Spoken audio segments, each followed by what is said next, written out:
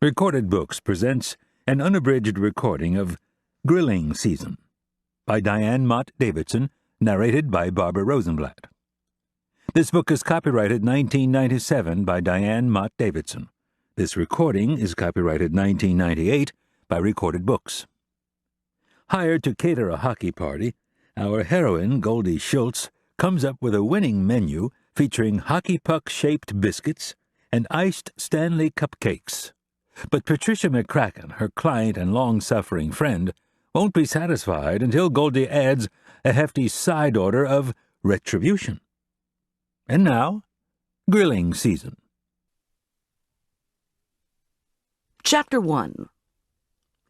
Stanley Cup Victory Celebration, Saturday, August 2nd, featuring south of the border appetizers, layered dip of guacamole, refried bean puree, sour cream, cubed fresh tomatoes, and cheddar cheese, tortilla chips, crudités, cauliflower, carrot, celery, cucumber, cherry tomatoes, Mexican egg rolls. Entree, Goldy's grilled tuna, grilled slapshot salad, Mediterranean orzo salad, Vietnamese slaw, hockey puck biscuits, potato rolls. Dessert, Stanley cupcakes surrounding rink cake, Mexican beers, Chablis, coffee. Getting revenge can kill you. If you want real revenge, you have to be willing to pay. Life is not like the movies, unfortunately. With these happy thoughts, I measured out fudge cake batter into cupcake liners and slid the pan into the oven. I set the timer and reminded myself for the 1,000th time that I'd let go of the need for revenge. I wasn't a hot-blooded teenager. I was a 33-year-old caterer with a business to run and work to do. 6:30 on a cool August morning, what I needed was coffee. You never let go of the thirst for revenge. Yeah, well, maybe hearing other people's sad stories sparked thoughts of my own. Or, in this case, I'd heard one unhappy story, one story needing justice. But what could I do for a client in emotional pain? I'd agreed to cater her hockey party. A nurse had told my client, Patricia McCracken, that hosting this sports celebration would distract her from her problems.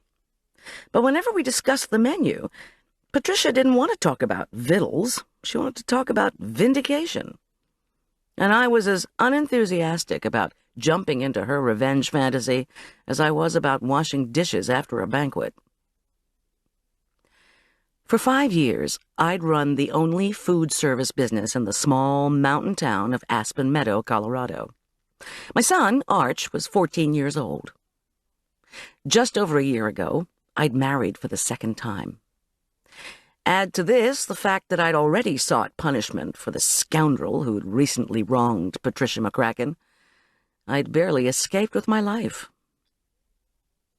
I retrieved unsalted butter and extra-thick whipping cream from my walk-in refrigerator, then reached up to my cabinet shelves for aromatic Mexican vanilla and confectioner's sugar. Stay busy, I had advised Patricia. It'll help. Make your guest list. Plan your decorations.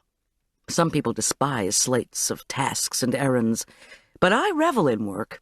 Work keeps my mind off weighty matters, usually. Take this morning, for example.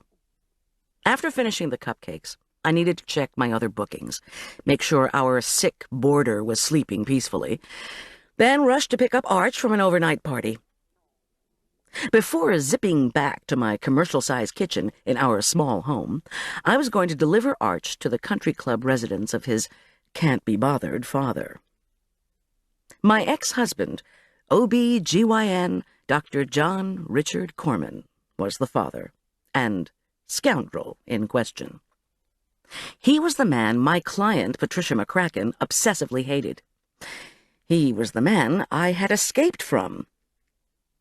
He was known to his other ex-wife and me as the jerk. A small example of jerk behavior. Dr. John Richard Korman would no more pick up his son from an overnight, then he would beat some eggs for breakfast. And careful of that word, beat.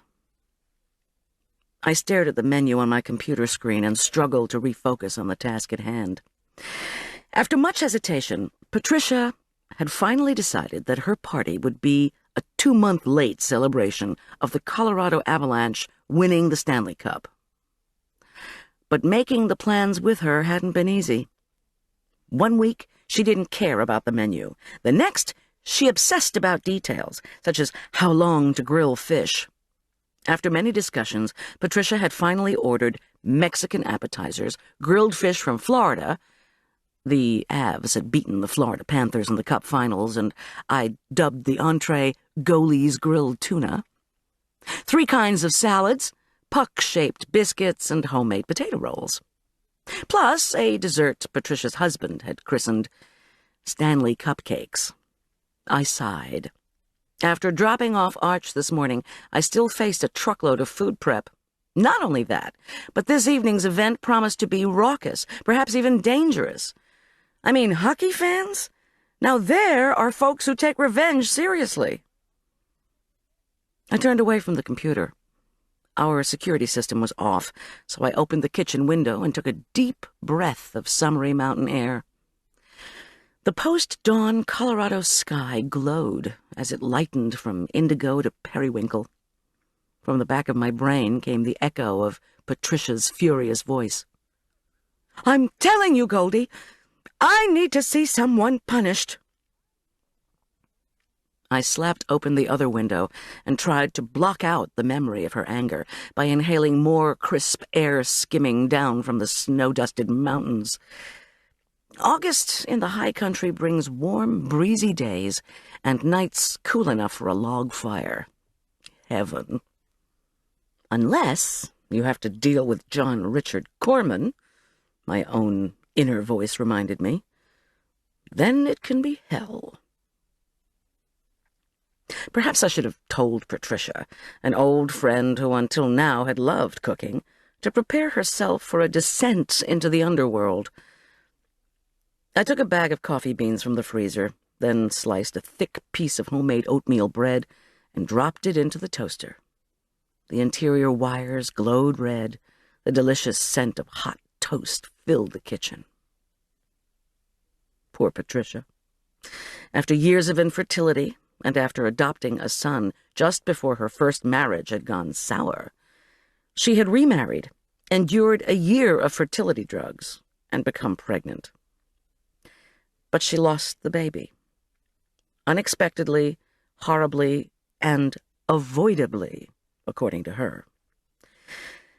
Richard was her obstetrician, and she blamed him for the baby's death. Now she wanted my help. I had been married to Dr. Richard Korman, she reminded me.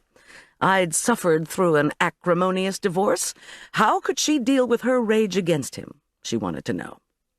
How could she get through this? I told her I'd cooked with much imagination when I was furious with the jerk. But no matter what I'd said 2 weeks ago while booking the event, it hadn't been enough. Patricia, short and pear-shaped, with bitten-down nails and eyeliner applied with a shaky hand, had fumed like a pressure cooker. She'd shaken her mahogany with platinum hair and complained that I wasn't helping. She wanted revenge on the jerk, and she wanted it now.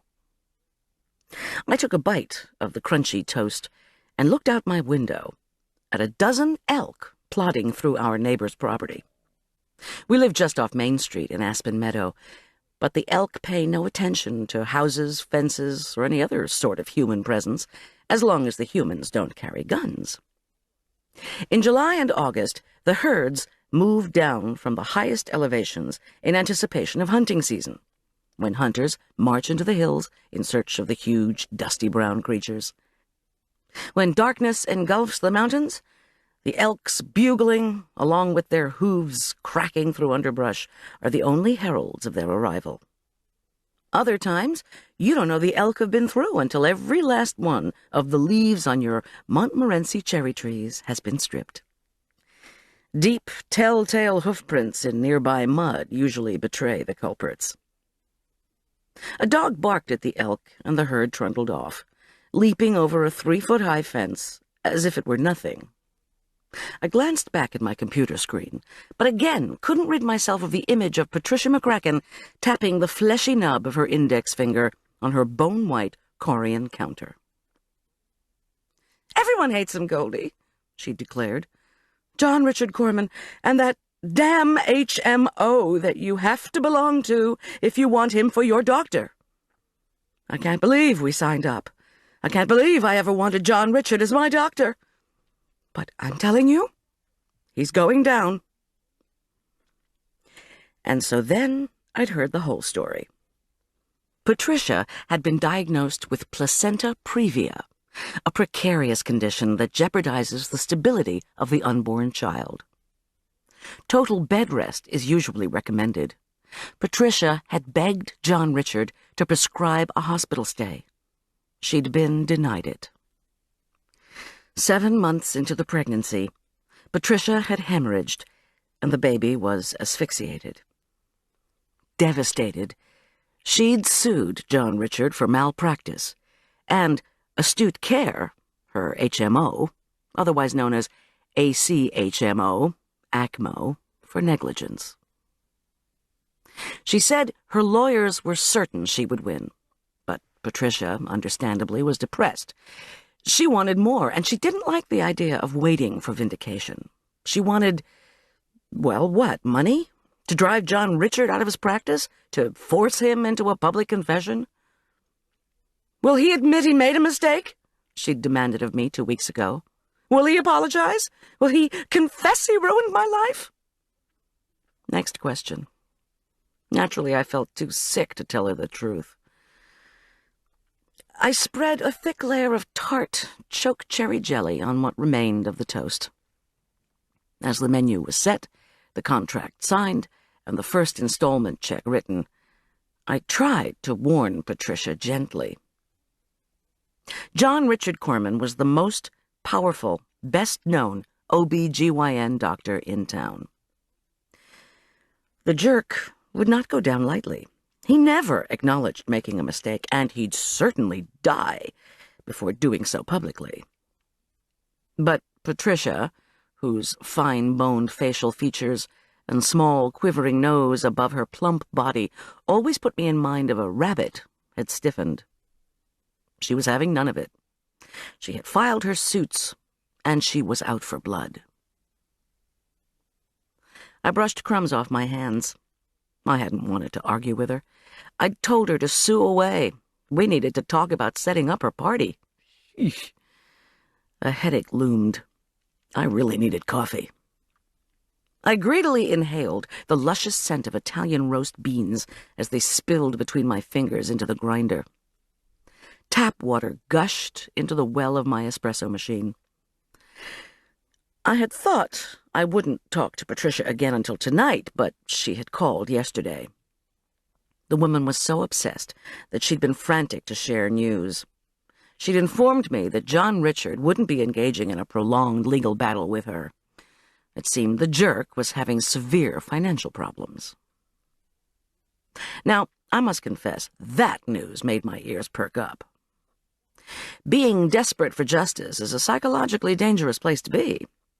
You hope that some lie, some transgression, some publicly witnessed crime will trip up your personal enemy.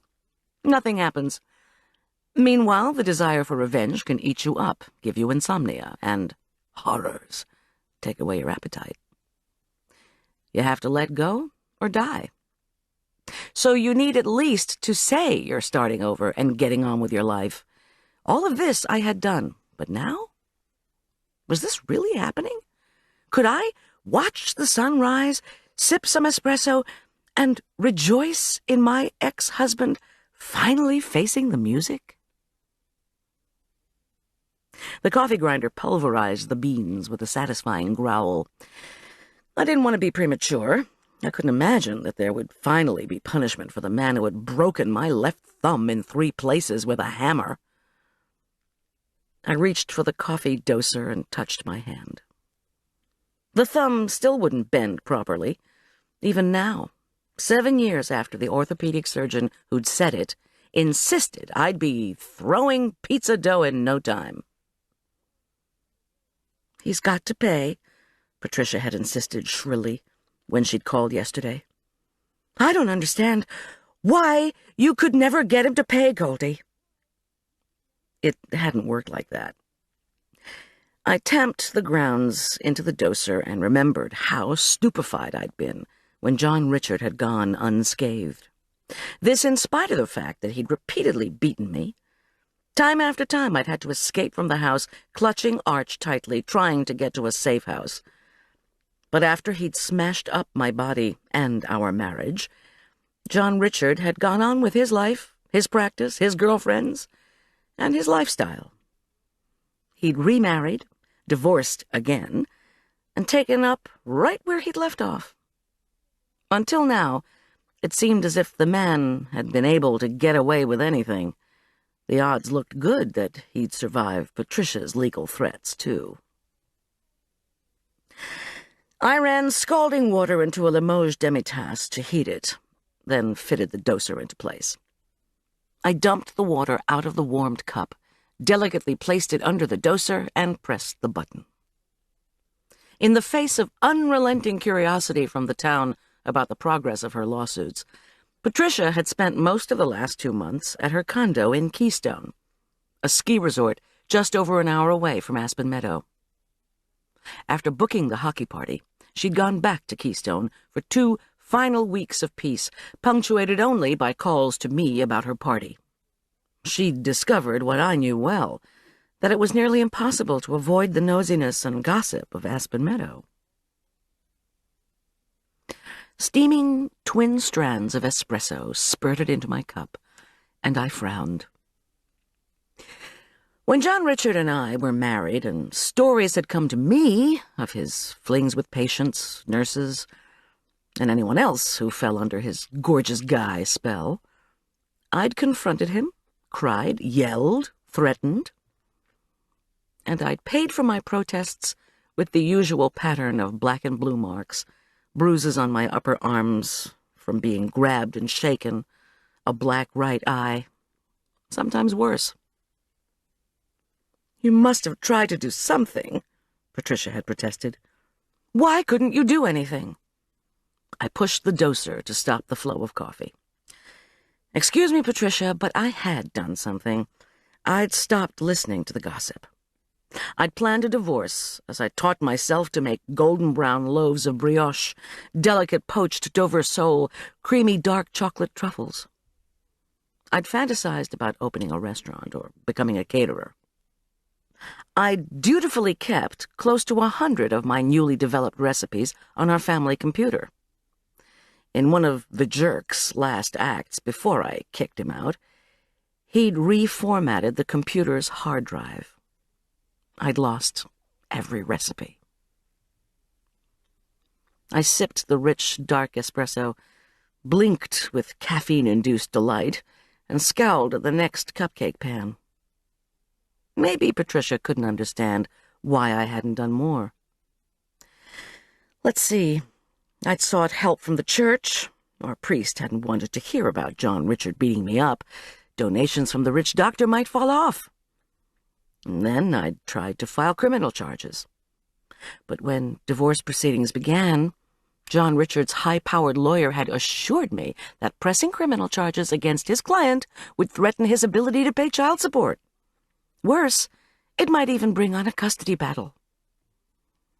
Faced with such consequences, and the fear of losing Arch, I'd given up seeking punishment for John Richard Korman. But the law had changed, and now a bruise-covered spouse didn't have to press charges. Back then, however, the legal system had failed me. Still, at age 27, I had been glad enough to get out of the marriage with my life and my child. "I can't believe you couldn't convince people how bad he was," Patricia contended. "I mean, between you and Marla, come on." During the 8 years of our marriage, and even in the 6 years since the divorce, the jerk's behavior was unknown to many, dismissed or disbelieved by others. And yes, He'd dished out disdain and disloyalty to his second ex-wife, Marla Korman, who'd since become my best friend. I grinned, thinking of good old Marla. She'd kill the jerk if she had the chance, but she'd had a heart attack last year and was trying to be careful. I should have told Patricia I had tried to have the jerk penalized in some way, anyway, but I'd been determined not to go crazy. Patricia, though, was on the edge, a very dangerous edge. I set down my coffee and stirred another bowl of cake batter. The scent of chocolate cake perfumed the kitchen. Her malpractice suit would put him out of business, Patricia insisted. She apologized that this could mean a loss of child support for Arch. I told her not to worry about us, I'd manage. I always had. Patricia claimed that no matter what, she was going to make John Richard pay, and she was going to bring down ACMO at the same time. Good for you, I thought now, with an involuntary shiver. I began to scoop silky dollops of cake batter into the next pan. I put down the spatula, sipped more coffee, and smiled. There was another reason why I'd given up the need for revenge. Just over a year ago, happiness had come into my life, like an unexpected house guest determined to stay. I'd married a homicide investigator who worked for the sheriff's department. Tom Schultz's bear-like, handsome presence, his kindness and intelligence, his affection for Arch and me, still felt like a miracle. I glanced up at one of his recent presents to me. A blonde doll, dressed the way you might imagine a Tyrolean caterer would be, with a snowy lace apron over a royal blue vest and skirt. Actually, the doll's official name was Icelandic Babsy, and Tom had bought it for me to celebrate an upcoming booking to cater a doll show. He'd told me I could sell the doll in a year and retire on the profits. In addition to his other virtues, the man has a sense of humor. Tom was like a slice of capital G grace, a concept I sometimes discussed with my Sunday school class. Plus, being married to a cop finally made me feel safe. And through all this, divorce, building a business, raising a child, remarrying, I'd held my own. I'd kept my friendships, made new ones, even stayed the course in our local church, where we now had a new priest, and I still took my turn teaching Sunday school and making muffins for the after-service coffee. Which brought us to the present moment. Rejoicing in the suffering of others is a sin. Well, then call me a big-time sinner. The timer beeped, and I remembered the hockey fans. I checked the cupcakes, not quite done, reset the timer, and again studied the menu for the party. I took a deep breath and ordered myself to let go of all the negative thoughts that Patricia's vengeful tale had provoked. "He's going to run out of money," Patricia's voice echoed. I still didn't know how, in addition to the legal mess, the jerk had gotten himself into a deep financial pickle. I'd promised Patricia I'd listen to the details of that news when I catered her party. I grimaced at the list of dishes to be prepared and tried to picture the setup at the McCrackens' Aspen Meadow Country Club home. The McCrackens were adding playing hockey to celebrating hockey. So I would start with beer and a vegetable and chip tray with layered Mexican dip served at the end of the driveway during the inline skating, provide more drinks and Mexican egg rolls upstairs in the living room, do the grilling and barbecue buffet on the large deck, then finish in the living room with cupcakes and coffee. Actually, the McCrackens did not live too far from the jerk's year-old $1 million house. The $1 million house he might have to sell. Oh, too bad. Think about hockey, I scolded myself. Fix the frosting for the Stanley cupcakes. I'd told Patricia the NHL wouldn't approve of her husband's name for the dessert. She'd retorted that she didn't care. I fitted the electric mixer with a flat beater and recalled how breathless Patricia had been with her news yesterday about John Richard's impending financial demise. "We were right there when they auctioned off his Keystone condo," she squealed. "It went for $60,000 below market. This must be the juiciest revenge you've ever envisioned," she added with glee. Not quite.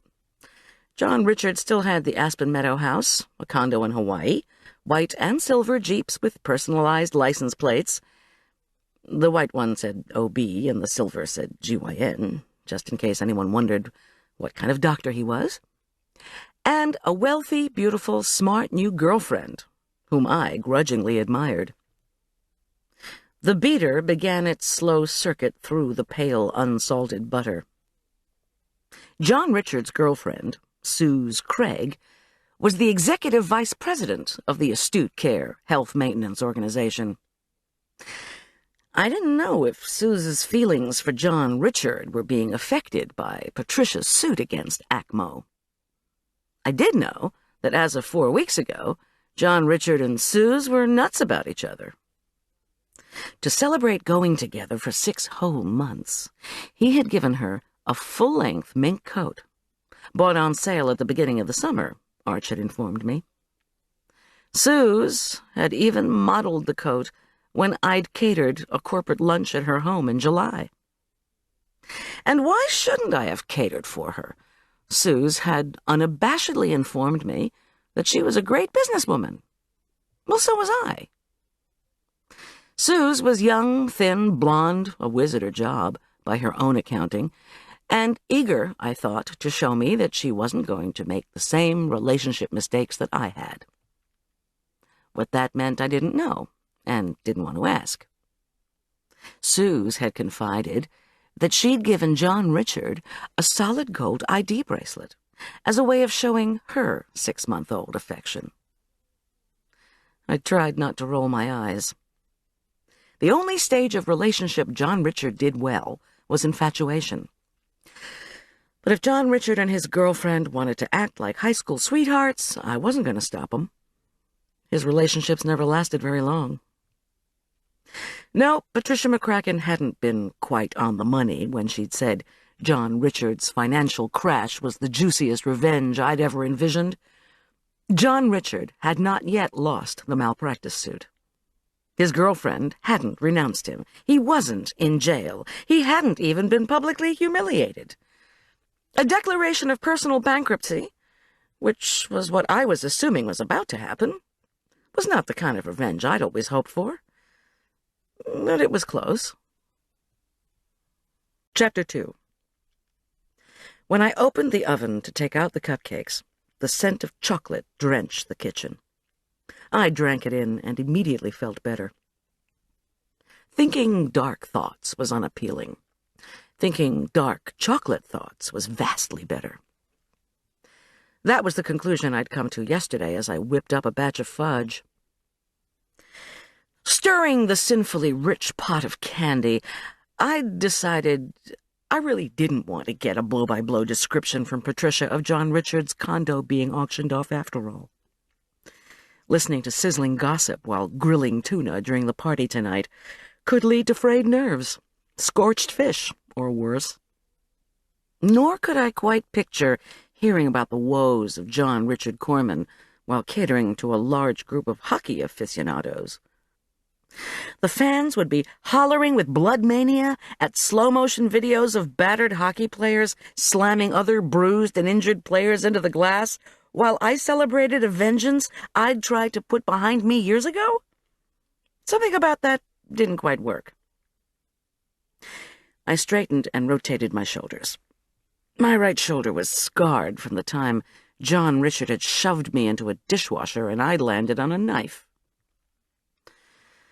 I'd fallen on my left shoulder when he pushed me down the stairs in a drunken rage. Both shoulders seized up with pain from time to time. Yesterday, when I was making the fudge, the ache in my upper back had been unbearable. Of course, I'd suspected it was because my body didn't want to be reminded of John Richard. Let go of it, I'd admonished myself. I'd called Patricia in Keystone and said I didn't want to hear any more about the jerk. "You don't want to hear before our hockey game about your ex-husband's ruin? Don't you want to hear what he said to my lawyer about the money the suit is costing him?" Patricia had shrieked. When I'd said no, she seemed stunned by my lack of interest. "You're crazy. This whole thing is a huge come-down for him." Then she said, I swear she said this, "You must be out of your pucking mind." Maybe so, but my shoulders felt better today. I swirled thick whipping cream into a mountain of snowy confectioner's sugar for the cupcake frosting. Yes, I could wait to hear the news. Now I could wait, that is. Tom Schulz, even if he was my husband, had always felt that justice would eventually triumph. I guess that's why he's in the business he is. "It is going to happen," Tom had frequently assured me. "John Richard Korman will go too far, get caught, and be nailed." In fact, I had been vaguely aware that John Richard was having financial problems. After all, I hadn't received a child support payment in 3 months. He was usually late, but not this late. Despite Patricia's dire news about the Keystone condo, I'd actually been hoping that John Richard could talk to me this morning about his money situation, without lawyers, without lying, and without loudness. Fat chance. But, as they say, I was going to be in that neck of the woods, so I might as well try to chat with him. With Arch as a buffer, and before John Richard had had a drink or two, we could occasionally communicate. Besides, if I thought we could get something settled, it would make the chauffeuring job this morning less irksome. The house where Arch was staying was only 2 miles from John Richard's neo-Tudor monstrosity, while it was close to 10 miles from our place. I was doing the pickup because Arch had been desperate to attend the party. The poor kid had not made many friends at the private school he'd started attending 2 years ago. Now that he was going into 9th grade, he relished the idea of someone inviting him over, even if it was because he was one of the few kids not currently away on an exotic summer vacation. "An invite is an invite," Arch had reminded me seriously, as he nudged his tortoiseshell glasses up his nose and donned a too large pair of denim shorts to go with a raggedy nut-brown shirt that matched his hair. And I'm going. I slid the bowl of frosting into the walk-in, set the cupcakes on racks to cool, and scribbled a note to Tom to have one for breakfast if he craved an early morning chocolate fix. I would be back soon, I wrote. Tom had been out past midnight working on a case. In the hours before dawn, he had crept in and tried not to wake me. But whenever he pulled the Velcro straps off his bulletproof vest, I woke in a sudden sweat. For over a year, he'd been telling me I'd get used to it. I never had. I tiptoed upstairs to check on our boarder. Recovering from mononucleosis, 19-year-old McGuire Perkins was spending the summer with us until his father came home from teaching a course in Vermont. A tousle of red hair, a patch of pale skin, and loud snores indicated that McGuire was sleeping, as usual. Arch's bloodhound, Jake, dozed at McGuire's side, while our cat, an adopted stray named Scout, kept a watchful emerald eye from his perch on the dresser. I finished getting ready and quietly crept out our front door. Another fresh morning breeze whispered through the aspens. After a nastily wet spring, we were enjoying what the locals call a 1-in-10 year for wildflowers. This was probably going to be a 1-in-10 year for the elk population, too, but I didn't mind. I revved up Tom's dark blue Chrysler sedan that he'd left in the driveway behind my van. Backing out, I tried to avoid blue flax, blush pink wild roses, and brilliant white daisies, all nodding in the warm wind. Actually, one of the reasons I'd come to admire John Richard's current girlfriend, Suze Craig, was that she had learned the names of nearly 100 different kinds of flowers that were being put in as part of an elaborate landscaping project at her country club home. While I was setting up for the business lunch in July, Suze had taken the time to point out the varieties of campanula and columbines that her landscapers were planting between the quartz boulders and striped chunks of riprap rock. Even businesswomen who were vice presidents needed a hobby, I supposed. The lunch had been a going-away gig for some astute care people visiting from out of town. As ACMO's regional Veep, it was Suze's job to provide their day in the mountains, a de rigueur excursion for visiting out-of-staters. The buffet, as well as the day, had been Colorado picture postcard perfect. Sapphire blue sky, sweet mountain air redolent of pine, platters of chilled, steamed Rocky Mountain trout, and luscious chocolate truffles. The only mishap of the catered lunch had occurred when Chris Corey, the overweight head of ACMO's provider relations, had taken a spill down an incomplete set of stone steps. Chris had sprained his ankle, and Suze had vowed to fire the landscapers. One of the guests had taken a bite of trout, winked at me, and commented that firing people was what Suze did best. I'd made a mental note. Maybe she'd dump the jerk before too long. I wondered how he would react. The sedan's engine purred as I passed Aspen Meadow Lake, where the early morning sun and whiff of breeze had whipped the placid water into jagged sparkles. At the Lakeview Shopping Center, across the road from the lake, a tattered banner, ruffling slightly, announced that Aspen Meadow Health Foods was under new management. Beneath the banner, a beautifully painted sign advertised the upcoming doll show at the Lake Center. "Babsy Bash," the curlicued script screamed. "Go berserk!" I pressed the accelerator and hummed along with the engine. When I thought about Babsy dolls these days, I didn't think berserk. I thought bread and butter. Starting Tuesday, I'd be catering to the doll folks for 2 days. The bash organizers had warned me that they didn't want any food to get on the display tables, the Babsy costume boxes, the eensy-weensy furniture, the tiny high heels, the fanciful costumes, or, God forbid, the dolls. I'd assured them I could do all their meals, including a final barbecue, outside, complete with finger bowls if they wanted. They'd said I should find a Chef Babsy outfit to wear. I'd been afraid to ask them if they were kidding. Once I'd rounded the lake, the sedan started uphill toward the country club area. Actually, Suze Craig had always reminded me of Babsy. Beyond her looks, though, I had to admit that Suze had a phenomenal mind and a charismatic personality to go with her statuesque size 6 body. I never had been able to understand how the jerk could attract women like her. I glanced in the rearview mirror at my slightly chubby face, brown eyes, and Shirley Temple blonde-brown curls. "He got you, didn't he?" I said, to my puzzled reflection, then laughed. The stone entryway into the country club area had been graffiti-sprayed by vandals. The vandals' defacement of property was one of this summer's ongoing problems in our little town. Still, I knew my way to Arch's friend's house without having to decipher the spray-painted street signs. The developer for the old part of the club had been an indiscriminate Anglophile.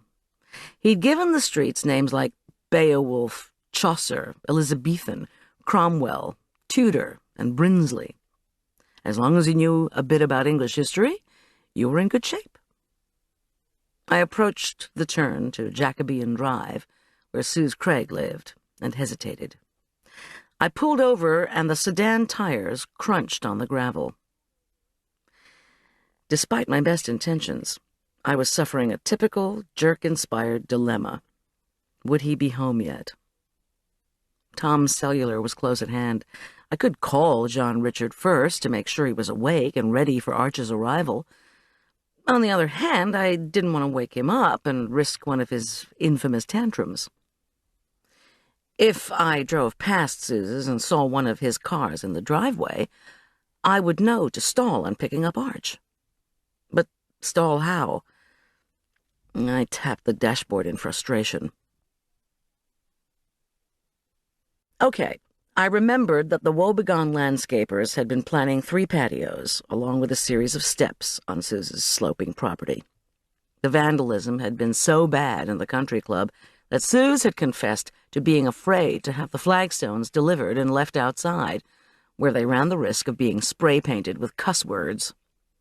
So Suze's garage was full of flagstones, and if John Richard had spent the night with his girlfriend, one of his Jeeps would be sitting in her driveway. This in spite of the fact that his house was close by. But John Richard never walked for exercise. He played tennis. I revved the engine, turned up Jacobean, and immediately knew something was wrong. I rolled down the window and tried to figure out what didn't fit. The rhythmic, slushy beat of automated sprinklers buzzed across manicured green lawns. On both sides of the road, bunches of trim aspens, conical blue spruces, and buttercup-flowered potentilla bushes were all picture-perfect. Picture-perfect except for one thing. In the ditch, running beside Suze's driveway, one of the landscape people had inconsiderately dumped one of the quartz boulders. One of the quartz boulders? No. I slowed the sedan, carefully set the parking brake, and got out of the car. Then, feeling faintly dizzy, I walked toward the ditch. Suze's cheerily painted mailbox had been knocked or driven over and lay in the middle of the street. The block letters of the name Craig gleamed in white paint on the shiny black metal. I looked back at the ditch. It was not a quartz boulder that lay in the dirt. It was Suze.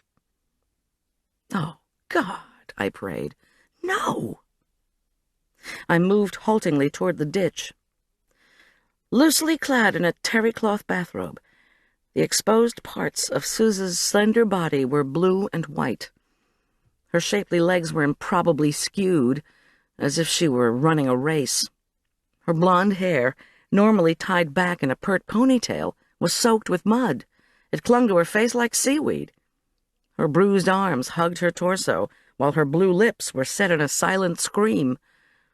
She did not appear to be breathing. What to do? Call somebody? Tom? No. There might be hope if an ambulance could get here quickly. Plus, some logical voice whispered, I needed to call for help as if I didn't have any idea as to what had happened, which I didn't. Which I did. Get into the car, dial 911. A whirring noise in my ears made thinking difficult as I ran to the sedan. Too late. Emergency medical services wouldn't be able to do anything. I knew it even as my shaking fingers punched 911 and send on the cell phone. The connection was not immediate, as frequently happens in the mountains. 1 second, 2 endless seconds. There was no movement from the ditch. Very faintly, from a distant part of my brain, I could hear Tom's voice. He will go too far. Get caught. Be nailed. Chapter 3. I told the 911 operator who I was, where I was, and why I was calling. She doesn't seem to be alive, I added. Did I know CPR? The operator wanted to know. No, I replied. Sorry. Just stay where you are, the operator commanded.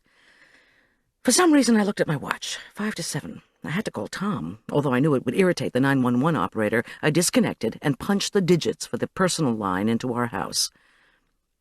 Schultz, Tom barked into the phone. Listen, something's happened. This was a mistake.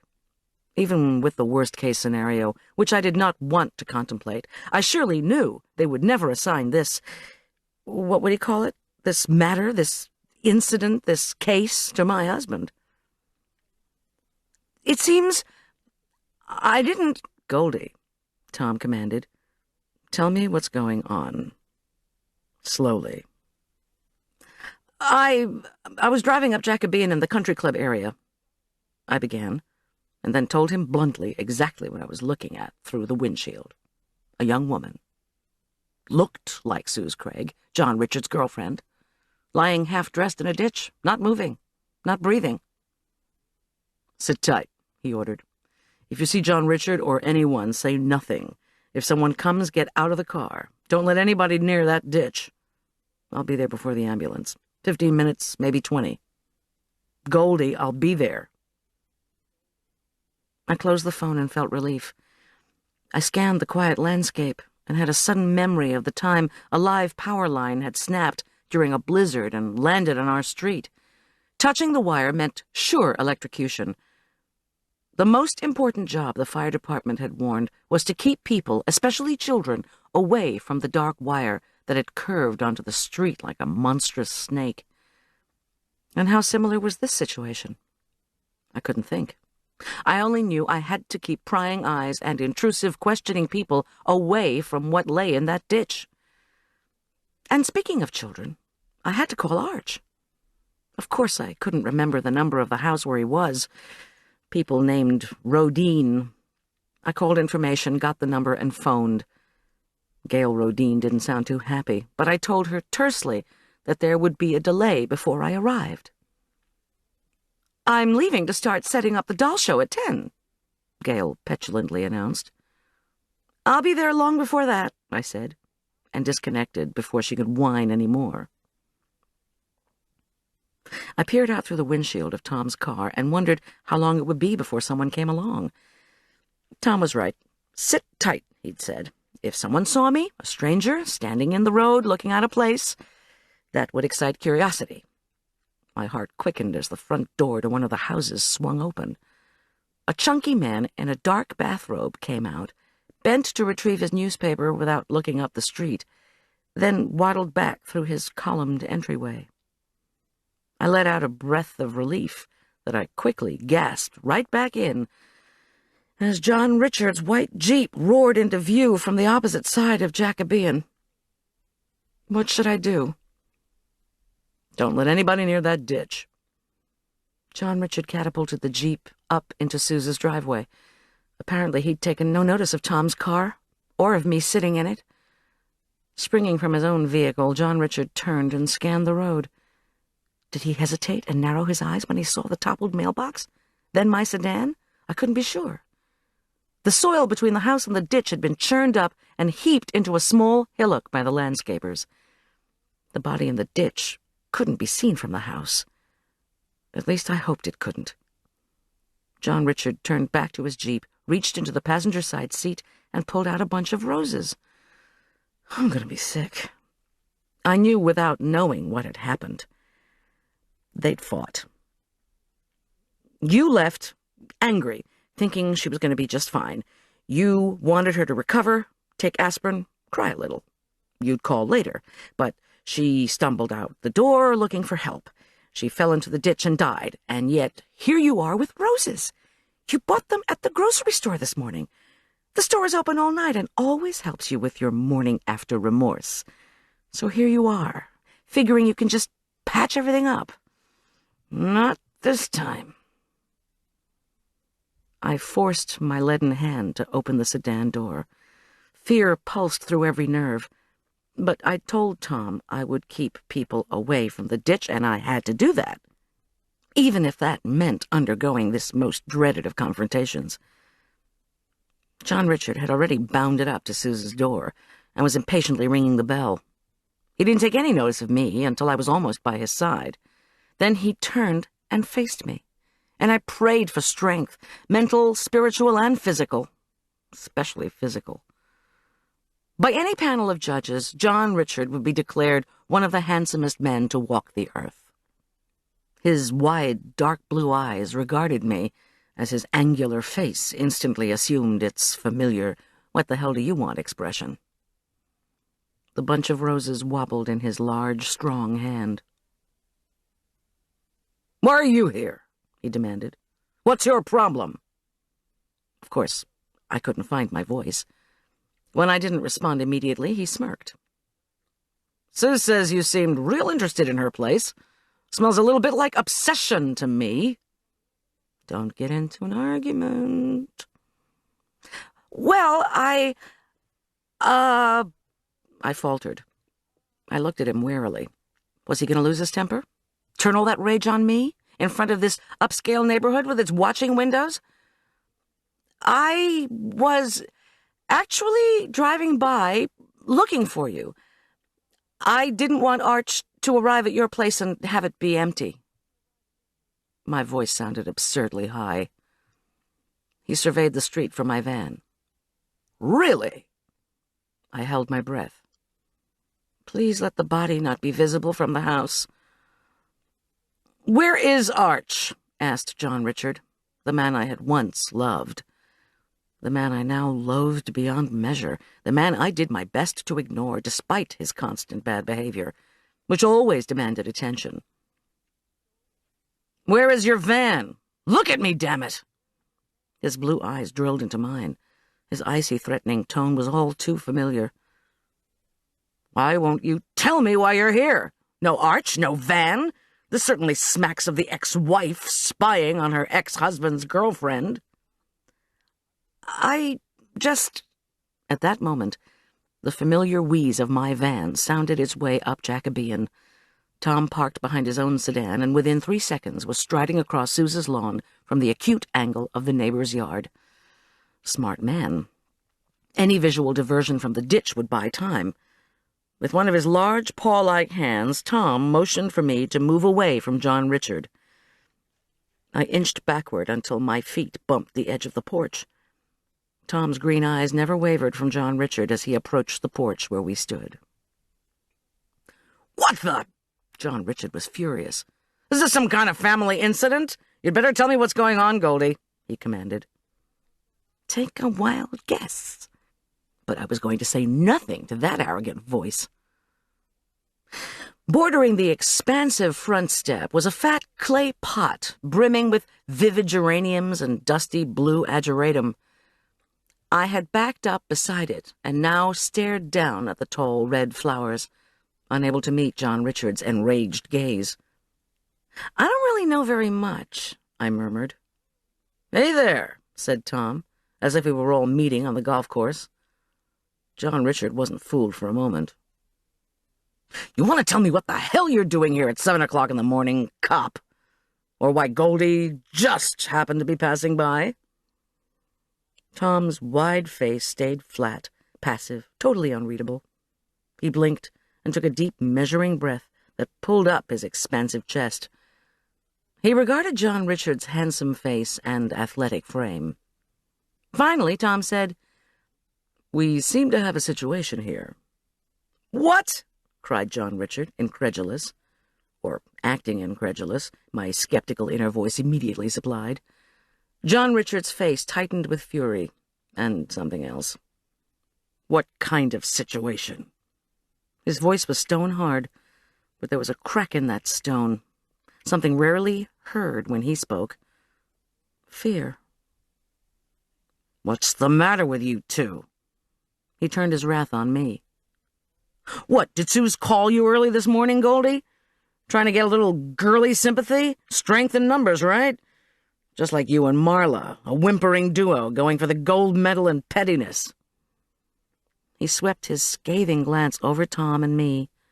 So you just rushed right out early in the morning, then called your personal police squad to back you up, right? What did Suze tell you, that we mixed it up last night? You mixed it up last night, Tom quietly repeated. John flung the roses down. The paper made a crinkly sound as the bouquet landed on the grass, and a blood-red petal shook free. Well, let me tell you, both of you, this is none of your damn business. Do you understand me? Suze has lots of problems you don't even know about. It really wasn't as bad as... He was silenced by the wail of a siren. The ambulance screamed from the club entryway. I knew from all Tom had told me that unless a victim's body has mold on it, the paramedics feel duty-bound to try to revive that victim. Still, as the ambulance shrieked to a halt, I wanted them to do their damnedest. I prayed they would be able to bring Suze back, while knowing in my heart that it was no longer within the realm of possibility. Tom strode off the porch in the direction of the ambulance.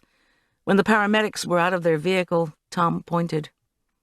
The medics vaulted toward the ditch. "Jesus Christ!" muttered John Richard as he shoved past me. Caught off balance by the power of his push, I fell backward onto the flower pot. I tripped off the edge of the porch and landed face down in the dirt. When I scraped the soil off my elbows, I thought I heard a forlorn meow. I looked around, but only saw John Richard. He was a preppy vision in khaki pants and burgundy shirt as he swiftly approached the area where the emergency medical folks were establishing their territory. "Hey, I'm a doctor," he called. "What's going on?" The medics were already working and paid him no heed. From beside the ditch, Tom issued instructions. When John Richard arrived at the side of the ditch and yelped at the sight there, Tom shook his head grimly. I pulled myself up, brushed the dirt off my clothes, and walked down the driveway. Neighbors were clustering on their porches. 3 men walked purposefully toward the activity, as if they'd been appointed by the homeowners association to find out what was going on and, therefore, were above nosiness. Tom pointed to me, then swept his arm toward the approaching men. "Keep those guys away." I picked up the pace. "Okay, folks," I said to the men, "just stay back, please. That man's my husband, and this is a medical emergency." One of them, a bald, pinch-faced fellow whom I recognized as a minor dignitary from the bank of Aspen Meadow, narrowed his eyes at the ditch. "That's not your husband. That's your ex." "The ex and the current," I replied sharply. "The current's a cop, and he has asked me to keep you all—" "What happened?" rasped another man. He was short and pudgy, and sported a goatee that matched his gray sweatsuit. Haven't I seen you? Aren't you the town caterer?" He inhaled angrily. "I demand to know why that ambulance is here. Was there a break-in? I have children. Tell me what's going on." The third man, tan, white-mustached, wearing gardening clothes and a billed cap, nodded mutely. "You'll find out soon enough," I said, just a decibel higher than necessary. From the ditch, John Richard squawked. I couldn't help it. I turned around. I couldn't see Suze, but I saw the medics working to hook her up to some equipment. I knew the drill. Check for vital signs. In those horrible few moments, they'd already sought her pulse. They'd looked into her eyes to see if the irises were fixed and dilated. The only problem I was having was in accepting the next step. A dull thump reverberated through the air. Damn it! They were trying to get her heart to beat. Once more the thump echoed through the morning stillness. Even though my view was partially blocked, I knew the next stage was for the paramedics to send telemetry down to a Denver hospital. An emergency room doctor would make the declaration to stop trying to resuscitate. John Richard shrieked. "What the hell is that thing doing there?" He torqued his head around and stared at Suze's house. One of the paramedics was holding something. The medic held it out to Tom, affording me a sideways view of it. He held a piece of jewelry, a thick, heavy gold bracelet. I stared, uncomprehending at the bracelet, then felt my eyes being drawn to the naked spot on John Richard's left wrist.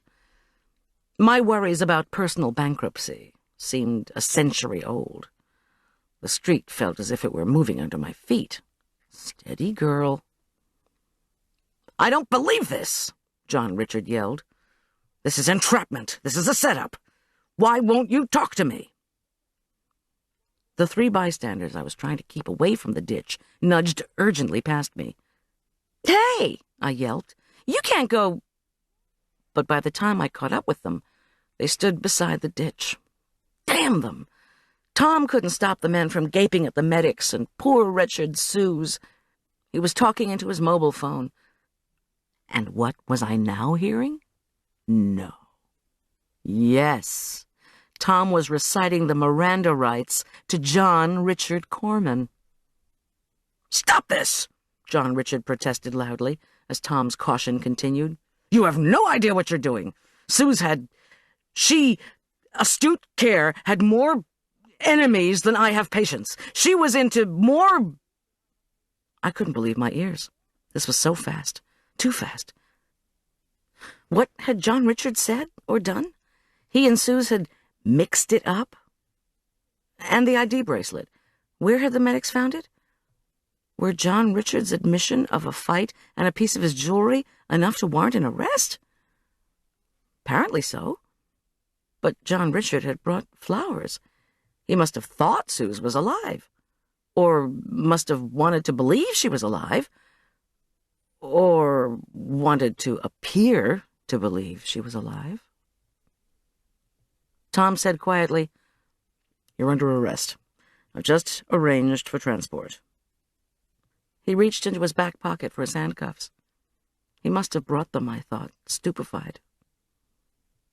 Tom must have brought the cuffs and his badge and his weapon when I told him where I was and what I'd seen. John Richard leaped forward and swung at Tom. The 3 neighborhood ambassadors jumped back. John Richard's fist shot upward again. But Tom was ready for him. He grabbed John Richard's right arm and swung it forcefully around.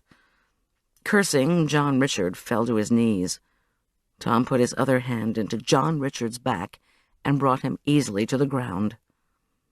John Richard yelled, threatened, cursed, and reminded Tom of what he would do to him the minute he got free.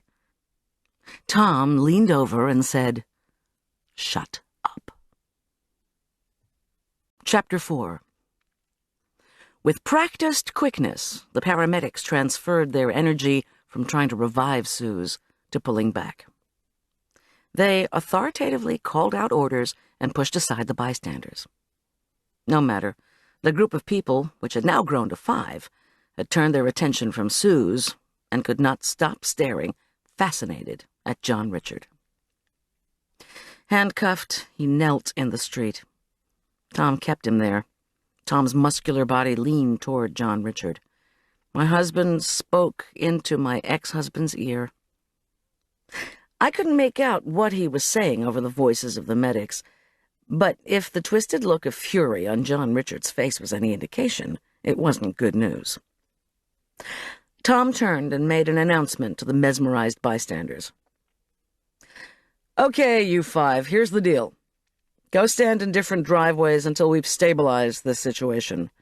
Police officers will come talk to you when they arrive. Do not discuss this among yourselves." He paused to make sure they understood. 2 nodded.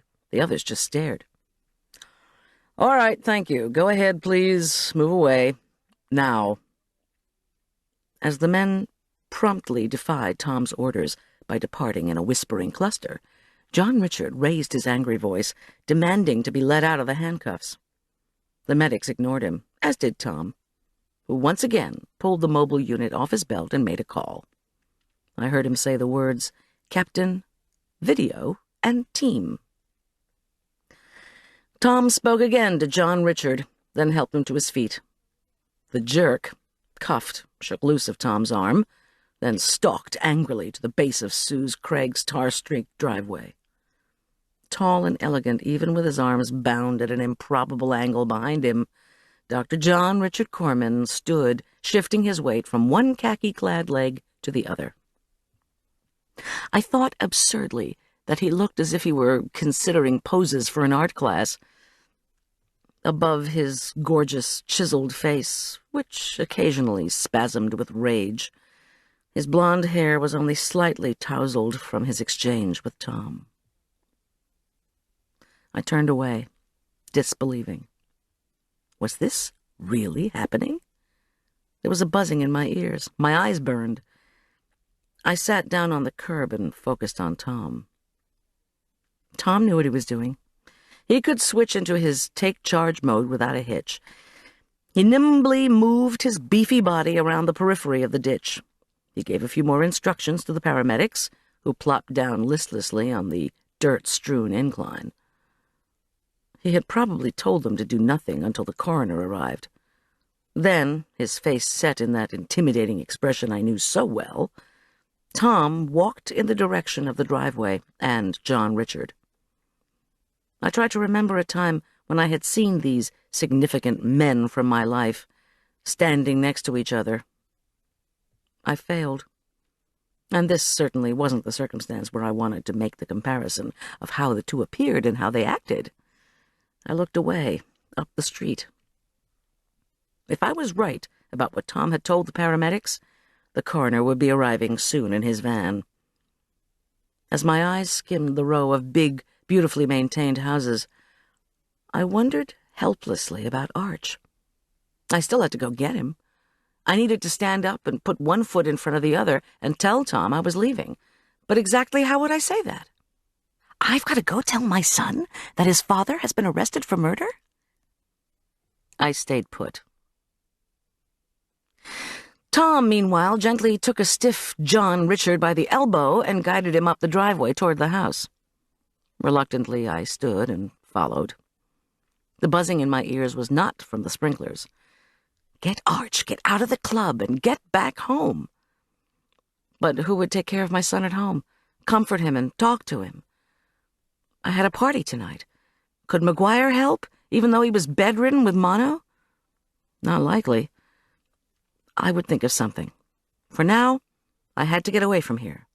The bystanders, perched like friendly watchdogs on this street full of posh houses and lush green lawns, watched my journey up the driveway with undisguised interest. I need to leave, I announced to Tom.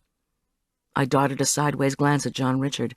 Tom had directed him to the far end of Suze's porch, where he perched stiffly on the edge of a white wicker couch. I flinched at the sight of his scathing stare and his silent, enraged face. I cleared my throat. I need to get Arch. You do that, John Richard exploded. But not, I noticed, loudly enough for the neighbors to hear. I looked at him curiously. His outburst contained no sadness, no grief. Go get Arch, he yelled, his face shaking. Tell him why we can't go hiking. And be sure to let him know what you and your buddy have cooked up here. Arch is bound to just love it. My temper snapped. Listen, I yelled back. I was just driving up. Save it, John Richard hissed. The cords in his neck strained. No more child support if I'm in jail. Think about it. Look, you. I tried to stop the angry shaking of my voice, but couldn't. I haven't gotten any child support since... Goldy? Tom's passionless tone mercifully stilled the exchange. He waited until he had my complete attention. Don't get Arch yet. You need to stay here, make a statement. His face was calm. And you should see a victim advocate. Victim advocate? John Richard bellowed. What does she need an advocate for? I'm the damn victim here. I gaped at Tom, dumbfounded. Of course, I had discovered the body. The police had to question me. And the psychologist's recommendation for a person discovering a body was that that person was traumatized and needed comfort. But this wasn't the first murder victim I'd found. I'd managed before without an advocate. Still, what was the psychologist's recommendation if your ex-husband was charged with the murder you'd stumbled upon? I couldn't think. I swayed as I stood between the overturned geranium pot and the wicker furniture. What had I been doing just a moment ago? Oh, yes, I'd been having an argument with my ex-husband about money. Now I was having a conversation with my current husband about an advocate. You must get Arch, my inner voice urged. You must tell him what's happened before someone else does. Trauma? You bet. Undreamed of trauma. But like most women, I couldn't take time out from the other crises of my life to be taken care of. I don't want an advocate, I told Tom. I'm okay. Even as I spoke, Tom was pulling the phone off his belt. What's Marla's number? Oh, right, John Richard raged. Let's get old Marla over here. One big happy family. Hey, I have an idea. Ask that fat, dumb broad how she planted my ID bracelet in that ditch. Tom ignored him as I recited Marla's number. Should Marla really come, though? I didn't want this situation to aggravate her cardiac condition. She should not come here, I muttered. When Tom asked, I gave him the address of Arch's friend, Sam Rodine. It was near enough to Marla's house that she could meet me there. While Tom murmured into the phone, the coroner's black van pulled up beside the curb. A warm breeze swished through the aspens. The babble of voices on the street increased in volume. "I don't believe this," muttered John Richard. "No, Marla, Goldie's fine, just upset," Tom was saying. "But I need you to take care of her for a while. Meet her over at the Rodines' house and bring some iced coffee or something. Just be with her, okay?" While he was talking, his eyes never left the two men from the coroner's staff who were going about their grim work in the ditch. I noticed John Richard's eyes never strayed toward that spot. "Look, Marla, Goldie will tell you what's going on when she meets you, okay? I need to go," Tom said, in his conversation-ending voice.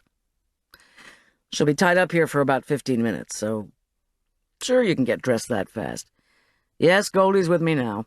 No, we're not at home. Marla, please." "Okay, look, Goldie and I are over on Jacobean, here in the country club area." Marla's squawk through the receiver was audible across the porch. Of course Marla didn't need to ask where on Jacobean we were. She was the one who had called me 7 months ago, and in a tremulous, indignant voice announced the name, address, and all the vital statistics she'd gleaned on John Richard's latest conquest, Suze Craig. "No, don't come over. We've got enough confusion as it is. Goldie won't be here too much longer." Tom sighed. "Yes," he said finally. "John Richard Korman is here, too. Marla, remember what I said. Goldie will be on her way to the Rodines' place in a quarter of an hour." Then he muttered, "See you later," and disconnected. Well, that was one way to get out of a conversation. Tom leaped off the porch without explaining where he was going. He stopped to talk to someone from the coroner's van, then hustled back to us. He held up a hand to me. 5 minutes. "Okay, Mr. Talkative," said Tom to John Richard. He sounded almost cheery as he snapped the phone back on his belt. "You've been wanting to talk, and now you've got your chance. How about telling us exactly what happened here?" "That's Dr. Talkative to you, schmuck!" John Richard tossed his head, suddenly calm. His changes in mood, of course, were well known to me. "And I've been Mirandized. I'm not saying another word until I talk to my lawyer, just the way you told me to." Then John Richard turned. His dark blue eyes spit fire at me, even as his voice remained hideously even. "But as for you, I know you're behind this. One way or another, I'm going to find out how. And if you tell my son about this in any way that makes me look bad, I'll have you hauled into court so fast you'll think our breakup was a caterer's picnic." Oh, sure, I thought. But I didn't want to hear his empty threats. I was leaving. Of course, I wanted to ask John Richard what kind of mixing up he and Suze had done the night before. Mixing up, what a euphemism. How about, I beat up women when they don't do what I want? In the near distance, sirens wailed. I shivered and wondered about the ID bracelet that Suze had so proudly given John Richard. And why would John Richard think Suze wanted to call me this morning? The sirens shrieked louder, and a police car, lights flashing, burst into view. I knew better than to try to have any further conversation with John Richard. The police car squealed to a stop behind the coroner's van. A uniformed policeman and a tall, dark-blonde, plainclothes woman I didn't recognize came up to the porch and asked if I was Goldy Schulz, the person who'd found the dead woman.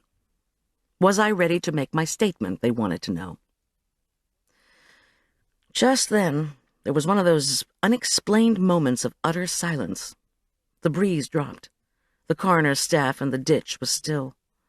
The speculative buzz on the street ceased. Even the sprinklers stopped their metronomic splatting. Maybe the quiet was in my head. Maybe I was going to pass out. "Mrs. Schulz?" inquired the tall female officer, who had said her name was Sergeant Biner. She leaned in close. "Are you all right?"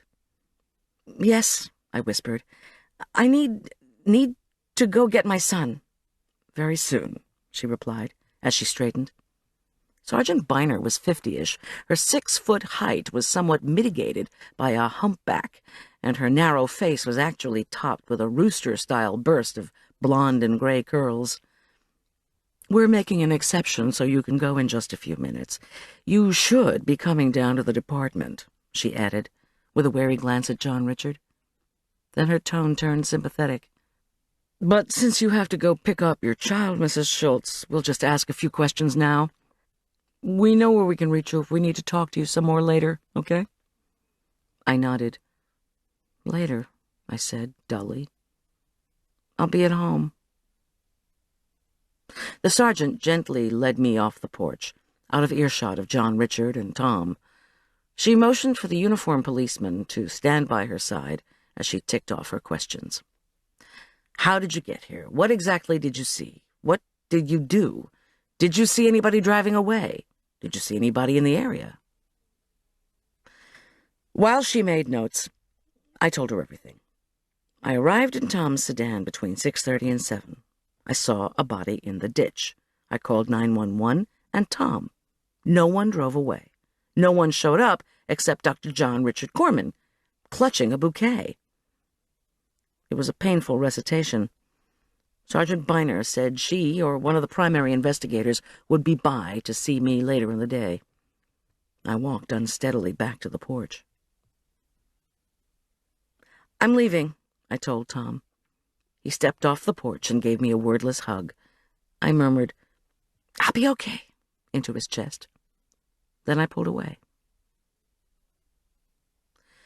Behind me, the grating noises of a stretcher being wheeled across the pavement disturbed the quiet of the neighborhood. Another meow directed my attention to the porch steps. A small calico ball of fur dashed out and clawed at the upended geraniums. It was Suze's cat, Tippy. I snagged the small feline and was rewarded with a scratch on the arm. Tippy, shivering and terrified, then scrambled up my arm. When I tried to coax her down, she dug her claws in and remained poised on my shoulder. Her little body trembled next to my head. 2 more police cars wheeled up Jacobean, red and blue lights flashing. I walked to my van with Tippy the cat perched resolutely on my shoulder. I knew the cat was part of the crime scene, but she would be ignored and abandoned if I didn't care for her. So I took her. 3 more uniformed Furman County deputies crossed to Tom. 2 more hauled equipment toward the ditch. No one noticed me. The video team began to record the scene. I averted my eyes and opened the van door. The cat leaped into the back. I stared at the keys in my hand. My ring was just like Tom's. Keys to the house, keys to the sedan, keys to the van. I tried hard to remember what it was I was supposed to do with these keys. It could have been me. After a moment of fumbling with the ignition, I started my van and stepped hard on the accelerator.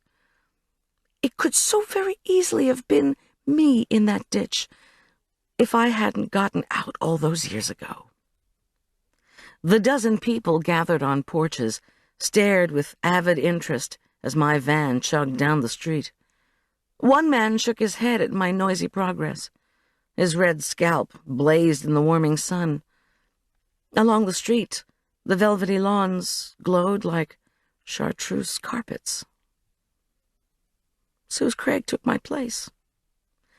But it could so very easily have been me. Chapter 5. The cat howled the 2 miles to Hadley Court.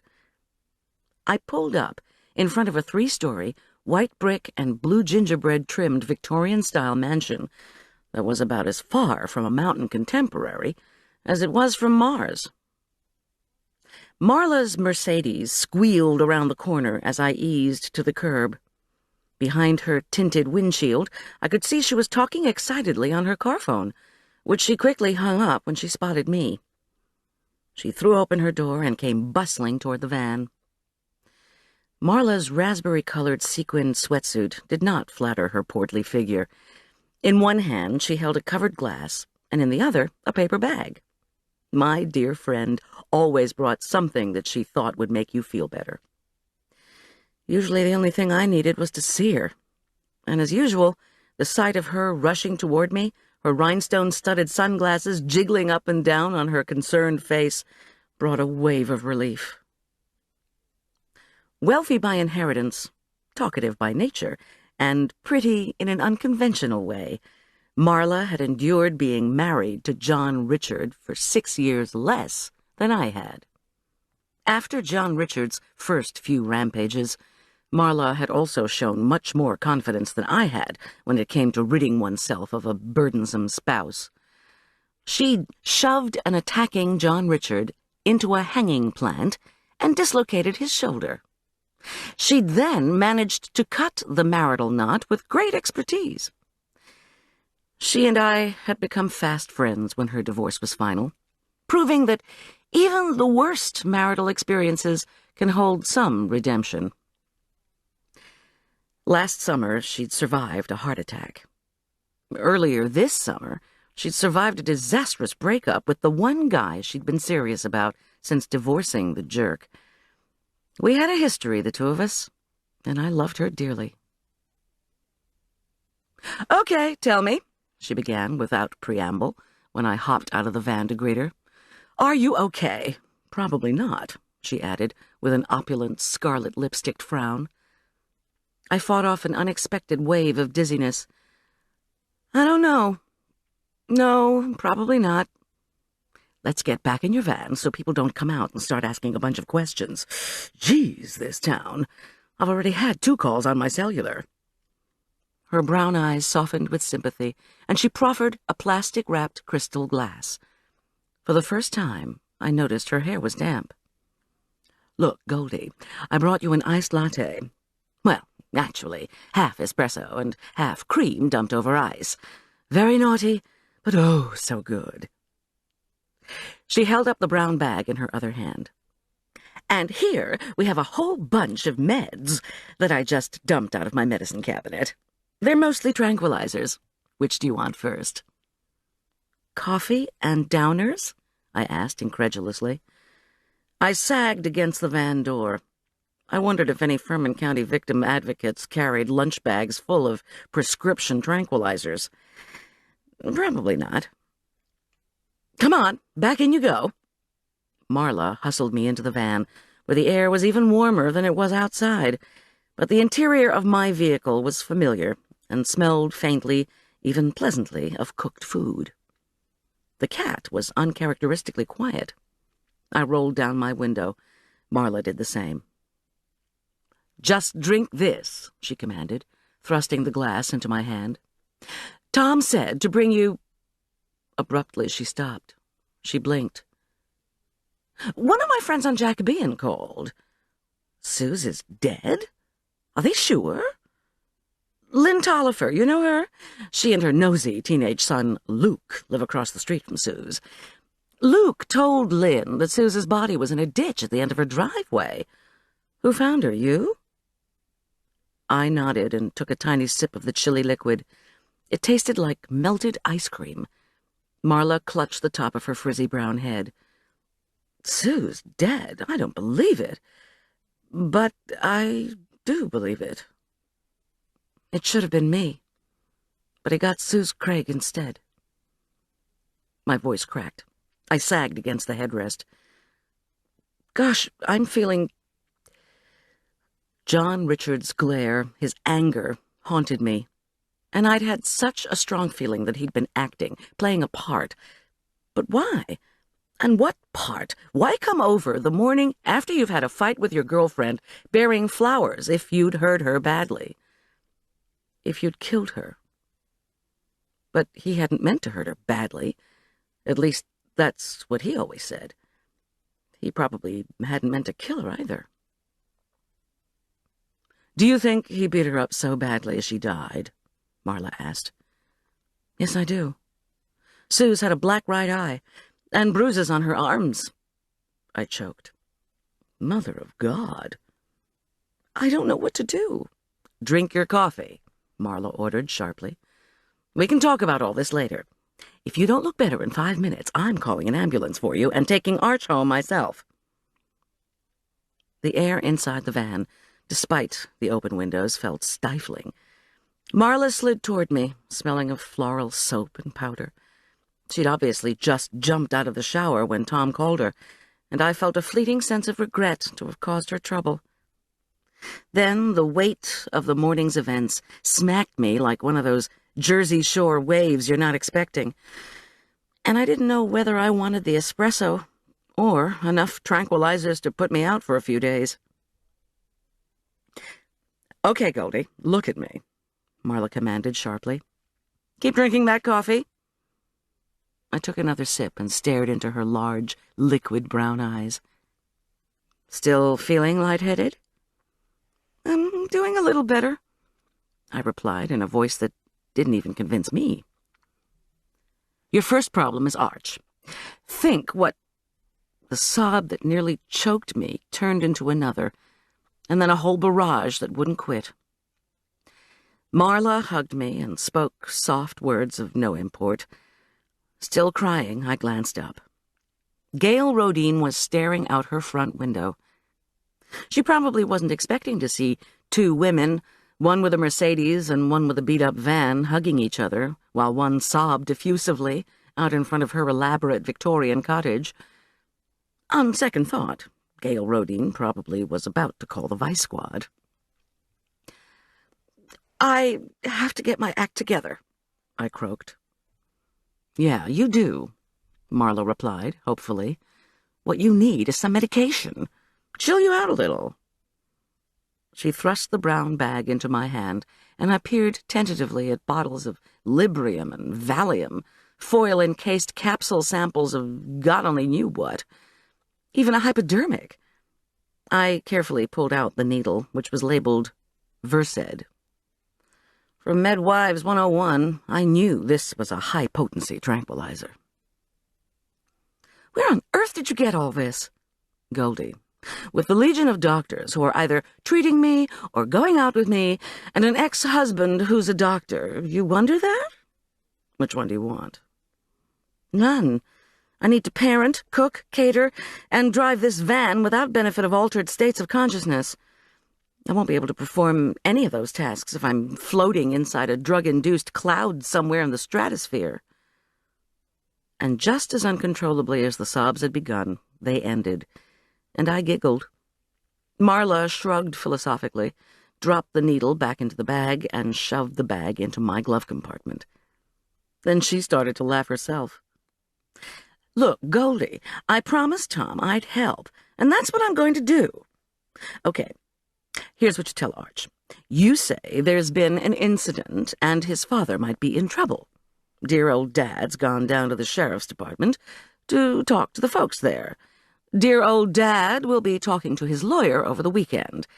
With school out, with no town paper until Wednesday, and with the Denver TV stations covering their own murders, Arch won't hear about the arrest except from the jerk himself. Maybe tomorrow." Marla exhaled triumphantly.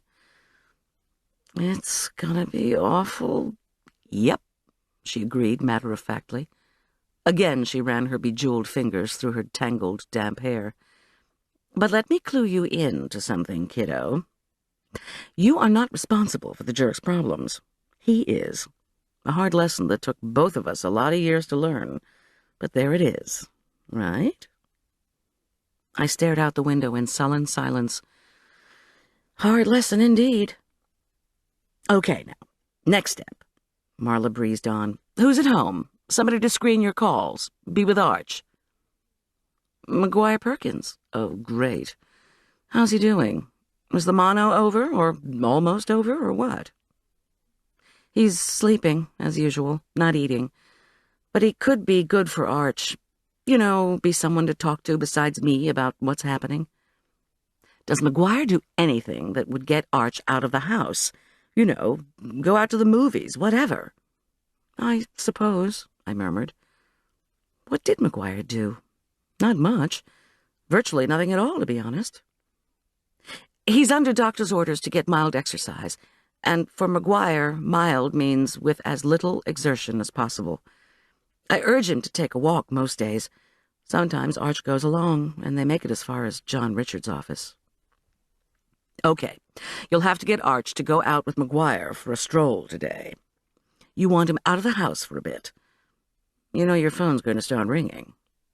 I sighed.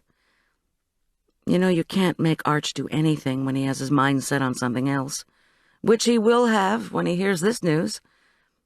Besides, Arch was supposed to go hiking with John Richard and spend the night with him while I worked the McCracken's Stanley Cup celebration party here in the club. Good, said Marla bluntly. I wondered confusedly why everything seemed good to her today. She cast an appraising eye at the Rodians' house. Gail's face was no longer in the window. I'll call Arch's friend. What's his name? Todd Druckman? I nodded, and she went on. I'll ask Todd if Arch can go over and spend the night. That'll get him out of your house. Can McGuire accompany you and help tonight? Is he contagious or anything? No, he's not contagious, but I can assure you he won't have the energy for it. I stared glumly out the window. How can you talk about all this now? Let's see.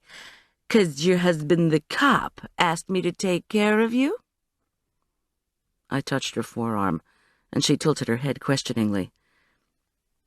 Is this really happening? I asked my best friend. Did John Richard finally kill someone? She didn't answer, because at that moment we both heard a very faint voice calling, Mom? Arch had come out onto the Rodians' porch. At 14, he was still much shorter than his peers, with tousled brown hair and a generally scruffy appearance. He had changed into khaki cutoffs and a T-shirt printed with the Biocess logo. Biocess was the product of a drug company for which John Richard had been doing endorsements lately. Unfortunately, the only things Arch or I ever got out of John Richard's high-paying endorsements were ugly T-shirts and pens that leaked all over the place. Arch's tortoiseshell glasses winked as he shielded his eyes against the sun and frowned at Marla's and my cars in the street. We'll be up to get you in a minute, Arch, Marla called. You don't need to come out yet.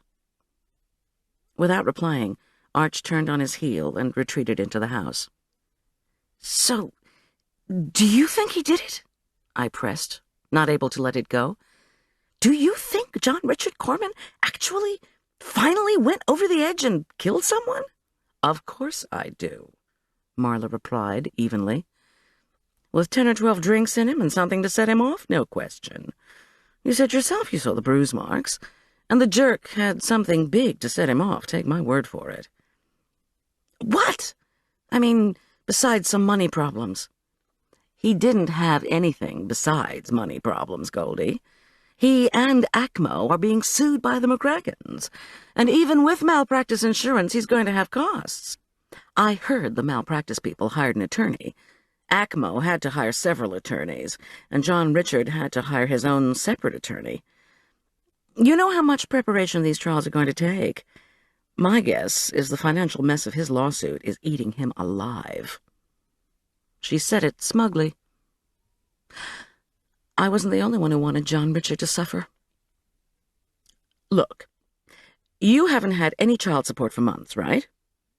3, to be exact. Marla raised her eyebrows in mock astonishment. Of course, she'd heard me complain about John Richard slacking off in this department numerous times. She went on. You were so eager to get out of that marriage that you took a one-time financial settlement and minimal child support. Now, every time you need something for Arch, like, say, tuition money, you have to go back and negotiate, or should I say beg, right? I nodded dully and glanced up at the porch.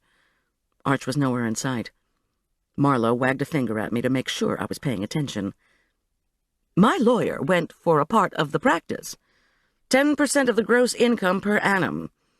Not that I needed it, but I figured the best way to punish the jerk was in his pocketbook. If you... I interrupted impatiently. Marla, a woman is dead. Where is this going? To the bank, honey. Back in the good old pre-managed care days, I got 60 to 80 thou a year. A reliable 10% of 600 to 800,000 of the jerk's GYN and baby delivery practice. But things began to change. With more and more of his patients signing up with HMOs instead of half of them being insured and half paying out of pocket, his income started to decline. He supplemented it with endorsing that designer antibiotic for pregnant women with infections. What's the name of it? Biocess, I supplied. Right. Another 50 thou a year there, of which I got a paltry 5. Plus, he began to work in the hospitals on the weekends. But you know how he hates to have his social life tied up, even if working a weekend shift brought him in another 60 thou a year. All this was getting exhausting for the poor fellow. Marla, wait! Then he got bought out by the Astute Care Health Maintenance Organization, a.k.a. ACMO, which sounds like a sneeze more than an HMO, but... She shrugged. We don't need to be reminded of that little transaction, which also brought into our lives the now dead as a doorknob, Ms. Craig. Poor Suze. An ache pierced my chest. Goldie, these days, if you want to have a baby in Aspen Meadow, or if you want to have the jerk as your gynecologist, you or your husband or your significant other has to belong to ACMO, yes? I mean, God only knows why any sane woman would insist on having John Richard as her doctor. But he does have his supporters, I suppose. How strong that support might be depends on your willingness to pony up with the cost of ACMO membership. Marla, I know this, and that ACMO bought his practice for 1.1 mil, and he bought the fancy new house in the club over by Sue's. So what? Marla said patiently, So I got 110,000 when he sold the practice. But in the 2 years since then, I've only received $30,000 the first year, 20 this year. Don't you get it? His annual income has dropped by more than half. Enough to get him mightily ticked off, wouldn't you say? First, I called that new secretary of his. The sweet young thing? You know who I mean. Rhiann Collins, I said. Rhiann was a lovely 23-year-old who'd been working for John Richard for the last 10 months or so. I'd suspected Rhiann was half in love with him, of course. I'd thought of warning her off, as I always thought I should, but I never did. I hadn't warned Suze Craig either. A stone seemed to form in my throat. Rhiann didn't know anything about why my reimbursement was dropping off, Marla went on smoothly. So I called Astute Care. I demanded to know how much money John Richard was due to get and when. Sheesh, Marla. Oh, it was fun. I talked to Suze Craig's secretary, and then I talked to some guy named Chris Corey, who handles provider relations. Corey used to be a doctor, but now he's making it big in administration, she added with a coarse laugh. He was so polite, trying to tell me that how much John Richard made was none of my frigging business. Yes, I know him. In my mind's eye, I saw a heavy man tumbling down a flight of steps. Chris Corey sprained his ankle over at Suze's. Yeah, I've seen him limping around. He lives with his sister, Tina, up here. She's one of the women in charge of the Babsy show at the Lake Center. I tried to focus. I didn't care about the Coreys. Are you telling me, I said, that John Richard has gone from earning up to $800,000 a year down to making $300,000 a year? Sad, ain't it? And he supplemented that income by endorsing Biocess and working in the hospital. You're saying you didn't like the way your share dropped, and you tried to find out if he was stiffing you. What on earth did any of this have to do with the death of Suze? Right, Marla said firmly. So finally I called my lawyer about the drop in income and told him about all the people I'd talked to. My lawyer made some more calls and then let me know that the Biocess endorsement was in some kind of limbo. Plus, John Richard hasn't yet received the latest bonus he was supposed to get from ACMO. A bonus in the big fat neighborhood of $200,000. When the bonus does come through, I should see some more cash. I would love to have my cut of that, Goldie. But mainly I did all this just to annoy John Richard, because I knew it would get back to him that I was nosing around. The guy is up to his ears in debt from the good old days. What with payments to you, and payments to me, and payments on his condos, and payments on his new house, and payments on his cars, and dealing with the McCrackens. So, I wanted the jerk to know I was on his case. I wanted him to squirm. And the connection to Suze Craig is... Marla raised an eyebrow. Didn't I tell you? Suze was the one who decided whether or not he got the bonus. Chapter 6. Marla and I were prevented from further discussion of John Richard's plummeting finances and mounting problems by the sudden reappearance of my son. Arch bounded awkwardly off the Rodines' porch and frowned as he lugged his overnight bag toward us. I had the sinking feeling that the overnight hadn't gone well.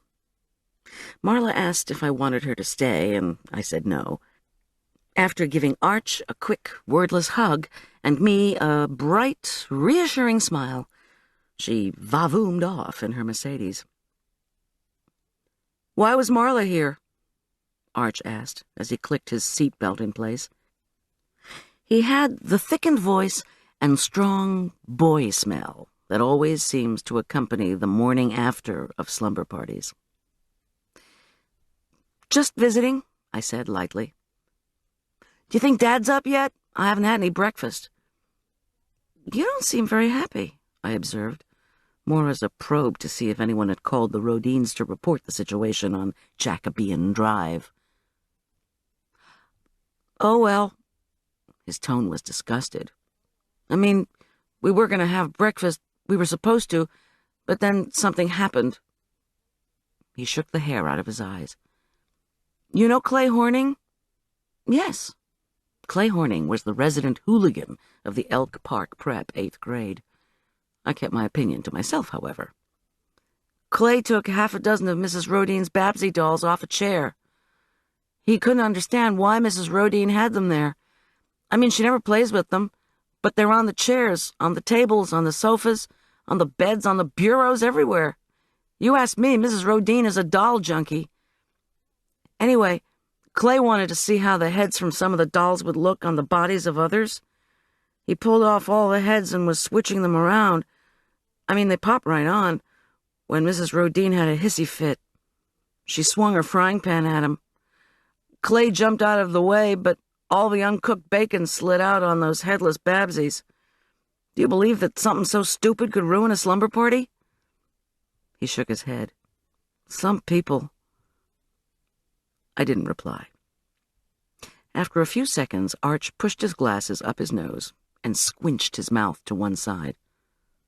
"Mom, I don't mean to complain." He waited for me to speak. "Are you upset about Mrs. Rodine and the frying pan? Or are you mad that she didn't give me anything to eat? I'm really not that hungry." "Mrs. Rodine is not an easy person to deal with," I said softly.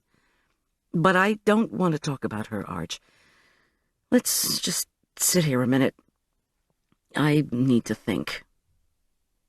He shrugged. "Oh, okay. Whatever."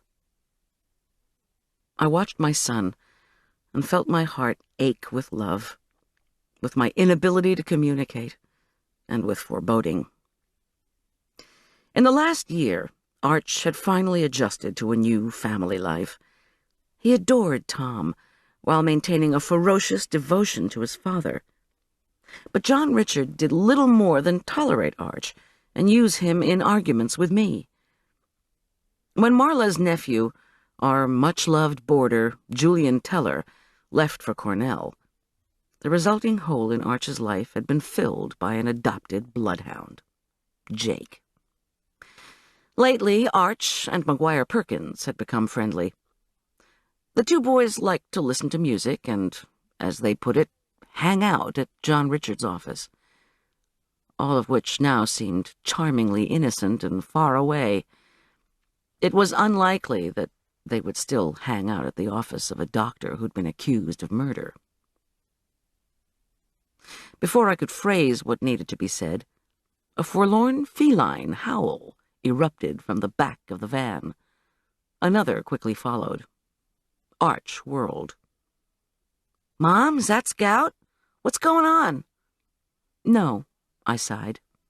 Tippy wanted out. "I'll be right back."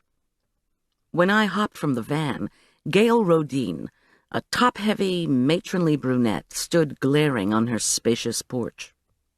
Holding a clipboard to her chest, she scowled at me, as if my presence at her curb was intrusive. At Gail's side was a tall, similarly heavy-set woman with long blonde braids. The blonde appeared to be wearing a doctor-type jacket. I yanked open the van's rear door and caught sight of the little calico cat lurking behind my spare tire. "Come on, Tippy," I urged. "Out you come." Suze's cat did not need to be coaxed. She leaped from the van, crouched on the Rodine lawn, then dashed to one of the blooming pink rose bushes encircling the porch. The cat tried frantically to claw her way up a rose bush. Gail Rodine squawked. The woman with the blonde braids swiftly descended the porch steps, arms outstretched. Between Gail's angry yelps, the soothing words the blonde woman offered the panicked cat were barely audible. The cat, sensing a friend, leaped from the destroyed rosebush into the open arms of the woman. Then she clawed her way up to her shoulder. "Mom," said Arch, "what is going on? Whose cat is that? It looks like Miss Craig's." "I'm so sorry," I said, approaching the blonde woman, whose hand reached up to stroke the cat on her shoulder. "It's not mine. It's somebody else's." Her wide blue jacket had Dr. Babsy embroidered in dark blue script over her heart. "I know you, don't I? Do you practice in our town? I'm Goldy Schulz." The woman let out a strange, eager laugh. She gave me an intense, blue-eyed look. "You're the caterer, right? You're doing several meals for us next week.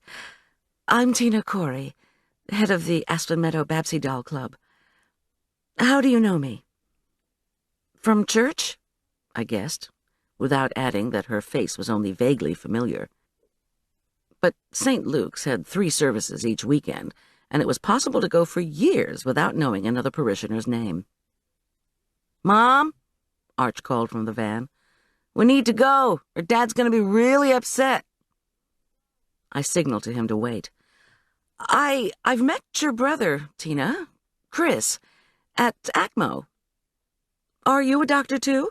I mean, it says on your jacket." She chuckled again.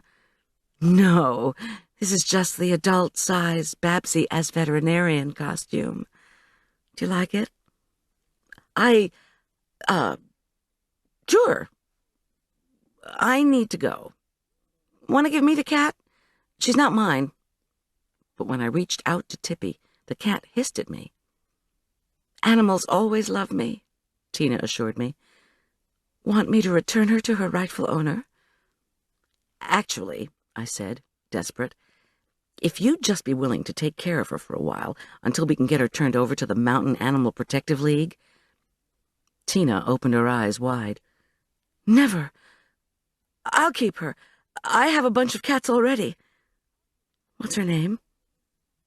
"I think the owner called her Tippy." Murmuring, Tina reached up and gently removed the cat from her shoulder. Gail Rodine glared. Sweet baby, crooned Tina. I'll have you fixed up in no time. Thanks, Tina, I said, not waiting for the cat's reply. See you next week at the doll show. I trotted back to the van, not daring to glance at Gail Rodin. I hopped back into the driver's seat and cleared my throat. There was no easy way to do this, despite what Marla had said. Listen, Arch, I said. Dad's in trouble. He moved impatiently in the seat next to me. What? Behind the thick lenses, his eyes grew wary. Is he okay? Not really. I mean, physically he's okay, but... What do you mean, then? Dad's in trouble. Anxiety cracked his voice. I was desperate to comfort him, even as my own voice trembled with each revelation. Dad's down at the department with Tom, and looks like he and his girlfriend had an argument, and actually nobody knows exactly what happened, but Suze Craig is dead. Arch's reaction, dumbfounded denial, was followed by panic. She's dead? Suze is dead? You sure? Yes. I saw her body lying in a ditch when I drove by her house this morning. And your dad's under arrest. I took a deep breath. He's been accused of killing her. Arch looked out the window. Gail and Tina were seated, conversing on the porch. The cat was in Tina's arms. But that doesn't make sense. Hun, I know. He was silent, then said, When'll I get to see him? I'm not sure. But why were you driving by Miss Craig's house in the first place? Arch, please, I just wanted to avoid taking you to an empty house. He faced me again. His voice rose with confusion. Whose empty house? Why? What are you talking about? Dad's. I mean, I thought he might have spent the night at Suze's place and not be home yet. I was just trying to see where he was so I could spare you some pain. I gabbled helplessly. I didn't know what I was going to stumble onto. Well, you didn't spare me any pain, my son said harshly, and turned away from me to stare out the window again. As I drove the van back into Aspen Meadow, I did my best to act loving and patient. It didn't work. Arch had retreated into silence. Why did John Richard Korman continue to mess up our lives? That was the question to which there was no answer. My knuckles whitened as I gripped the steering wheel. At home, Arch slammed out of the van ahead of me. McGuire had let Jake into our fenced backyard. The hound howled with delight at our arrival. Anticipating my worry about the neighbors' complaints, Arch became intent on getting Jake back into the house. I sat in the van, contemplating Arch's short legs and flapping T-shirt, and the crisis that confronted us. My son would talk to me about how he was feeling, I felt sure. Only he would do it in his own time. We always worked things out, I told myself. But I felt a twinge of uncertainty. I slid out of the van and trod carefully across the wooden deck I'd added to the back of the house some years before. Suddenly I stopped and stared at the diagonal slats. The deck! The doggone deck! Dizzily, I sat down on a cushioned redwood chair. The deck had been my idea, my present to John Richard on our 5th anniversary. Oh, Lord, why was I thinking about this now? Because everything was erupting. My life, my family, my mind. The world felt like a pinball machine flashing tilt with no way to turn it off. I gazed down at the deck. I had saved the money out of what John Richard called my grocery allowance, which I later referred to, once I learned how much money he was really earning, as my pittance. Naively, I had thought the deck would be a wonderful place for us to gather as a family. I'd even believed that John, Richard, and I would enjoy watching the progress of its construction. I ran my fingers over the smooth redwood railing that always smelled so wonderful after a rainstorm. When the builders started, John Richard had second-guessed and criticized every aspect of the construction. "Why redwood? It's too expensive. Why do you have to have it so big?" The next day, "Why is it so small? Why don't you add a barbecue?" And despite the fact that he wasn't contributing, he'd yell, "This is going to cost a mint. Do you think I'm made of money?" In the end, he'd declared he was never going to sit out on our lovely redwood deck, so the deck stood empty. To his friends, he laughed about my project.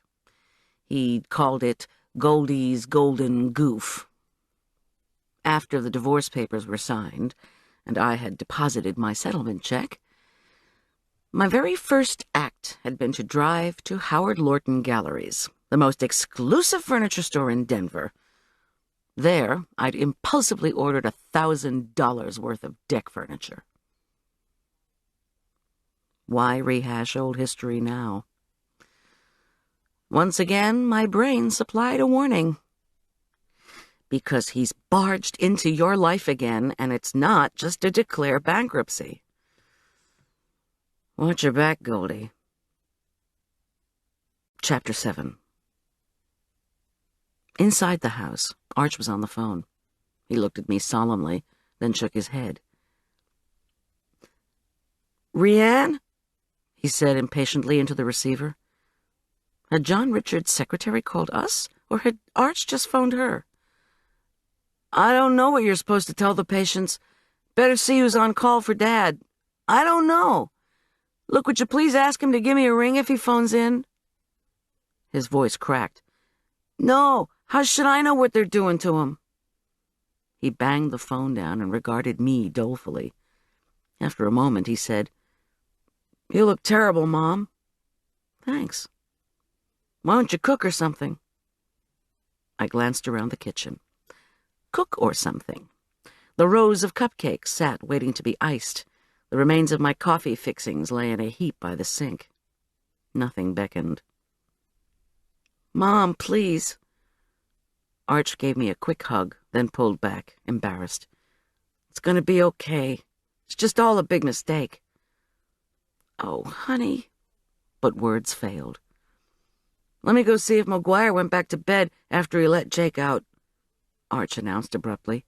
"It's time for him to be up no matter what, don't you think?" "Yeah, sure." I shook my head as Arch left to rouse our boarder. To keep from brooding, I made another espresso. I'm up, McGuire Perkins hollered through the closed door of his room. His muffled voice echoed mournfully down the stairs. I slugged down the coffee, hauled myself over to our walk-in refrigerator, and stared at the contents.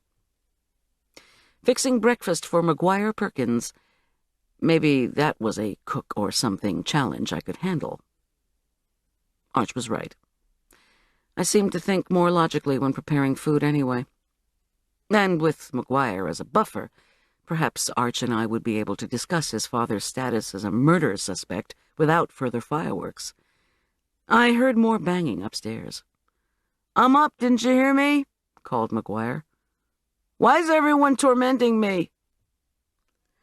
Good old McGuire, I thought, as I got out eggs and butter. With no plans 1 year after graduating from the same prep school that Arch attended, McGuire had begun the summer working part-time for me. McGuire's father, the headmaster of Elk Park Prep, had agreed to let McGuire live alone in their house on the school grounds for 3 months. Meanwhile, Perkins Sr. was off to direct a summer seminar in Burlington, Vermont. When he started as my assistant, McGuire confessed that he was reluctantly trying to decide what to do with his life. What he wanted to do with his life wasn't catering, I discovered after he'd been working in the business a few weeks. Then McGuire made the announcement that he'd decided to become a police detective. Unfortunately, he'd run amok. Against all advice, McGuire had tried to solve a case on his own. The result was that a criminal had savagely beaten him and, in a raging storm by the side of the road, left him for dead. McGuire had ended up in the hospital with multiple bruises and lacerations. Unfortunately, that was just the beginning of his medical troubles. After being discharged from the hospital, he'd gone home to Elk Park, where he immediately developed strep throat that quickly evolved into full-blown infectious mononucleosis. Headmaster Perkins had flown home and asked for my help. McGuire was unable to swallow anything more than liquids and began to shed weight at an alarming rate. During the first 3 weeks of July, he lost 20 pounds. His doctors said when McGuire finished his antibiotics, he needed rest, support, nutritious food, and very moderate exercise. But Headmaster Perkins couldn't picture trying to help his son get better while the two of them lived out of suitcases in a Vermont bed and breakfast, no matter how quaint the setting. That was when Perkins Sr. begged me to allow McGuire to live with us for the remainder of the summer. "Just give the kid 3 squares a day, or even 3 cubes, steaks," he told me.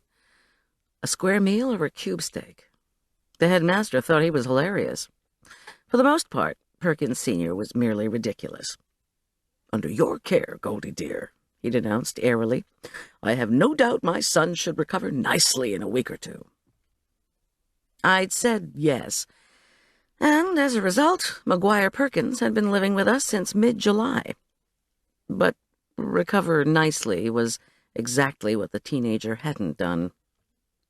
Of course, our observation of McGuire was inevitably colored by our experience with the now absent Julian Teller, whose high energy, intellectual sharpness, and enthusiastic affection for our family had been hallmarks of his time with us. Julian had done everything from loving Arch as if the two were the closest of brothers, to cooking wildly inventive vegetarian dishes for our family meals. To Julian's surprise, but not to ours, he'd been offered a great summer job working in the kitchen of a chic hotel in upstate New York. We felt his absence deeply.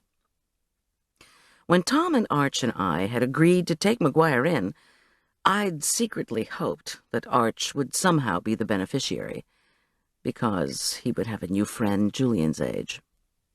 Arch, sensing my motive, had mumbled, "It's like when your dog dies. You can't just go out and buy a new dog." "Arch, give him a chance," I'd protested. "Trust me, Mom, it's not the same." But despite Arch's initial reluctance, he'd grudgingly accepted having McGuire as a boarder. McGuire was slow-moving, honest, and sweet. Furthermore, he presented a much more challenging rehabilitation situation than we'd ever faced with Jake, Arch's beloved bloodhound, who'd been fired from law enforcement for being suspected of being unreliable. Which the dear dog wasn't, as it turned out. The problem with McGuire, however, was that he would not eat. He said he couldn't. He wasn't hungry. Wouldn't or couldn't, the result was the same. The boy would not take nourishment. In the breakfast department, McGuire shunned bacon and sausage, scrambled, poached, boiled, or fried eggs, toast or English muffins, ready-to-eat cereal, oatmeal, or granola, yogurt shakes, fresh fruit of any kind. I had yet to convince him to swallow anything more than orange juice. He claimed his stomach hurt whenever he ate even the smallest morsels. His doctor had proclaimed, "When he gets hungry, he'll eat." In the 3 weeks he'd been with us, however, that hadn't happened, but I was ever hopeful. Now I set aside the eggs and butter and went back to our refrigerator. There, I retrieved a bowl of homemade chocolate pudding left over from a catering job. I ladled spoonfuls of it into a crystal parfait glass. Arch clumped back into the kitchen after completing his summoning duty, flopped into a chair, and turned doleful eyes to me. "When do you suppose I'll be able to talk to Dad? He hasn't called his office, and Rhiann is having a fit." "I don't know," I answered truthfully. "But Is Dad in jail? When'll he get out? Arch insisted. I'm not sure. He's probably being processed. Oh, great. Like liverwurst. I let this pass, set the chocolate pudding on the table, and started to mix up a batch of hockey puck biscuits. If McGuire wouldn't go for traditional bacon and egg-type breakfast taste sensations, perhaps he'd flip for chocolate and biscuits. While Arch contemplated the table, wrestling with his confusion, I sifted the flour with the other dry ingredients while my food processor cut through the shortening. I mixed in the buttermilk, patted out the dough, cut it into circles on a sheet, and set the sheet in the oven. Then I cleaned the doser and refilled my espresso machine with water. This would be my fourth quadruple shot of the morning, but I desperately craved the clear-headedness that caffeine usually offered. Unfortunately, such clarity had eluded me ever since my gruesome discovery on Jacobean Drive. Nevertheless, the coffee-making process gave me time to think about how to deal with Arch. I wished that I hadn't told Marla it was okay to leave. She'd have been able to help me with this minefield of a dialogue, cowardly as that sounded. Arch's questions were difficult to answer, not only because they were delivered in an alternately pleading and hostile manner, but also because the answers themselves were sure not to please him. When would John Richard be freed? How was I going to tell my son that bail was not supposed to be granted in capital cases? Of course, occasionally something was wrong with the arrest or the evidence, or the judge had a surpassing reason for granting bail. Sometimes the suspect's standing in the community was so impeccable that the judge let him or her out once a huge bail had been set. But John Richard's reputation was far from impeccable. I took a deep breath and poured McGuire some juice. Your father's lawyer will go before a judge first thing Monday morning and at least try to get him out on bail. I have to tell you, Arch, it would be unusual for the request to be granted. And if bail is set very high, I don't know if your father has that kind of cash or equity in his house. Arch's face darkened, and he turned away from me. On some level, he seemed to be aware of his father's financial problems. What about Tom? Are they going to assign Tom to this case? I doubt that very much, I said carefully. It would probably be viewed as a conflict of interest. Arch flashed back around. His forehead was so furrowed with alarm that I felt my heart slam against my chest. You bet it's a conflict of interest, I could imagine him saying. But to my surprise, his distress went the other way. They're not going to assign Tom? But I thought you said he was the best the department has. If they don't assign Tom, how will we ever prove Dad's innocent? I was speechless. So Arch's question hung unanswered as McGuire Perkins galumphed slowly into the kitchen. His yellowed eyes were difficult to look at, as were his hollow cheeks and emaciated frame. When I first met him, he'd been strong, a basketball player and bodybuilder. Now, thin and lethargic, McGuire seemed to teeter on his long legs like a precariously staked scarecrow. Well, he murmured without enthusiasm. How's everybody? Not so hot, Arch mumbled. McGuire sat down at the table, ran his fingers through his long, unevenly shorn red hair. Going to the barber gave him a headache, and stared forlornly at the pudding and juice. Then he sighed and pushed both away. Undaunted, I poured him a glass of milk. He took one sip. When I pulled the hot, puffed biscuits out of the oven, he said, I hope you didn't make those for me, because I can't even look at them. Sorry. It's okay, I lied encouragingly, and set the pan on a rack to cool. So much for today's hearty breakfast. My dad's been arrested, Arch announced, in a tone that said, Can you believe the injustices of this world? Bummer, replied McGuire. He took another tiny sip of milk, then said, "My dad was arrested once, but he doesn't want anybody to know." "For what?" asked Arch, who of course wanted to know. "Drunk and disorderly," McGuire replied matter-of-factly. "It was after my mom left, and Daddy-O couldn't handle it." Arch closed his eyes and shook his head. I turned away and ran hot water and soap into the biscuit batter bowl. "I have to cater tonight," I announced. "Stanley Cup celebration party. Marla is calling Todd to see if you can go over there, Arch. Do you feel up to helping me, McGuire?" "Can I see how I feel later?" His smile was wan. "I want to help. You know, folks think that if there's a thin caterer, they won't gain any weight eating the food you serve." Before I could voice my opinion about this theory, Arch sighed. "I don't want to go to Todd's," he said morosely. "Man," said McGuire, "you are in one tight mood, Big A. Why don't you go for a walk with me? We'll go visit Kids Vids if you want, see if they have any cool new games." Arch sighed again. "It's gonna rain. Besides, Dad might call." McGuire strained his neck to look outside, where the sun shone between a few drifts of cloud. "What, you predict the weather? That's pretty cool." By the door, Jake let loose with another of his howls. "Come on, buddy. We'll go by your dad's office and see if there's any news. We'll even take the dog. If it rains, we'll all get wet." You just want to go see Rianne," Arch accused. When McGuire's jaundiced-appearing face blushed the color of a sweet potato, I knew Arch had found a target.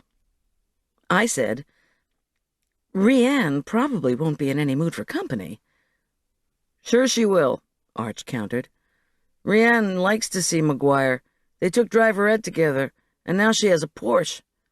He's had a crush on her forever, and not even because of the Porsche," he glumly added. "Gee, Arch," McGuire said, "thank you for pointing all this out. You and the hound dog want to walk or not?" Arch regarded me warily from behind his thick glasses. "So, can Dad call me from the jail or what?" "You can call him, and then he'll call you back. But I'd say you might be better off waiting. Besides, as you know, he'll have to call his office at some point." "All right," said Arch, defeated. He took Jake's leash from its hook on the wall and departed. "So what's Dr. Korman been arrested for?" McGuire asked, as soon as the door closed on Arch. I said, "Murder." Outside, Jake howled with happiness. McGuire sipped the milk and didn't miss a beat. "Oh, yeah? Who'd he kill?" "McGuire, if you want to go into police work, you need to learn to say, 'Whom did they say he killed?'" "Okay. Who'd they say he bumped off?" "His girlfriend, Suze Craig." McGuire's rusty eyebrows shot up. "Uh-oh. How'd he do it?" "Wait, how they're saying she bought it." "Beaten to death, looked like. The technical term would be multiple blunt force injuries, I think." I had another flash of Suze's bruised and broken body in the ditch. "Huh," said McGuire. "Too bad." On the deck, Arch was having a noisy heart-to-heart with Jake about the attachment of the leash.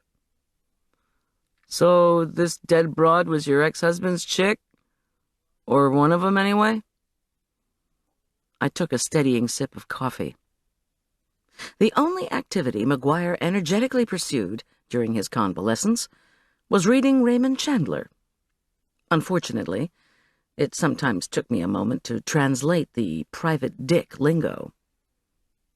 "Why do you ask that?" McGuire frowned. Ask what?" I said patiently, "Why did you ask if Suze Craig was one of his girlfriends?" "Well, wasn't she? I thought he had a lot of girlfriends." "Yes," I said cautiously. But I thought Suze was his only girlfriend. His only current girlfriend. Oh. He scowled at the milk he'd scarcely touched. Well, McGuire, I've had to put as much distance as possible between my ex-husband's love life and myself. I don't ask for any details. So what are you saying? You're feeling bad because his girlfriend croaked, huh?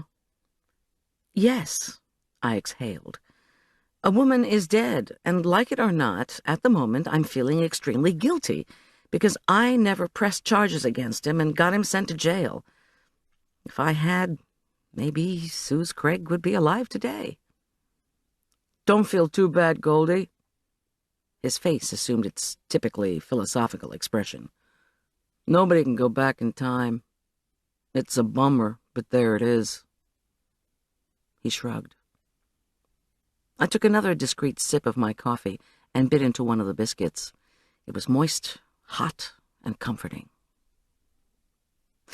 McGuire, do you know if my ex-husband had other current girlfriends besides Suze Craig? Did you hear or see something? At his office, say?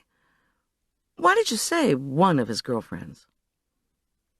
McGuire scraped back his chair and avoided my eyes. He replied slowly. Maybe I should just talk to Tom about it. Probably that would be a good idea, but it's unlikely Tom will be assigned to this case. Bummer, he sighed. Did Dr. Korman have another girlfriend that you know about? Oh, well, no, not exactly. Maybe I'm just imagining things because I was, jealous. I just thought that he had something going with Rianne. You saw John Richard and Rianne together, away from the office? Well, yeah. He was over at Rianne's house once, in the evening, when I dropped by to give her a book about Porsches. I mean, I didn't have to take it over. I was, taking it instead of mailing it because I just wanted to see her. But Dr. Korman was over there, and they were cooking out. How long ago was this? Oh, end of the school year, I think. You know, Arch and I walk over to the office sometimes, but Rianne and I never talk about any deep stuff while Arch is visiting his dad, or seeing if his dad wants to visit. He thought for a moment. But one time, I did ask her if she wanted to go to the CD store with me. McGuire. Yeah, well, when we went to the store, we looked at CDs and talked about this and that. And I asked Rianne if there were, any guys in her life at the moment. And she got all secretive and said, maybe. Then I asked about her job, and she had all kinds of things to say. She didn't like the secretary who had worked there before her because that woman was fired to make way for Rianne. Or so Rianne thought. Beatrice Waxman. She called her Battle Axe Woman. Battle Axe Woman wouldn't help Rianne learn the filing. Filing? Filing claims, something. But the person Rianne really hated big time was this Craig lady with the HMO. Suze Craig. Some hotshot Veep, right? A vice president, yes. McGuire shook his head, remembering. Well, Tom might want to get somebody from the department to talk to Rianne about Miss Craig. Rianne was trying to work on billing with the HMO, and Miss Craig drove her crazy. I'm telling you, I don't know why, but Rianne really hated that Craig woman's guts. Chapter 8. From our front porch, I watched thin, sweatsuit-clad McGuire lope painfully down the sidewalk after Arch, who had changed into 2 large green Bermuda shorts and a faded green T-shirt, both garments left behind by Julian. With his short arms outstretched and his glasses slipping down his wrinkled nose, Arch tugged unsuccessfully on Jake's leash. The bloodhound's long, tawny legs lunged briskly down the pavement. When the unlikely trio spun past the corner store in the direction of John Richard's office, I wearily turned to go back to my kitchen. "Your dad's under arrest." Despite Marla's beliefs to the contrary, no amount of walking was going to make that better. At the front door, I was brought up short by the security system panel that had been installed 2 summers previously. Back then, after almost 4 years of being on my own, I'd begun to go out again. To go out occasionally. To go out occasionally with men. And just when I'd thought John Richard had mended his ways, his behavior suddenly became a problem. Why should I have been surprised? He hadn't liked the idea of me dating.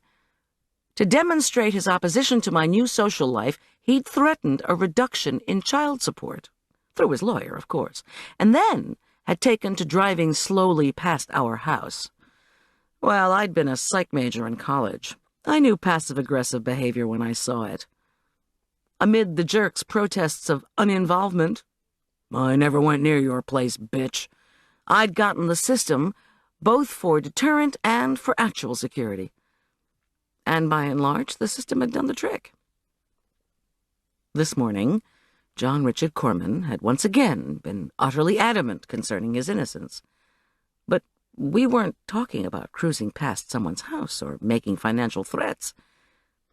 Still, he'd almost convinced me he hadn't killed Suze Craig. At least, for a brief moment, I'd suspended disbelief and accepted his story.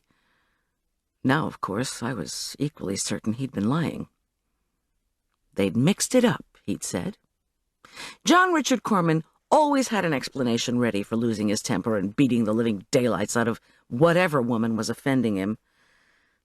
People couldn't change that much in 2 years. People couldn't change that much in a lifetime. I made a mental note to ask Tom if Suze Craig's house had a security system. I was about to punch the panel buttons when a sheriff's department car pulled up in front of the house. 2 women got out, Sergeant Biner and a uniformed woman I didn't recognize. I nodded and waved. Of course, Sergeant Biner had said she'd be coming over later. I would have to answer more questions. Well, maybe they could tell me a thing or two. Sergeant Biner's step was spry as she strode up our sidewalk. Her high, feathered top of blonde-gray hair shook when she asked me how I was doing. When I said I was passable, she smiled briefly, showing slender yellow teeth, and asked if she could run a few more things by me. Deputy Irving will take notes. Deputy Irving, a curly-haired brunette with a plump face and a uniform that pulled tightly around her midsection, nodded. Deputy Irving was under 30, with no wedding ring. "I'm sure you know the questions," Sergeant Biner began in a soothing, apologetic tone. When she smiled, her face wrinkled pleasantly. "Down at the department, we're aware of your record of detection." "Thanks," I replied. "I want to help." "We also remember that you managed to break somebody out of jail once.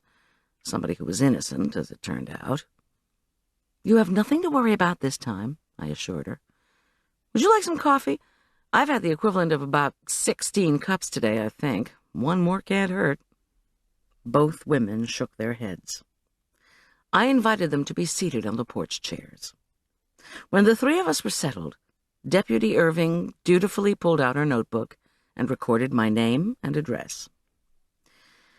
Again, I told the sergeant about spotting Suze Craig in the ditch by her home around 6:45, and about phoning for medical help. "Did you suspect she was dead?" Sergeant Biner asked mildly. I looked away. "Yes, but I know the drill too, Sergeant Biner. That's why I phoned EMS. A woman on the street named Lynn Tolliver saw you through her front window. She didn't know why you went back to Schultz's car after starting up the street. She figured you were calling about vandalism.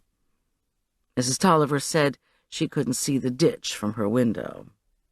See the body, you know." My friend Marla Korman got a call from Lynn about Sue's, and Lynn said her son told her about Sue's. I paused. You don't think vandals had anything to do with... Sergeant Biner shrugged. You were there for the arrest. It wasn't a question.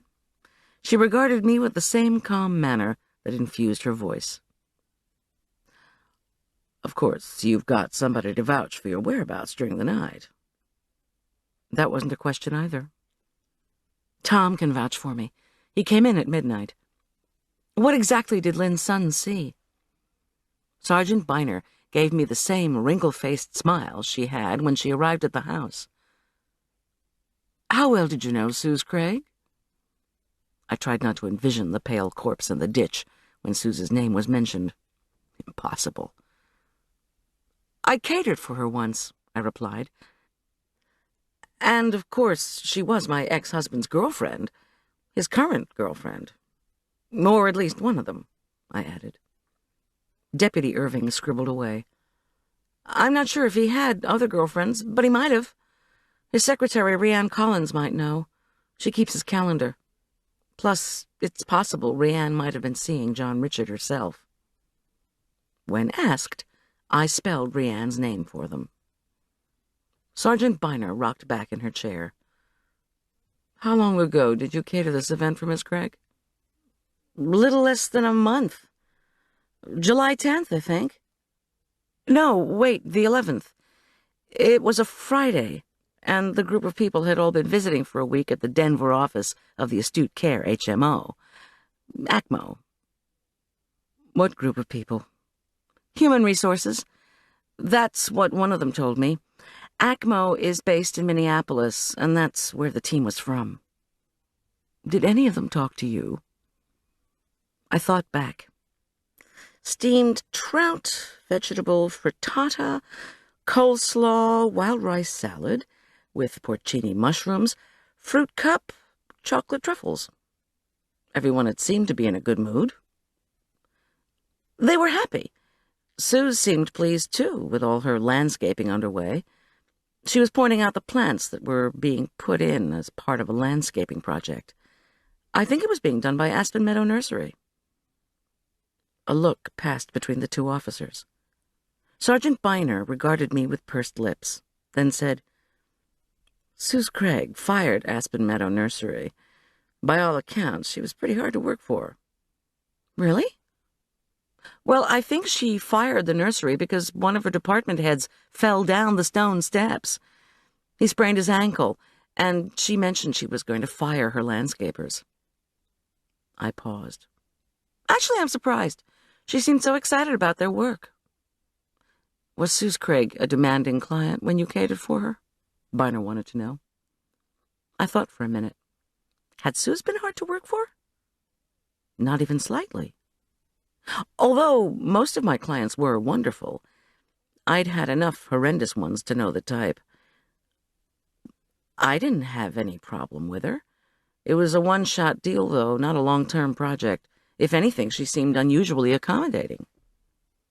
I remembered Suze, her blonde ponytail bobbing, her shiny blue silk skirt skimming her knees as she stepped along the newly laid path. She praised me to the skies for my food and insisted I go around her property with the guests. She even helped me with the cleanup. When the two policewomen said nothing, I added, That's unusual, believe me. Were these people from Minneapolis still around when she was so magnanimously cleaning up? All 5 department heads were there. The provider relations man left because of his injury. He was the one who fell down the steps. The HR guy asked me for a recipe. HR? Human Resources. The head of HR at the Denver office of Astute Care is Brandon Ewell. Do you know him? His mother died last year, and his father, Mickey Ewell, bought the Aspen Meadow pastry shop not long after. Now that Mickey keeps baker's hours, I hardly ever see him. But I'm friends with the Ewells.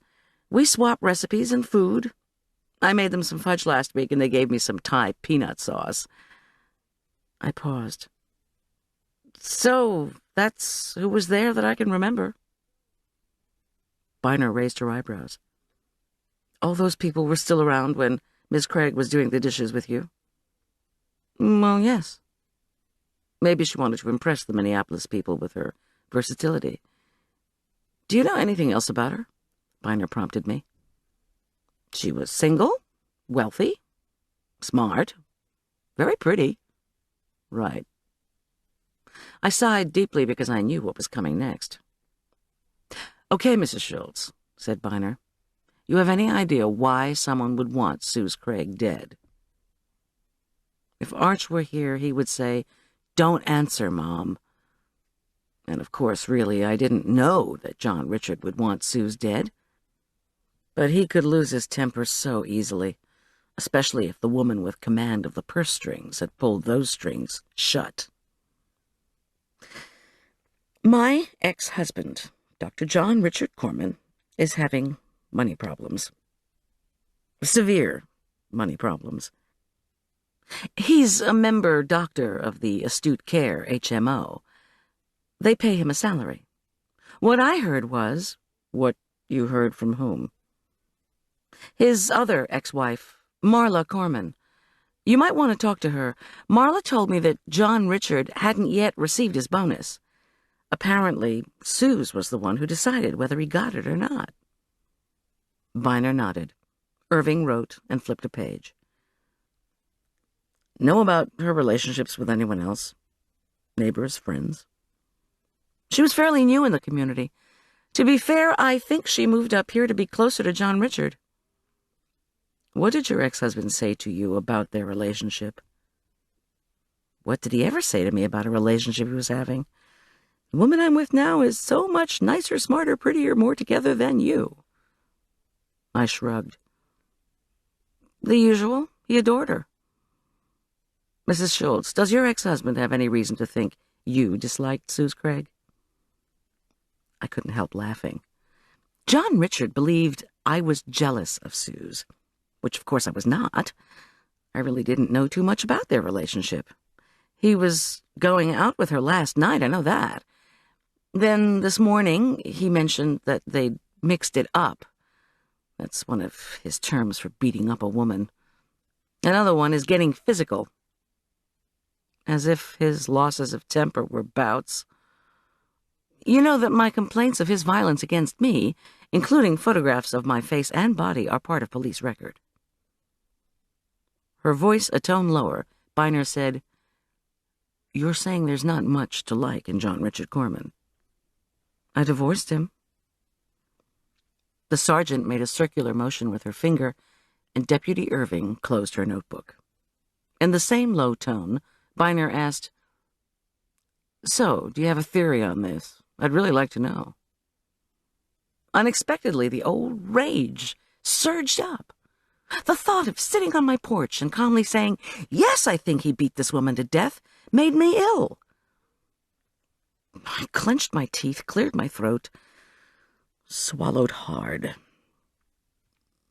The facts of the case will tell you what happened, I said finally. Just beware of John Richard Korman. He's the most accomplished liar you'll ever meet. When no more questions were forthcoming, I asked, Are we done? The two women stood. Sergeant Byner followed Deputy Irving down the steps. Then she turned back. Are you sure you're all right, Mrs. Schulz? You look kind of green around the gills. Do you need a victim advocate? I need Tom. The sergeant nodded. She said, I'll call him from the car, and strode away. Back in my kitchen, I decided against calling Marla. It was getting on to late morning. No matter how difficult, I had to put this catastrophe behind me. I had to do the rest of the food prep for the hockey party. Besides, Marla was undoubtedly on the phone at this very moment, chatting up her country club cronies to glean everything she could about Suze Craig and her relationship with John Richard Korman. Marla would give me an exhaustive report of her findings before long. Of that, I could bet the contents of my refrigerator. I tried to stir the chilled frosting with a wooden spoon. Too cold. I stared at my silent phone. Good old Marla.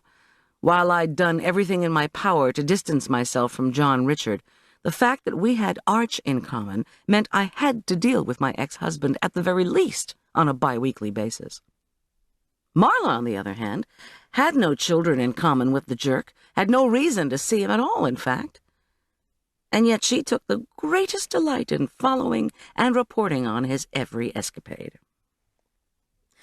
Her way of despising John Richard was to gloat over and widely publicize each of his setbacks, even if they were slight. And when he had some kind of triumph, like being bought out by ACMO, her compensation for his good fortune was that she got a cut of the deal. I set aside the icing, booted up my computer, and studied the menu for tonight's party. The last thing I wanted to do was work an event. My thoughts slipped back to poor, sweet, confused Arch, and I suddenly realized I'd been selfish. He needed a victim advocate. I put in a quick call to the office of the therapist Arch had worked with several years ago. An answering machine at the shrink's office picked up. Feeling disconsolate, I left a message saying my 14-year-old son was going through a crisis and needed help ASAP. Work, I told myself. You'll feel better. The kitchen clock was closing in on 11:30. My contract time for the party setup was 5 o'clock, and I had miles to go before packing up and taking off. I filled my pasta pentola with water and set it on to boil. 3 salads for this evening, and one of them was... One of his girlfriends was... John Richard had a girlfriend besides Suze Craig? Black-haired, perky, distant cyclist Rhiann Collins, of all people? Of course, I'd always been convinced that John Richard had fired his previous secretary, stodgy, reliable Beatrice Waxman, and hired nubile Rhiann because of the latter's looks. I doubted Rhiann, whose father, according to McGuire, had promised her a Porsche if she'd get a job, had any prowess with word processing, or heaven only knew computerized billing.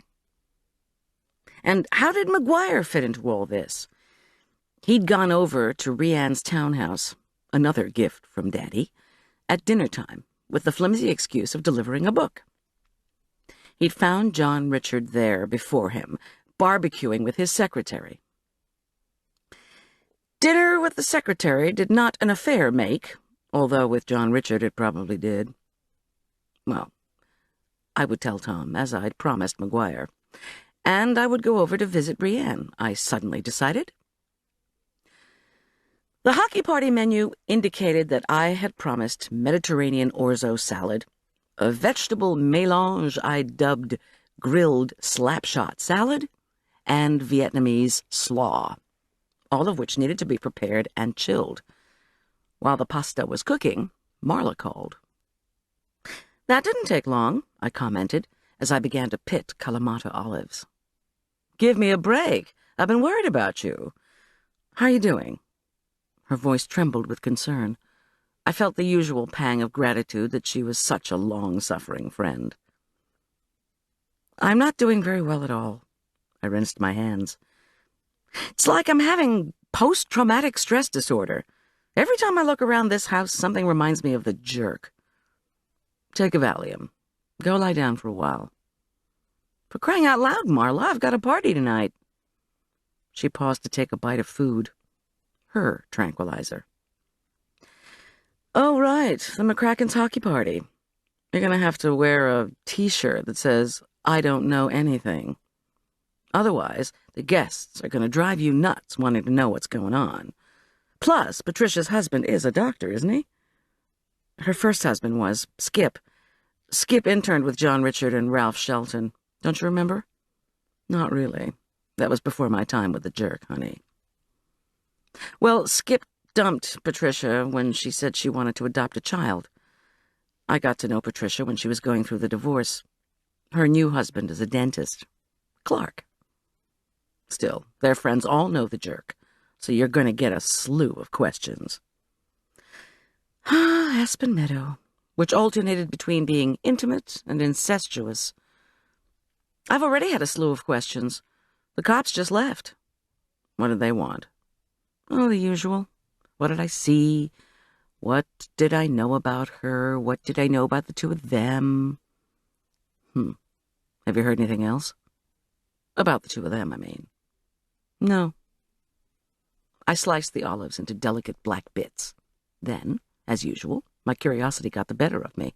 I murmured, "How about you?" She took another noisy bite of whatever she was chewing, and then washed it down with something liquid. Well, I've been trying, God knows. I've been waiting ages for the jerk to get his due, although I'm truly sorry Suze Craig had to die for it. She paused. Okay, for one thing, John Richard and Suze were at the club bar last night, drinking and arguing almost until the place closed at midnight. Aspen Meadow Country Club? I asked. Says who? Yes, the country club. You know how John Richard loves to see folks and be seen. And the person who said so was Fay Shelton, current wife of Dr. Ralph Shelton, recently fired by ACMO, by none other than Suze Craig herself. She paused. Or so I heard. Hold on, there's somebody at my door. I moved the olives aside and began on some fat, ripe tomatoes that smelled so delicately sweet. I was tempted to pop a couple of juicy red chunks right into my mouth. But the health inspector had recently sent out a sign to be posted in all commercial kitchens. No smoking, eating, or drinking in the food area. Use plastic gloves when handling raw meat. Across the state, chefs had promptly denounced the first admonition. How were they supposed to serve what they were preparing if they couldn't taste it? A subsequent missive from the inspector allowed us how we could taste with a plastic spoon, which was to be immediately tossed out. As McGuire and Arch would say, whatever. Can you believe that? Marla asked when she returned to the phone.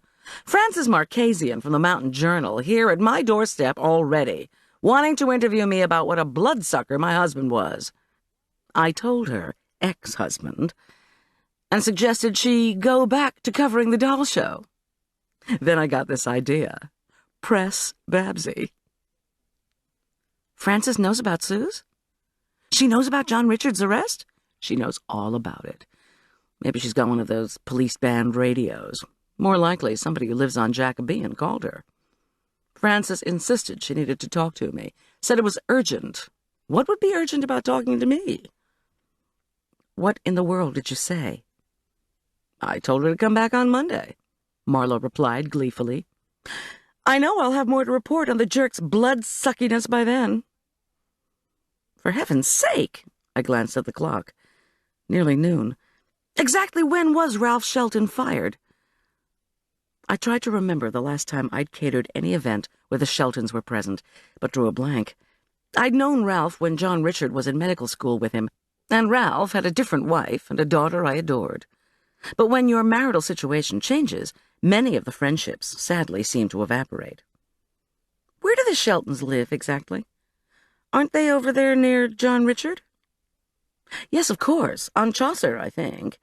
Ralph's a huge hockey fan, so you'll probably see him tonight. Listen, though, here's something else I found out from Fay. Her hubby, Ralph, wasn't the only one who had problems with Suze Craig. There was a nurse with a gambling addiction.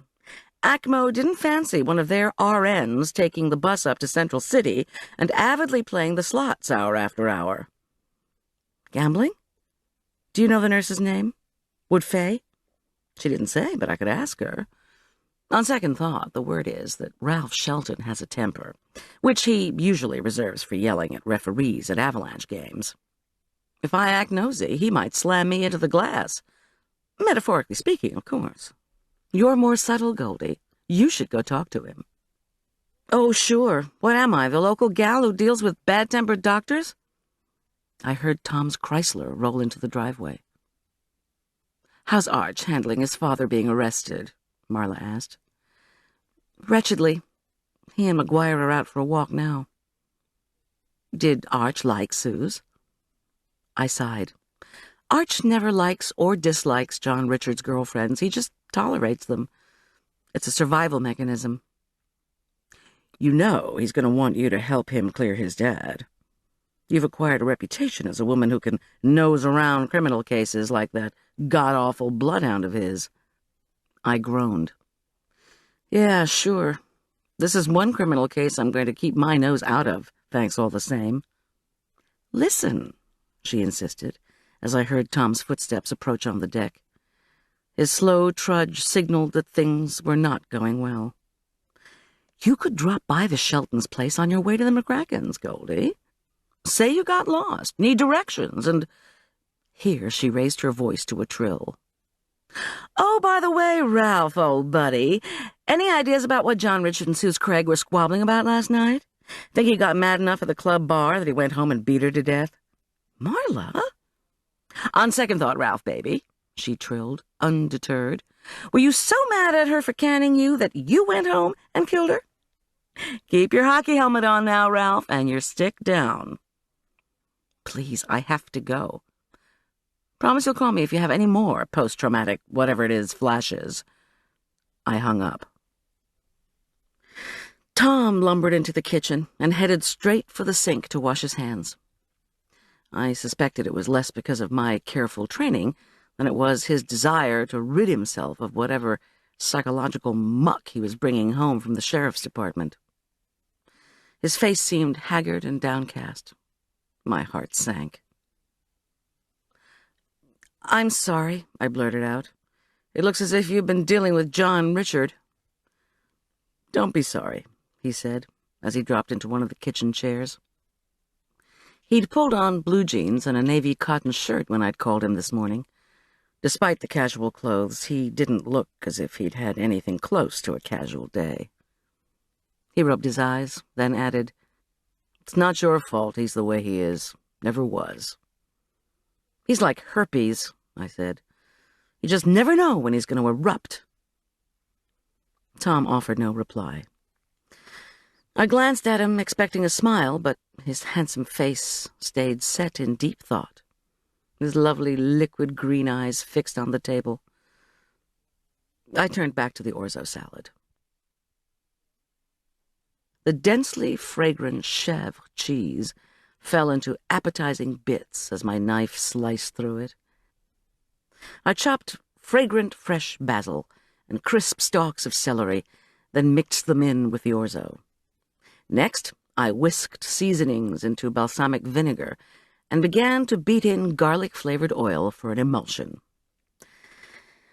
When the dressing turned thick and creamy, I poured it over the orzo and vegetables, then stirred it carefully. Although I knew the salad should chill, I was ravenous. I delicately mixed in the chèvre, then reached for a plastic spoon to have a taste. When I put the spoonful into my mouth, the pungent Mediterranean flavors of crumbly cheese and garlic-robed pasta almost made me swoon. I turned to Tom. Hungry? I'll bet you haven't had anything besides vending machine coffee and Danish. Sure, I'll take whatever you've got going. I ladled out a large bowl of the warmly fragrant pasta salad.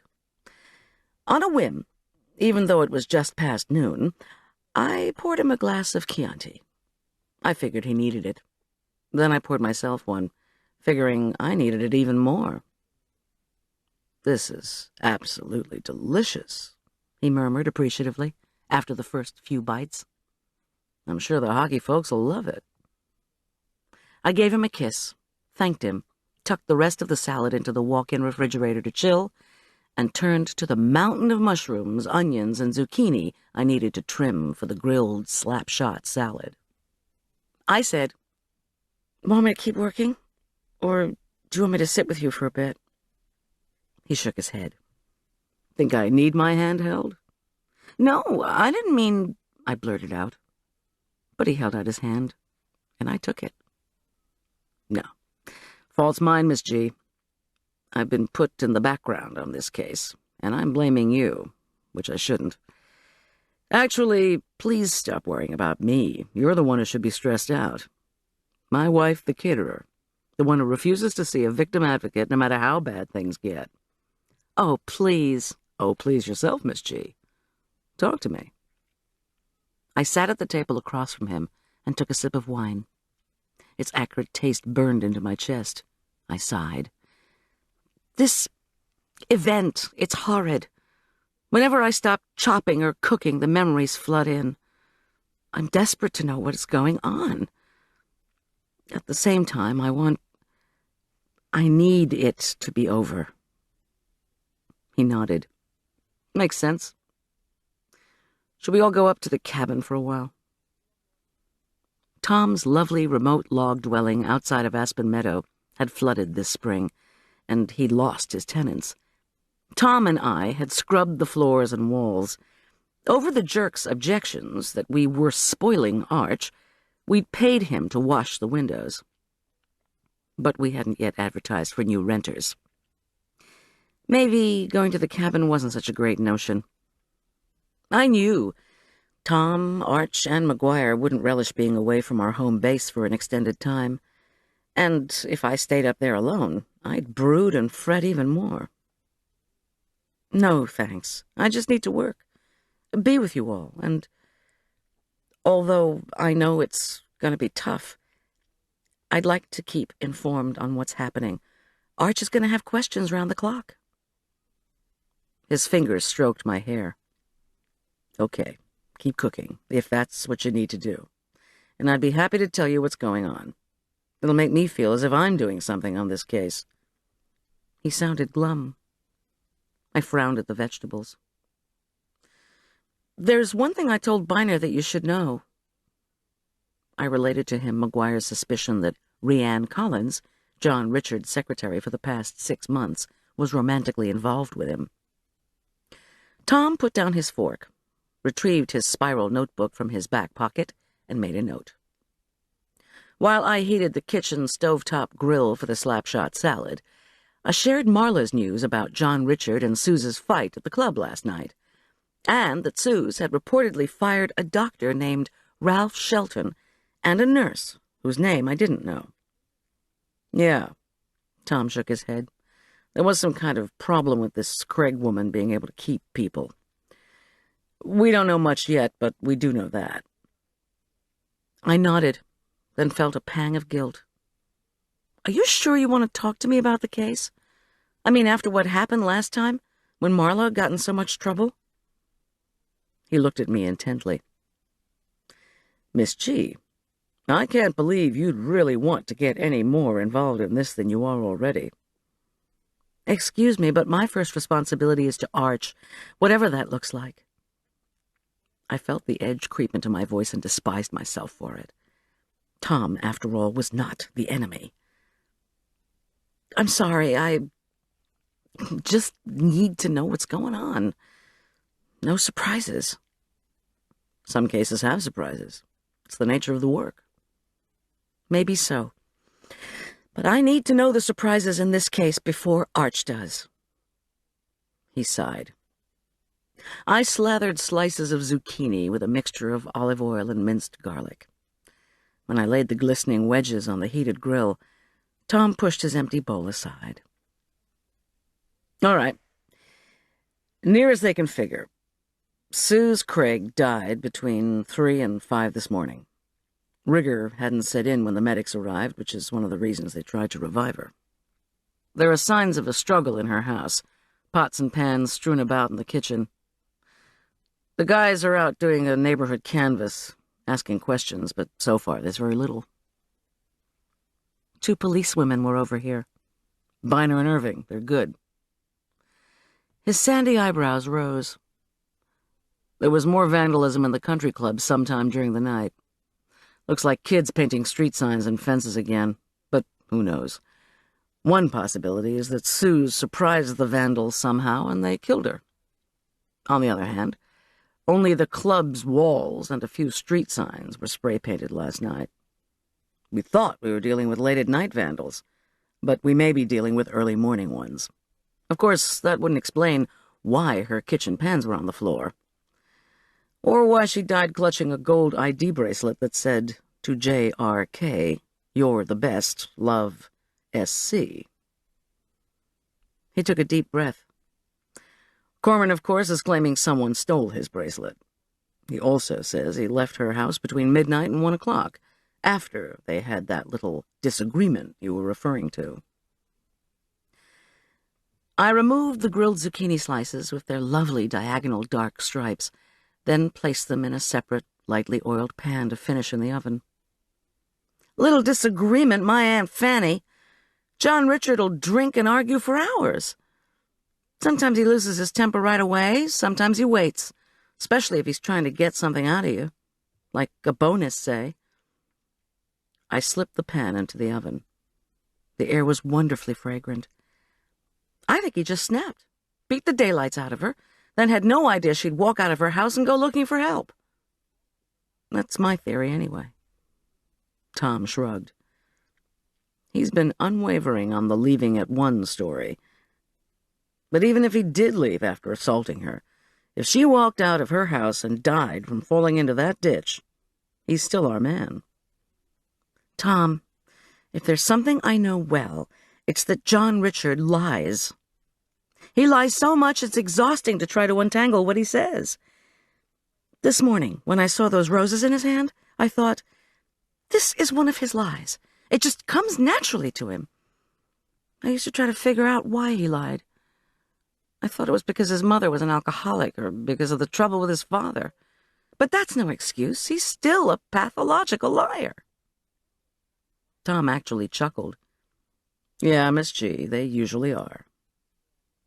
He pushed his chair out from the table. How about a hug for a hard-working cop? I smiled and dumped the mushrooms on the hot grill, where they made a delicious hissing sound. Then Tom pulled me into his lap for a marvelous, tight embrace. "Captain called me in for a heart-to-heart," he murmured into my ear. "They're appointing a district attorney's investigator to head the case. But I'm not officially off the homicide investigation. I'm just behind the scenes.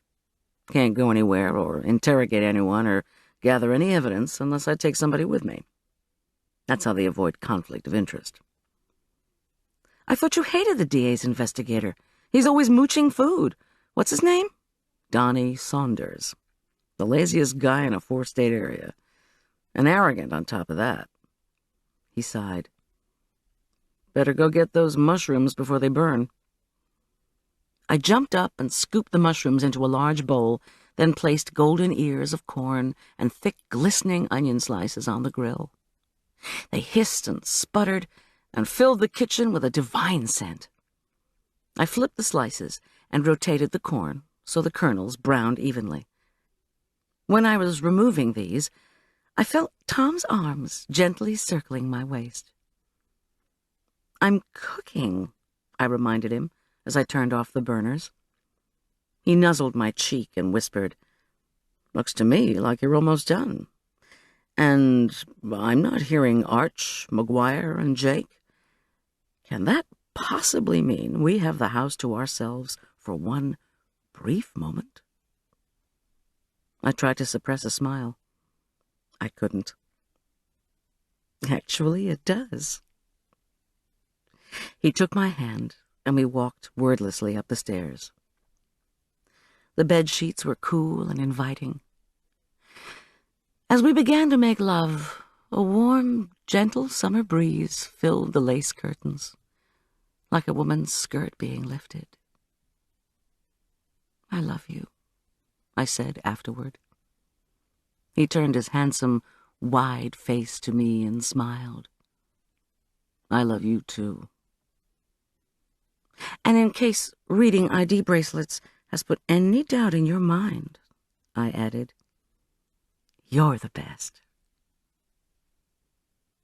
Chapter 9. Tom kissed me and said that unless I needed him, he was going to catch up on his sleep. I told him to nap away. I still had tons of work to do. Then I tiptoed down the stairs and took the chilled bag of tuna fillets out of the walk-in refrigerator, just as the boys traipsed back into the kitchen with Jake.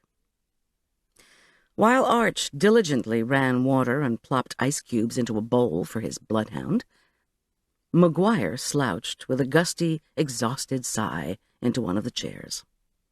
He put his head in his hands and groaned. I ran the water to rinse the fish. I was waiting for McGuire to say, at long last, that he was hungry. He didn't.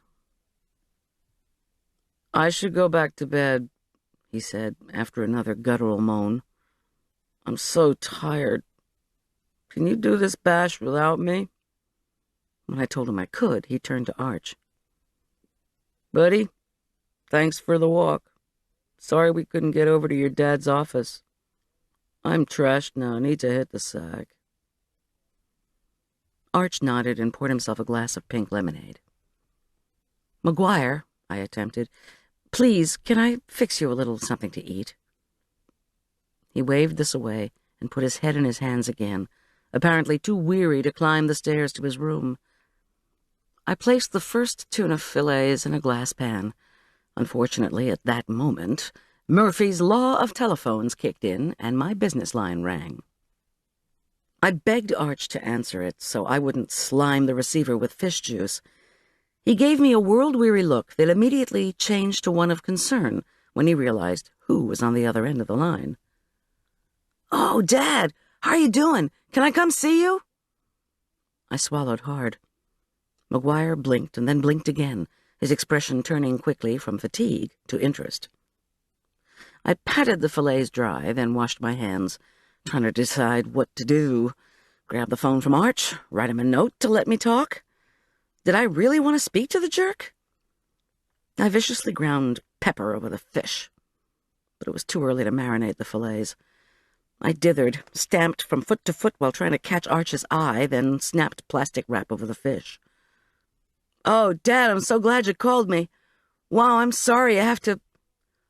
Oh, that sounds awful. Gosh, I can't believe..." Saturday, just past noon, less than 5 hours since the arrest. John Richard had been processed. Was he calling me or his son?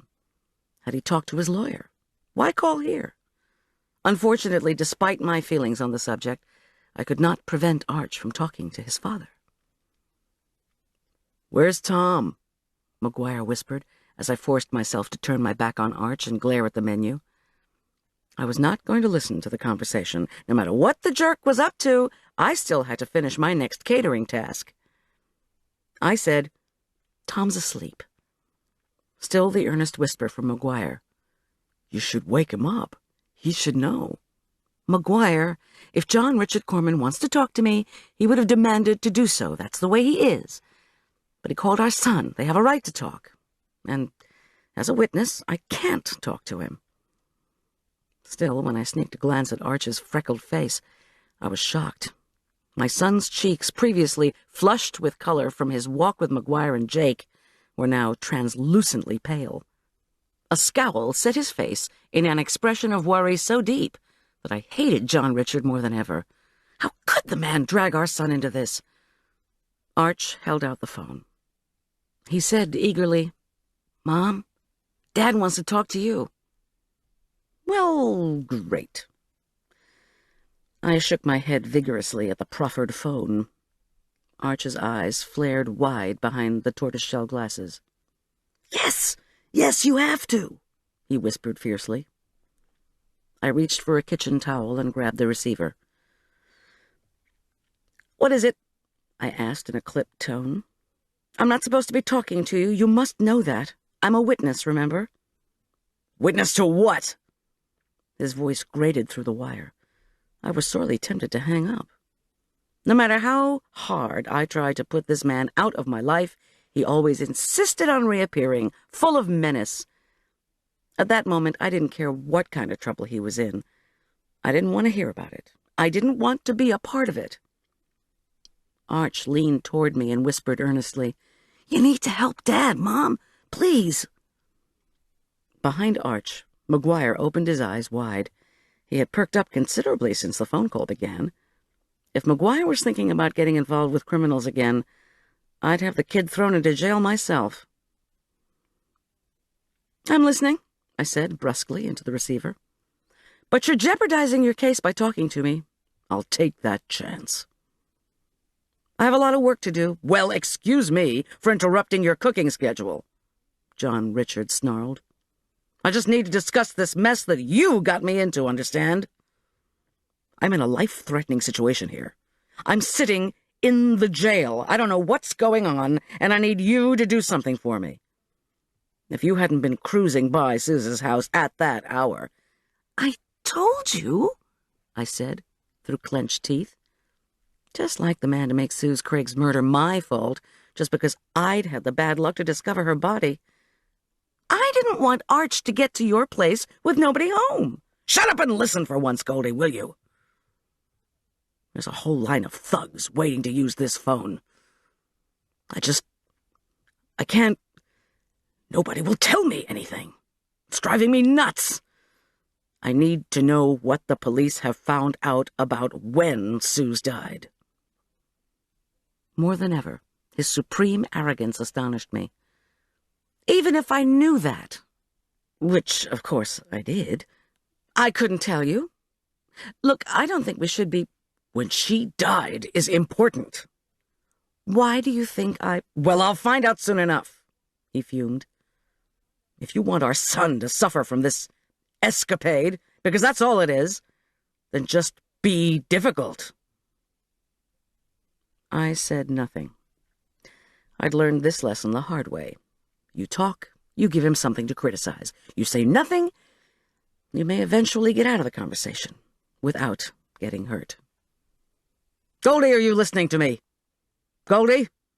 Or are you holding the phone away from your ear? I smiled at Arch and McGuire, who were both staring at me in consternation. I'm listening, I replied evenly. John Richard resumed his fake earnest tone. Look, it's just that if I could know the time of death right now, instead of having to wait for the damn lawyers to jaw about it, a lot of things could get cleared up. My attorney is hiring his own investigator, and he thinks if we get the right judge, there's a chance I'll be able to get out of here on Monday. Dream on, I thought. Actually, as I told Arch, 1 in a million chance. I'd heard of it exactly once. So in our state, that would make it 1 in 4 million point... What was our state's population? Did you hear what I said? My ex-husband yelled. Monday, I repeated. I glanced at the tuna fillets on the menu with lists of dishes I still had to prepare for this evening. Actually, I was running a bit ahead of schedule. No way I was telling him that, though. Okay, now listen up, the jerk continued, undaunted. I want you to use that morbid curiosity of yours to check on a few things. First, there's this nurse named Amy Bartholomew. Suze fired her. Now she's doing something with the new health food store, I think. Also, Suze had an unpleasant visit in July from Ralph Shelton. Do you remember him? She fired him, too. Plus, Suze had some kind of delicate material. Hey, stop! I interrupted him. Goosebumps ran over my skin. I can't do any of that.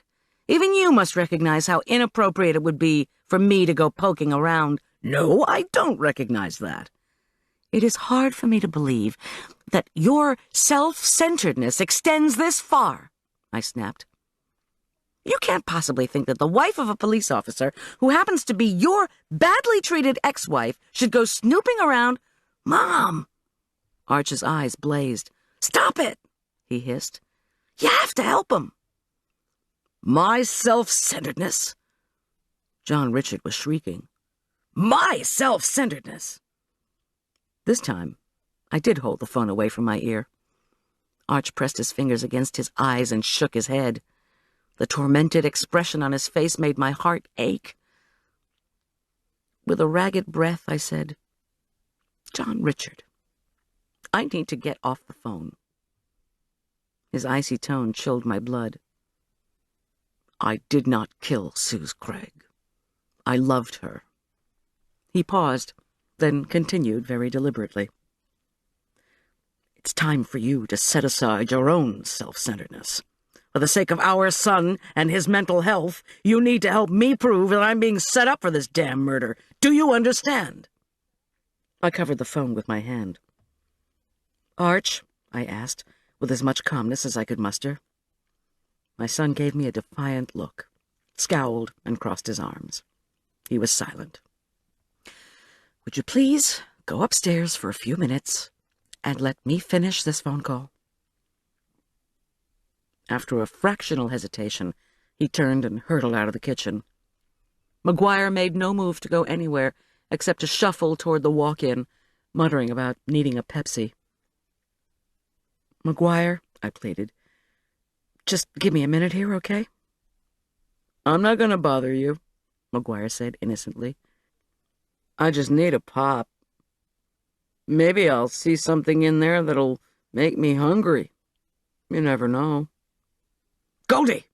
John Richard raged. "Could you let go of domestic life for a minute and listen to me? I did not commit this crime. I left Suze's house at 1 a.m. When I left, she was fine." "If you left her house at 1 and she was fine," I repeated calmly, "then tell that to your investigator. If you have done nothing wrong, then you have nothing to worry about." Then I hung up. "What's going on?" asked McGuire solicitously.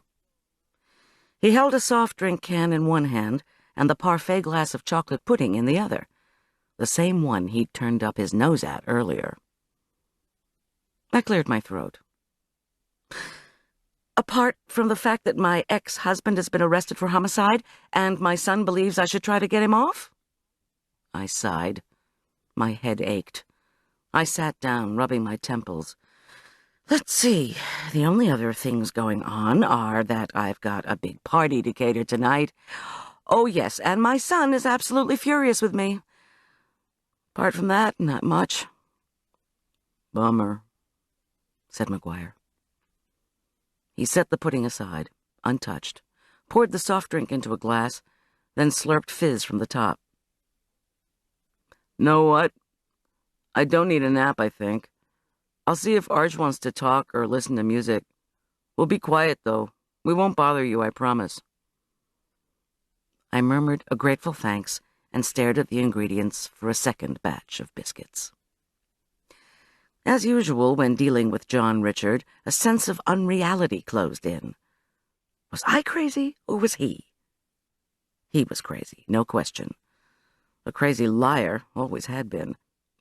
But then, and this had always puzzled me, how could he be so successful in the rest of his life, the part of his life that didn't involve me? He had a fantastic job, lots of money, and a steady stream of girlfriends. People liked him. Was it his looks? Well, that was part of it. And he was intelligent, no genius, but he could sound good and fake his way through the situations he knew nothing about. Add to that his great ability to talk and charm his way into people's hearts. And so far, he'd been able to lie and cheat his way out of the many, many messes he'd made. And he'd been able to keep the messes quiet. "I did not kill Suze Craig." "Yeah, sure." I again measured flour, baking powder, and salt into my food processor, scooped in smooth white vegetable shortening, and let the blade slice the mixture into tiny bits. "Then why were you bringing flowers over this morning? Why did she have a death grasp on your ID bracelet? Why are you trying to find out the time of death? So you can change your story?" I shuddered. I was not going to help him, no matter how manipulative he managed to be, no matter how much he dragged Arch into this. Poor Arch. I pulsed the processor and watched the blade bite through the ingredients. He wanted so much for me to help his father, but I couldn't. The man was evil. I dribbled in buttermilk until the dough clung together in a ball. I wanted to tell Arch that trying to follow one of his father's lies to get to the truth was futile. You get involved with John Richard, you get sucked into a vortex just like old Captain Ahab, and end up at the bottom of the ocean. As I scooped the silky dough out of the processor, my mind reverted to one of its common themes. How come the evil people in your life don't just die? How come the evil people in your life are able to kill smart, promising women like Suze Craig? Well, the rain falls on the just and the unjust. Then again, had Suze been so smart and promising? Had there perhaps been an evil side to Suze Craig, too? I thought of the rumors Marla had gathered about the dead woman. No, I chided myself. Don't get into this. So what if she fired Amy Bartholomew, the nurse who supposedly had gambling problems? So what if she fired Ralph Shelton? I preheated the oven and rolled out the biscuit dough into a soft, rectangular pillow. Suze, after all, was a boss-type person, and a boss-type person sometimes had to fire people. As sole proprietor of my business, I was thankful I'd never had to perform that particular function myself. I brandished the puck-size biscuit cutter I'd finally found at a baking supply store and cut the dough into circles. Then I arrayed them carefully on a cookie sheet. I was not going to get dragged into this. Suze had an unpleasant visit in July from Ralph Shelton. Do you remember him? John Richard's sarcastic voice echoed in my thoughts. Of course I remembered Ralph Shelton, the doctor, the hockey fan extraordinaire. We used to be friends.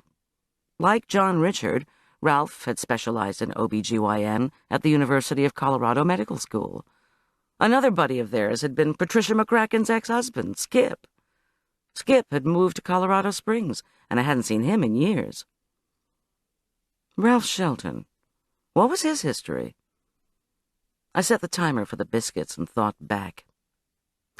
Ralph had divorced his first wife, a petite, very erudite teacher, and over her pained objections obtained sole custody of their daughter, Jill, who was Arch's age. Problem was, Ralph hadn't been able to take care of Jill when he'd gone on business trips, had late meetings, or had to deliver a baby. So he'd turned to me to take care of his daughter, over and over and over. Meanwhile, Jill's own mother was desperate to have the girl down in her new place in Albuquerque.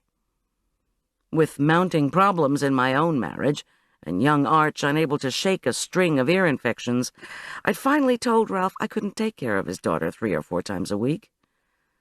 Combined with my separation from John Richard, this had meant the end of the friendship with Ralph Shelton, unfortunately. The worst part was that Ralph had finally sent his daughter to live with her mother in New Mexico. Arch and I had missed Jill terribly. She'd been a fun-loving child, with such an infectious laugh that our house had felt empty for weeks after she moved away. The timer beeped. I slapped the cookie sheet out of the oven with an over-enthusiastic bang, then rolled and cut out another batch of biscuits. I stared at the cutter in my hand. I'd been so proud of myself for finding the cutter. When the biscuits were baked, they were the exact dimensions of a hockey puck. Perfect for tonight's party. Ralph's a big hockey fan, Marla had told me. No kidding. Back in the medical school days, the only way Ralph Shelton could relieve his academic anxiety was to go to hockey games at McNichols Arena, where he'd bought lifetime season tickets for our ill-fated first NHL team, the Colorado Rockies.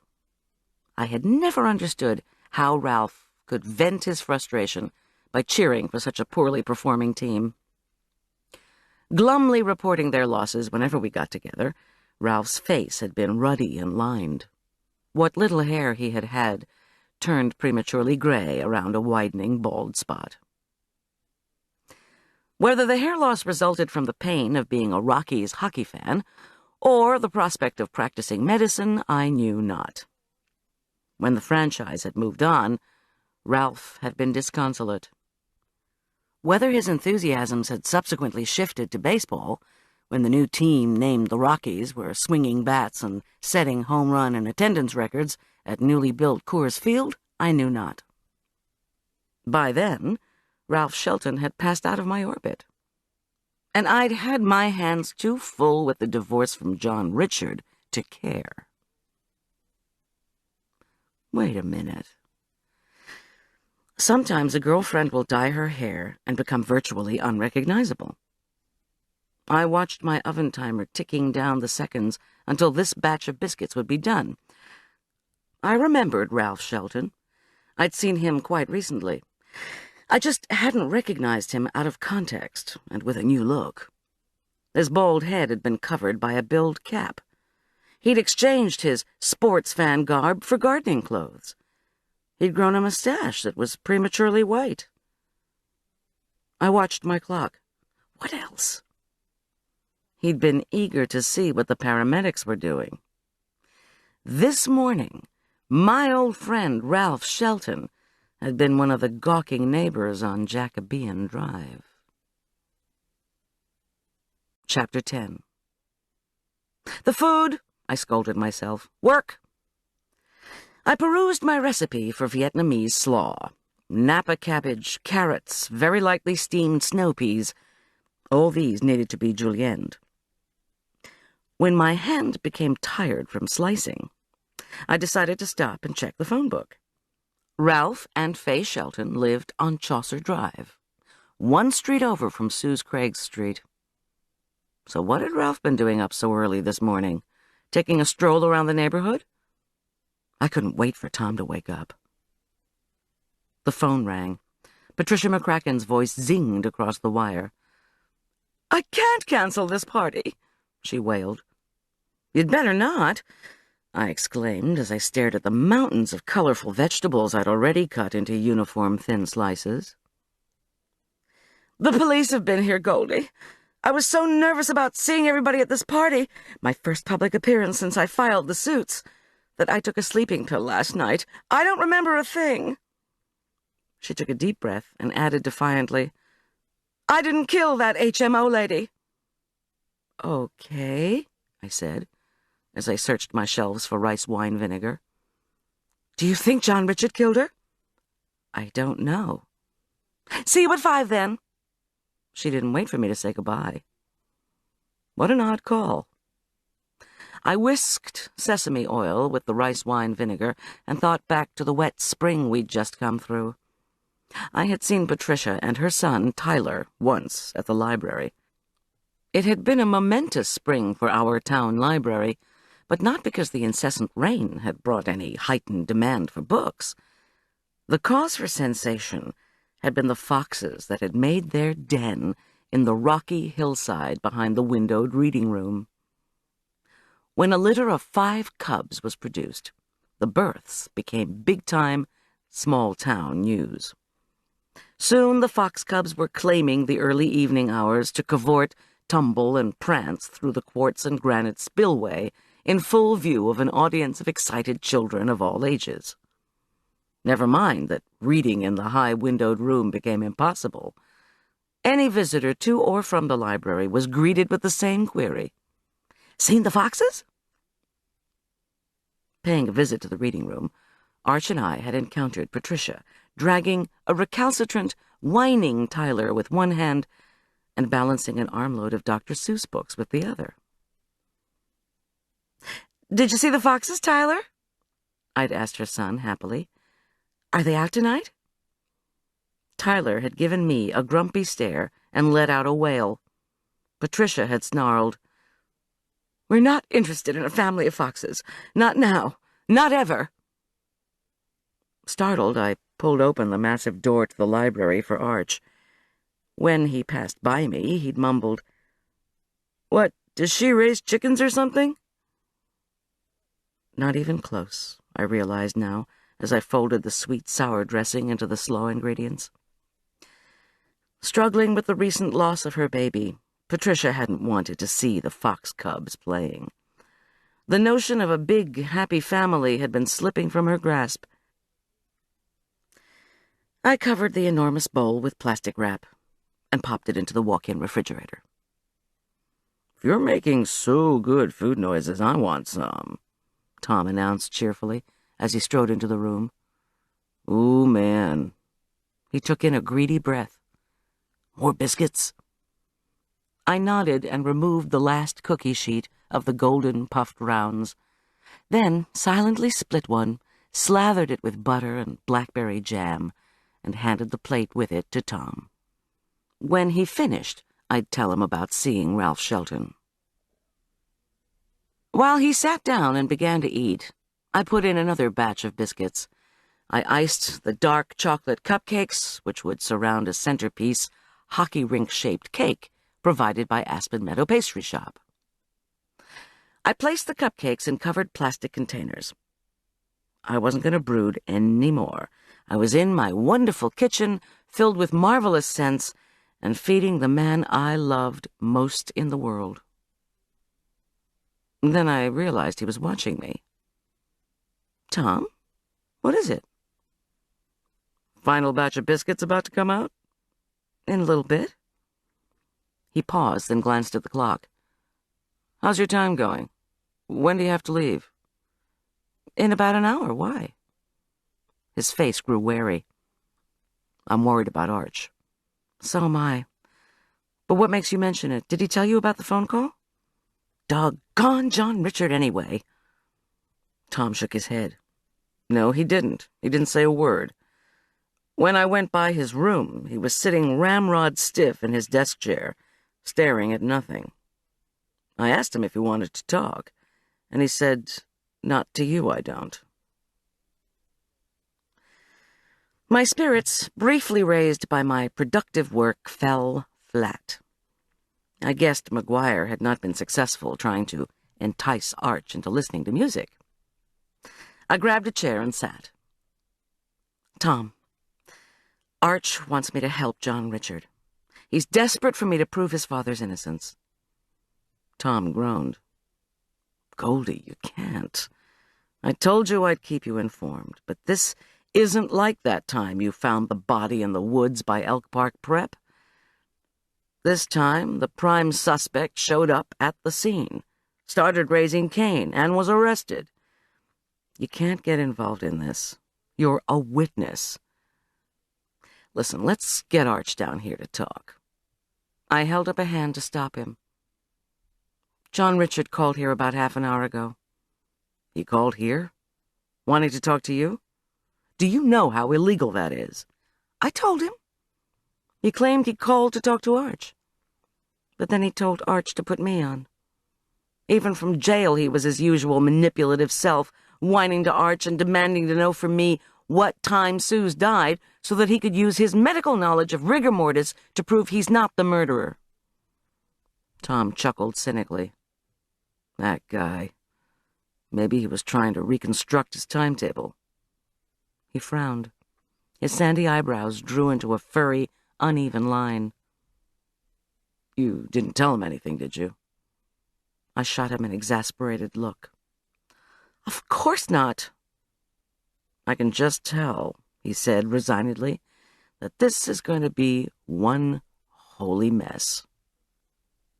"Listen, Tom, remember when I told you about a doctor Suze had supposedly fired? One named Ralph Shelton? What I didn't tell you was about John Richards and my history with him." Briefly, I summarized how we'd all known one another years ago, when Arch was small. "Anyway," I said, "Ralph's a tall, bald fellow with a white mustache. I know he was one of those guys I shooed away from the ditch this morning. I didn't recognize him because he looked so different with a cap on his head. Plus, his hair used to be gray, not white, and he didn't have a mustache." Tom narrowed his eyes. "You're kidding." "I'm not.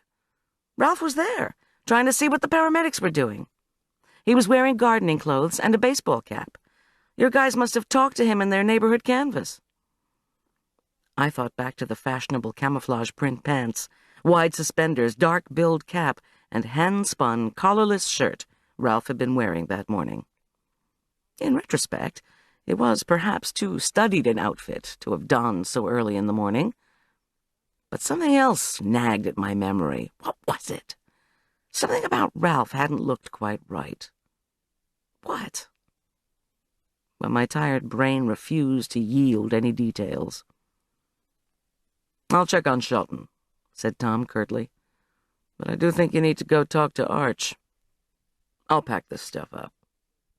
"The last time you packed my stuff, I had to make risotto from scratch for a 4th of July party. As I recall, you thought it would be funny to substitute ingredients on me, so I wouldn't go snooping around in a suspect's house." He stood and rinsed his dish. "I thought," he said, without missing a beat, "that I would be keeping you out of trouble by making you do extra work that time, Miss G. Besides, I apologized, and you forgave me. No fair hassling me about it now." He reached into the pantry for several of the large cardboard boxes I used for carting food. I walked up the stairs, thinking. Shower, change, call Marla. All these I had to do before leaving. Plus, talk to Arch, get him smoothed out on his father being thrown into jail under suspicion of committing a brutal murder. Sure. My son sat slumped in his desk chair. His lank brown hair was uncombed. His glasses perched halfway down his nose. Julian's cast-off T-shirt hung on his motionless body. I longed to hug him tightly, the way I had when he was small, and I'd always been able to comfort him. "Arch, hon, please, let's talk." "About what?" His voice was toneless. "May I come in?" His eyes didn't leave the pile of magazines on his desk. He shrugged. "I thought you had a party to do." "Arch, please, I'm worried about you." "Yeah, well, I'm worried about Dad." He whirled and faced me, his brown eyes ablaze. "You just don't care, do you?" I sat on the bed. Honesty was the best policy. "You know how when you leave your homework in your room, I don't snatch it up and go running to school to bail you out? It's called being responsible for your actions." "Oh, Mom," he yelled, his tone disgusted. He glared at me. "Don't treat me like a baby. Just don't start, okay?" "No, then," I said frankly. "I don't care about your father. I only care about you." "If you cared about me," he shot back fiercely, "you'd be willing to at least think about whether he did this murder or not. Dad isn't lying." "Did he tell you that he hit Suze the way he used to hit me?" "He admitted that to Tom and me, you know. That was one of the reasons Tom arrested him this morning. I'm just telling you the truth here, Arch. I'm sorry if the facts are so painful. I don't mean to hurt you." He pushed abruptly out of his chair. I need to go check some things out." "What things?" "There's a nurse who runs a health food store. Don't you even think about doing your father's investigative errands, young man. His lawyer will hire an investigator on Monday." "So now you're going to say I can't go to the health food store?" "What are you planning on doing there?" "I don't know yet." He stood in front of the mirror and frowned at himself. Apparently, going to the health food store did not warrant clothes changing or hair combing. "Don't worry, Mom." His voice carried a hint of conciliation. "I'll get McGuire to go with me." "He's asleep," I said, hoping this was true. I hadn't heard a peep out of McGuire since he'd shuffled out of the kitchen carrying his soft drink. "I'll wake him up. It'll be good for him to walk again anyway." "He'll pass out." "Mom."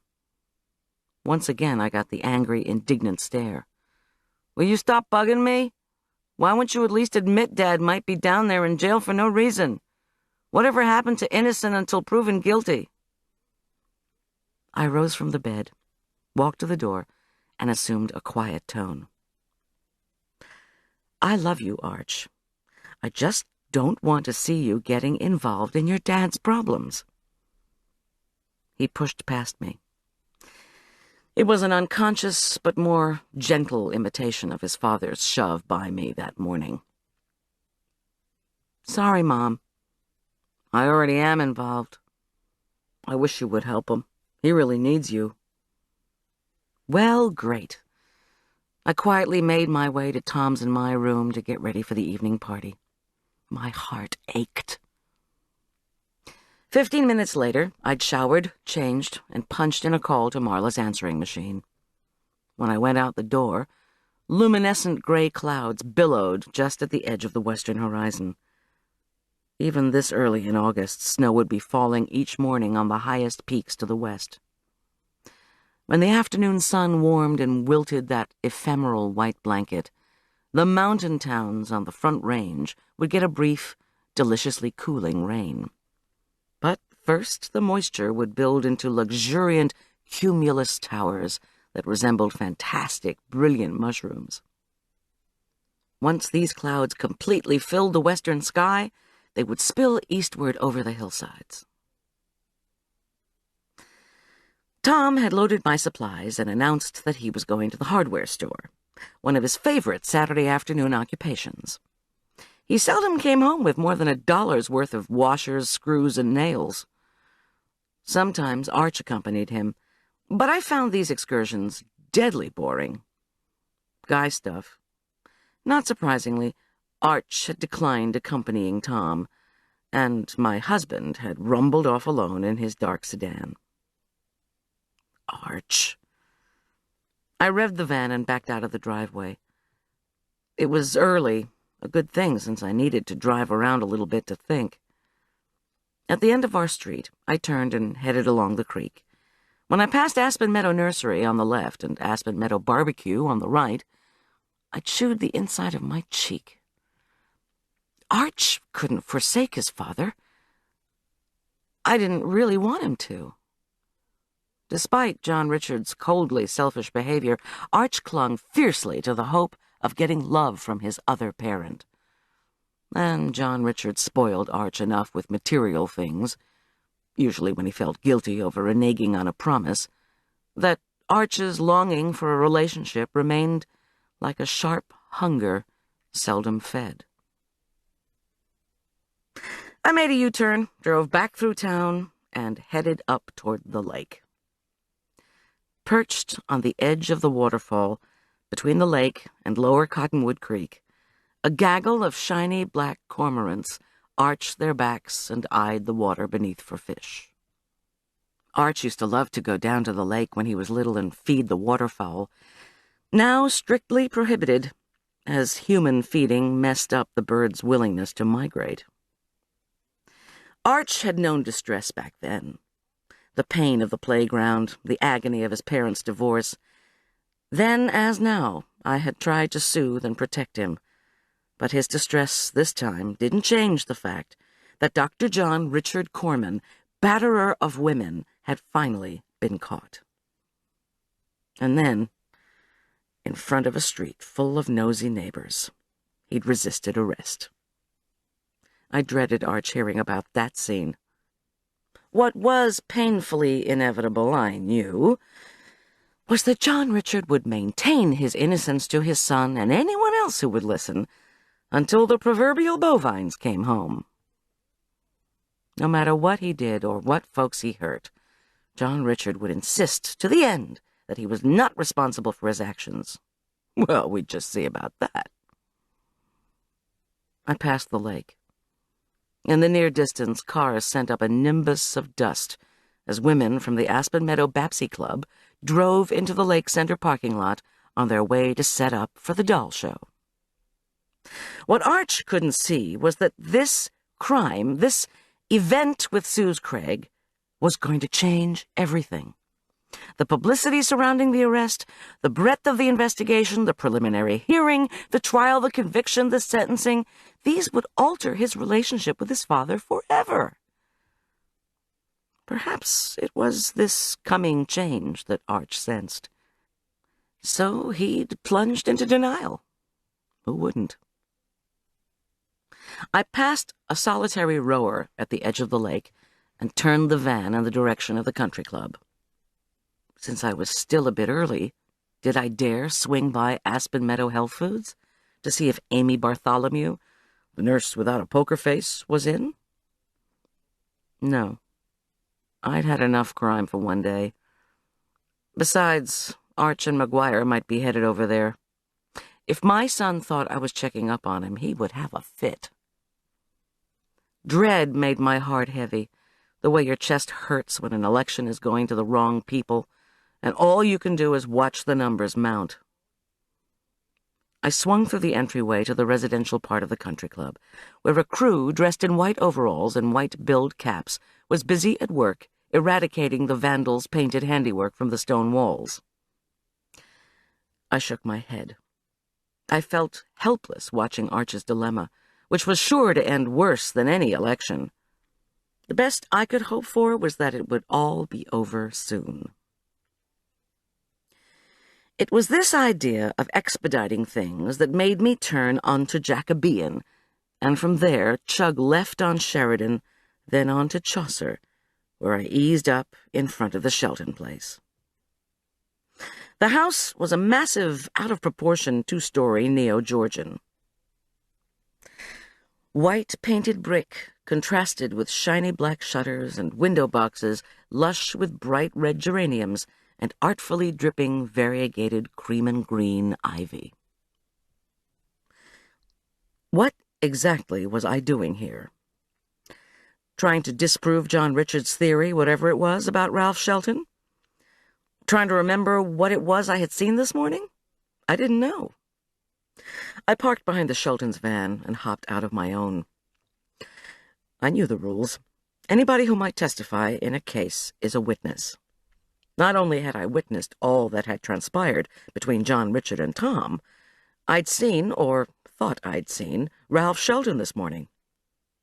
If I ever had to testify, I didn't want to think about how I could be challenged because of the contact I was now making with Ralph. I also tried not to think about how upset Tom would be with me for making this little sleuthing side trip. Apart from this morning, how long had it been since I'd talked to Ralph? Too long. I'd last seen his daughter as a 4-year-old. Now Jill was a teenager, like Arch. I rapped hard on the elaborate, gleaming brass knocker. Of course, Ralph probably wouldn't even be home. Saturday afternoon on a gorgeous Colorado summer day, he was probably out playing golf. But he was not on the fairway. Even before the doorbell stopped dunging 3 blind mice, tall, white-mustached Ralph answered the door. He had changed from the gardening clothes to a collarless navy shirt and faded blue jeans. Calvin Klein at home. "What is it?" He stared at me with eyes that seemed to be made of yellow glass. "Ralph!" I exclaimed brightly. "Ralph, don't you remember me? I used to take care of Jill about 10 years ago." He pulled himself up. "I am Dr. Shelton." "Always. Is your first name Doctor?" I smiled. "Ralph, it's Goldy Korman, now Goldy Schulz. Don't you remember me from all those years ago? I'm a caterer now." He squinted and cleared his throat. "Goldy?" We saw each other in front of Suze Craig's house when the police were there this morning, don't you recall? Over on Jacobean. I didn't recognize you either. And then I remembered. After all we'd been through together way back when. But I couldn't come up with a last-minute lie to push myself into a conversation with this man. Instead, I stared mutely at the right side of his face, where there was a square, expertly cut gauze bandage. I saw again what I'd seen this morning. Just at the upper end of the bandage, under the clear tape, were the beginnings, just the very beginnings, of 4 vertical gash marks. The kind of scratches that could be made by a woman's nails when she was fighting you off. Chapter 11. "Forgive me, it's been such a trying day." Ralph's unctuous tone made me even more uneasy. I never would have known. And this morning when you were ordering people around, you seemed so distraught. He tilted his bald head and closed his amber eyes, as if struggling to recall the events. Then he shook his head.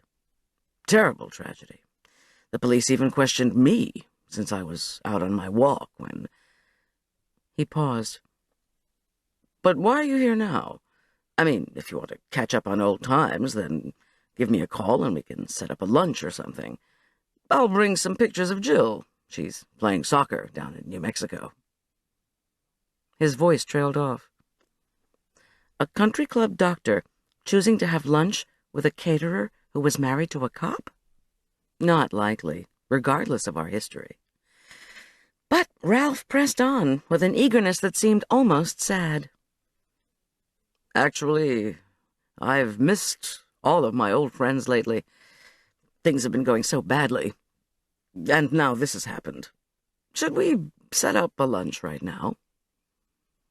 His hand went nervously to the top button of his shirt. That would be a terrific idea. Oh, well, actually, I can't make any appointments now. I'm looking for the McCracken's house. It was lame, but it had to do. Do you know Clark and Patricia McCracken? Remember, Patricia used to be married to Skip all those years ago. He squinted skeptically, and I rushed on. I'm catering a Stanley Cup celebration there tonight, at the McCrackens, and I just can't remember exactly where they live. And then I remembered you were such a big hockey fan. But he had already held up a hand for me to wait. I fell silent as his tall form disappeared down a hallway whose walls were bathed in a vertigo-inducing print of floating cabbage roses. Beyond, I glimpsed a country kitchen with frilly curtains and gleaming copper. I wondered if Ralph had found another job after being fired by ACMO. If he hadn't, I doubted he'd be able to keep up life in his old income bracket. 22 Markham, he said pleasantly as he returned, waving an engraved invitation. Then he regarded me. I'm going over there in just a little bit myself. We've remained friends in spite of everything. It's amazing that well, the guests are all going to skate, get another dose of cup fever. Sound good? But how could you cater at a house you haven't visited? I was ready for this one. Do it all the time. Actually, I thought I knew where the McCracken's place was, but after this morning, my life seems to have turned upside down. I stared helplessly into his yellow eyes, so much like those of a cat. It's just been a nightmare. He grinned sympathetically. Yes, well, I'll just see you over at the McCracken's place. I leaned against the doorframe. Ralph, can you just show me how to get to Markham, please? I'm feeling extremely disoriented. With obvious reluctance, he walked outside and gestured at Chaucer, where, as I well knew, I needed to take 2 rights and then a left to get to the McCracken's place. He turned and again squinted. My forlorn expression must have finally ignited a spark of curiosity, for before going into his house, he hesitated. How did you happen to come upon Sue's Craig, in the ditch?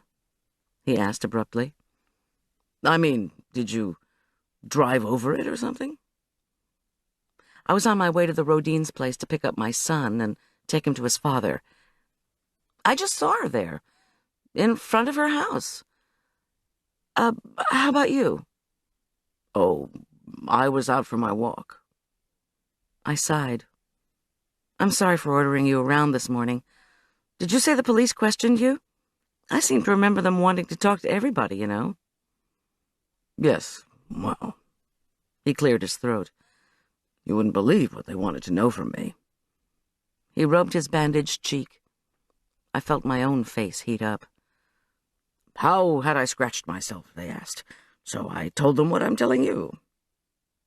I didn't like the tone of his voice. Did it mask hostility, or was I imagining things? Our cat doesn't like to go to the veterinarians. She scratched me when I tried to put her into the cage.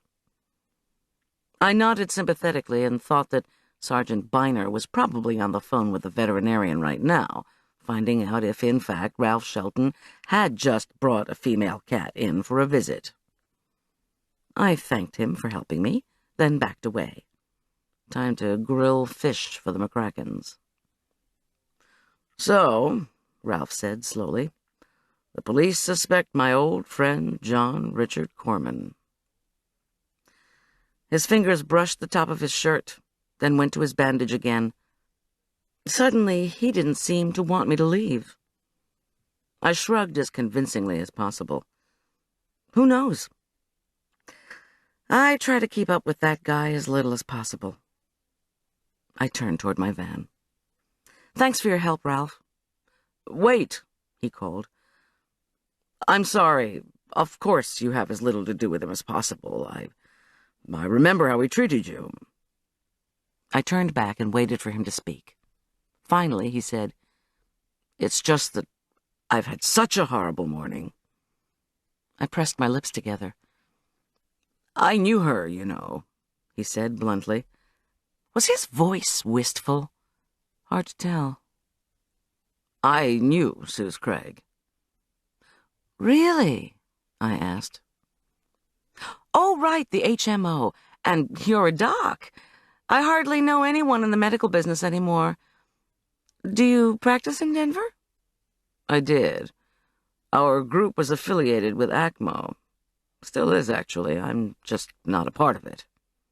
He heaved a sigh. "I'll see you at the party later. Sure you know where you're going?" Before I could answer, however, he said, "Goodbye." Then he closed the door. Well, doggone. Ralph was in some kind of pain, no question, and it wasn't just from cat scratches. I gave the brass knocker one last glance and walked back to my vehicle, in case he was watching through a window, and hightailed it over to the McCracken's place. Within 5 minutes, I'd eased up to the curb in front of a tall, wooden house that had been stained a bilious purple, with shutters painted a dull maroon. They should have photographed this place for a National Hockey League advertisement. Avalanche flags hung from the lampposts along the walk. Oversized Avalanche banners were draped from each upstairs window. The place looked like a sporting goods store. When I drove into the McCracken's driveway, though, I was prevented from pulling up to the back entrance. A rope had been put up around a large, rectangular paved area that had been marked with bright white lines to resemble a hockey rink. I couldn't imagine what my tires would do to all those brilliant chalky lines if I drove over them. I dreaded contemplating how I was going to unload, much less serve. Clark McCracken, a long-legged fellow with a thin, sweating red face and lots of sweat-streaked brown hair, flapped his arms maniacally as he came loping down the drive toward me. He was wearing a maroon Avalanche jersey, shiny maroon shorts, and stiff, bulky knee pads that made his gait resemble the canter of a crippled racehorse. No question, this man was ready for the end-of-the-driveway game. There was also no question that he wasn't ready for my van to ruin all his chalk marks. I sighed. Unloading 100 pounds of supplies anywhere near the shortest route to the kitchen was going to be impossible. I rolled down the window and resolved to stay pleasant. "Need you to park." Out of breath, Clark wobbled stilt-like. I certainly hoped he wasn't participating for more than 5 minutes in today's face-off, or whatever the hockey equivalent of a scrimmage is. "Park behind the line," he blurted out as he pointed to the closest chalk stripe. He pressed his hair against the sides of his head and gasped. "Then you can walk down with the beer and food to where we'll be playing, with a tray or something."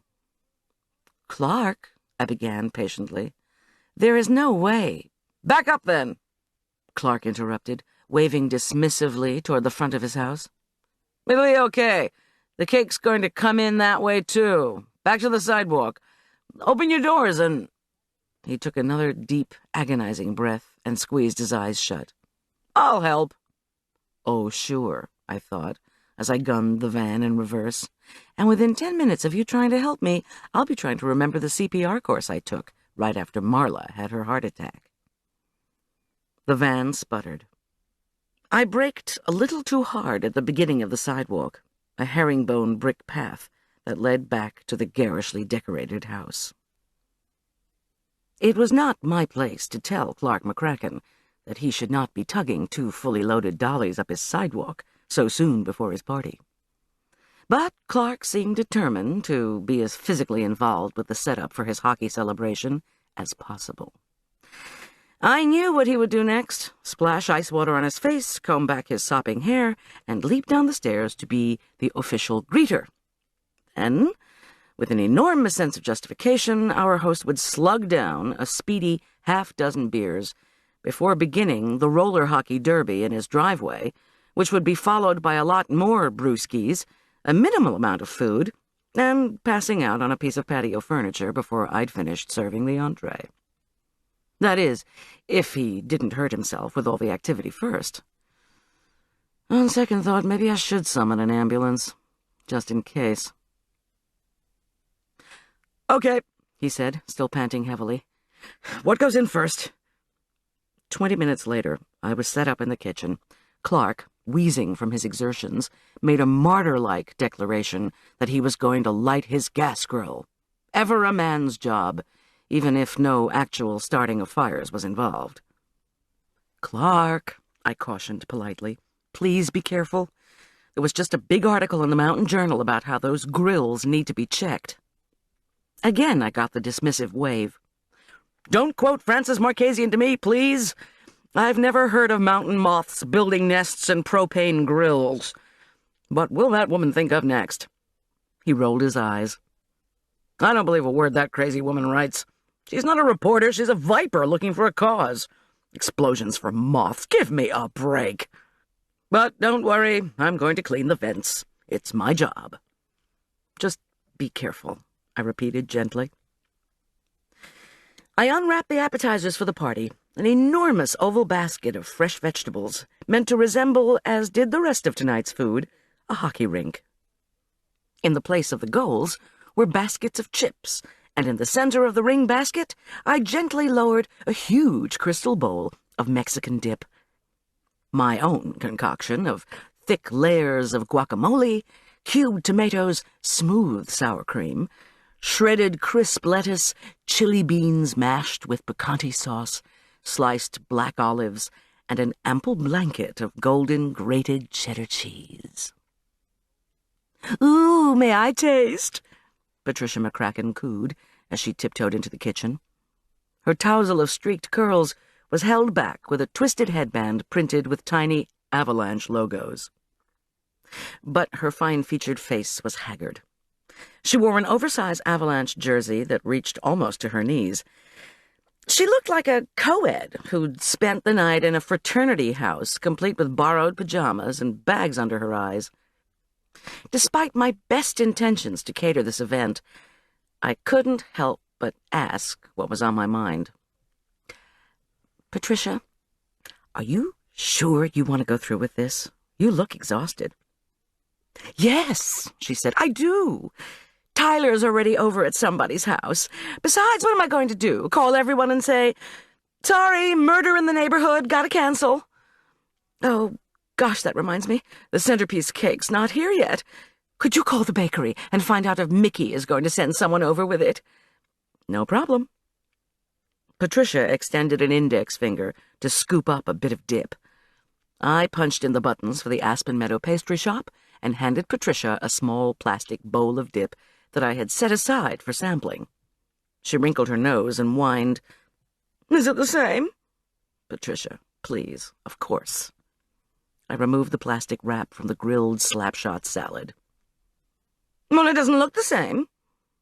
She shoveled a pile of dip onto one chip and popped it into her mouth. "Aspen Meadow Pastry Shop," announced Mickey Ewell, in the sad, gruff voice I recognized so well. "Mickey, hi, it's Goldy Schulz. I'm over at the McCracken's place, and she's waiting for her cake. Can I tell her it's on the way?" Mickey sighed. Brandon always insists on helping out with my Saturday deliveries. But now they've had some kind of crisis down at his office. And my other guy's sick, so all those Saturday afternoon deliveries have been delayed. I held my breath. Brandon Ewell, head of human resources at ACMO, was already being questioned? By whom? The police? His Minneapolis head office? We really need somebody to bring the cake over, I implored. Yeah, okay. That's what I was going to tell you. Brandon came in late. He's out on his rounds now and should be there any minute. And say, great fudge, Goldie. Brandon brought me some made from your recipe. Come by and see me sometime. I want you to try out my new cinnamon rolls. They're bigger than the other guy used to make them. I thanked him, hung up, and unwrapped the biscuits. To Patricia, I said, the cake's on its way. Using 2 chips, Patricia scooped up another precariously balanced load of dip from the plastic bowl. "Mmm," she exclaimed, as she delicately wiped an errant glop of sour cream from the side of her mouth. My words registered, and she gave me a puzzled look. The cake is on its way? So are my guests! We're starting the hockey game earlier than we'd planned in case we need overtime. Her voice was full of panic. Patricia, are you sure you're okay? No, I'm not okay, thank you very much.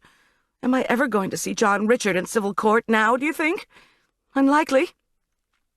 I sold my car to pay my lawyer's retainer. Your ex-husband is sucking me down a drain. She sounded very bitter. Captain Ahab, I thought again, and cocked an ear toward the hallway. I think either the cake or some of your guests might be arriving. I loved catering. Occasionally, though, while placating a nervous hostess, I ended up burning the butter or committing some other faux pas culinaire. I wanted her to leave the kitchen, but I didn't want to hurt her feelings. Clark can greet the guests, she rejoined excitedly. I want to talk about what happened this morning. What did you see? Were you in on the... Mercifully, she was interrupted by dark-haired, handsome Brandon Ewell. Banging through the kitchen door, Brandon balanced an enormous white box on his outstretched arms. The cake. I motioned to the kitchen island, and he expertly slid the box to safety. With his eyes twinkling, Brandon swept his long hair off his forehead. Of medium height and slightly but appealingly chubby, he wore a loose yellow Oxford cloth shirt with no tie, khaki pants, and loosely tied brown leather boat shoes. He was good-looking and single, although somewhat too young for Marla, much to her chagrin. With a flourish, he opened the top of the cardboard box. "Oh, Brandon, it's super," I said admiringly. The rink-shaped cake was actually made of 2 thick layers of ice cream, topped with a thin layer of yellow cake. Mickey had icing painted all the right red and blue lines and the Avalanche logo. He'd even placed tiny plastic hockey players at various places and miniature goals at each end. The cupcakes will look perfect surrounding it. Let's get it into the freezer. Patricia was staring at Brandon. Don't you work for ACMO? She demanded suspiciously. He reddened.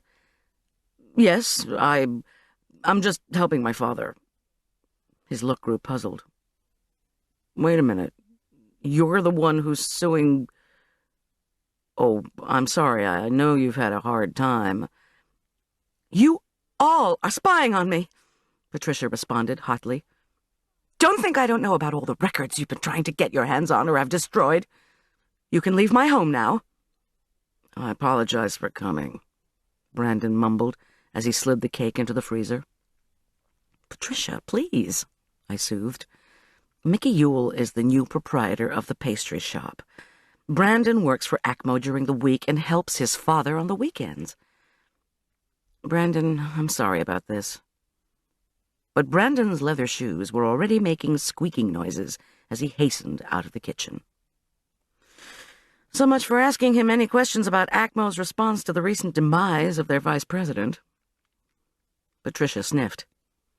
If I'd known the pastry shop guy was related to an ACMO guy, I would have had you make the centerpiece cake.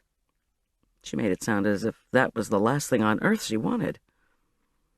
One of the guests, a slender, energetic woman with curly black hair, crashed into the kitchen. Her blue eyes shone with anticipation as she hurtled toward us. "Listen, Goldy, what's the real dirt on your husband?" Two more women crowded in behind her, whispering and staring at me avidly. Oh, brother. Every bone in my jaw ached from being clenched. I leaned against the refrigerator and glanced longingly at the fish fillets. Should I pretend I didn't know what was going on? With my husband? Actually, ladies, my husband is a cop who spent the afternoon running errands. That is, after he arrested my ex-husband. Out, out, out, Patricia commanded with surprising authority. To my relief, her noisy friends backed out of the kitchen. And it's her ex-husband. I could hear a muffled whine. But we want to hear about... The door closed on them. Your poor son, Patricia said, suddenly remorseful. He must be in agony. And how embarrassing it'll be when his friends start talking about all this. I'm so glad Tyler's not here. I certainly don't want him asking questions. Keep right on with your work, Goldie. I'm staying with you until Clark starts the hockey game. You need protection from those busybodies. Of course she was right. So was Marla. I should have worn a shirt that said, I don't know anything. It's ACMO, Patricia said it dismissively, as I steadfastly organized my supplies. She munched another dip-loaded chip reflectively. You ever try to talk to somebody on the phone there? ACMO reminds me of a church I went to once. Everybody hates everybody. The institution doesn't function, and it's everybody else's fault. The more you try to replace people, the worse it gets. Better to just burn the place down and start over. What do you mean? You know what they did to me, she said. Actually, I had never asked for the litany of volleys in Patricia's negligence lawsuit against ACMO. I knew she had lost her baby. I was not so interested that I had to hear all the details of the legal battle. Nor did I want to. You heard ACMO canned Ralph, of course, she continued, conspiratorially. He'll be here tonight, poor thing. I did hear he had been fired. I could sound as sympathetic as the next person. Did Ralph find a new job? She nodded. He was lucky to get something with another HMO, but it's in administration.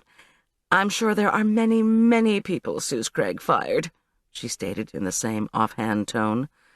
But two in Aspen Meadow, please. We should get federal funds. She lifted another chip as she raised an eyebrow. The other person she fired is Amy Bartholomew? So you know about Amy? Yes, the woman's a real healer, Goldie. Amy's the one who told me to have this party. Sue's lost a gem in her. But Amy sees people at her health food store now. I don't believe she ever supported 6 slot machines in Central City, the way they said. I placed the biscuits on a buttered cookie sheet and covered them with foil to reheat later. Well, I said hopefully, the police are bound to sort it out. Maybe you'd like to check on your guests? Unfortunately, Patricia still seemed to be in no hurry to leave. So, are they going to put your husband on the case? The investigator? That would be something, wouldn't it? I can't imagine. No, Patricia. I peered out the window that overlooked the driveway. The male guests had divided themselves into 2 teams, one wearing T-shirts, the other not. A half-dozen men sat on the wooden retaining wall, strapping on inline skates, while another 3, helmeted, padded, bare-chested, were taking tentative gliding turns around the drive. Their faces were hostile, and they appeared to be yelling. Hurling insults at each other already? Do you have a doctor around? I mean, just in case there's a problem with the hockey game outside? Alarmed, Patricia stepped up to the window beside me. "Oh, for crying out loud, they've started?" "Uh-oh, there's Drew Herbert. He's got the logo of the Detroit Red Wings tattooed on his chest." She rapped on the glass. No one outside paid the slightest attention. "Who is—" One of the skaters took a spill, and Patricia yelped. "Oh, Clark's going to get us sued." With this, she rushed out of the room.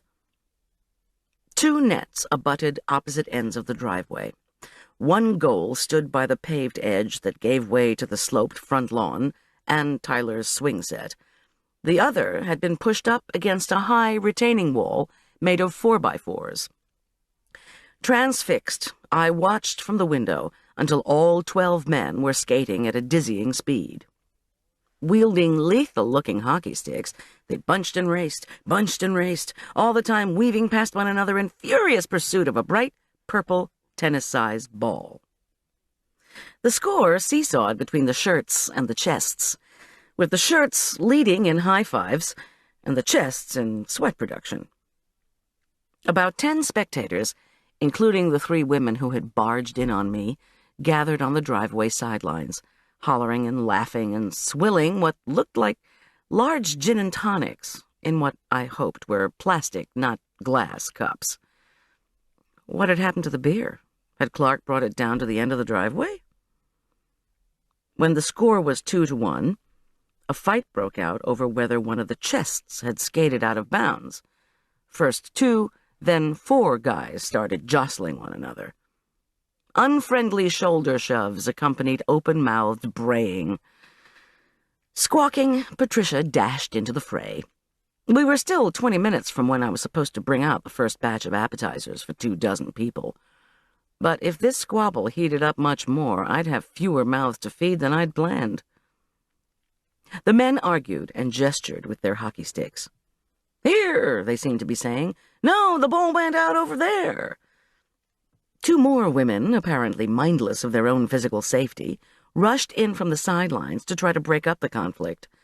Patricia stabbed a finger accusingly in her husband's face, while another woman decided her husband needed to have his red face sloshed with gin and tonic.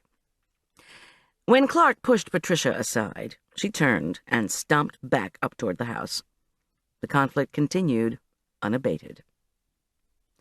2 men popped each other on opposite shoulders while skating sideways and trying to keep their balance. Then, one of the shirts unstrapped his helmet and snapped it upward, smacking it into the nose of his opponent in the melee. The man flailed backward, then did a belly flop forward on the blacktop. The battle ceased briefly while the injured man lay flapping his arms and legs.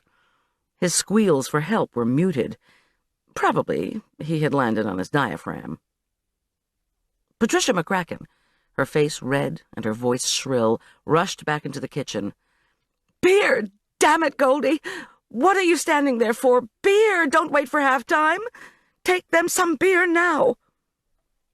I mumbled something about a medic being a better idea than a bartender, but scrambled obediently around the kitchen, where I quickly filled a styrofoam cooler with 3 six-packs and a shower of ice. Beer didn't seem a very good idea to me, especially on top of all those gin and tonics. Still, my contract did not include ground cleanup, if it came to that.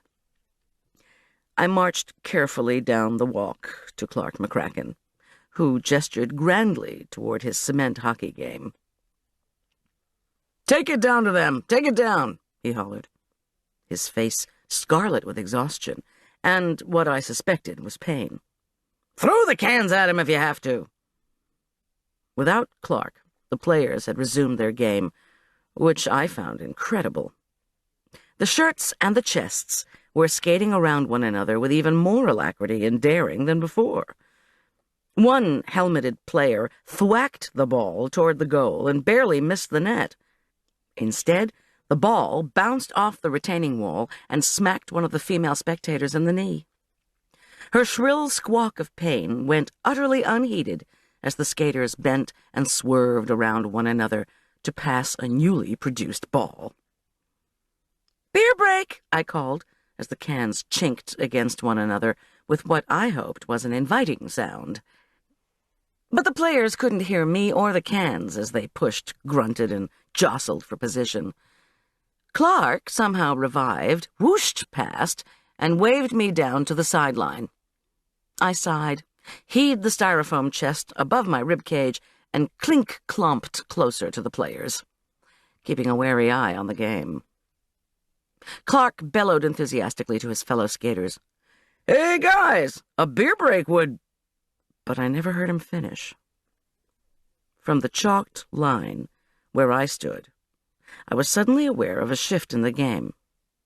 Like a tornado that had changed direction without warning, a gaggle of sweating skaters loomed. Charging out of the crowd came Ralph Shelton, hell-bent in my direction. I dropped the beers. The styrofoam chest landed on my feet. Spilling ice filled the air as Ralph Shelton slammed into my stationary, unhelmeted, unpadded body. As he hit me, the look on his bandaged face was a determined, angry grimace, as if he had every intention of killing me. Chapter 12. There was apparently a shortage of doctors. In any event, no one stepped up to offer me help. I lay on the pavement 1 second, 2 seconds, 3. My eyes felt permanently crossed. As far as I could determine, everyone seemed to be clustered around Ralph Shelton. I gasped, but couldn't bring any air in. The wind was gone from my body. Blood dripped from my forehead. Finally, some people moved toward me. Their mouths chattered incomprehensibly. "Move," I told myself. "Get up." But I didn't. I couldn't. I groaned and lifted one shoulder. Pain pierced my stomach and shot up my legs. My calves had been gashed by Ralph's inline skates. Even more agonizing was my head, which throbbed unremittingly. As I speechlessly eyed the gaggle now gawking down at me, I was convinced that the cement had cracked my skull. Perhaps I had a concussion. Perhaps my brains were leaking out. Well, I had agreed to cater to a group of hockey fans. I probably didn't have any brains left to leak. "Goldie?" A strange woman's voice accused me from far away. "Why did you drop the beer?" I closed my eyes. When I opened them again, I was sitting in a gleaming blue-and-white bathroom. I had a vague recollection of someone lifting me and then placing me into this space. I studied my surroundings. Thinly striped blue porcelain tiles covered the floor, ran up the walls, surrounded the tub. Someone had wiped off my legs, arms, and face. The room swam. This was a nightmare, and I was dinner on a Staffordshire plate. "I won't be much longer," came a comforting voice from the vicinity of the sink. Water was running. I risked eyeing the sink area. The plump woman who stood beside me was of medium height. Her strawberry blonde hair shone. In the mirror, I could see she had a kindly face. Actually, 2 kindly faces. I groaned and closed my eyes. An impatient, distressed voice spoke from the doorway. "Lucky you're coming round, Goldie." My heart sank. Patricia. This was a bad dream. "We're starting on that vegetable basket you put out. Are you all right now? My husband can't put the fish on the grill until you're ready." "Ready for what?" I muttered, as the kindly red-haired lady smeared a gold-colored jelly on my forehead. The jelly looked like Vaseline and smelled like something you'd get in a Navajo gift shop. "What are you doing?" I asked uneasily, even as the comforting warmth of the salve magically removed the throbbing in my head.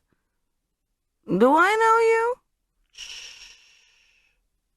The woman smoothed more salve on my right arm.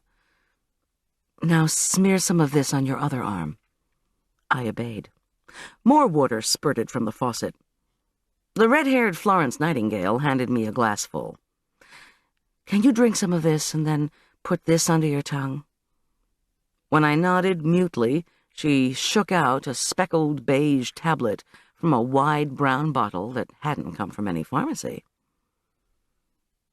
"I'm not taking any drugs," I said firmly. Or at least, I think I did. Her laugh rippled off the porcelain walls. "This is about as far from drugs as you can get," she assured me. "Goldy, did you hear me?" pleaded Patricia, my former friend, my former pleasant client. "We're going to start on your appetizers. Clark's putting on a video of one of the cup games, and I want dinner to be served in 40 minutes. If you're still going to cater this party, you'd better pull yourself together." I clasped the tablet. It was still difficult to bring Patricia into focus. Do all the skates have their guests off?" I managed. Dyslexic sentence. Still couldn't think right. No wonder press conferences after hockey games were so uninformative. I tried again. "Guests have their skates off?" "Of course they do," Patricia retorted. "You've been in here for almost a quarter of an hour. I'm worried that the grill's going to run out of propane. When that last buzzer sounds, I want these guests to have grilled fish on their plates. Please hurry." Then she turned on her heel and stomped away. I hoped Clark had put on a video of the last game of the 1996 Stanley Cup. Then we would have dinner in 5 hours, and I would have the last laugh. "Don't mind her," said the red-haired woman. "And, by the way, I'm a nurse. Put that pill under your tongue. It's a homeopathic treatment for shock and pain." "What?" But I was in too much pain to argue. I obediently slipped the pill under my tongue and got a smile as a reward for my new guardian angel. Doggone if this woman didn't have an aura. On the other hand, maybe my head injury was even worse than I feared. She said softly, "It's called arnica, from a flower of the same name." "Who are you?" I managed. "Ralph Shelton called me," she replied in that mellifluous voice that reminded me of stirred custard. "I live close by." She concentrated her warm brown eyes on mine. "Ralph and I used to work together. He was so worried about you. He told me you were an old friend of his." She added gently, "My name's Amy Bartholomew." I gagged on the second tablet as Amy patted more of the salve on my right shin. "I thought you—" What did I think she was going to look like? Kenny Rogers, fresh from singing The Gambler? "What's that you're putting on me?" There was a taste of grass clippings in my mouth from the pills. "This stuff in my mouth tastes funny." "The salve contains golden seal, olive oil, comfrey, yarrow, white oak bark, and all kinds of other healing herbs. Beginning to feel any better?" I nodded, then waited for the pain in my head to pulse in punishment for my unwise move. To my astonishment, it didn't. I looked down at my legs. My stockings were torn. Bloody scratches crisscrossed my knees. I wished I had a change of clothes, but of course I didn't. Amy continued to dab salve on the cuts. When she finished, she told me to hold out my hand. I did, and she shook a handful of the tablets into my palm. "Take 2 more now, then another 4 in half an hour, then 4 more every hour until you go to bed, okay?" "Okay." I was still trying to calm the chaos in my head. "Do you have a card or something? I mean, so I can pay you? I doubt the McCrackens will cough up the money for your time and supplies." Amy shook her head and chuckled. "Don't worry about it. Patricia is a customer of mine. Come see me, though, on, say, Monday or Tuesday, at the store. I want to take a look at your eyes. You know where I am, by the lake?" I nodded again. Hesitantly, I said, Did you hear about Suze Craig?" Her face darkened. "Don't bring up negativity now. You can't digest it. You need to get better. Focus on healing." I sighed deeply. Focus on healing. I'd discovered the corpse of a murdered woman. My violent ex-husband was screaming threats from his jail cell. My son was furious with me. I'd been hit in a roller hockey derby. The party I was catering was going down the tubes, and my scratched and bloodied body would be covered with bruises for weeks. Focus on healing? No problem. After Amy left, I ordered myself to stand up. Then I checked in the mirror. Not as bad as I would have thought. There were 3 separate but relatively small cuts on my face and neck. My right eye was already pink and beginning to swell. My right shoulder hurt. The headache still echoed darkly in the back of my skull. I popped in a couple more arnica tablets and tried to concentrate on setting up the salads. The guests were fully engaged in watching one of the playoff games between the Avalanche and the Chicago Blackhawks. I scanned the room for Ralph Shelton. Apparently he'd gone home. But questions nagged. Had he deliberately run into me? Had he meant to hurt me? Or was it just difficult to stop on inline skates? I refused to ponder these questions until I was safely at home. First, I had a dinner to serve. I tiptoed past the noisy living room to the security of the kitchen and spooned the salads into their bowls. My spirits began to revive as I poured the marinade over the tuna and heated the Mexican egg rolls I'd made the day before. The smell of hot, south-of-the-border food was marvelous. I sliced one of the egg rolls to make sure it was suitably hot and crispy, then dipped it into an avocado-lime mixture and took a bite. The egg roll skin crackled around the chili-laden stuffing of chicken, black beans, cumin, and melted cheese. Yum! I was feeling so much better it was amazing. Now all I needed was a Dos Equis, a hot shower, and a leap into bed. Fat chance. I slipped the biscuits and potato rolls into the oven, passed around the egg rolls, and received a gratifying chorus of oohs and ahs, and I'll have another one of thoses. No one commented on my bruised and battered face. I put the fish on the grill and checked on the heating biscuits. Frowning, Patricia devoured half an egg roll. Her face softened. Could she be feeling remorse for scolding me after I'd been slammed nearly senseless by one of her guests? I wondered. Maybe she'd realized I could sue her. Maybe she just liked Mexican food.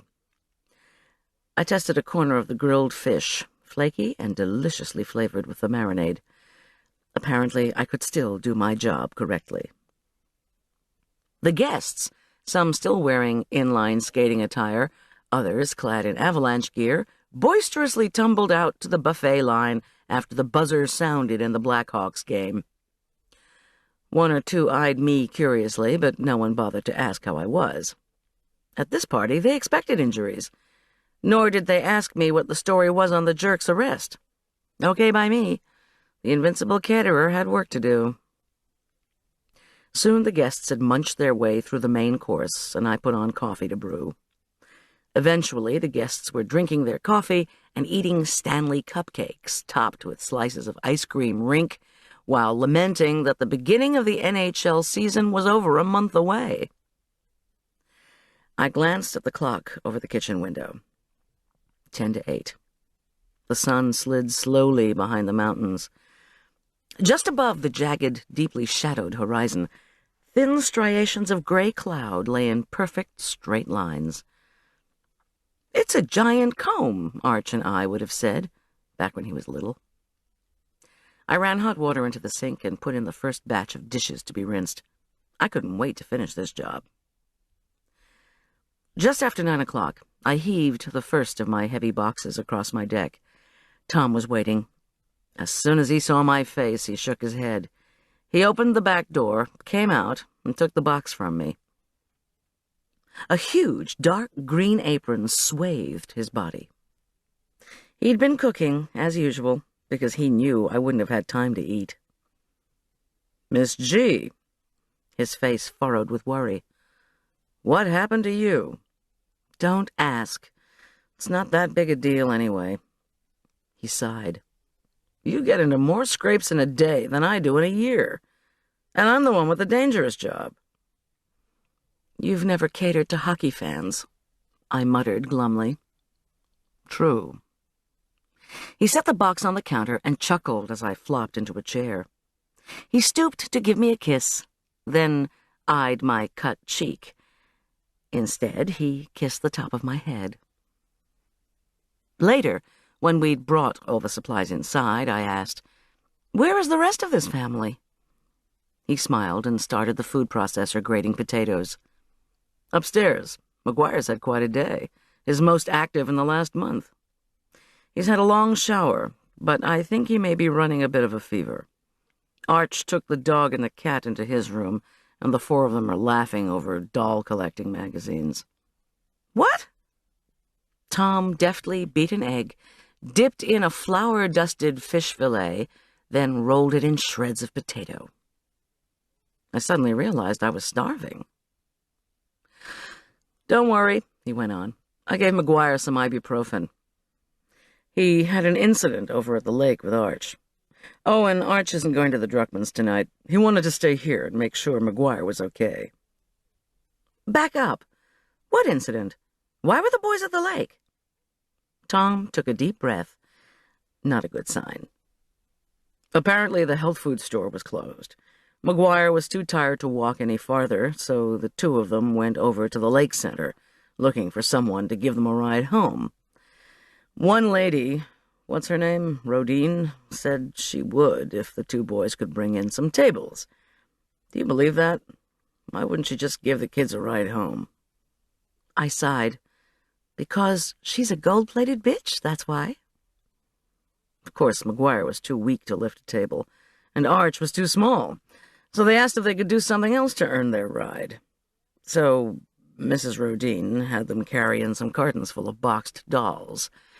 They hauled a crate up on one of the stands inside the lake center while Mrs. Rodine and her pals were yelling directions to some other underlings outside.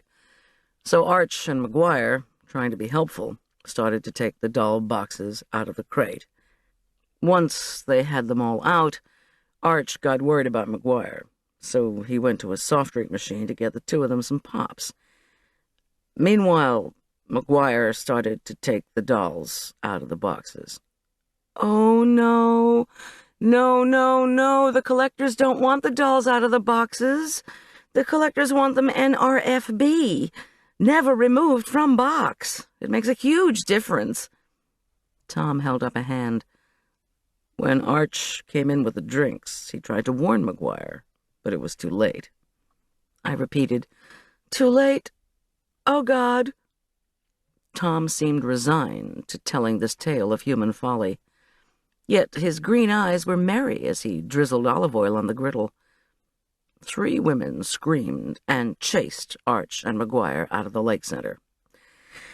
Then a guy, one of the helper husbands, called the sheriff's department on his cellular phone. I moaned. Tom slid the potato-crusted fillets on the hot griddle, where their sizzling sound made my mouth water. Since I was on my way home from the hardware store, I was the closest. Another smile quirked the corners of his mouth. So I answered the call. I've done a lot of strange duties in my day. But trying to convince a hysterical trio of women that removing a 1994 Holiday Babsy from its original box is not a chargeable offense.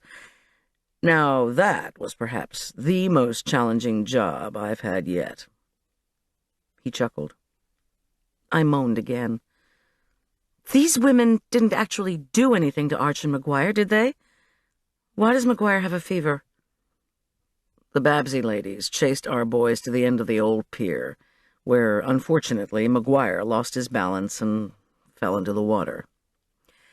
A woman in a shell rode over and held on to him until someone from the lake center could throw out a life preserver. Tom carefully scooped the golden-brown fish pieces into a buttered pan and eased the whole thing into the oven. I rubbed my aching skull.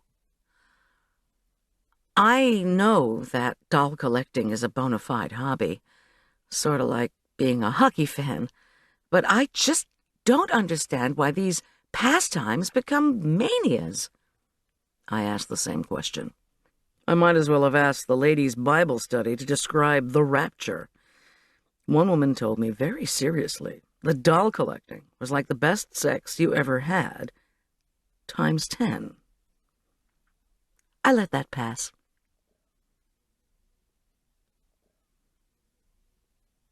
While the fish was baking, I moved, slowly, painfully, up the stairs to check on McGuire and Arch, who both immediately demanded to know why I looked so awful. I stalled and took McGuire's temperature. It was 100 degrees even. Not enough to call his doctor, he maintained. Then I told the boys I'd gotten hit by a hockey fan. The fan had been wearing blades, I explained, but I had not. "Dude, Mrs. Schulz," said McGuire admiringly. "You're brave." No, just dumb enough to be in his way. Apparently, being with McGuire had worked the kind of effect on Arch Marla had predicted it would. My son didn't seem preoccupied with his father and the events of the morning. He didn't even appear to be angry with me.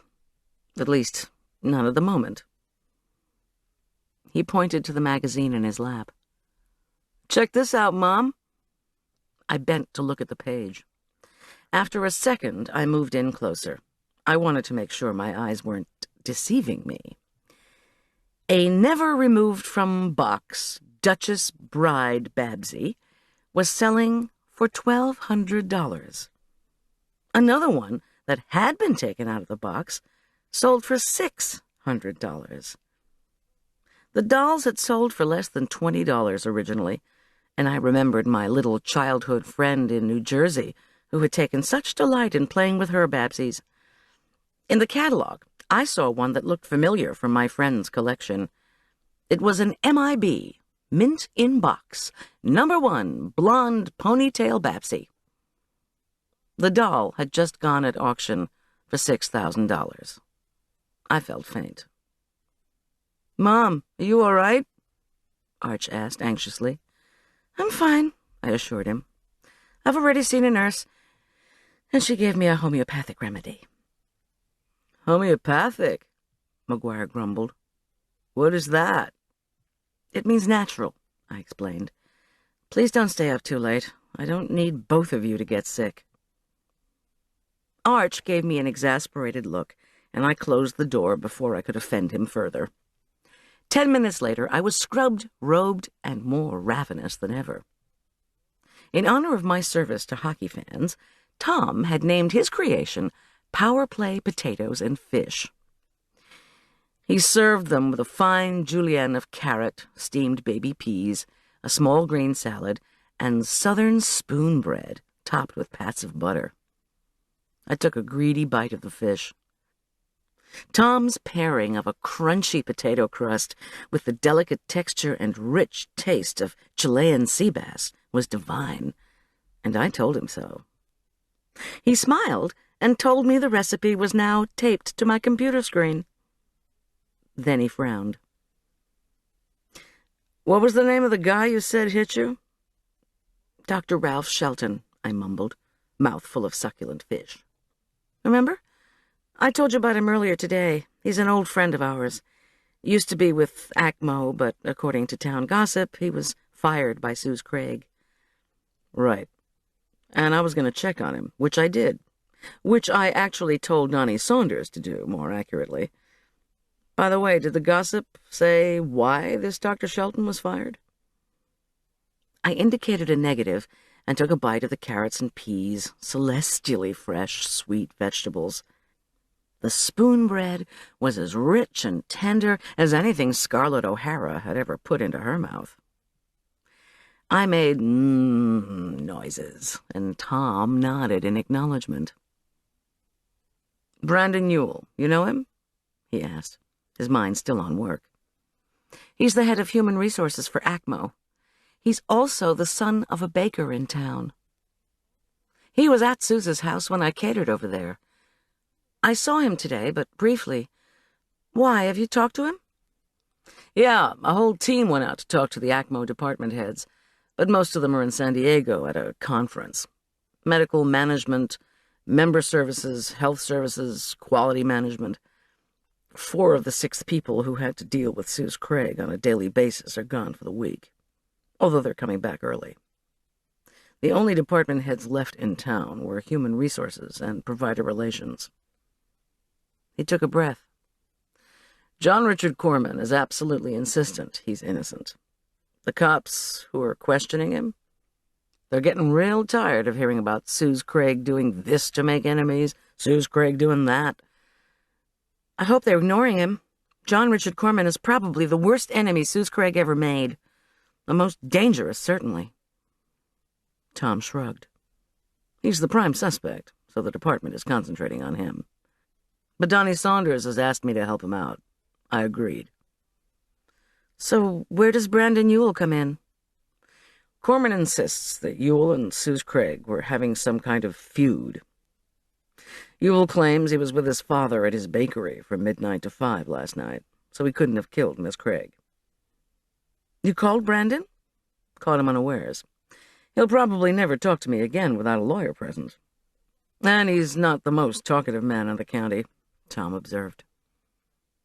Anyway, he was awfully vague when I wanted to know why Ralph Shelton left ACMO.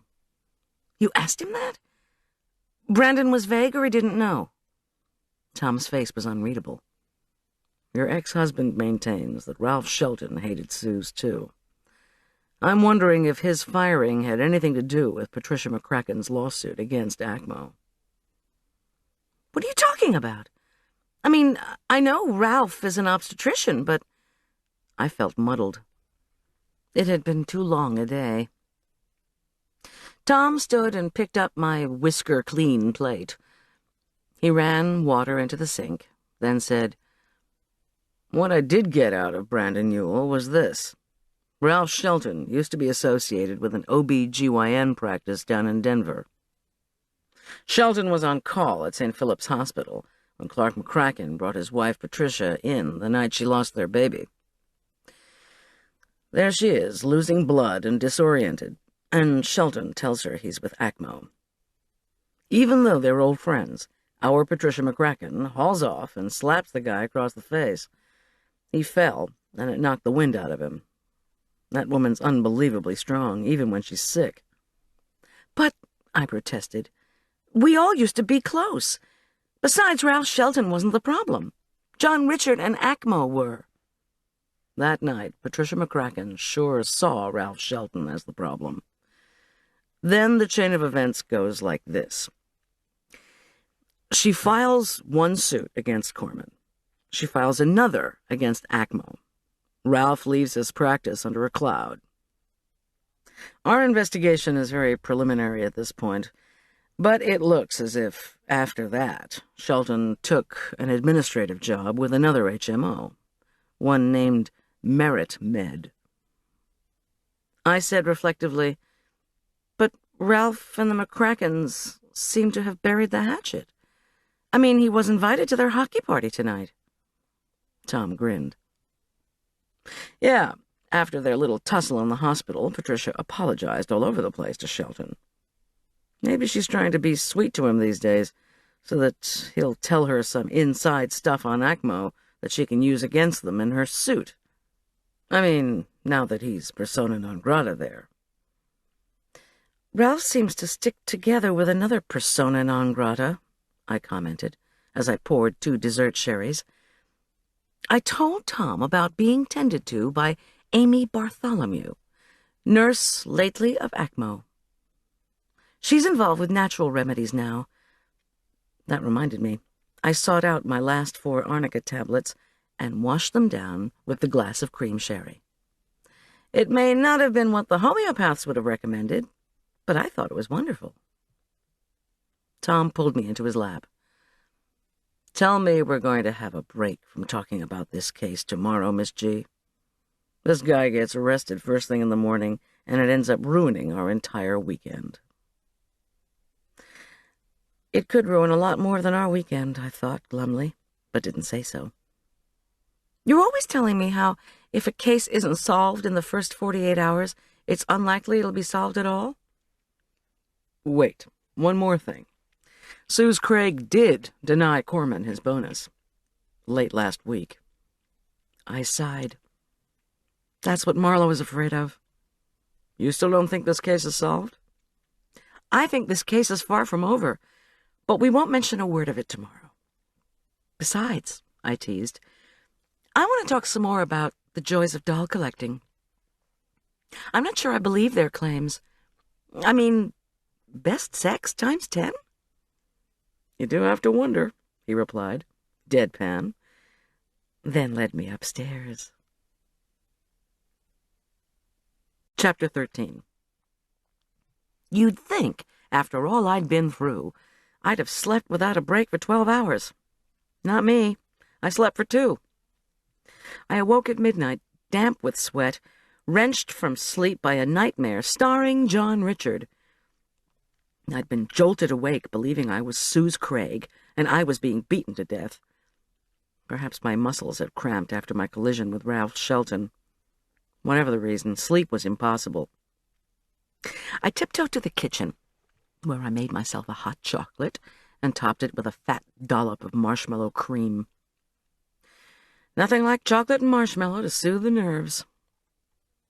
When I was 11 and had failed a social studies test, I'd headed straight to the drugstore and ordered chocolate ice cream slathered with spoonfuls of creamed marshmallow. Did they even make that kind of sundae anymore? I wondered. I sipped the chocolate, booted up my computer, and started a new file. JRK Arrest. I remembered Arch's words. He really needs you. Well, I didn't care about what John Richard Korman needed, but I was interested in the truth, and I needed Arch to believe I cared about him. It had been a tempestuous day. I had promised Tom we wouldn't talk about the case on Sunday. Still, the information about the crime now bubbling up reminded me of the schools of minnows that can occasionally be seen at Aspen Meadow Lake. If you don't get out your net right away, you're going to lose them. I began by listing everything I knew about the people involved. Suze Craig had run the Denver office of the Astute Care Health Maintenance Organization. John Richard Korman, one of the ACMO providers, had been dating Suze for the past 7 months. On the home front, Suze had bought a luxurious house in Aspen Meadow, where she'd been doing an expensive landscape project. On the business front, she had reportedly fired employees without remorse and refused those she didn't fire their bonuses. And she had presumably enforced the rules of the HMO, which could have had some implications for Patricia McCracken's case. Patricia sure thought so. Maybe I had to find out the details of her case after all. Question, I typed. Why exactly is Patricia suing both JRK and ACMO? Question, did Suze Craig fire Dr. Ralph Shelton? If so, why? Question, was gambling really enough of a reason for Suze to fire Amy Bartholomew, RN? Question, what did JRK and Suze Craig argue about at the country club? I sighed. How would I get the answers to these questions? And why should I? I saved my file, shut down the computer, and sipped the steamy hot chocolate. The marshmallow had melted into a creamy layer on the chocolate surface. I licked it off carefully, the way a child would. Outside my kitchen window, elk bleated. I did not feel the remotest bit tired. I needed to get some sleep. How on earth could I face church in a state of exhaustion? Then, inspiration struck. Cook, that'll relax you. Put all those people and all these questions out of your head for a while and whip something up. I fingered the containers of Dutch processed cocoa and the jar of marshmallow cream I'd left on the counter. Why couldn't you put these together in a cookie?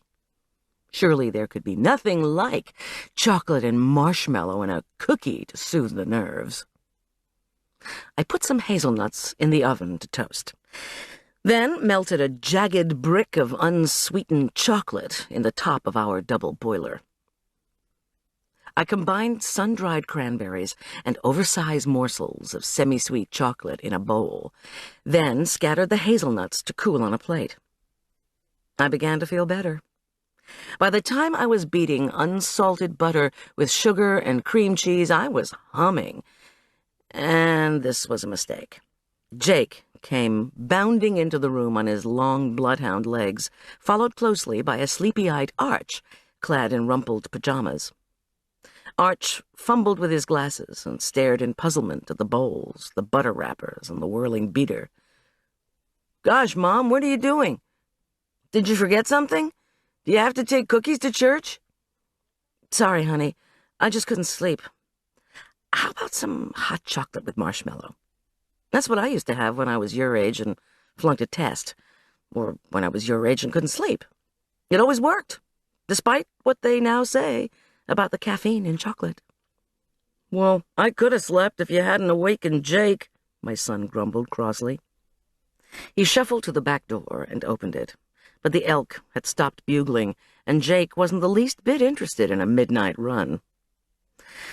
Resigned, Arch closed the door and flopped into a chair. "Sure, I'll have some cocoa. Thanks." Immediately he was up, offering Jake one of Tom's homemade dog biscuits. "Yeah, boy, there you go. Don't worry, I'm not going to have a treat unless you do."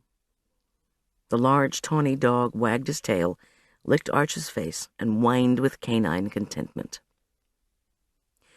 I heated more milk and stirred it into a smooth, thick paste of cocoa, sugar, and cream. In his corner, Jake crunched appreciatively.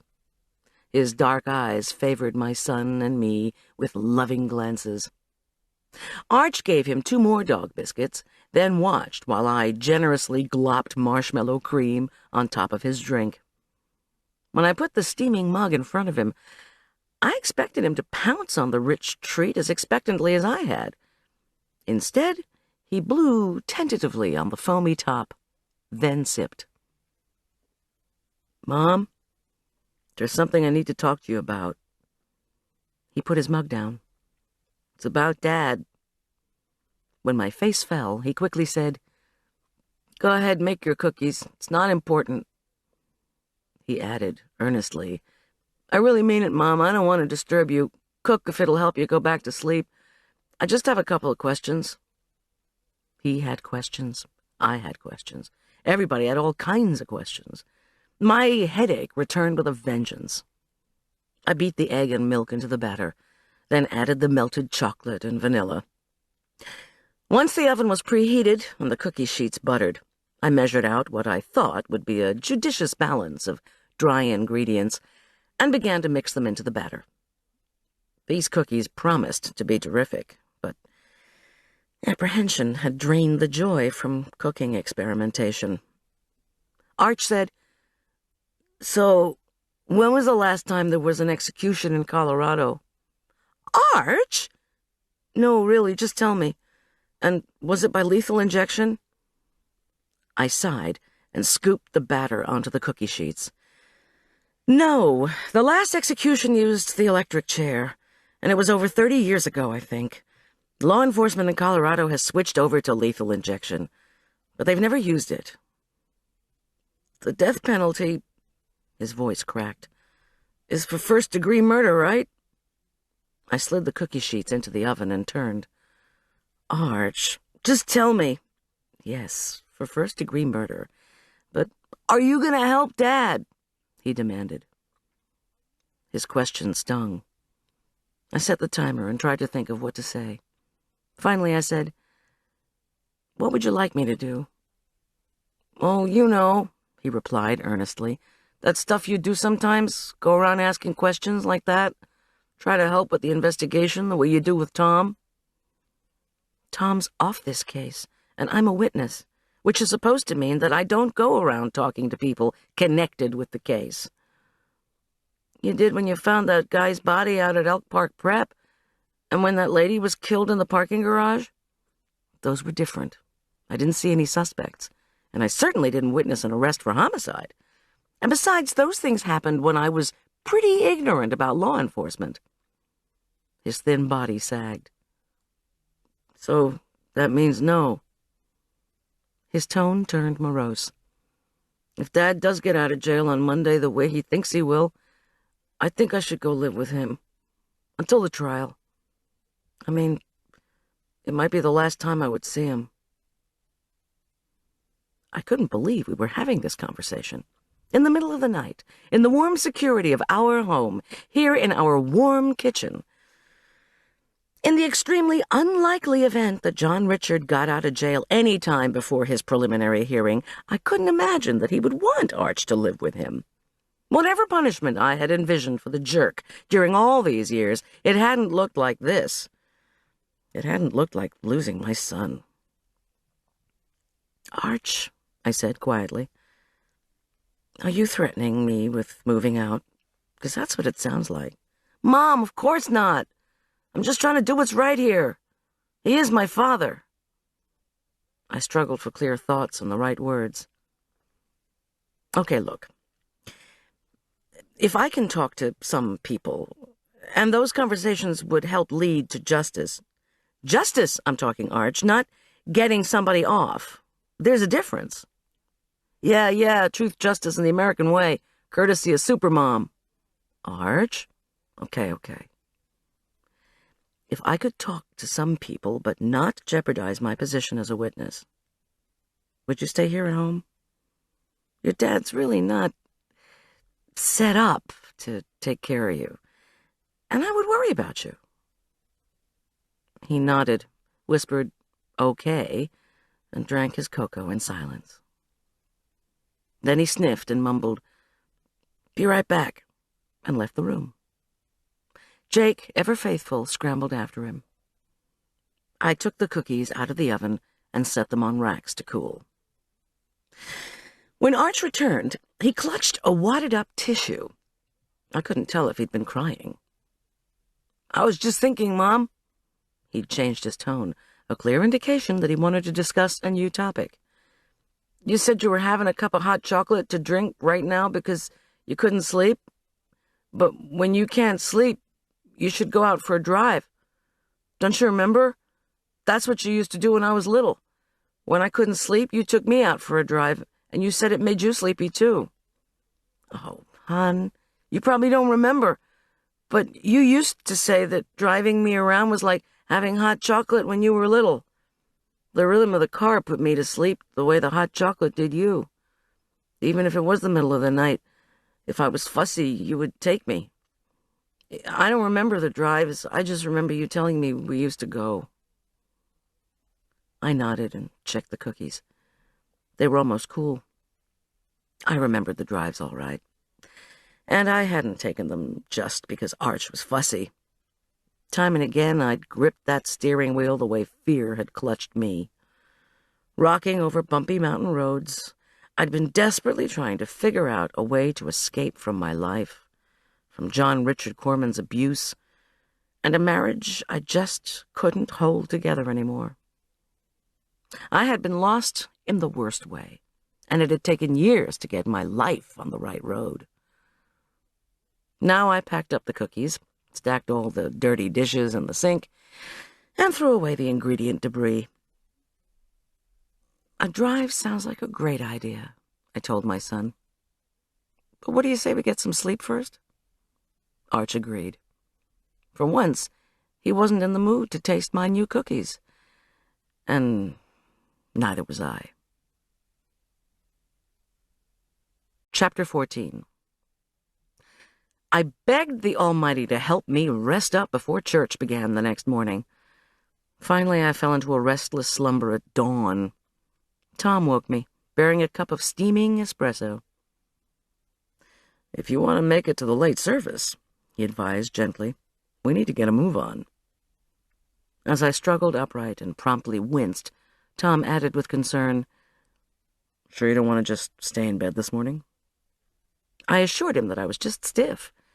Plus, I'd been up during the night cooking. He shook his head and began to massage my aching shoulders. My lower back was still in spasm, and my right ankle throbbed. After drinking the espresso, I checked the ankle. It was ominously blue-black. I limped into the bathroom to take a hot shower, dabbed bits of makeup over the scratches on my face, and finally felt ready to get spiritual succor. While Arch rummaged through the clean laundry for a pair of pants, I tiptoed into McGuire's room. His forehead felt hot, but he moaned a refusal when I suggested his seeing a doctor. I begged him to take a couple more ibuprofen, which he did. By the time I closed his door, he was asleep. Damn Gail Rodin for making McGuire fall into the lake over her damn silly dolls. When Tom, Arch, and I arrived at the massive oak entryway to St. Luke's Episcopal Church, the two men in my life held the doors ajar chivalrously. I hobbled through. When the sea of faces turned to appraise my entrance, I immediately realized we'd have done better asking for communion to be brought to the house. For the infirm, having the sacrament delivered was a common enough practice, but it wasn't a very common practice for a caterer who'd been trampled by an inebriated hockey player the same day her ex-husband was arrested for murder. So I hadn't thought of it. Still, I should have known what kind of spectacle and fuel for gossip my bruised self would present. The ripple of whispers rose to a wave. Marla, wearing a lilac-print designer sundress, bolero jacket, matching purple earrings, and high heels, immediately bustled over. "I don't think they're staring because they want to book a buffet brunch," she confided. "Gosh, Marla, thanks for the newsflash." The choir shuffled into the vestibule. I took advantage of their arrival to whisper to Marla, "I told Arch I'd ask around about John Richard." Her taupe and lilac-shadowed eyes widened at my confession. "Bad move, Goldy Schulz." Tom guided us to a pew at the back, and the four of us squeezed in. Marla hugged Arch and palmed him 2 Cadbury bars, which he stuffed into his pants pocket. If Marla's cardiologist ever x-rayed her Louis Vuitton handbag and discovered the bulges were chocolate bars and cream-filled cupcakes, he'd probably have cardiac arrest himself. She leaned close to me. "Check out who's visiting." I'm an Episcopalian, so I can't point. It took me a few seconds of scanning the pews to locate Chris Corey, his sister, the cat-loving Tina, and Brandon Ewell, sitting together on the opposite side of the nave. Tina had already told me she was a parishioner. Brandon attended occasionally. I'd never seen Chris at St. Luke's before. "Probably here to plan Suze's memorial after coffee hour," Marla whispered. "Anyway, as long as you're poking around, have you heard anything new? And what happened? Did you lose a fight with your blender?" I glanced quickly at Arch. My son always made a good, but not perfect, pretense of not listening to adult conversations. "No and no," I whispered back to her. She opened her mouth, probably to ask another question. Mercifully, the opening bars of the processional hymn rang out. "I'll tell you all about it later."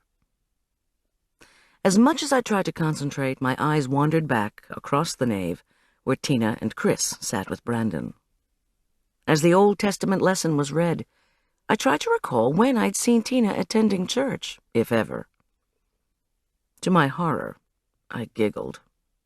Stress.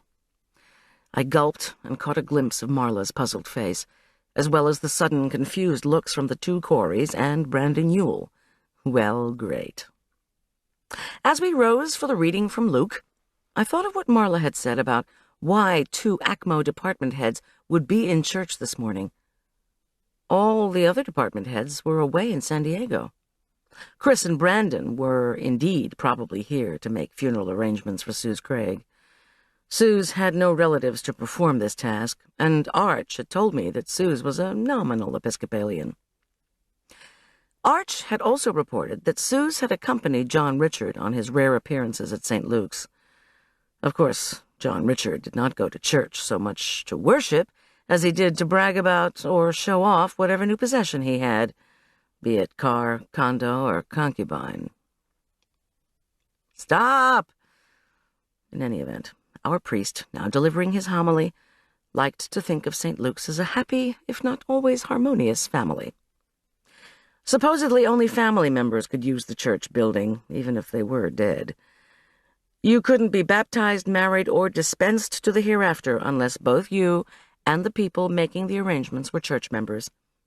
So it looked as if Sue's belonged to St. Luke's, albeit posthumously. Man, what was the matter with me? I squeezed my eyes shut and focused on the intercessions. A woman prayed for the repose of the soul of her neighbor, Sue's. By the time I opened my eyes, the woman's prayer had ended. I had not seen who it was. Brandon quietly echoed the supplication for Sue's, then offered a plea for his father, who spent many hours alone. My mind took off again. Brandon had been at the bakery with his father from midnight to 5? Sounded like a weird explanation of your whereabouts, even if your father was a lonely widower. The idea of spending many hours alone made me think of John Richard, who, I was willing to bet, was not attending chapel this morning in the Furman County Jail. During the offertory, 2 visiting bagpipe players sounded the mournful notes of Amazing Grace. While one of the choir sopranos sang the lyrics, my brain reverted to Ralph Shelton. Why had I had the strong feeling Ralph was hiding something when I went to his house? He'd been so hesitant, as if he wanted to talk to me but was afraid to. At the words, "I once was lost, but now am found," I glanced over at Arch. Tears slipped out of his eyes. My heart twisted in my chest.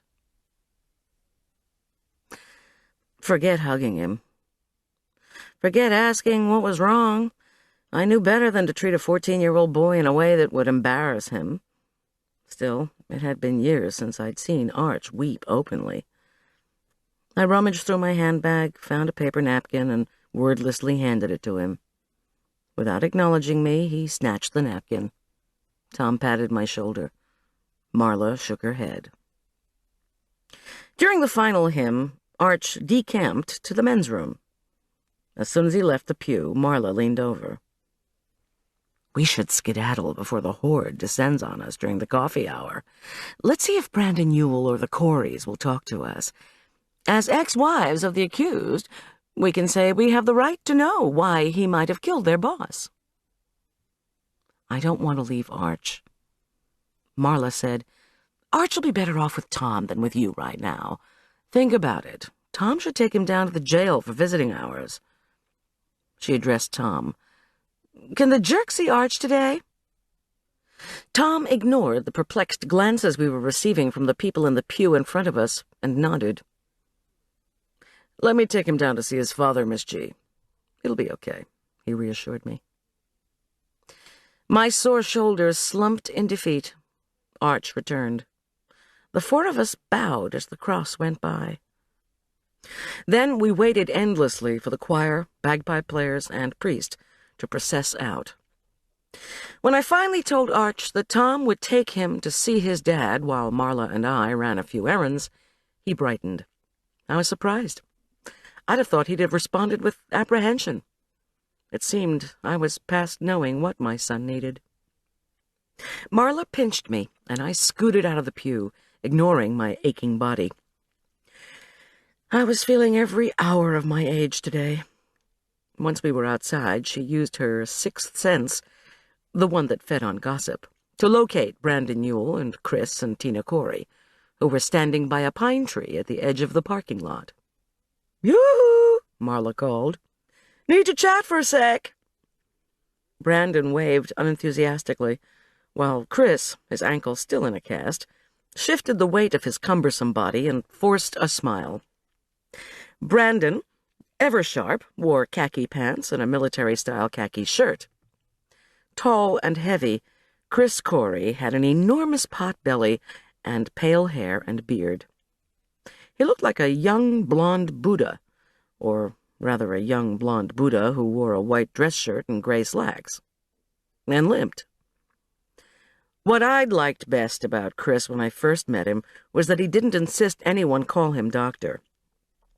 His rumbly baritone had reminded me of a physician from our family's distant past, but when I'd asked him if he'd ever treated us, a pediatrician who'd treated Arch, maybe, he'd said no. Maybe Chris reminded me less of Buddha than of Santa Claus. When he smiled, his blue eyes crinkled. Apparently, Tina, a female version of her portly brother, hadn't been able to find a Babsy Goes to Church outfit. She wore a severe black cotton suit, and her hair was twisted back in a tight bun. "I know you two probably don't want to talk right now," Marla gasped to the men, out of breath from her brief but determined trek across the gravel-covered lot. "Actually, we don't either." She feigned a sadness as fake as squirt butter. "It's just that we have to." "It's okay," Chris replied amiably, tugging on his blonde beard. "It's a tough situation.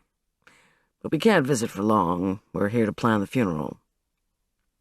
"We can't talk very much at all," Brandon added, his voice tight. He flipped his long, dark bangs out of his eyes. "The priest just has to finish talking to the coffee drinkers." I nodded. The coffee hour was always the time when our pastor had to field questions that fell under the general rubric of pastoral theology. In actuality, coffee hour questions rivaled anything Ann Landers had ever had to face. Is God punishing my neighbor with cancer? My son baptized his Anole lizard, and then the lizard died. Can you give it a Christian burial? For our spiritual leader, discussing Suze's memorial service might prove to be something of a relief. Marla plunged right in. If our ex-husband goes down for murdering his boss, it's going to be bad for us, you know. Much as we don't mind the jerk suffering, we'd like to know why he killed Suze Craig. Chris, Brandon, and Tina stared at Marla, open-mouthed. "That's not," Chris began. "You can't expect us to discuss—" "Oh, yes, we can," Marla continued brazenly. "You guys are department heads with a big corporation. You need to be responsive to the public, or at least to the ex-wives of the guy who's been charged with murdering your boss. So, what we've heard is there were problems with firing at that HMO. Were there problems in the Human Resources Department, Brandon? Did everybody hate her?" When he gaped blankly at her, she turned to Chris. "Can you answer our questions, please?" I was embarrassed. This wasn't asking a few questions. This was grilling, with no hot dogs in sight. "Ah." I leaned in for a few confidential, light-hearted words with Tina Corey. "That doesn't look like a Babsy outfit that I recognize. Let's see. Could it be Babsy as a choir director?" Tina's face became rigid. "I don't know what you're talking about." "Goldie, please," interjected Chris. "Could you not—" "Babsy as altar guild director?" I attempted, undeterred. "Be quiet," said Tina. Startled by her harsh tone, I pulled back. Apparently, Babsy wasn't a churchgoer. "Sorry," I muttered. How's the cat?" Tina's face remained stone-like. She said nothing. Maybe the cat had run away, and she blamed me. I wish I'd kept my mouth shut. Some people just can't shoot the breeze when they're about to plan a funeral. I shot Marla a pleading, "Can we leave?" glance. Chris squinted over Marla's shoulder and waved to the priest, who was heading our way with a worried look on his face. "We don't want to cause a ruckus," Chris said soothingly. "Then answer my questions," Marla insisted. "Yes," said Chris softly. "There were problems at ACMO. It was not a happy place to work. You all look so solemn. People are wondering what the five of you are discussing out here, our priest said, joining us. Nothing, Marla said gaily. She always sought gossip, but rarely shared it when there was no hope of reciprocal dirt. She tugged me away, and I muttered goodbyes to the two men and Tina. Marla pulled open the door to her Mercedes. I got in on the passenger side. After the van, sitting in the low-slung four-wheel drive Mercedes always made me feel like an astronaut en route to Uranus. I can ask Brandon Ewell and Chris Corey a few questions if I want, Marla said defiantly, as she slammed her door and prepared to blast off. Yeah, right. You can see how well it went. Tough tacks. She revved the car and zoomed out of the lot, then slowed behind a van crammed with tourists from Kansas. So, who should we be talking to if you're going to help Arch? And what are we supposed to say? Or haven't you figured that out yet? Hi, we're the two ex-wives of the doctor who's been busted for murder. Can we come in for tea and a little interrogation?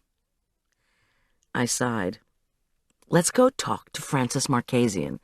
You said she came to visit you. Why didn't she come to visit me? I think she lives in the Spruce Apartments. Marla pressed the accelerator. Now there's an upscale address. The Spruce Apartment building was a 4-story stucco edifice that had probably been constructed when Aspen Meadow was rapidly expanding in the 60s. Spruce up was just what the building owners had not done, unfortunately. The 70s had seen the apartment house, which sat perched on a hill overlooking Main Street, painted a blinding yellow. I was willing to wager there'd been no repainting since. Warped and rotted cedar shake shingles curled on the roof or lay helter-skelter between the crabgrass and the drooping lodgepole pines that flanked the building. Marla pulled the Mercedes next to a wall of yellow cinder blocks that marked off the front parking area. I didn't see Frances's Subaru, but knew there was another cracked asphalt blacktop behind the building where the residents kept overflow cars. Tell me again why we're here, Marla said doubtfully. All this happened to John Richard yesterday, I reminded her. You know Frances Marchesian. She's a fast and efficient snooper. If somebody knows anything, she will. All I know is that she's also covering the doll show at the lake, Marla grumbled. Maybe she's doing a story on coroner Babsies. The elevator was out of order. We walked up the stairs to apartment 349, the Marchesian residence, and knocked. No one home. An elderly man came out into the third-floor foyer and unabashedly watched us as Marla rapped harder. The elderly man cleared his throat. "Hey, you girls," he snarled. His white hair had been brutally shaved in a crew cut, and his deeply lined face looked malevolent. "What do you want? You're not more of them, are you?" I held my index finger up to Marla. "Let me handle this." To the elderly gent, I said pleasantly, "More of whom?" He made an impatient gesture. "Parade of people all day. That woman's not a reporter, she's a bureaucracy. Get out of here, you're ruining the place." I felt my cheeks redden. But Marla wasn't merely blushing. She was purple with rage. "Cool your jets, fella. If we want to look for somebody, we'll look. You got it? We'll knock on every door in the place if we want to. Ever heard of freedom of the press? Do you know where we can find Frances Marchesian?" "Look, you two," he cackled. "You want stories on your dolls? Grow up. Dolls for grown women," he spat. "You want Frances Marchesian? Go down to the lake and find her." I was ready to retreat, but Marla insisted on having the last word, as usual. She wagged a lilac-painted nail at the man. "Watch your mouth, please. Collecting is a venerable hobby, and it's a smart investment. Not only that, but you're rude." "I may be rude, but I'm not crazy," he cackled, before disappearing into 350. Marla shot after him, and I had to limp along behind her to catch up. Fortunately, the man's apartment door slammed before Marla could force her way in for a confrontation. Marla rapped hard and repeatedly on his door. Squeals of "shut up" and "go away or I'll call the cops" issued from other apartments. But our white-haired, unpleasant critic did not reappear. Chapter 15. In the afternoon sun, Aspen Meadow Lake shimmered like sugar on ice. Several dozen cars in the dirt parking area made me wonder if there was a waiting line for skiffs and paddle boats. We got out of the Mercedes and approached the Lake Center's front door.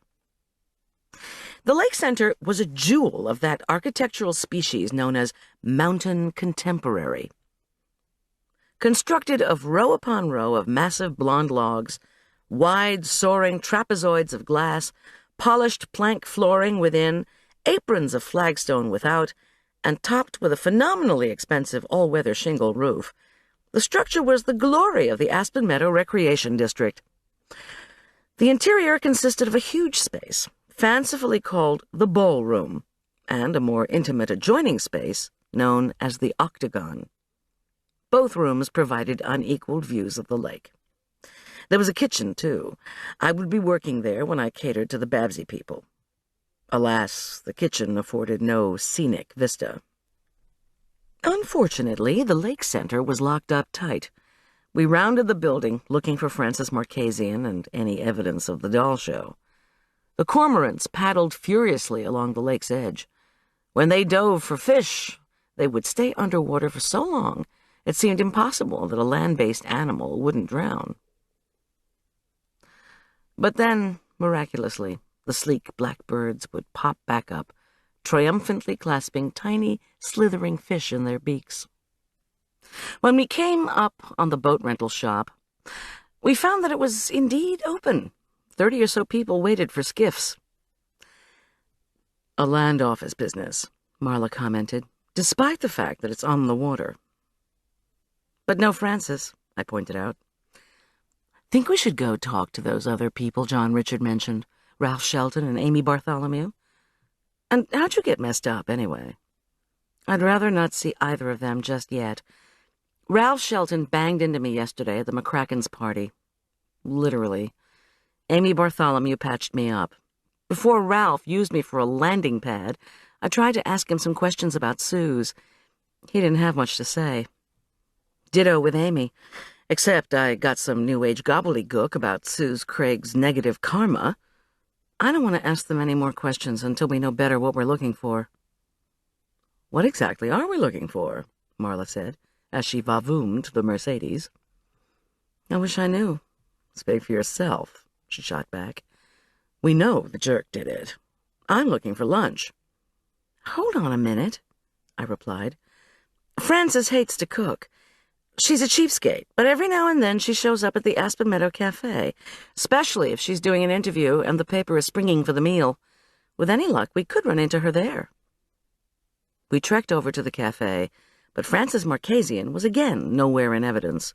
So Marla insisted on treating me.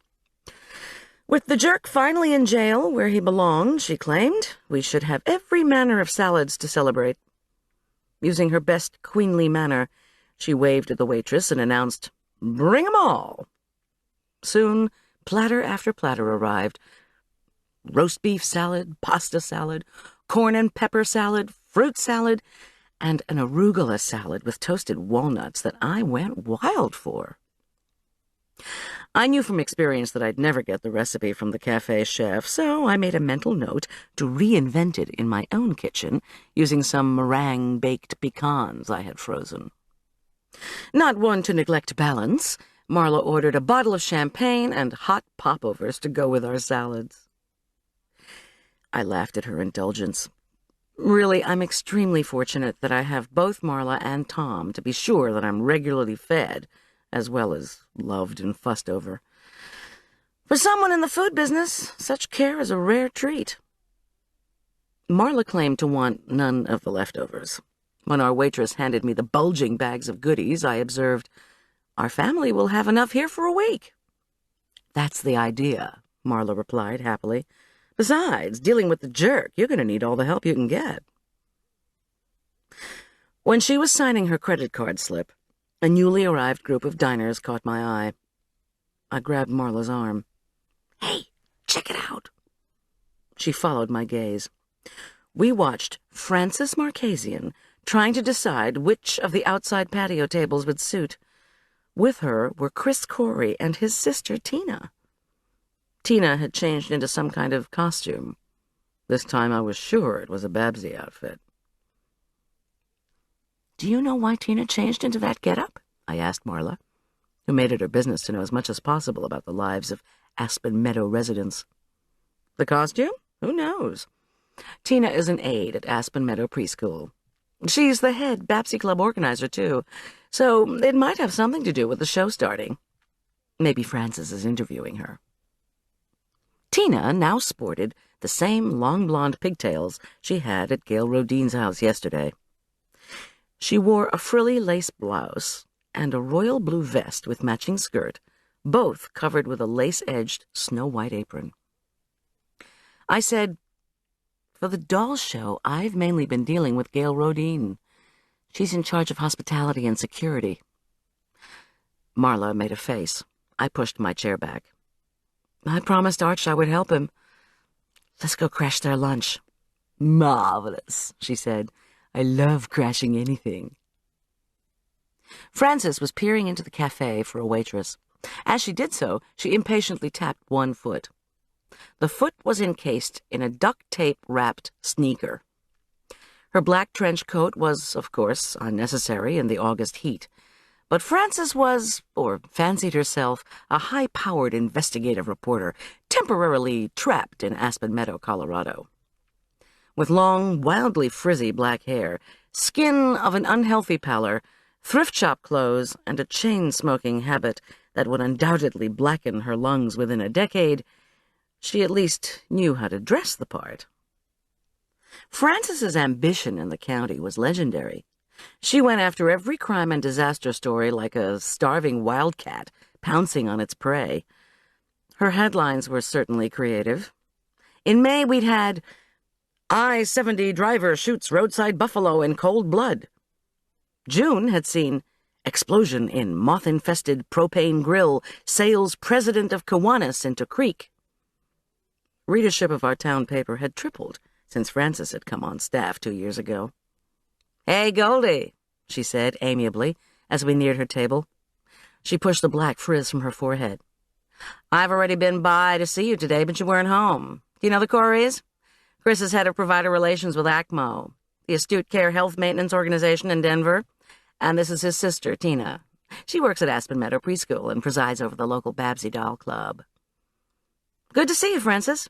And I know both Coreys," I replied. "In fact, we've already chatted this morning." Chris brought his unwieldy bulk to a standing position, balancing awkwardly on his cast. His pale beard bobbed as he greeted us. "We're sorry to disturb you," Marla lied in a breathy gush. Frances rumbled a laugh and lit a cigarette. "No, you're not sorry.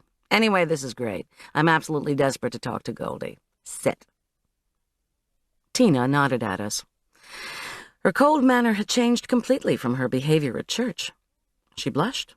If I'd been wearing her outfit, I'd have blushed too. Gaping at Tina, Marla said, "Well, Heidi, where'd you leave your sheep?" Chris smiled indulgently, but the color deepened painfully on Tina's neck and cheeks. She lowered her head and smoothed the frilly apron.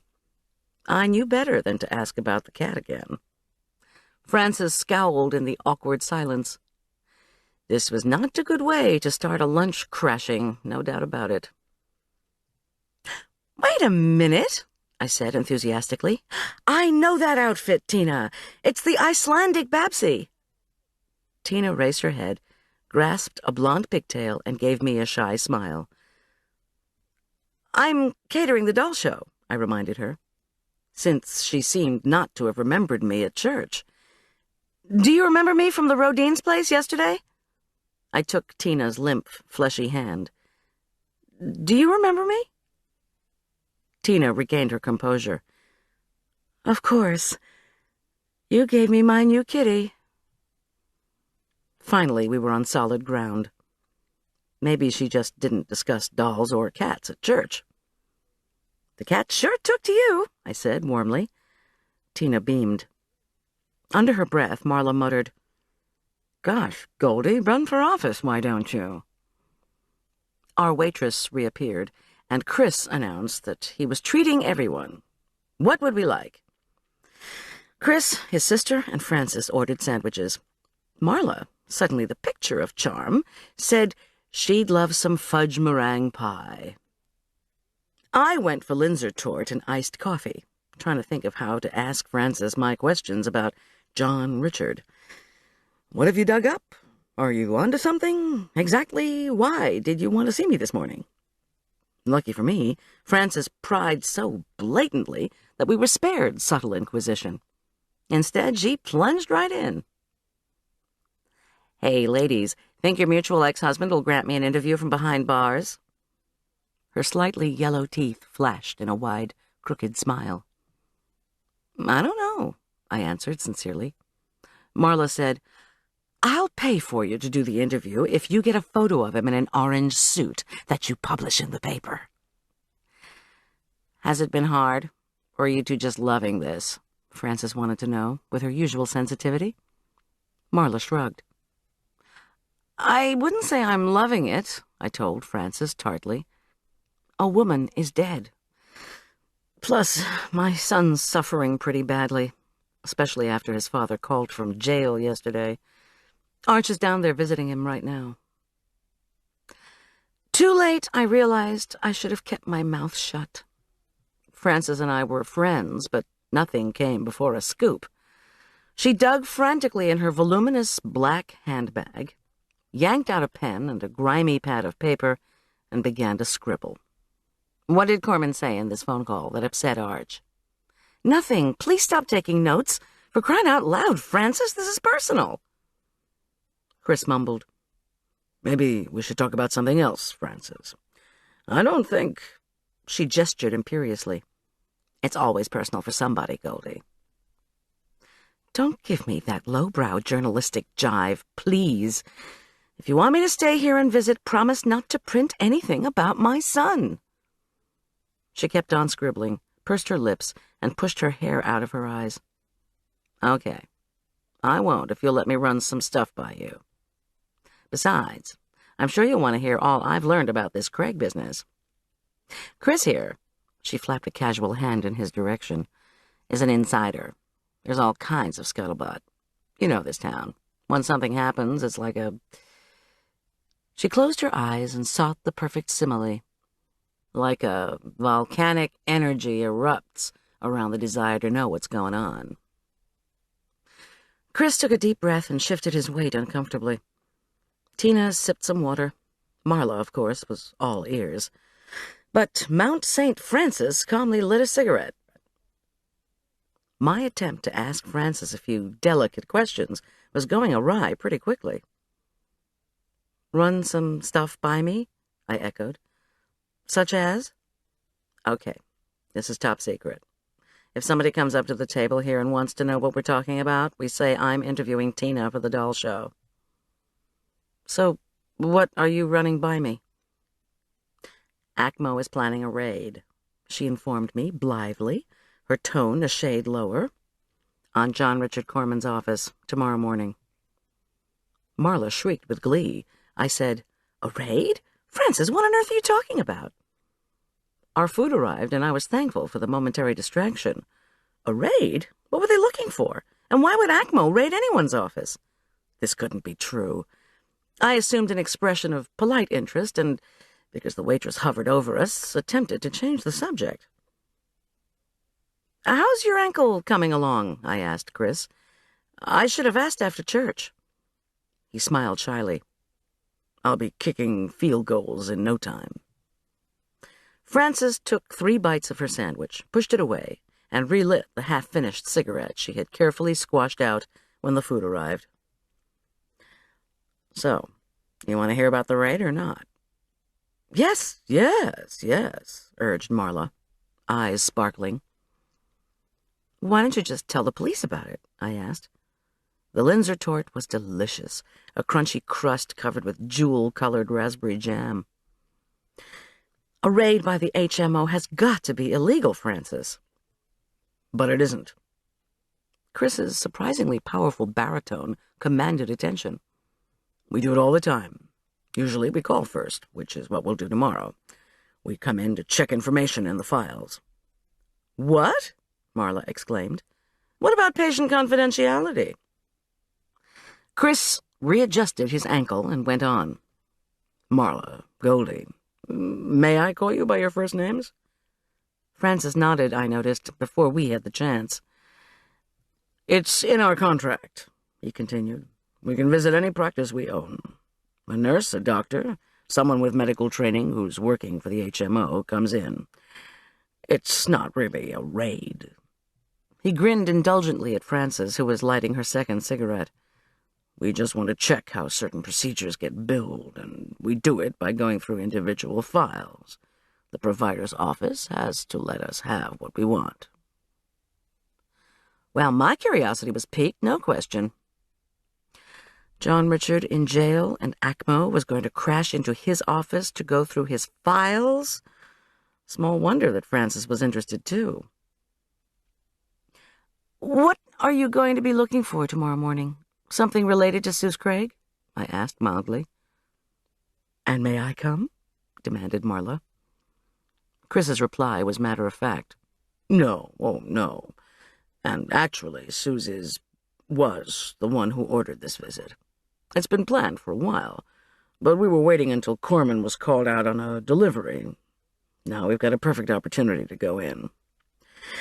And it's not what the medical management person will say she wants that matters, or what I say as head of provider relations. Since she's a nurse and I'm a doctor, that's how ACMO gets around the patient confidentiality issue. But in this case, what we say we want, and what we'll actually be after, are two entirely different things. What is it you'll actually be after? I inquired innocently. And why are you telling us this? Chris tugged on his beard. What we'll be looking for are personal notes from Korman about the McCracken suit. At least that's what Suze, and now the chief honchos at ACMO, want us to be looking for. And those would be illegal for ACMO to lift. The corporation is trying to cover itself, and it's taking the opportunity of Korman being out of the way to be thorough. Frances will tell you about it. She's going to write an article exposing the whole thing. Frances is going to write an exposé? I said, wide-eyed. Imagine that, commented Marla. And will this exposé help or hurt the no-good doctor in jail for murder? Frances scowled as she crushed out her cigarette and lit another. She muttered, "The timing could be a little better. The angle I'm going to be looking for is, did Korman have a clue that Suze Craig had this raid on his records planned?" "What do you get out of this, Chris?" I asked. "Don't you still work for ACMO? Won't this article get you into trouble with them?" "I want people to know what the HMO is up to," he answered darkly. "You shouldn't be able to just go through people's files whenever you want. And Frances is going to keep my identity a secret. I can't afford to lose my job." "But ACMO wouldn't have killed one of their own, would they?" A pained expression wrinkled the heavy folds of his face at my question. "I don't think so. Neither does anyone I've talked to. You can imagine, Goldy, all of our phones have been ringing off their hooks ever since the captain down at the Furman County Sheriff's Department called ACMO's chief honcho in Minneapolis yesterday. One of my higher-ups at corporate called and said now was the time to go through Korman's records, the way Suze planned. So that's why they're sending me in tomorrow, to find any personal notes Korman might have left in his office." He paused and blinked at me. His eyelashes were so pale they were invisible. "Everyone at ACMO is convinced your husband beat Suze to death." "He's my ex-husband," I said quietly. Why did no one seem to remember this? My ex-husband, too, Marla said defiantly. So get your facts straight before you go off insulting us. Francis leaned affectionately toward Chris and whispered something in his ear. Tina fluffed the lace on her Icelandic Babsy blouse. And I sat back and thought that now I had one more thing for the sheriff's department to ask John Richard. Know anything about Suze's dirty little scheme to betray you? Look, Goldy, Francis said, there are two things we want to talk to you about. First of all, Patricia McCracken. Seen her lately? As a matter of fact, I catered a party for her last night. Was that where you got banged up? I nodded and pretended not to notice the way the two Coreys stared at my face. I concentrated instead on the sky, where layers of pink cloud were again gathering in the west. Francis persisted. Now, we all know Patricia got dumped by a doctor, then married a dentist. She doesn't have the kind of money she used to, since there are at least 50 dentists in Aspen Meadow.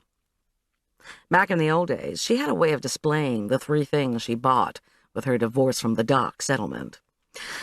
A too-large diamond ring, a sapphire bracelet removed and perpetually left behind in exercise class, and an always filthy white Triumph, whose leather seats her son Tyler had smeared with fingerprints when he was a toddler.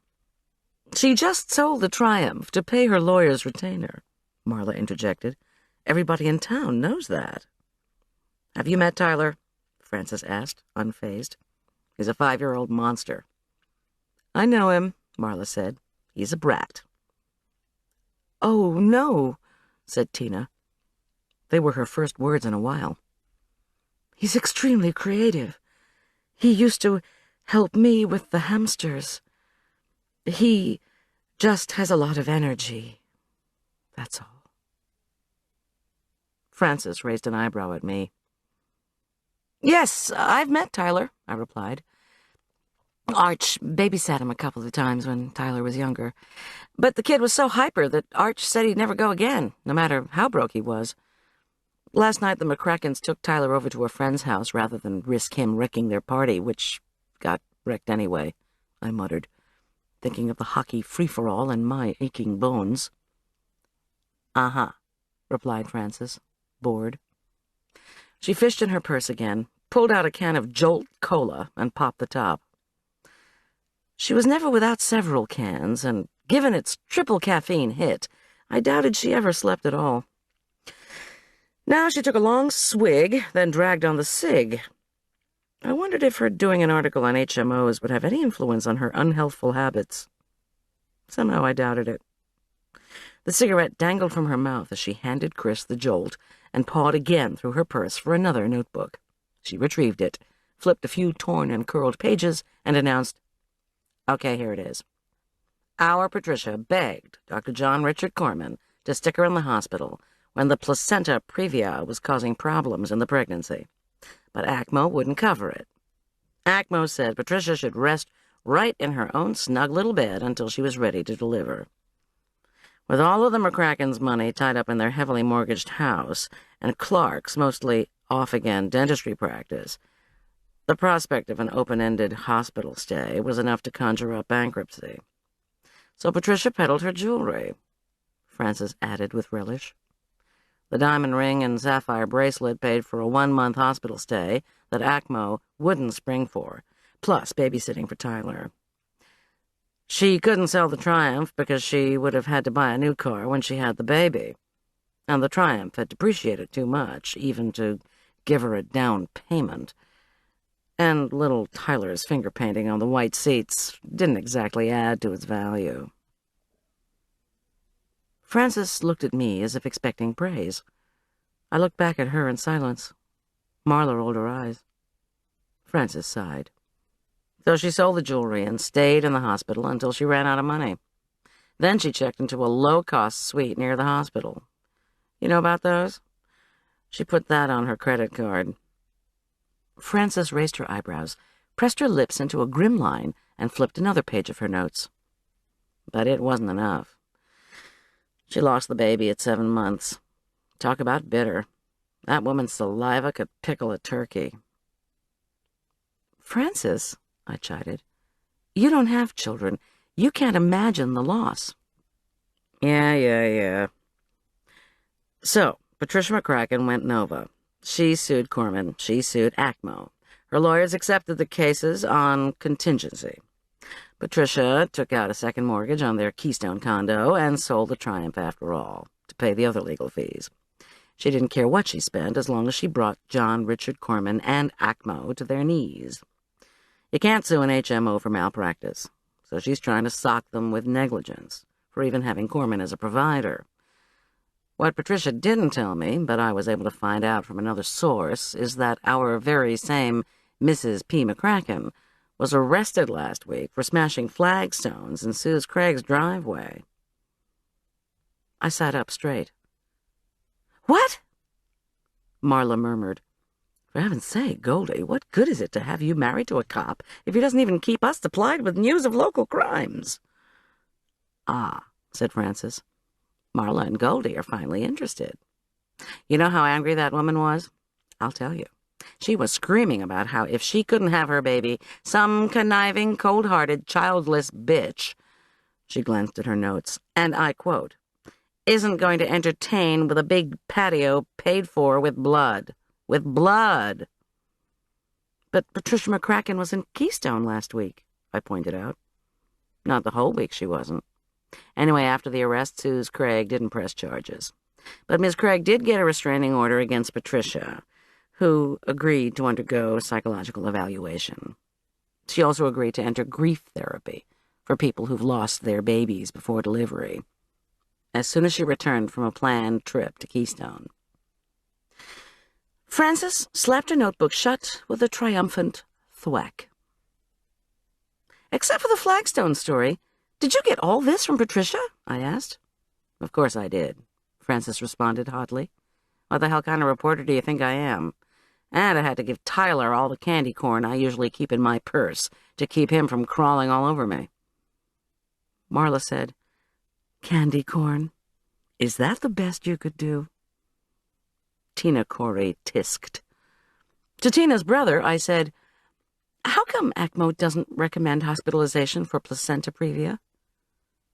I don't make the rules, Goldie. Some MBA does.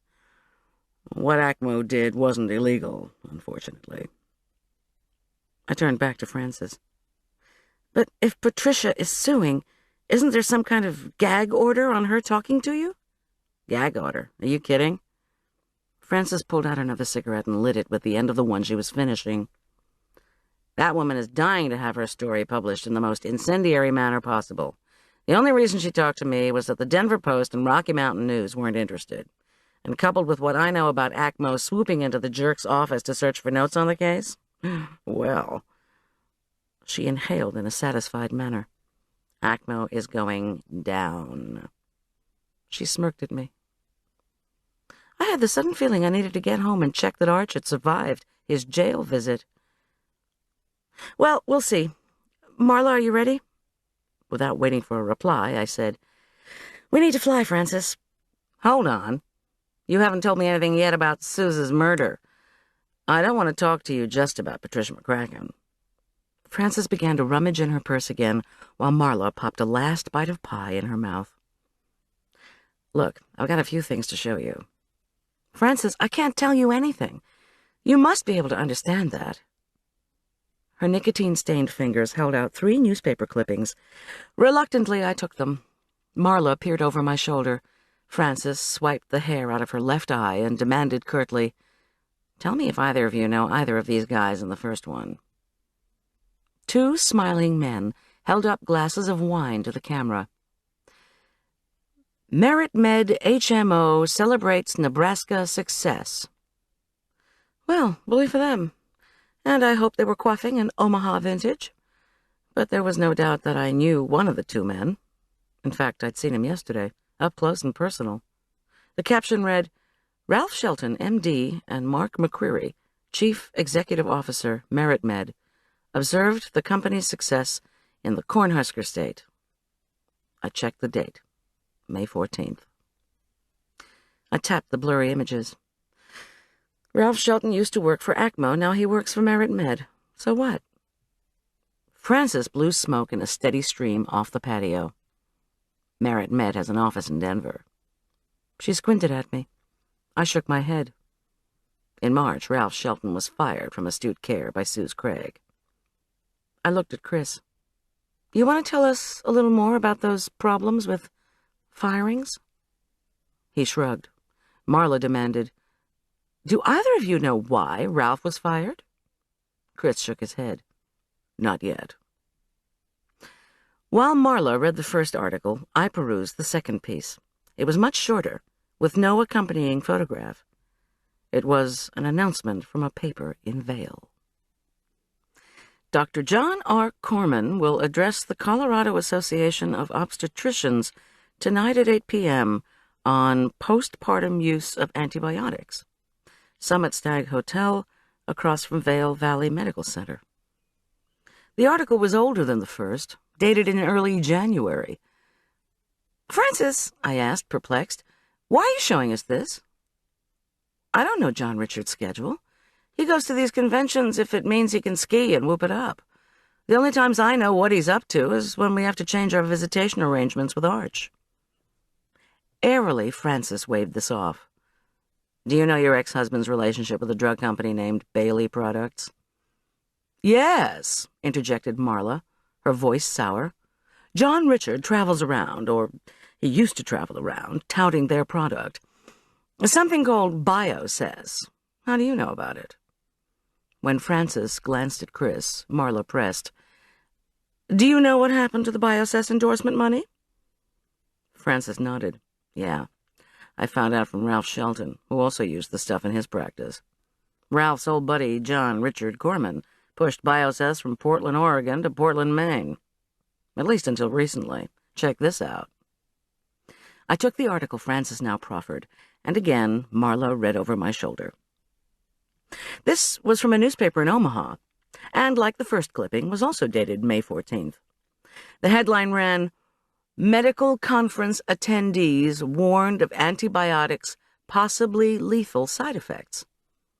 I skimmed this one, too, which basically said that an HMO executive was warning his colleagues in other HMOs that in the course of their standard audits, his organization had found that BioSays had been linked to one death from liver failure, and several cases of negative side effects, plus higher costs postpartum.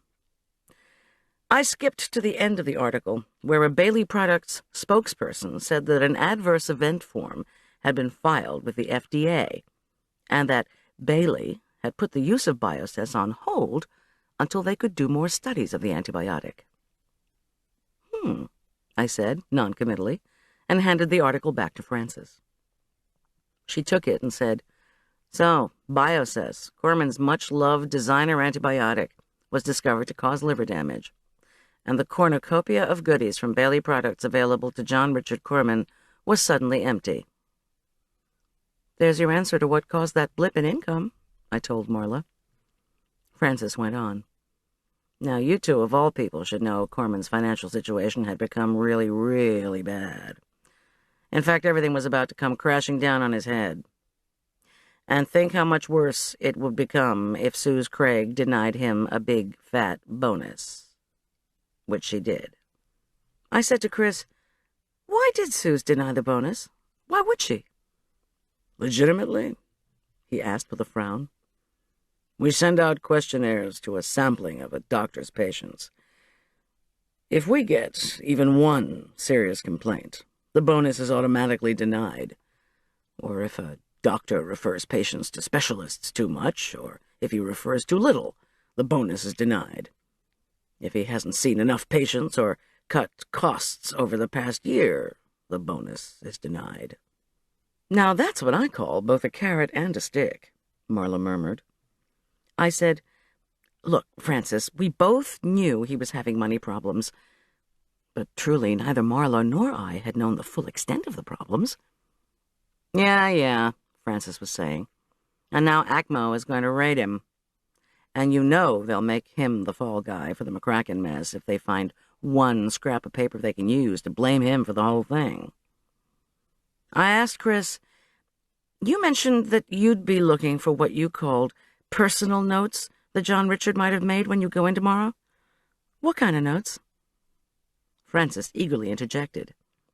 They're looking for anything John Richard might have written to cover himself, like, I told Patricia that my recommendation was for her to go into the hospital, but then I had to tell her that the HMO vetoed it. Or like, told P. McCracken today that HMO had denied her hospital stay because they're penny pinchers, cheap sons of bitches, she finished with a flourish. I addressed Chris Corey. Do you think there were such notes? And exactly who was going in looking besides you and the medical management lady? Somebody who represents Suze's interests in protecting ACMO? Chris leaned forward. Korman and ACMO are not exactly on the same side of these suits, you know. If Korman kept notes to try to cover himself, ACMO wants those notes very, very badly. If Korman criticized the HMO to a patient, he violated the terms of his contract with us. Worse for astute care, if the HMO recommended bed rest at home, while Dr. Korman claims he recommended a hospital stay, or she'd lose that baby. Well, you can see what would happen to the malpractice suit, and how bad ACMO would look. ACMO needs to know what he's thinking, what he's done. He shook his head glumly. Something else, Francis said. Chris tells me ACMO is considering putting Korman on probation as a provider, just for being sued for malpractice. Marla erupted in a gale of laughter. As Francis lit yet another cigarette, I wondered how ACMO was reacting to the jerk being accused of murder. Francis exhaled and went on. Plus, if Korman was saying one thing to Patricia McCracken and another to ACMO, then ACMO claims they can put him out the door. And believe me, if Korman got kicked off the ACMO provider list, he'd have nothing, since he sold his practice to them. And the person deciding about his probation is Suze Craig. Or should I say was Suze Craig, she concluded gleefully. Why don't you talk to the police? I asked, with a glance at Chris. He shook his head sadly. Why tell me? Frances quirked her bushy black eyebrows and, true to form, ignored my questions. Of course, I already knew the answer, because she wanted a story. Listen, she demanded, did Korman give either you or Marla anything to keep? Like any files or packages or notes on the McCracken case? I won't be able to nab ACMO without something concrete. Again, Marla burst out laughing. He gives me any files, he knows I'm going to shred them. Goldie might smoke them in her barbecue. Are you kidding? I protested. I'd put him through the vegetable shredder. Frances shook her head. Okay, it was worth a try. But think, you probably heard the story about Suze and John Richard arguing at the club Friday night. After what I just told you, wouldn't it make sense that they argued about money?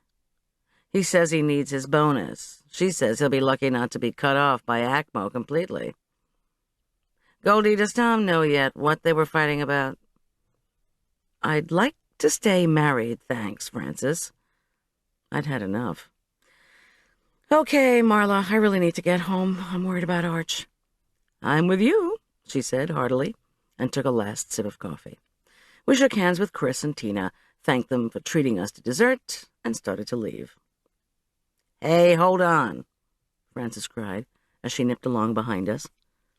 I need to know what Korman called about from jail. I finally managed to get Frances to let go of the Mercedes door handle by promising to call her if there were any momentous developments in the case of John Richard. Momentous developments to me meant anything the Furman County Sheriff's Department Public Information Officer was about to announce to all the newspapers, but I did not make this clarification to her.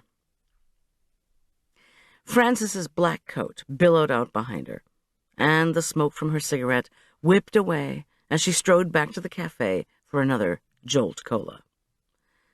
I would call her if I wanted to know something, but next time I'd be careful not even to mention Arch. Chapter 16. At home, McGuire announced he was having trouble swallowing. His fever had abated somewhat, but he still wouldn't eat a morsel. I made him some soft-serve strawberry jello. After 3 bites, he announced he needed to go back to sleep. Well, great. I perused the contracts for the doll show meals that Gail Rodine and I had worked out. Babsy doll collectors were apparently as paranoid about getting mayonnaise on those itsy-bitsy plastic high heels as they were about having their dolls taken out of their original boxes. So the Babsy Bash organizers, despite the fact that they were expecting over 200 people per day at the show, had only sold tickets for 40 box lunches on Tuesday. Then, on Wednesday, a sit-down breakfast for the executive committee and helpers, 20 people, would be followed that evening by a concluding barbecue, for which the show organizers had sold 60 tickets. All the meals would be served on the Lake Center patio picnic tables. A guard would be stationed at the back door so that not a smear of barbecue sauce could touch a single doll's ponytail. Best of all was that Gail Rodine's down payment would provide the first installment of Arch's fall tuition at Elk Park Prep, an expense John Richard was supposed to cover.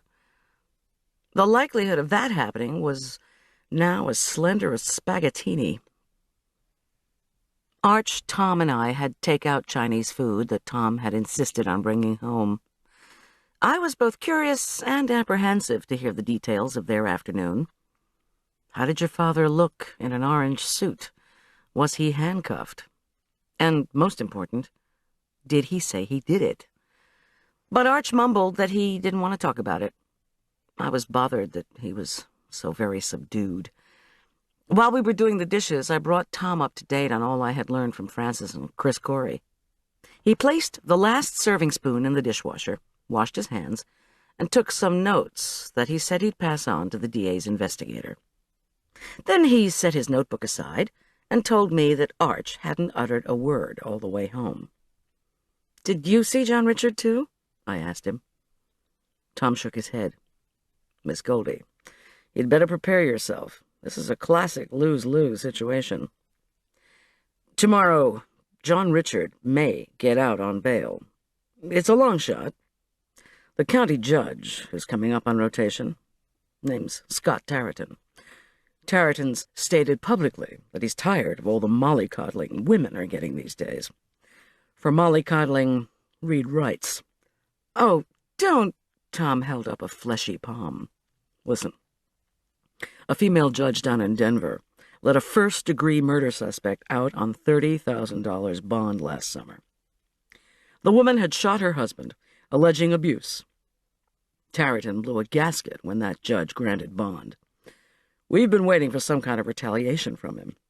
Setting bond for a man implicated in a murder, especially one stemming from a domestic dispute, would be just his cup of tea. John Richard could be it." "But isn't there a law about not letting murder suspects out?" Tom scowled. "Oh, sure. Murder suspects, according to state law, need to be held without bond until a hearing on the evidence. But after bail was granted last summer for that other suspect, the upholding of that particular state law has become fuzzy. Fuzzy enough for Tarleton to do exactly what he wants." "God help us." "Tarleton's no friend to women," Tom concluded grimly. It was no wonder that I once again had trouble sleeping. The insomnia came, despite an expert shoulder massage from Tom and a late-night phone check from Marla. Did I want help from her for any of the doll club events? I thanked her and said I'd be fine. I needed the work to keep my mind occupied. I fell asleep, dreaming of dolls bearing trays of grilled burgers. At 2, I awoke with my heart hammering. Bam, bam, bam. John Richard used to hit me. He'd shake me and then strike my face with his fist. I'd try to get away or fight back. No use. Bam! One leg. The other leg, my back. He was a great believer in symmetry. I shuddered and crept out of bed. Then I took a shower to relieve my cramping muscles. I toweled off and listened for noise in the house. Had I awakened anyone this time? Apparently not. I dressed silently. Sleep was now impossible, and suddenly remembered Arch's advice. You should go out for a drive. That's what you used to do when I was little, when I couldn't sleep. Should I?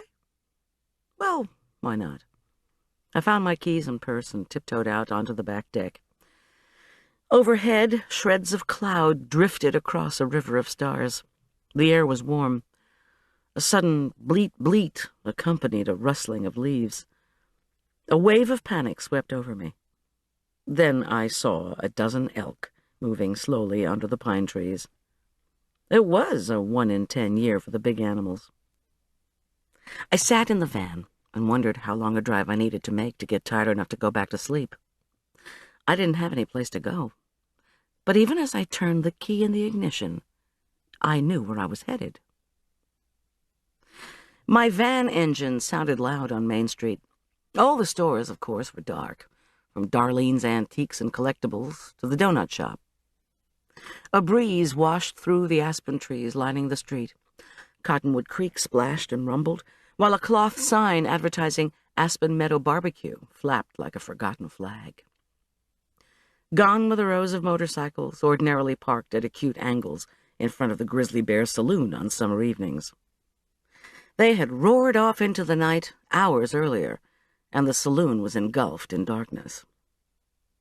The van chugged past the spotlight trained on the waterfall emptying out of Aspen Meadow Lake.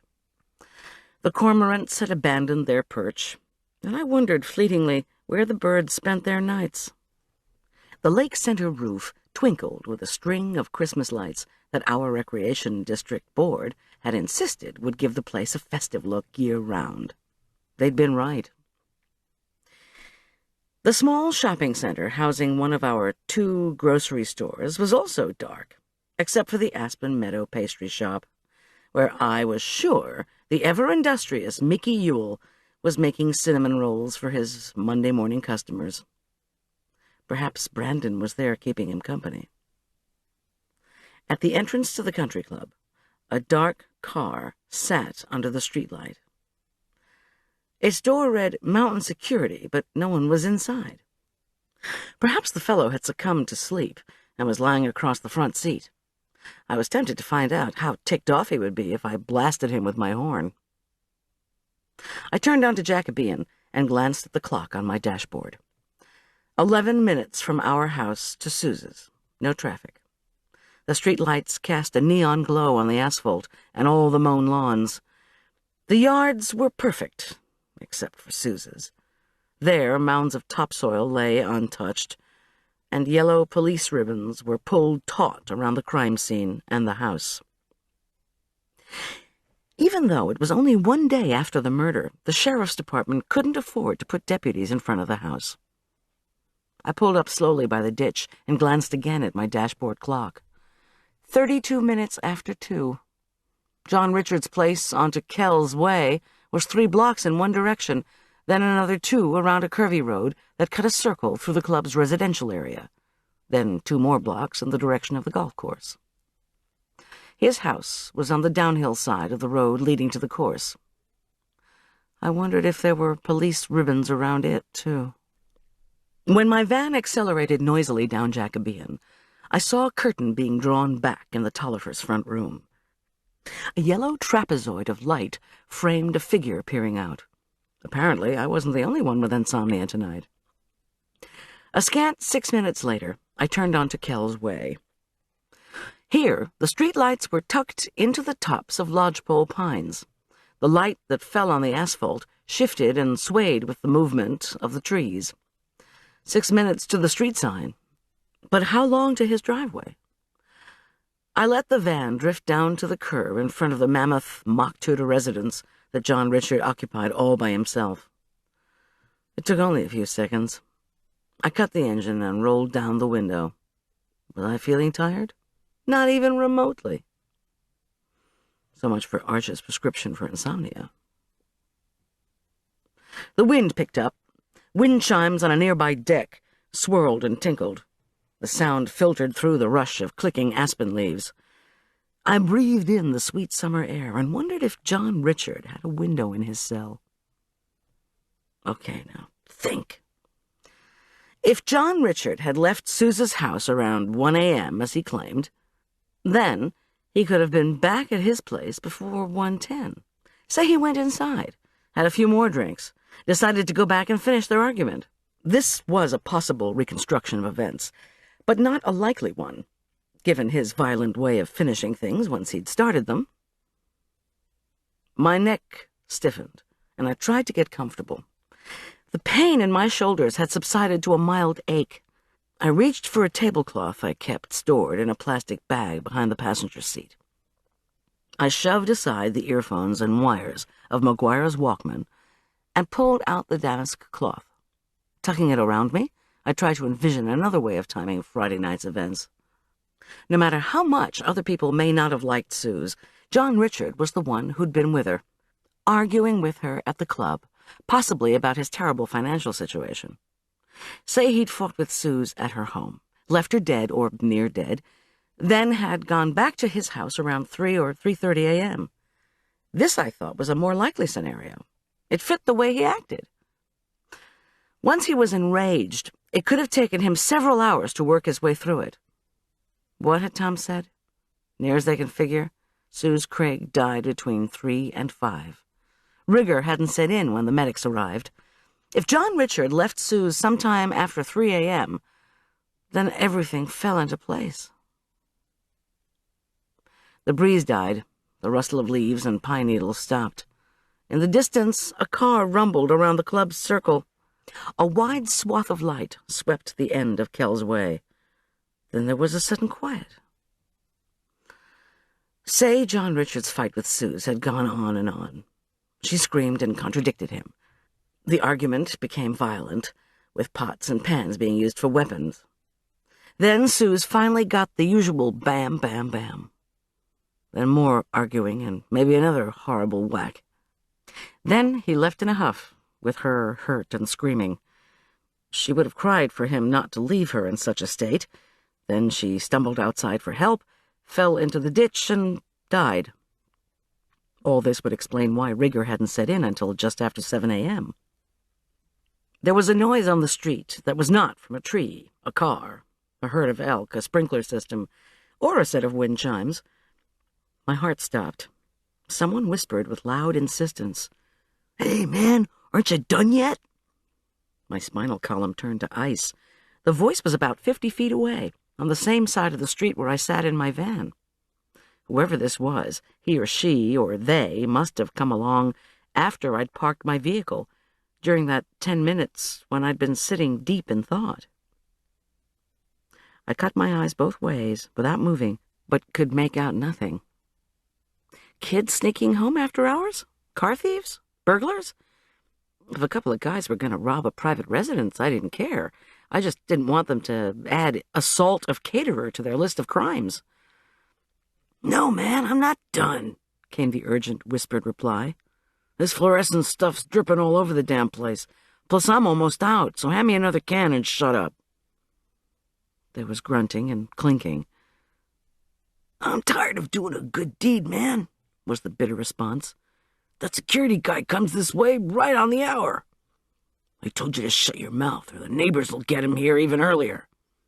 "But it's almost 3, his partner insisted.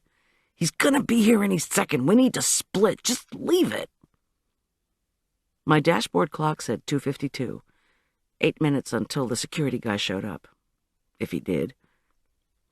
Ever so slowly, inch by inch, I leaned forward to look out the windshield. If I could see them, I could figure out how to drive off without incident. Kell's Way was a dead end.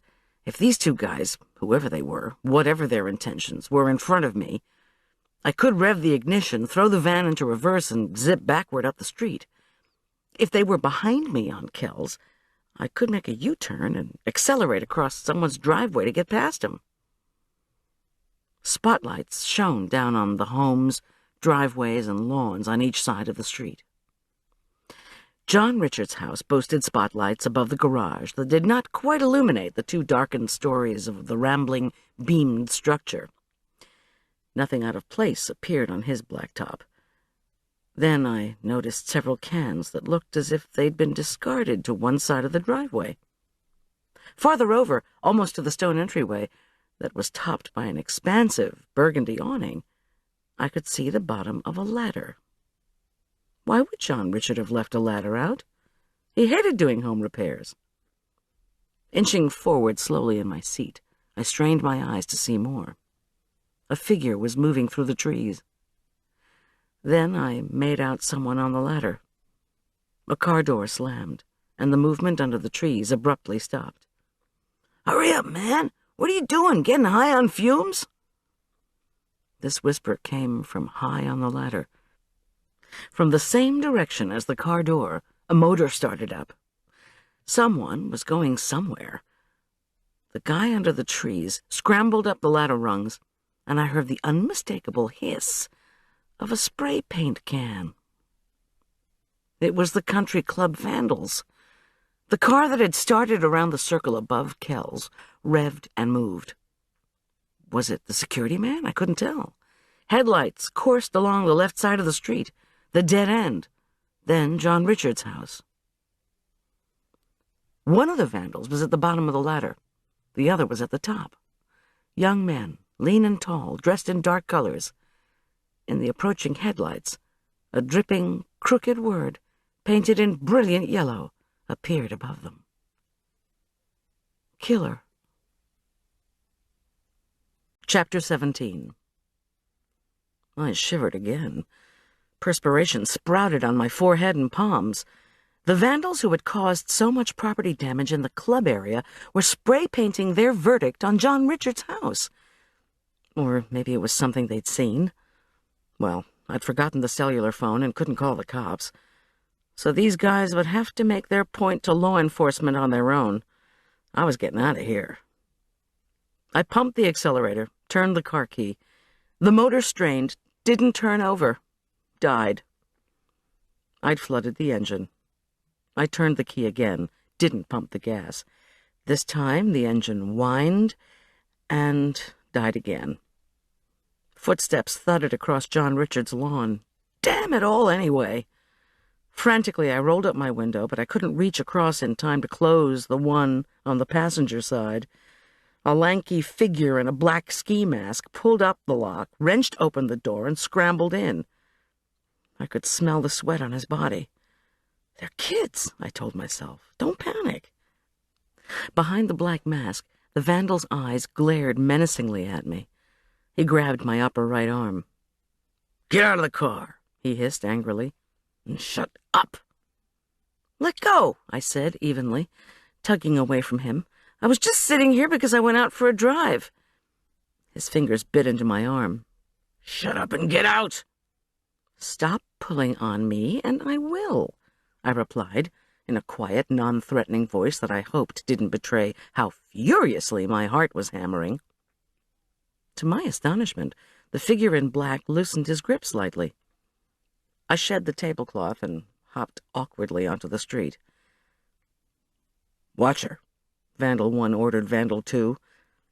In the streetlight, I could see Vandal 2 was brandishing a tire iron.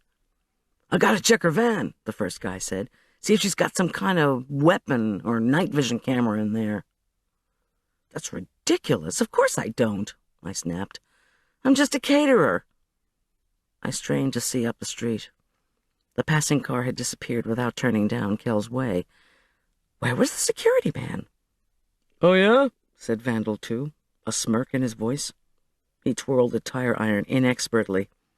"Kinda early for fixing breakfast, wouldn't you say?" "Listen, guys, the man who lives here, the guy who was arrested, he's my ex-husband." "Really?" said Vandal 1. He spat. "What, this guy's in jail, you've got an old key, you figure you'll go in and pick up a few things while he's not around?" "No, that's not why I'm here." Vandal 1 leered ominously. "Then why are you here?" "When in doubt, tell the truth." "I couldn't sleep. I went out for a drive." Vandal 2's eyes sparked behind the mask. He raised the tire iron. "You'll sleep if I knock you over the head." The words were out of my mouth before I could pull them back. tough guy. I thought you were so worried about the security man driving up. This warning earned me a rude shove on the shoulder. I stepped back and said, "Why are you here?" Vandal 2 stabbed a finger at the house. "Can't you read? We know he did it." In the darkness, it was almost impossible to see the ugly yellow word. "Ah, killer. How do you know that?" "Wouldn't you like to know? We see lots of things." I shrugged. But if these two knew anything about the attack on Sue's... "How—" "Wait a minute," exclaimed Vandal 1. "You said you're a caterer? I read about you."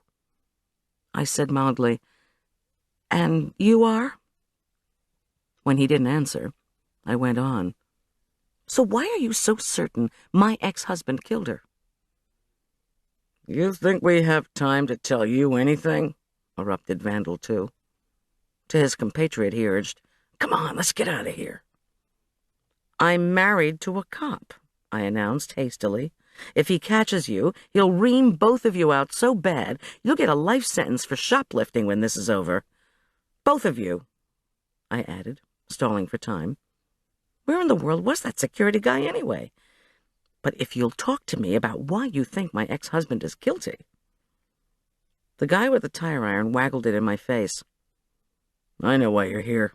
Insomnia, my ass. That doc goes down, I'll bet you inherit this house. You're too shy to gloat over your loot in the daylight, but you just couldn't sleep until you got a good look at your new place." I was tempted to ask, just how much of that paint did you inhale anyway? But there was no telling these two anything. No telling them that, come those circumstances, Arch would inherit. Not that my son would want this enormous place. Not that my son would want anything besides having his parents alive and well and out of jail. But I needed to know if they had seen something Friday night. And where was the security man? Why did no neighbors seem to hear me out here arguing with vandals? I made a decision. The vandals probably wouldn't hurt me, despite the pop Vandal 2 had given my shoulder. These two were cowards, which was why they defaced other people's property at night. Still, they were angry young cowards, so I would have to be careful. I took a tentative step toward my van. "I want to go home. Are you going to tell me why you think my ex-husband murdered that woman? Or do you want the cops swarming all over here tomorrow with their fingerprint equipment?" "Actually," I said offhandedly, "they'll probably do that anyway. A murder investigation is a whole different ballgame from cleaning up graffiti guys." Vandal 2 lifted his chin mockingly. "You're just dying to know, aren't you?" "Yeah, I am." Vandal 1 pressed forward.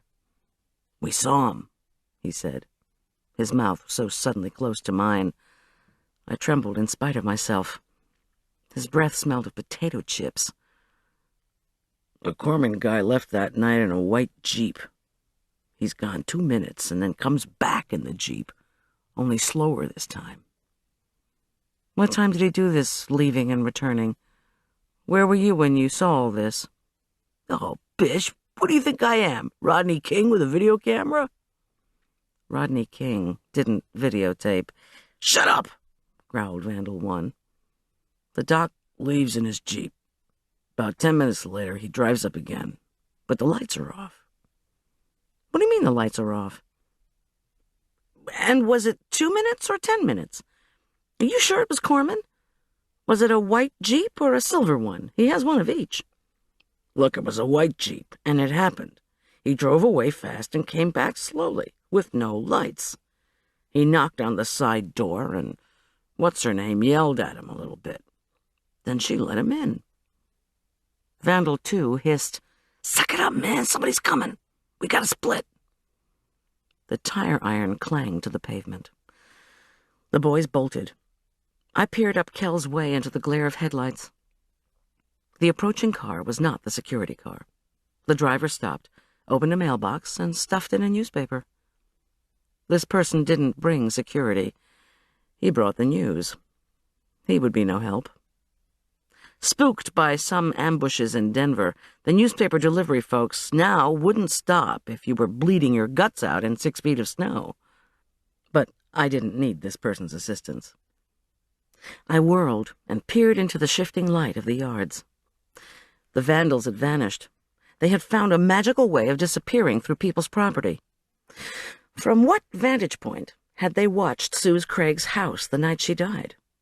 The two guys hadn't seen me drive down Kell's Way. Perhaps they'd been vandalizing the club road signs on an adjoining block when I'd parked. The metallic slap of mailboxes being opened and closed punctuated the night air. There was no sign of the security man and no sound of a pickup truck or some other vehicle being driven away. Where had the vandals gone? I had no idea. It was time to boogie. By the time I drove past the security car with its still dozing watchman and arrived home, the dashboard clock read 3:45. Time flies when you're avoiding insomnia.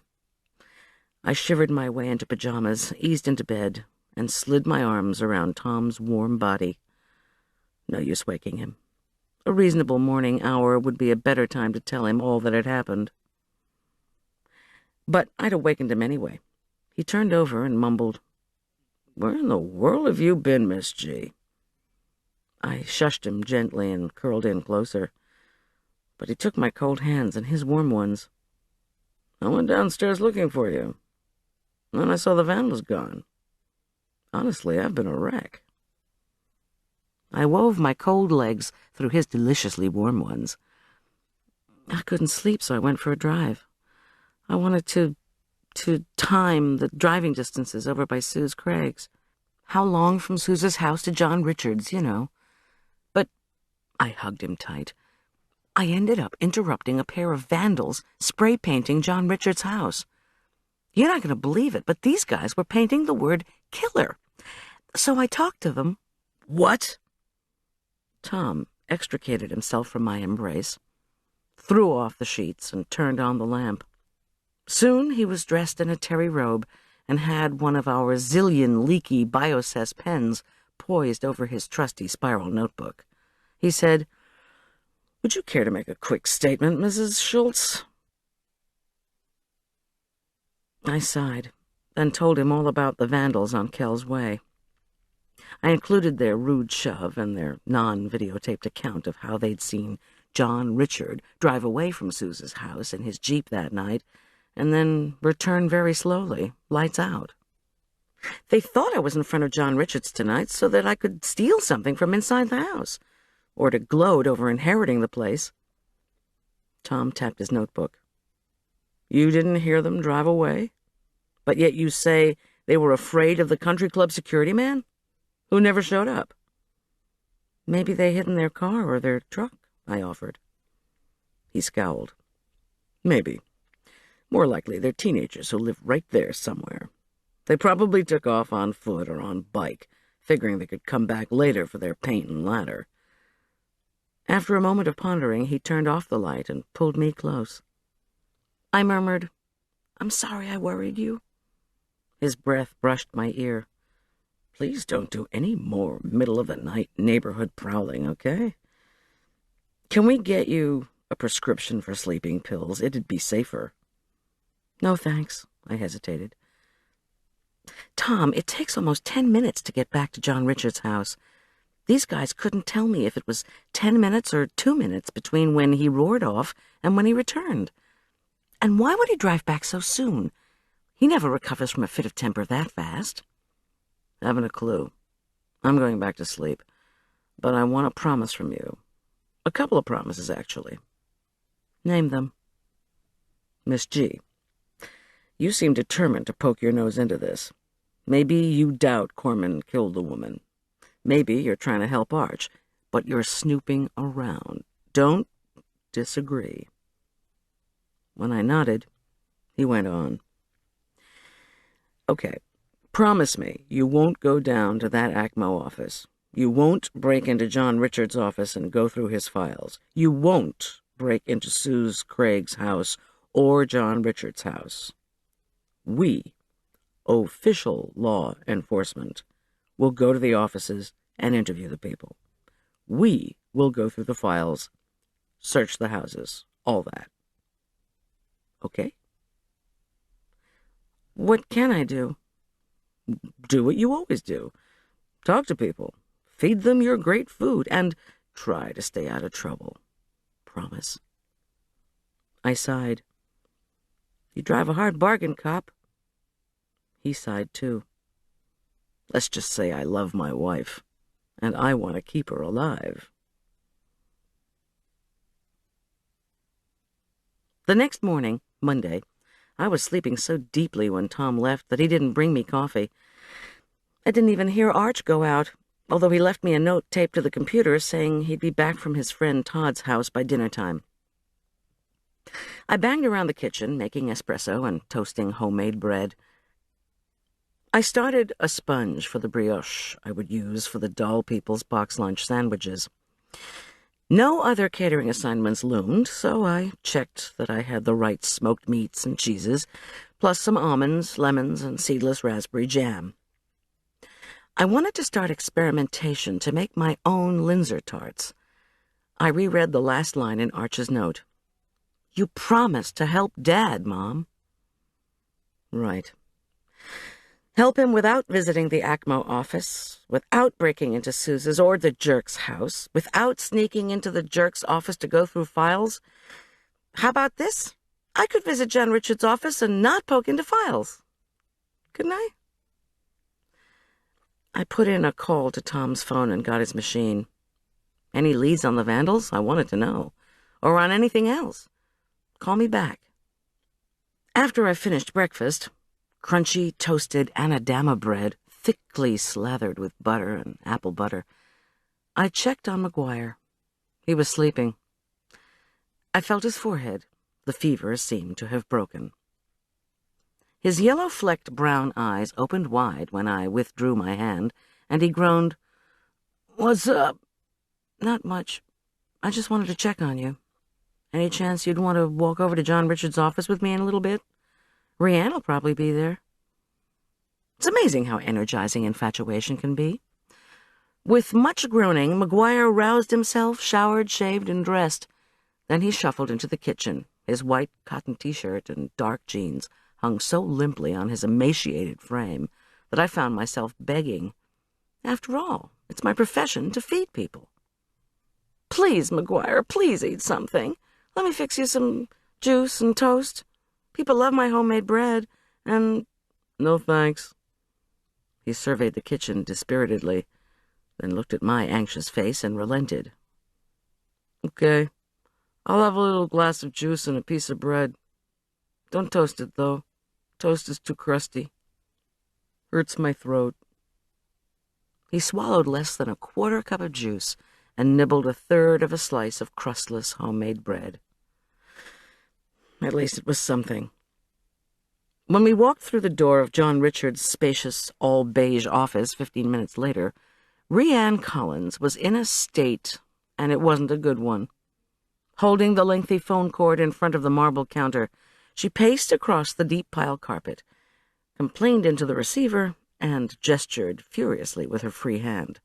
Her buxom figure was shown off to splendid advantage by a size too small white t-shirt and clinging black biking shorts. Her curly black ponytail and long, poofed bangs bobbed as she bent from time to time to whack at magazines that spilled from the beige-painted tables. First, Judy calls in sick. She's a nurse, but she can't tell me what kind of sickness she has. So here I am, left to do everything, and then the sheriff's department calls and says, Don't touch anything. They're on their way. She nodded us distractedly toward the waiting area chairs. Then ACMO calls, she continued into the phone, and says, Don't give anything to the sheriff's department. I sat down and wondered, as I always did, how hugely pregnant women could ever extract themselves from these deep, soft couches once their appointment time arrived. Rianne stormed on. ACMO says the files belong to them, and if I give the sheriff's department anything, I'm in deep yogurt. So then they say they're on their way. She set her heart-shaped, usually quite pretty face into a pout as she listened to the advice from the other end of the line. She examined her black and purple painted nails and sighed. "Okay, bring your bike rack. Noon." She slammed the phone down and examined us bitterly. "What do you want?" McGuire tucked his chin into his neck and gabbled something unintelligible. Poor kid. Aside from Rianne's plentiful figure and pretty face, I couldn't figure the attraction. Maybe it was the black and purple nails. "Rianne," I assured her, "we're here to help you. You see, I talked to someone from ACMO after church yesterday, and after what happened to Ms. Craig." She stabbed a dark fingernail at McGuire. "Are you the one who told the cops I didn't like Miss Craig? Because they came to my place yesterday, you know." No, McGuire stammered. "I guess I—" Before he could continue his feeble protests, Rianne pointed the fingernail at me. "Uh-huh. And you, Mrs. X. Korman, number 1, exactly how are you going to help me? My boss is behind bars, and the cops think I hated his girlfriend? What are you going to do, hire a temporary nurse to come in and help out? Call all the expectant women and recommend other doctors to them? You going to loan me some money from your catering biz when I don't get paid this week?" "Rianne, you're upset. Please call me Mrs. Schulz, or Goldy." "I know," she said spitefully. "You're here about money. That's what Mrs. X. Korman number 2 is always calling about."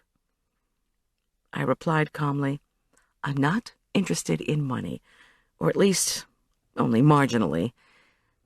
Listen, do you know why the ACMO people are coming today?" She sighed dramatically and looked away. "I never know.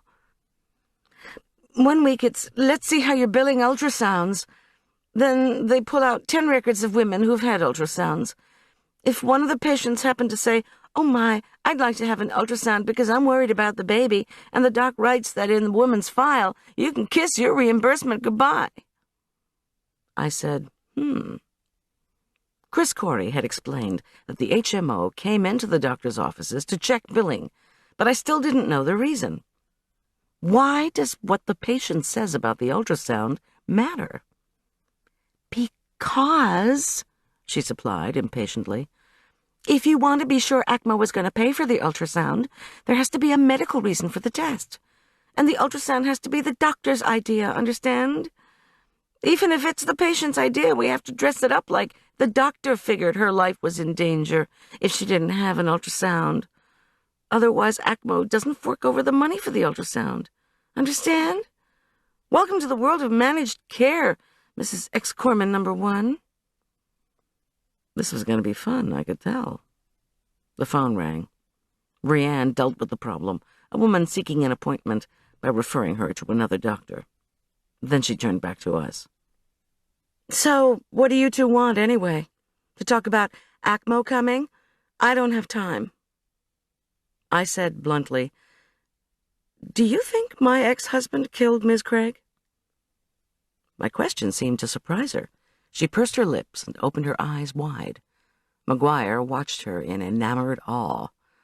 Then she reached back to twirl her ponytail while she considered. "He could have," she replied noncommittally. When she didn't say more, I prodded. "How about Patricia McCracken? Do you think she could have lost her temper with Suze Craig?" Rianne snorted. "That's just as likely." The phone rang again. "Listen, I'm sorry, I really don't have time to chat." I waved to her to answer the phone. Rianne disposed of this caller by advising her to give the pharmacy a ring. "Where's Patricia McCracken's file?" I asked, as soon as the secretary was not so ready to chat again. Her laugh was derisive. "You got to be kidding if you think I'm going to show you a patient file."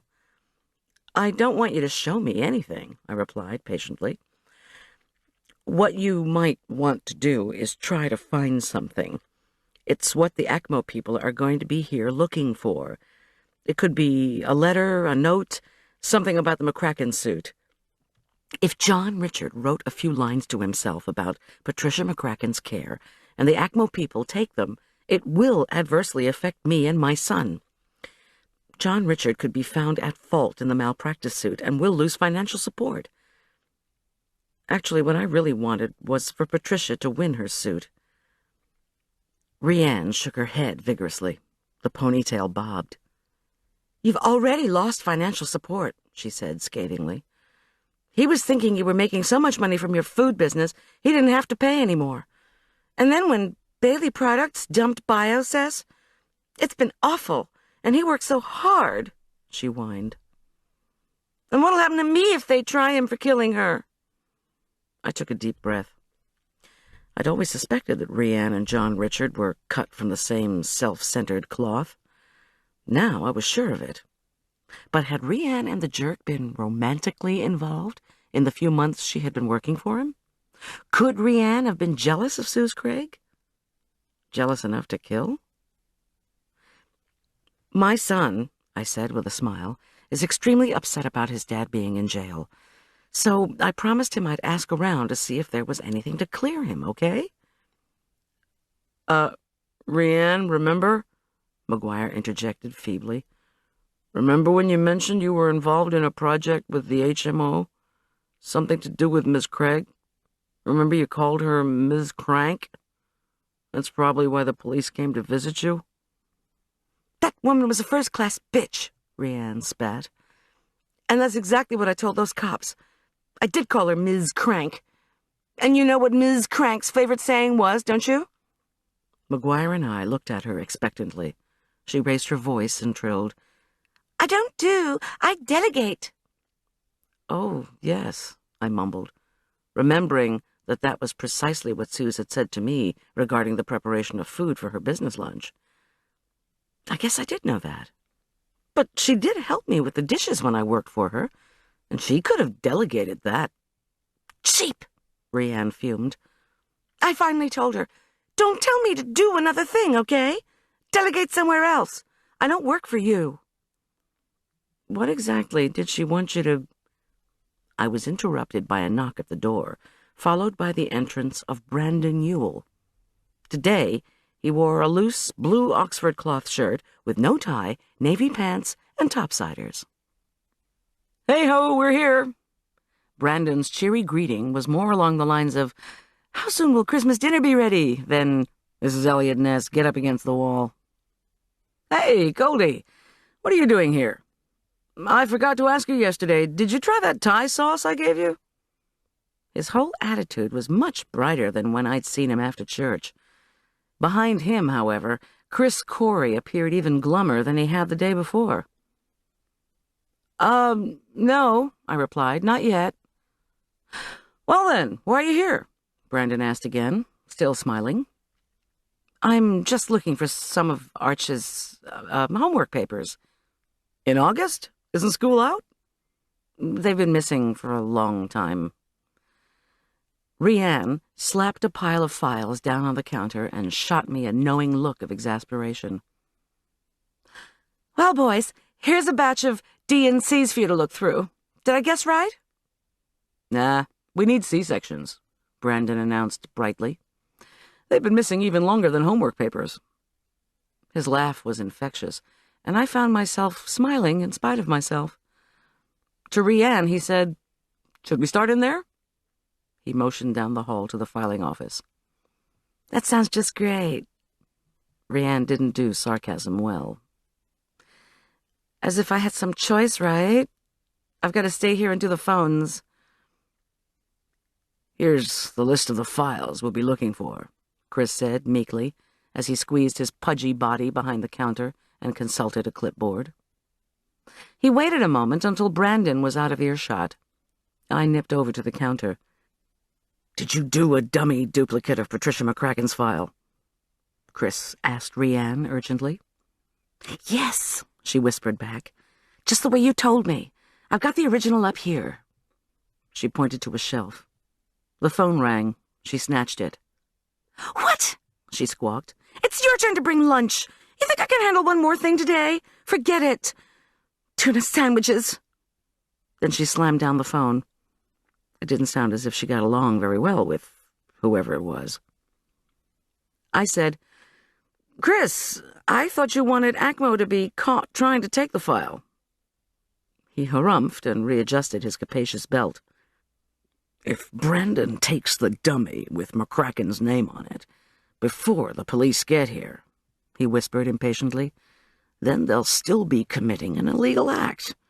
And with Rianne keeping the real file, your husband's lawyer can still have the information he needs. He's my ex-husband, okay? I hissed, fiercely. And I thought you said it would be a medical management lady coming here today. What has human resources got to do with checking billing? Does Brandon ever do that? Chris shrugged grandly. They're scared. And then, balanced precariously on his cast, he lumbered off after Brandon.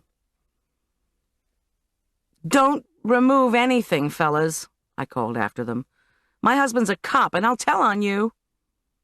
To Rianne, I said softly, The sheriff's department's on his way? Supposedly. She eyed the telephone on the marble counter, as if debating which friend she should complain to next. I guess we'll be going, McGuire announced. His face was as sallow as I'd seen it since he'd been living with us. Despite his words, however, he didn't seem to have the energy or the will to move.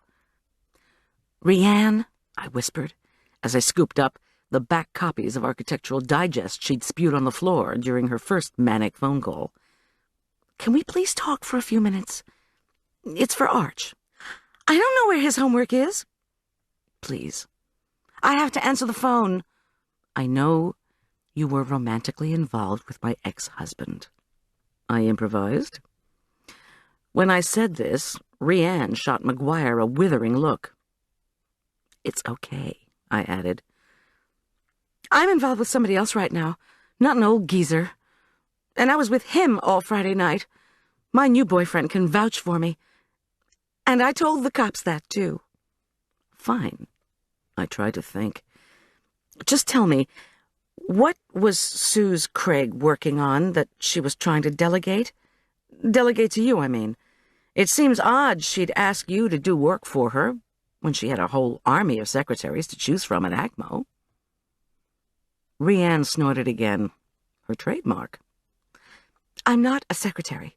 I'm an assistant. And the stuff Ms. Crank had me do was penny ante. Make our dinner reservations. Call Aspen Meadow Nursery. Get them to come out and fix my steps. When she seemed reluctant to go on, I prompted, That's it? Well, not exactly. She bit the inside of her cheek, then confided, It's what John Richard told me she tried to delegate to him that was really weird, if you want to know the truth. The truth would be great. She leaned close. She wanted him to put some stuff, I guess it was papers or something, in a safe place, somewhere the ACMO people couldn't find them. What stuff? How do you know it was papers? The kind of papers they're trying to find now? Suddenly I remembered what John Richard had said to me on the phone. Suze had some kind of delicate material. What material? I'd thought it related to Ralph Shelton, but was that wrong? Are you sure it was papers? She shrugged indifferently. Who knows? The phone rang. Rianne answered it and started to redirect another patient. To my surprise, Brandon Newell suddenly appeared at my side. He flashed me his movie star smile. Goldie, may I talk to you for a minute? More Thai sauce? I said brightly. Please, just right outside the front door. Just for a sec, if you don't mind. I walked outside with him. I'd tell him what he wanted to know, maybe, if he'd answer a couple of questions, too.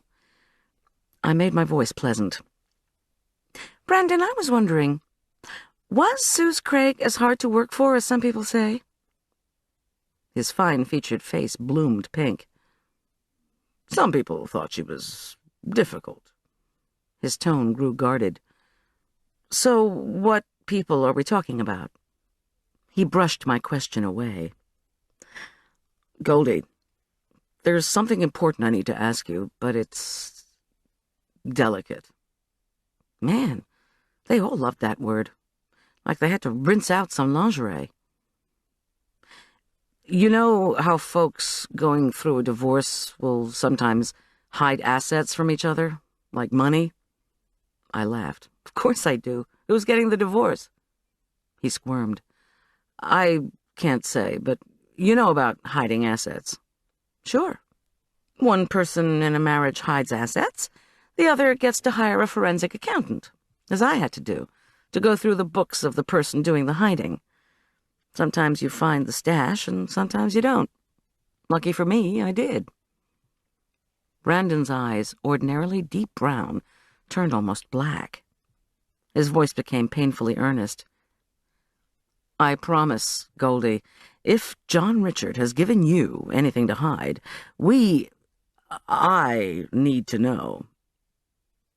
I almost laughed again. I imagined a list of intimate, make that delicate, questions. Have you had cosmetic surgery? Do you dye your hair? How much do you weigh? Which could develop into, how much money do you make? Now, apparently, to that invasive list I could add, has your abusive ex-husband given you anything incriminating to hide? Brandon, I said, with equal earnestness as the phone pealed again inside, if my ex-husband had given me a bald eagle that he had shot and stuffed, I wouldn't tell the ACMO honchos. Brandon Newell, my foodie buddy, turned on his heel and strode away. I immediately felt bad. I liked Brandon. I didn't want to alienate him. From inside the office, Rianne said, What? Who? Yeah, she's here. Goldie! When I went back into the office, Chris Corey had not reappeared, and McGuire was still slumped in one of the chairs looking catatonic. As soon as Brandon found out the call wasn't for him, he brushed past Rianne on his way back into the file rooms. Man, Rianne exclaimed, gesturing with the phone. What is his problem? Anyway, the phone's for you. I sighed and walked back to the counter. Yes, I said tentatively into the receiver. Miss G. Tom's warm, calm, reassuring voice. I had a feeling you'd be over there. Bad news, I'm afraid. Go ahead. I warned you. The judge did it. John Richard made bail. He'll be out in 2 hours. Probably back up in Aspen Meadow by noon. No. Yes. Now listen. You're a witness in this matter. He's been warned not to talk to any witnesses, but you know how poorly this guy follows directions. If he shows up at the house or does anything to try to contact you, you ignore him, understand? Call us. We don't want this case ruined before it even starts. Okay. My voice was on Novocaine. Goldie? Don't want to press a point here, but you're in danger. You found the body. You saw him drive up with the flowers. You're the main person who can testify about his physical abusiveness. He's in some kind of mental state, and he may just want to rid himself of you altogether. Is McGuire there? I thought we agreed you weren't going to go poking around through files. I'm just here at the office for a few minutes, and I'm not doing any poking through files. The people poking are the ACMO folks. Are your people on their way? Rianne said they were. They should be there in 5 minutes. Be sure you're in your kitchen in 2 hours, okay? I'm warning you, Goldie. I don't want you hurt. Okay, please put me on with that secretary so I can get her to kick those ACMO guys out until our people get there. I handed Rianne the phone, then told her that McGuire and I had to go. She tossed her ponytail in a suit-yourself gesture. But McGuire and I were not going straight home. We had someone else to warn. Chapter 18. As we drove away from the office, I waited for a barrage of questions from McGuire. Ordinarily, the teenager took great interest in criminal cases, but he regarded me dully when I said we had one further stop to make. You don't want to go right home? He asked. You're always talking about how dangerous the jerk is. I promised Arch I'd ask a few questions. He shrugged and was silent. When we rounded the lake, spumes of dust were rising from the lake center parking lot. The doll show organizers had arrived. Without enthusiasm, I realized I needed to talk to them, too, before I went home. So that made 2 stops. I pulled into the lot of the sleek, wood-paneled Lakeview Shopping Center, a 2-story L-shaped constellation of boutiques and offices that had recently been constructed on the old site of a gaudy saloon. Before the saloon went bankrupt, it had boasted a Vegas-style light display arranged in the shape of a covered wagon that appeared to roll from one end of the building toward the lake. But drunk wannabe cowboys, exiting the saloon, frequently thought the neon wagon was going to roll over them. Numerous car accidents had ensued. The sheriff's department had ordered the light display turned off, and that had been curtains for the saloon. I parked in front of Sam's Soups, which had a "For Lease" sign in its darkened window. Food service in Aspen Meadow is always a touchy business, and Sam's alternately gluey and thin soups had not been a local hit. Next door to Sam's, Aspen Meadow Health Foods had held on, but only by going through a number of permutations. Up until a few months ago, my friend Elizabeth Miller had offered everything from 20-pound bags of millet to gallon jugs of soy milk. Elizabeth had sold the store to Amy Bartholomew, registered nurse, late of the Astute Care HMO, and new purveyor of homeopathic remedies. Only she wasn't purveying at the moment. Amy's paper clock sign indicated that she opened at 11. It was barely 10. Not only that, but Amy had scribbled "most days" on the clock's center. Great. I glanced across the road at the lake center. "Mind if we drop by over there?" I asked McGuire, pointing at the lake center. "I just want to see how they need me to set up for the breakfast Wednesday." "Sure." He gave me a weary smile. "I'm not ready to go back to bed yet. I feel as if I spend my life between the sheets." His face was cadaverous, poor guy. I felt terrible that Rhiann Collins had treated him so offhandedly. It's difficult to take cruel treatment from a member of the opposite sex, especially from someone you care about. At 19, I'd been some kind of basket case myself when it came to relationships, and I hadn't been struggling with mononucleosis and a flaky, egotistical father in the bargain. "We'll come back over here when the proprietor opens," I promised. "You want to rest for a minute before we go talk to the Babsy Bash ladies?" "Whatever," McGuire repeated, apparently too tired to think of anything new to say. He stared glumly at the lake, a meadow of sparkles broken up by paddle and sailboats. I wonder how Tom thought I'd be protected from the jerk, with poor, listless McGuire accompanying me. "He's out." I shivered. But I shook this off, the same way I always tried to rid myself of thoughts that included the jerk.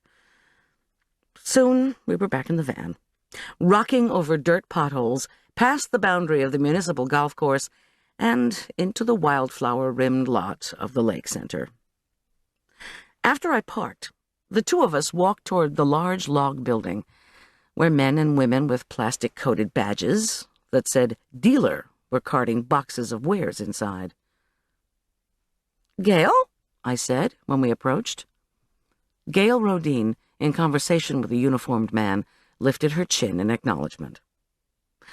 Actually, her chin was about all I could see of Gail's face. She sported a floppy-brimmed hat that sprouted feathers in every direction, and might, I reflected, serve well as a centerpiece for the annual Audubon banquet. Her mid-thigh-length dress was a glittering black-and-white striped affair. Where did this woman get the money for her hobby? The lake center was not a cheap space to rent, and I was not a cheap caterer to hire. The local Babsy Club must get a cut of the profit made from the sale of dolls, and that percentage must be considerable. "I'll be with you in a moment," she announced, and continued her low murmur with an older man in a gray security uniform that hugged his belly like a sausage casing. The man's complexion was splotched, his nose was bright red, and his silver-gray hair lay in flat, greasy curls against his head. He punctuated every few sentences of Mrs. Rodine's with a hiccup. He was not the sort of security guard to inspire confidence. Still, I stopped a respectful distance away from their conversation. Despite the fact that Arch had spent the night at the Rodines' house, Gail and I did not move in the same social circles, as we both well knew.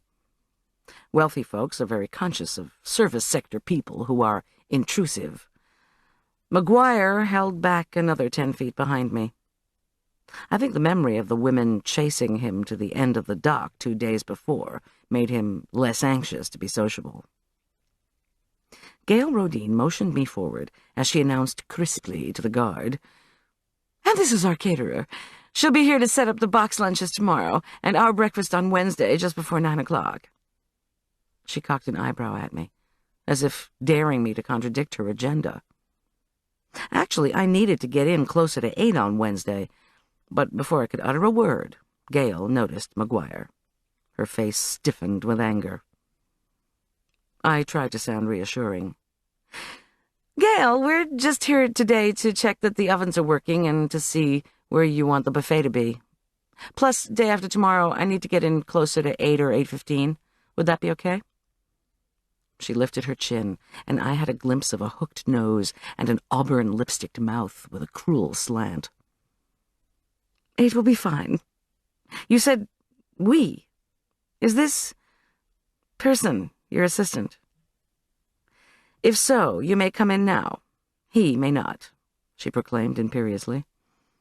"That boy has already made our lives quite difficult here, and we're preparing to take our morning tea break. The break will be held in the same place as the brunch." "Okay," I managed to choke.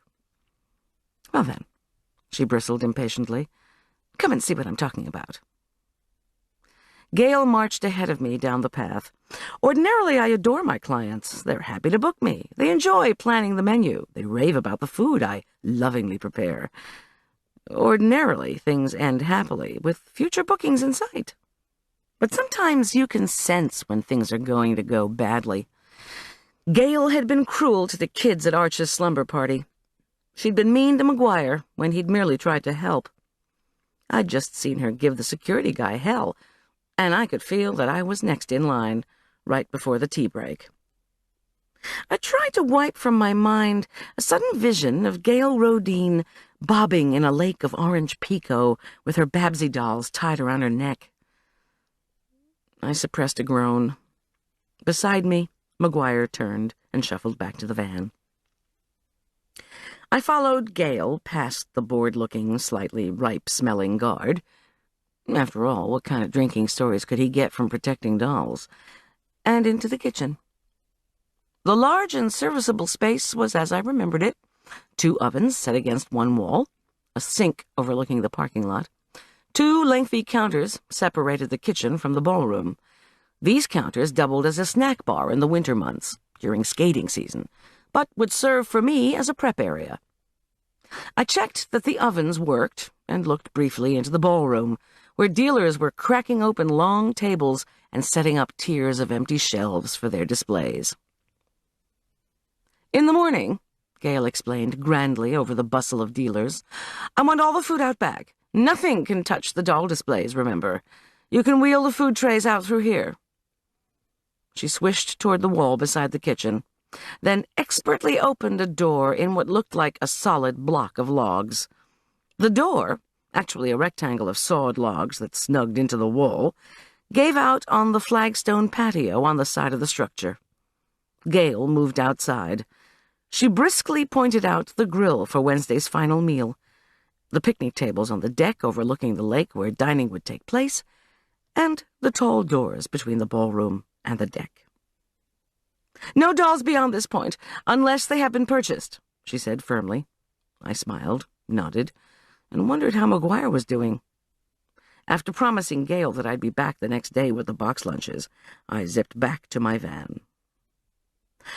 McGuire, chin in the air, mouth open, had fallen asleep with his head cocked against the neck rest.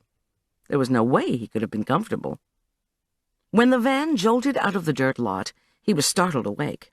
He blinked, then muttered, I'm ready to go home." "Just one more quick stop.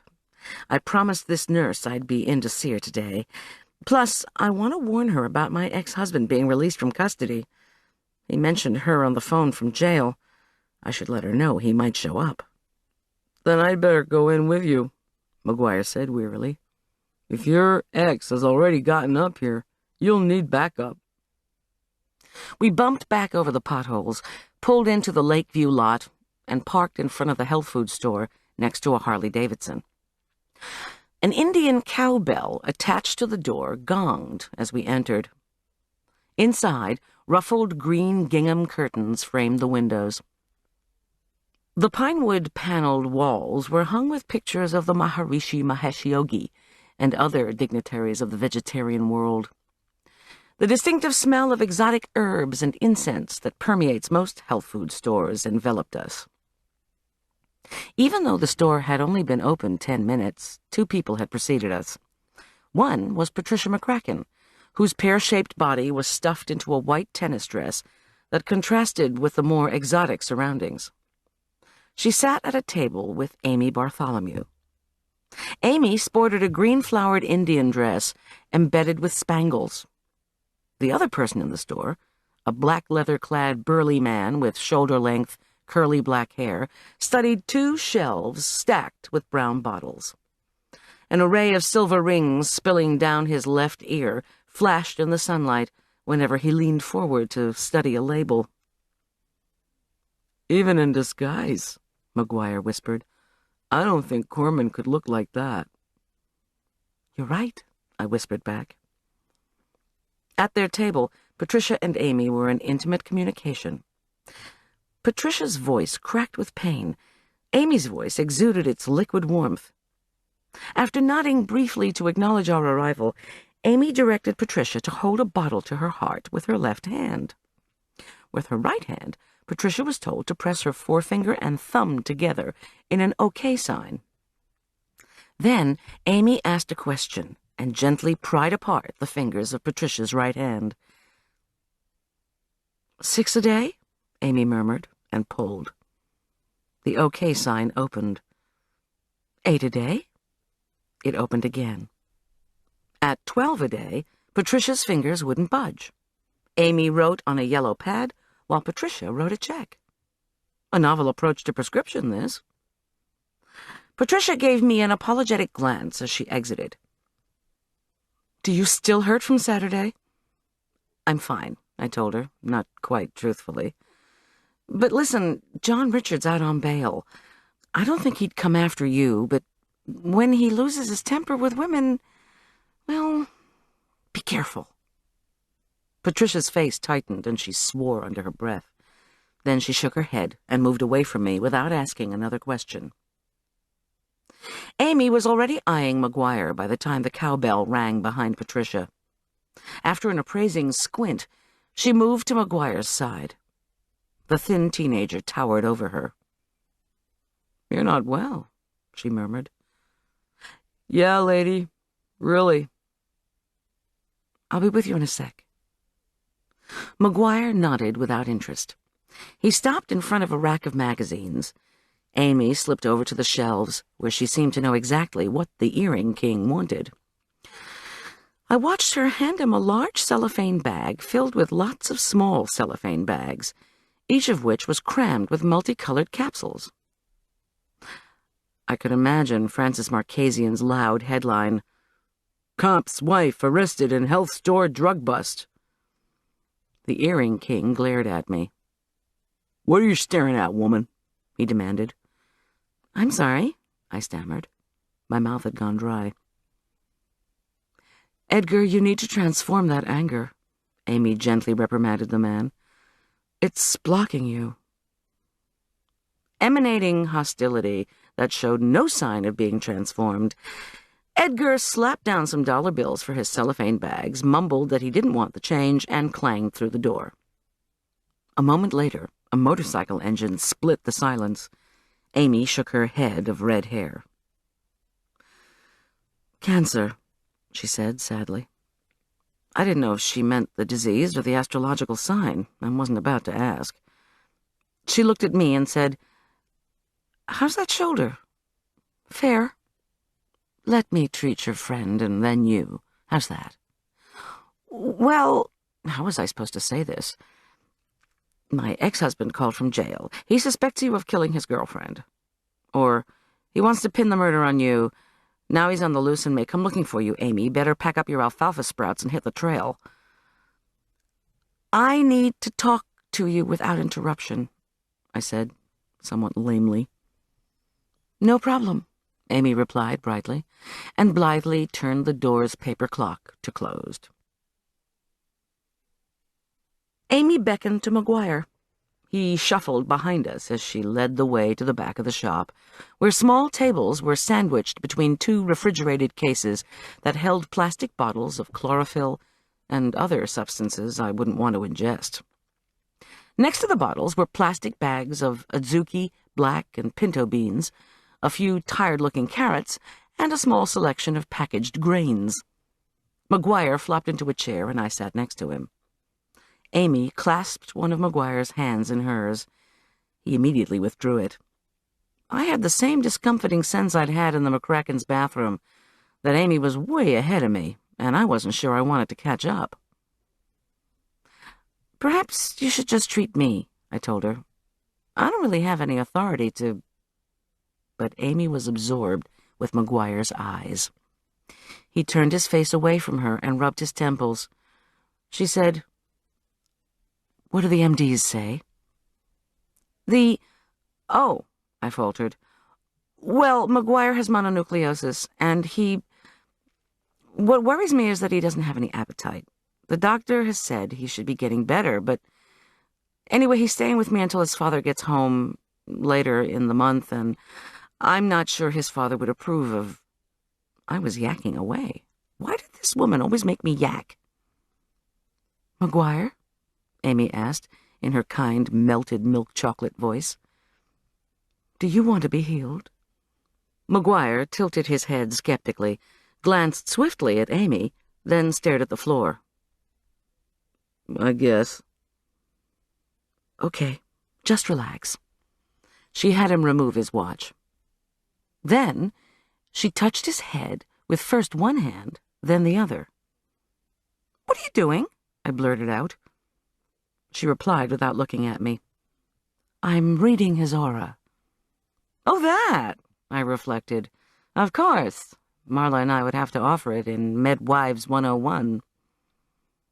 Amy took a small flashlight from her pocket, then opened and smoothed out what looked like a paper diagram or chart of some kind. Look at me.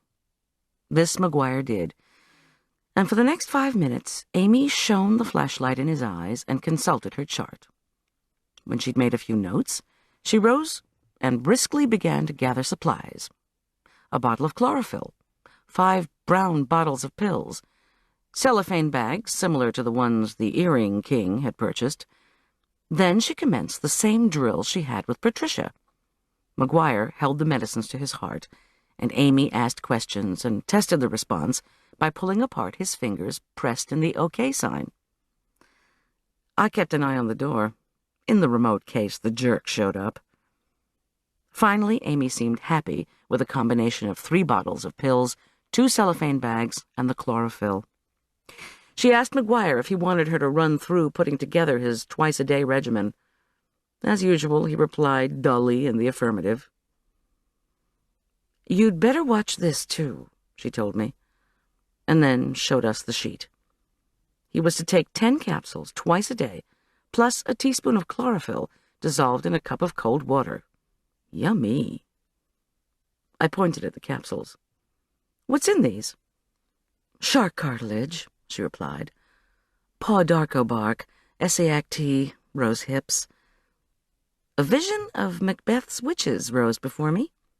Okie doke, I interrupted her, before we could get to Eye of Newt. Are you ready for me to take a look at you? She asked. Sure, I said, enthusiastically.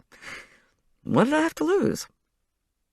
While McGuire dutifully swallowed his capsules with a glass of spring water spiked with chlorophyll, I got the same flashlight in the eye treatment he'd received.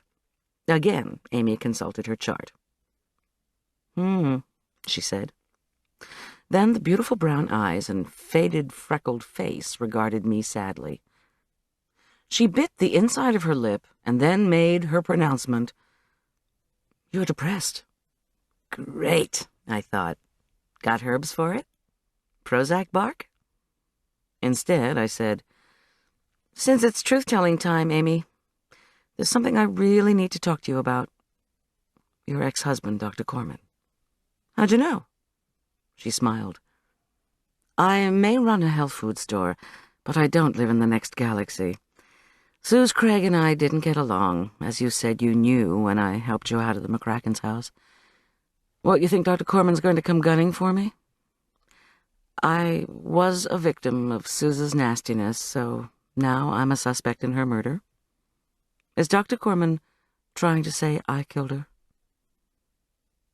Without warning, I felt infinitely dejected. Maybe it was Amy's suggestion that I was depressed. Maybe it was my acknowledgement of the truth. A woman was dead. If my ex-husband had killed her, he would pay. But so would my teenage son, who would pay a long-lasting price in emotional pain. If John Richard had not killed Suze, then finding out who did would be left to the DA's investigator, Donnie Saunders. Saunders, who, last time we'd met, had informed me Radicchio was the name of a mobster. No wonder my spirits were low. Let's get you some herbs for that depression, Amy said decisively. She moved to the same area of the same shelf where she'd pulled down the bottle for Patricia McCracken. And then I, too, went through the drill of holding the herbs to my heart and having my fingers pried open. Within 5 minutes, I, too, was swallowing mammoth capsules whose ingredient list included only 3 things I recognized: bamboo sap, ginger rhizome, and licorice root. It didn't sound like a mixture I'd use in a cookie.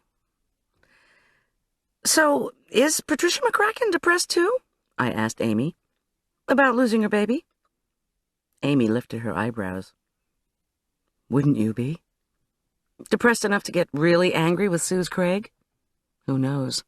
Suze distressed a lot of people, including you. When she gave a single nod, I swallowed, then said, Why'd she fire you?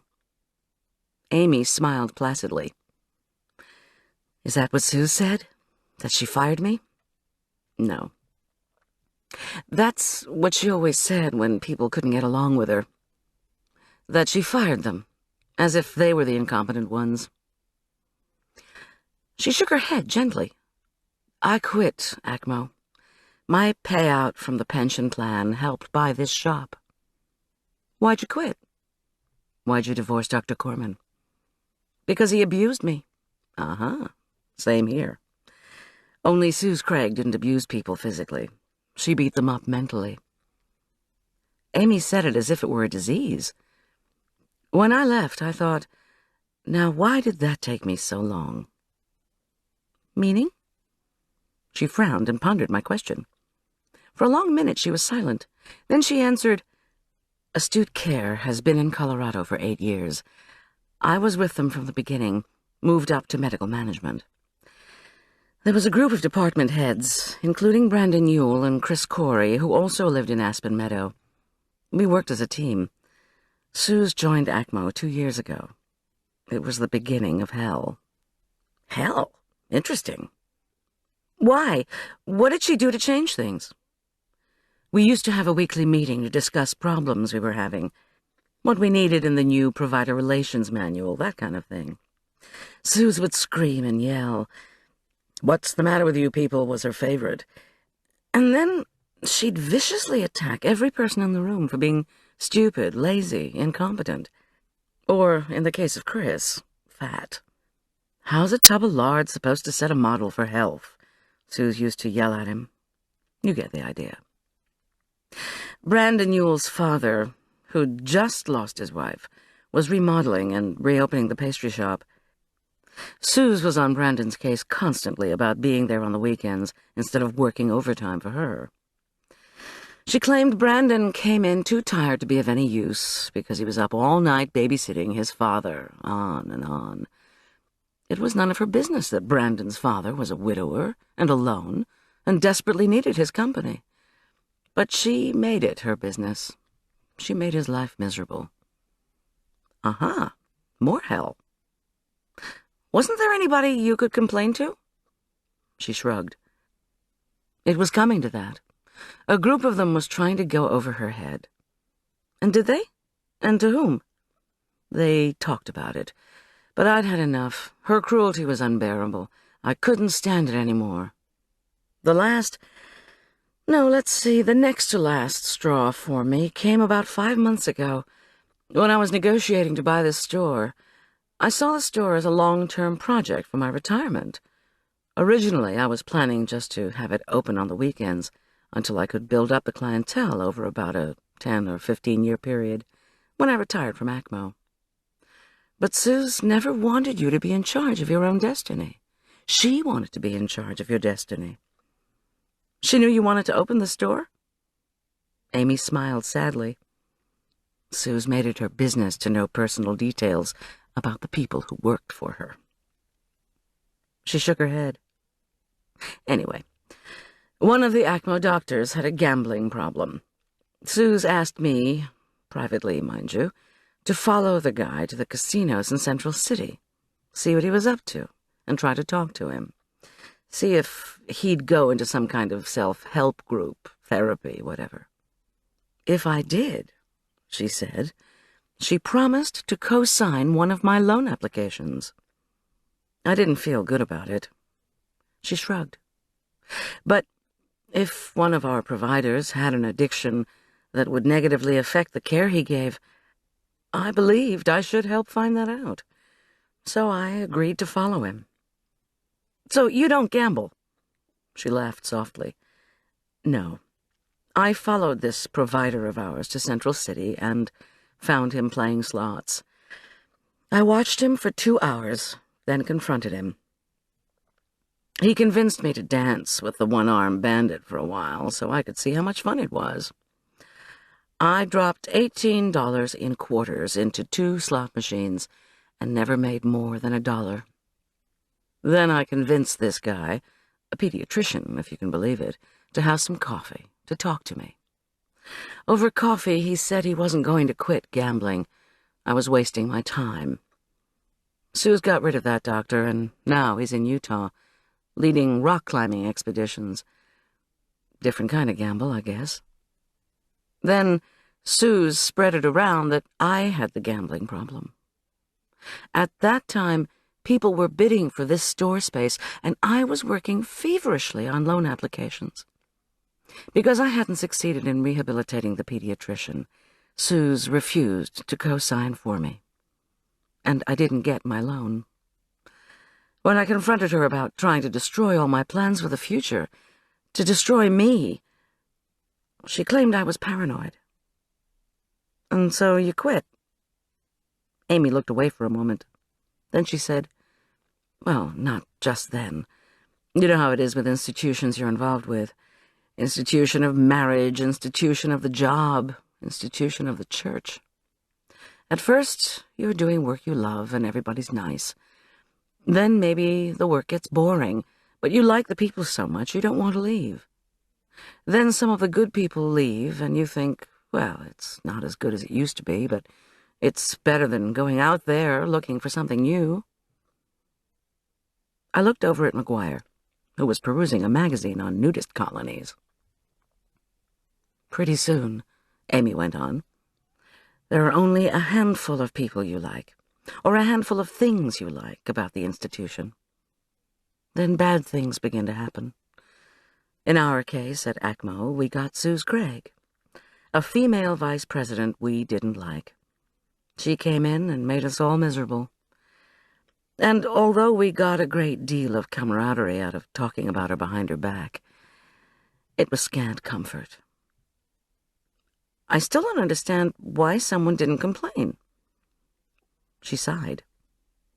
There was talk of it. But, you know, who was going to bell the cat? Human resources? Brandon Yule is so terrified of losing his job that he wouldn't even join in on our gossip. Poor guy. He had enough to deal with his mother dying. Was she covered by ACMO? Don't know, Amy replied. Brandon talks a blue streak about food and always brought us goodies. But about his personal life, he was extremely close-mouthed. How about Chris Corey? Did he hate Suze Craig, too?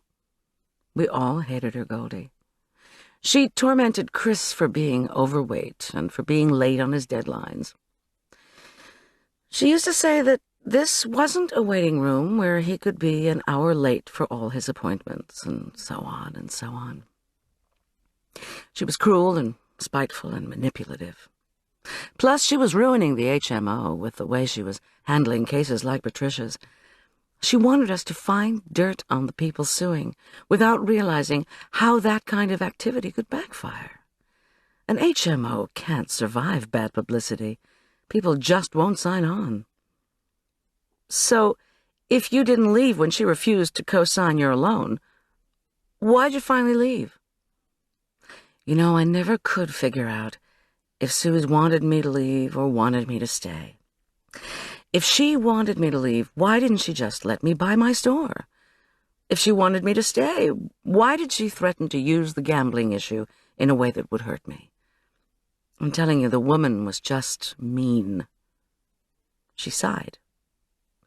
The very last straw for me was when we had a team meeting, and in front of all my colleagues, Suze told me I was over the hill, didn't know the first thing about healing people. She even said I didn't dress like a professional. I couldn't help it. I eyed Amy's shapeless spangled dress that could double as a nightgown. She laughed. Don't worry, Goldie, I didn't wear this kind of thing to work. But I wasn't going to wear short wool suits that came up to my behind and didn't even keep my legs warm in a Colorado winter. So I went home after the public dressing down Suze gave me, and I looked in the mirror. Hard. I asked myself, are you happy? And the answer was such a resounding no that I went in the next day and quit. Then she threw a fit about my quitting. She swore she'd tell any place I applied that I had gambling problems and couldn't hold down a steady job. Who am I going to hire in your place, she wanted to know, after screaming at us for weeks that we were expendable. I just listened and kept telling myself, in 8 hours, Amy, you will never have to listen to this tyrant again. Because that's what Suze was, a tyrant. And so you just walked out? Yep. Cleaned out my desk, took my 2 weeks of vacation as my notice, and that was it. I never looked back. I had some savings to tide me over, used my pension payout to buy the store instead of getting a loan, and now I'm doing what I love. She smiled. By next year, I may even be showing a profit. I'll start some new pension savings. I looked at the brightly decorated store, the sparsely filled shelves of herb capsules and poorly stocked freezer, the health magazines that included the soft porn rag McGuire was finding so entrancing. But the place, like Amy, had an aura. And the aura was one of happiness. Aura? Yikes, listen to me. You know what I'm talking about, she insisted. There was a slight, accusatory tone in her voice. You opened your catering business after being married to Dr. Gorgeous. You must be ecstatic to be free of him. From the wall, the Maharishi beamed down at me. It's nirvana, I admitted. Then you know what I'm talking about. I do. But now Dr. John Richard has been charged with Suze Craig's murder, and my son is suffering like you wouldn't believe. For my son's sake, I need to find out if his father really killed her. Amy considered the green gingham curtains at the front of the store for a long time without replying. Then she said softly, I believe in the forces of the universe, Goldie. He who has sinned will sin again. The truth will all come out. You need to trust. I do trust, Amy. But to everyone's astonishment, Richard Korman is out on bail. He may come looking for you, want to ask questions, and then lose his temper. It's the control freak in him. Very predictable. Anyway, I'd feel better if you weren't alone. Can you get somebody to work in the store with you? At the very least, keep the phone handy in case you have to dial 911. I reached out for her hand. John Richard called me from jail. He wanted me to come over and investigate you. Amy pulled her hand away from mine. Her voice grew chill. Is that why you're here? Amy, please. I know this man. I'm here to warn you. He was involved with ACMO, you were involved with ACMO, and most certainly you didn't get along with Suze. I paused. John Richard thinks you might have killed her, and that you've set him up to take the fall for you. Believe me, he's not a person you want to have gunning for you. She shook her head as she ran her fingers through her shiny red hair. These people, she muttered sadly. I swear. Chapter 19. Jake's ear-splitting howls greeted McGuire and me before the van turned into our driveway. The cause for this canine distress was the arrival of Donnie Saunders. The investigator for the Furman County District Attorney sat on the top step of our front porch. Well, it was about time. Donnie boasted slicked brown hair, a prominent nose and forehead, and an arrogant, horse-toothed smile he displayed whenever he stole the credit for a major bust. The closest Donnie Saunders usually came to an arrest was sending seized material to a lab. Most recently, a uniformed officer had discovered 25 kilos of cocaine during a speeding stop.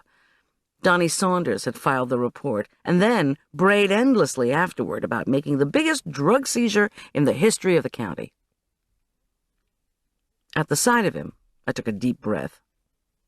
A good investigator would have been at my door no later than Saturday afternoon, right after I'd discovered the body of Suze Craig and been questioned by Sergeant Biner and her assistant.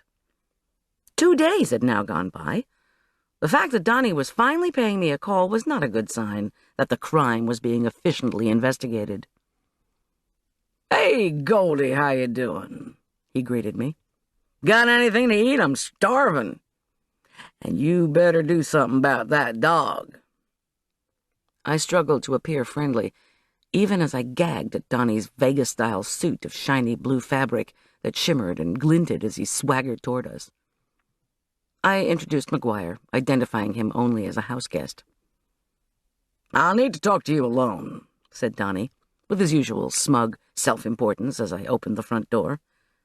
What a hospitable statement. "Gosh," murmured McGuire in a hurt tone. "That's the third time today people haven't wanted me around when Goldy Schulz talks to them. Do I have BO or something? Guess I'll just go sit by myself. Wait till it's time to take 10 more herb capsules." Before I could soothe his feelings, however, he plodded to the backyard to reassure Jake. After a moment, the howls ceased. Unfortunately, my torment was just beginning. "I've got a lot of cooking to do," I warned Donnie. "I'm doing a big event tomorrow." The enormous shoulder pads inside Donnie's sapphire suit rose ominously when he shrugged. "Not to worry. How would I bother you? Cook away, little lady. A woman's place is in the kitchen." His good old boy tone made me grip my teeth. "But say," he bulldozed on, "you got anything good to eat that's, ready?" I closed my eyes, tried to count to 10, but only got to 4. I remembered my promises to Arch on the one hand, and to Tom on the other. Maybe I could actually learn something from Donnie, but I doubted it. I suggested a cheese sandwich, and Donnie eagerly accepted. He quickly added that bread kind of stuck in his craw, and he'd need 3 or 4 beers to wash the crumbs down. My hopes for our conversation sank to a subterranean level unavailable to geologists.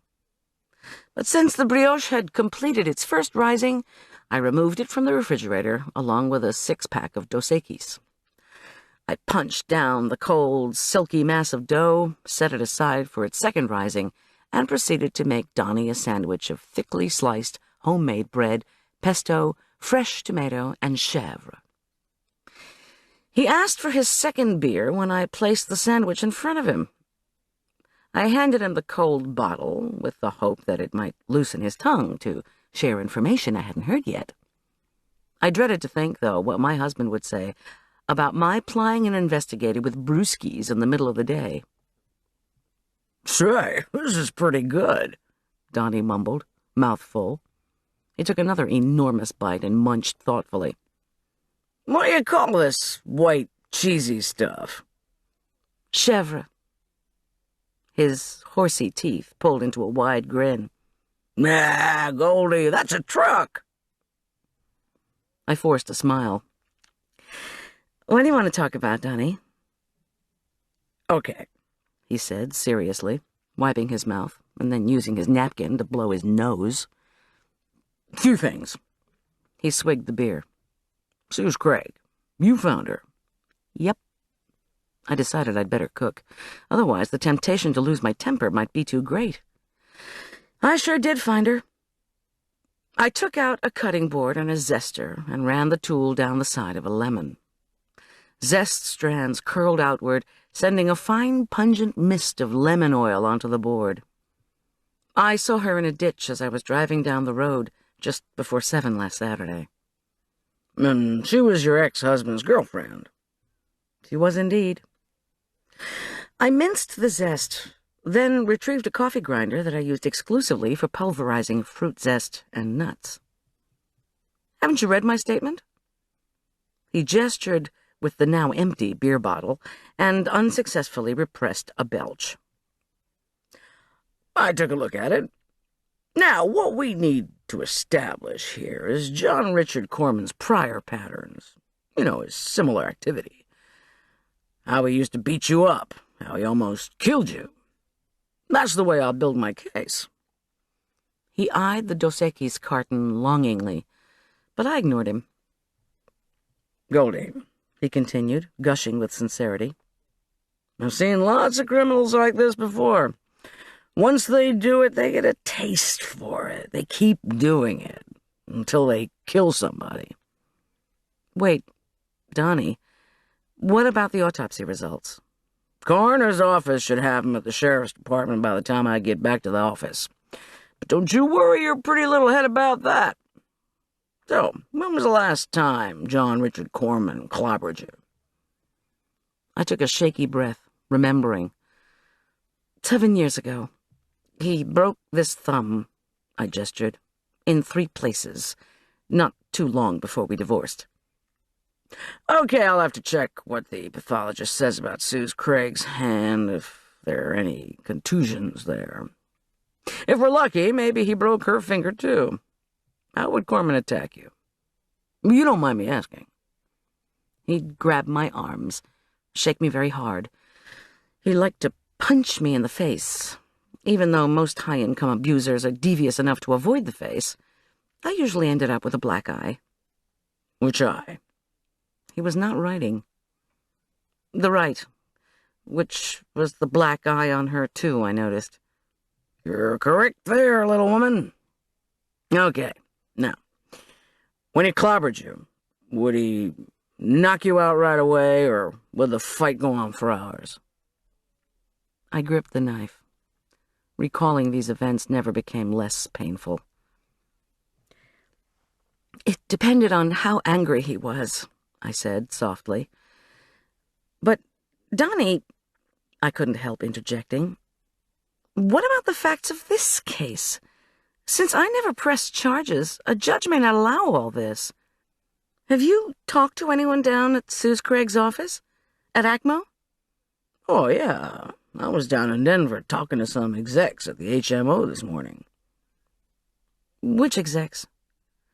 The only ACMO executives in town had been busy raiding John Richard's office in Aspen Meadow. Had the rest of the department heads returned from the San Diego conference? "Well, I'm talking to Suze Craig's secretary, actually, because most of the rest of the guys are off on some trip. But you can learn more that way. Those gals really know what's cooking, if you know what I mean." He winked. "Ah." I put down the knife and zapped the lemon zest in the grinder. Then I pulverized the blanched, slivered almonds and piled them into a pale mound. So, what did Suze's secretary have to say? Well, he reached for another beer, right off the top, and took a long swig. I really shouldn't say. Why not? Maybe I could help you. Fill in the blanks. He harumphed, popped the last of the sandwich into a corner of his mouth, chewed and licked his fingers. Sometimes I wondered if the only decent food Donnie ever got was when Goldilocks Catering got mired in one of his investigations. I'm telling you, Goldie, nobody likes Korman. But nobody liked that Craig woman either. I mean nobody. You know, you'd think people wouldn't speak ill of the dead, but get right down to it, I'm surprised nobody did her right there in the office. Of course, they didn't have a pattern like our Doc Korman. I beat unsalted butter with sugar, egg yolks, vanilla, and lemon zest, measured out flour and the other dry ingredients, and then mixed them with the creamed mixture to make a nutty, buttery, heavenly-smelling dough. Have you been looking at any other facts of the case, Donnie? That's why I'm here, right? I wondered briefly if I could nip out for one of the tranquilizers Marla had given me. Maybe Amy's herb capsules had sedative powers. But no, there was a chance Donnie's boastfulness would win out, and he'd tell me what Suze's secretary had to say. If I didn't appear too eager, that is. So I concentrated on the question of how to provide a high ratio of tart raspberry jam to cookie dough. Scooping the dough into cupcake pans and then topping them with spoonfuls of jam would work. I ignored Donnie and set about buttering a pan. He continued eagerly. You listening? You wouldn't have believed how much that secretary, named Luella Downing, hated Miss Craig. Luella was in some kind of state this morning. I tisked, but continued assiduously spraying a pan. See, he persisted, this Luella resented Miss Craig, because Miss Craig had made it her business to know some money details of Luella's divorce. I looked up from the pan and raised my eyebrows. Donnie smirked triumphantly. I told Luella I wouldn't prosecute her nothing. I hid my exasperation and nodded knowingly. He went on. Come to find out that Miss Craig knew Luella had liquidated her IRA and put the money into her parents' account, so Luella's ex wouldn't find it. Our Miss Craig used that info to get Luella to shut up about the taping. I dropped the pen on the counter. Taping of what? He held up a hand. I'm getting there. Don't worry. I checked to see where Ms. Luella was over the weekend, just in case she'd gotten it into her head to off her boss over the IRA stuff. Luella was organizing a rummage sale for her parents' church in Aurora. The story checks out. Miner went to the church and interviewed the parents. A minute amount of admiration for Donnie wormed its way into my brain. So, what was Luella taping? Luella wasn't taping. Suze Craig was. Any meeting in her office. He lowered his voice. Like the friggin' White House, you asked me. See, nobody but Miss Craig and Luella knew. Luella says if she'd dropped the dime on her boss, she would have lost her job and possibly her IRA bucks. Does Luella know what was on the tapes? Did she transcribe them? No, oh no. Luella just happened to discover Miss Craig loading a fresh tape into the machine built into her desk. See, one time Luella walked in on Miss Craig without knocking, checking on some correspondence or something, and saw her fiddling with this machine. Luella says, "What in the world are you doing?" That's when Miss Craig says, "You tell anybody about this and I'll fire you and tell your ex where your IRA dough is." The one thing Miss Craig told Luella was never to touch the machine. The boss lady told Luella she taped the meetings to cover herself. She also labeled the tapes and put them in a locked cabinet. Good Lord. So, what happened? How were they discovered? When Miss Craig turned up blue in a ditch, somebody called Luella. Turns out Luella was already home from the rummage sale. Soon as Luella heard her boss was dead, she called corporate HQ. Somebody was there even though it was Saturday. Luella hollered, "You guys need to know about these tapes and go get 'em before the press gets hold of 'em." Old Suze Craig was such a bitch, there's no telling what's on those tapes. Corporate HQ has a cow and sends 2 guys to Denver Saturday night. They're scrambling like mad to break open her locked cabinets when somebody tips off the sheriff's department. They show up with a search warrant and seize the tapes they've found, plus use Miss Craig's keys from her house to search all the office cabinets for more. You learned all this from Sergeant Biner? Or from Luella Downing? I asked suspiciously. A little of both. My job, you gotta put everything together. And why do you suppose Luella is spilling her guts to you? His eyebrows lifted. Hey, Goldie, ace caterer amateur detective, wake up.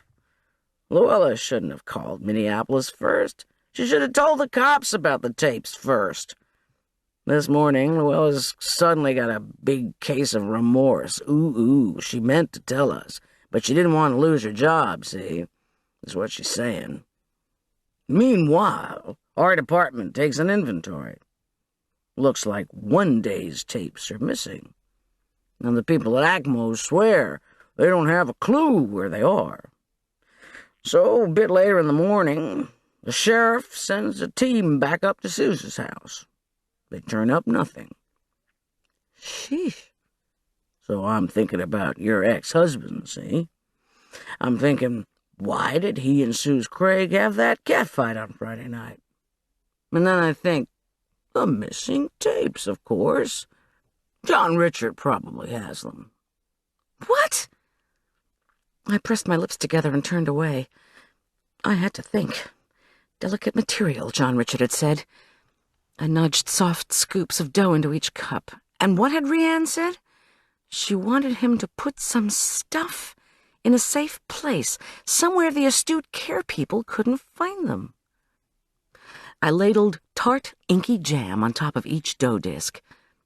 At John Richard's office this morning, Brandon Ewell had asked me the same question. If John Richard has given you anything to hide... I popped the cupcake pan into the hot oven. What could be on the tapes? I asked, perplexed. And who could have them? Well, now those are the questions, aren't they? The execs are scrambling like crazy. Where are the tapes? These powers that be want to know. And believe me, this morning all the ACMO secretaries were pulling up the wall-to-wall trying to find the damn things. Meanwhile, back at the ranch, since Suze Craig's house has turned up nothing, the duty judge gives our guys a search warrant for Korman's house. No tapes, but somebody messed up his house bad with paint. One day's tapes. What day? What folks met with Suze Craig that day? I interrupted. Luella's trying to reconstruct that. He shook his head and burped. Korman doesn't have any place he hides things, does he? He's compulsively neat, and he's just sold his place in Keystone. I chewed the inside of my lip. He hasn't been to his condo in Hawaii since June. I guess he could have stashed the tapes there. But if they're in Hawaii, what would happen if Suze wanted them back? Man, would I love it if the department sprang for a trip to the islands. Damn. You got another beer? Donnie, are you driving? He pulled his chin into his neck. Well, yeah, but you don't need to worry about a couple of beers, Goldie. I can handle it. And don't worry, I'll call out to Hawaii for a search warrant. Now, how about... Let me fix you some coffee. You know my husband's a cop. I wouldn't want you having an accident after drinking beer at our house. It'd look bad. Okay, he said reluctantly, eyeing the espresso machine on my counter. Well, don't give me any of that cappuccino crap, or I'll barf. I fixed Donnie plain black coffee, which he slurped noisily. The nut-scented Linzer tarts resembled circular, stained-glass windows when I removed them from the oven. Since they would go in the doll show box lunches, I decided to call them Babsie's Tarts. While I was placing them on a rack to cool, I asked Donnie if there were any suspects besides John Richard. He said not since Luella's alibi had checked out. I asked him if they'd caught the vandals who defaced John Richard's house, and he said, "Oh, do they think it was vandals?" Finally, I asked him if he knew about the bonus John Richard was supposed to get, but didn't. Yeah, that's part of my theory. The Craig lady didn't approve the usual bonus for Korman, so he didn't have any money, and so he wouldn't give her the tapes he'd hidden, and so they argued, and he killed her. He turned the corners of his lips down, shook his head. It was his pattern, he concluded smugly. Say, those smell awful good. I put a warm, crumbly Babsie tart on a small plate and handed it to him. Did you find out why exactly Suze didn't give him his bonus? Did Luella clue you in on that? He placed the small tart in his mouth, lounged back in the chair, and held up one finger as he chewed. Billing, he said finally. He didn't bill right. I'm gonna really grill Korman's secretary about that. You know, about whether Korman and Ms. Craig ever argued about bills. Plus, there's a malpractice suit outstanding against him. The HMO didn't like that, or the fact that they were being sued by the same patient. So our doc was in hot, hot water. Boiling. More reason to kill Ms. Craig. He glanced at his watch. Talk about billing. I need to see a couple more people today, or the department will have a fit over the hours I submit. How come? Well, usually I bill by the hour, but they've been saying I'm too thorough with each person and spend too much time investigating. Ooh-wee! Now I bill by the people I talk to. Plus, even though I have a photographic memory, I have to write up a report on each interview. And believe me, those reports can be a bear. You're typing them up in the middle of the night. I'm sure you can manage it, I said, reassuringly, as I escorted him to the door. I wouldn't mind the typing so much, he said disconsolately. If only I didn't get so hungry. So I gave him another tart. Donnie Saunders may be a pig, but I can never resist a hungry soul. To my surprise, Arch called and asked if Todd could spend the night. I said yes, and was further pleased when Arch asked for his favorite dinner, baked potatoes with a variety of toppings. I was hopeful that fixing the potatoes would help me reflect on Donnie Saunders' visit. Tapes? What tapes? And where were the missing ones? I'd learned just enough to be frustrated. If Frances Marchesian ever did a story on the waste of taxpayer money, I'd point her in the direction of old Donnie. I filled a wide frying pan with extra thick bacon slices, and for some reason thought of the composer Schoenberg. Schoenberg had been quoted as saying that his music contained all his secrets. His compositions held the key to unlocking the inner workings of his soul. You just had to know how to listen. Somehow, all the information before me might contain enough data to unlock the secret of what had happened in the early hours of Saturday morning. I just didn't know how to decipher it. The phone rang. It was the therapist's office calling to say I'd be getting a call later in the day about scheduling Arch. Apparently, there was no way the temporary secretary could do anything now. I sighed and said I'd be waiting for her call. I trimmed crisp green broccoli for one of the potato toppings and thought of Arch. He and Todd were planning an extended jam tonight. Jamming, I'd learned, was not about food, but about music. Fine with me. I wanted Arch to have a regular social life instead of fretting about his father. Truth to tell, though, it pained me that I couldn't relate to the music that today's 14-year-olds liked. I'd faulted my parents for finding the Rolling Stones execrable. But the Rolling Stones made music. What Arch and Todd listened to was just noise. Well, I thought with a sigh, Schoenberg's mother probably had trouble with her son's music. Come to think of it, I thought as I retrieved a dozen fat Idaho potatoes from my pantry, Schoenberg's music pretty much sounded like noise to me, too. As I washed and pricked the potatoes, I remembered to call the town veterinarian. I was still wondering about the scratches on Ralph Shelton's face and if they'd truly come from his feline. The veterinarian's receptionist said that under no circumstances could she tell me anything about the care of Ralph Shelton's animals. Patient confidentiality seemed alive and well these days, if you were a cat. Well, maybe Tom would know. I placed the potatoes in the oven, then kneaded the brioche dough gently, divided it, and set it into loaf pans for its third and final rising. By the time Arch, Todd, and Tom arrived home, I'd put the loaves in the oven and finished making the dinner. Todd Druckman, who was baby-faced and slightly pudgy, and had hair that was even browner and straighter than Arch's, pronounced ours the best-smelling kitchen he'd ever visited. A pile of baked potatoes invited slashing and filling.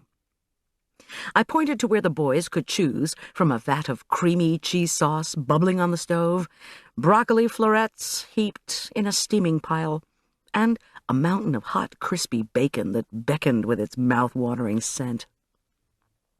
The real surprise occurred, however, when Arch, Todd, Tom, and I were bustling around setting the table. We didn't even notice McGuire entering the kitchen. "Hey," he said, "what smells so great?" For a moment we were all speechless. McGuire? Hungry? Then Tom winked at me. "What is it Cinderella's godmother says? Sometimes miracles take some time?" I looked at my watch. Yeah, 6 hours. That's when we left the health food store. Amazing. McGuire still shuffled, and his body was achingly thin, but healthy color infused his cheeks for the first time in a month, and he wanted something to eat. Both were momentous developments. I offered a silent prayer of thanks. The potatoes were indeed out of this world. Each flaky bite was robed in golden cheese sauce and melded stupendously with the tender broccoli and crunchy bacon. McGuire, to my amazement, slowly ate 2 potatoes, slathered with toppings, then laughingly pronounced himself so full his stomach ached. Tom, Todd, and Arch cleaned every last bite from their plates. Our meal was full of companionship, good food, and laughter. I never once thought of the corpse I'd found in the ditch. Arch broke the spell of family life. He said suddenly, "I wonder what they're having at the jail tonight." "Hun," I replied gently, "your dad's out on bail. This morning we—" "You found out this morning that he got out? And you didn't call me at Todd's?" "I thought if your dad wanted to call, he would." "And you probably wouldn't let me talk to him." He looked accusingly from me to Tom. "And I'll bet you haven't done anything today to help him either."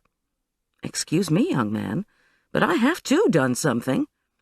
But before I could finish my sentence, Arch threw down his fork and ran out of the room. Tom shook his head. Todd looked bewildered. I silently put a half-dozen Babsie's tarts on a plate and handed Todd a 6-pack of soft drinks and told him to go on up and see what he could do.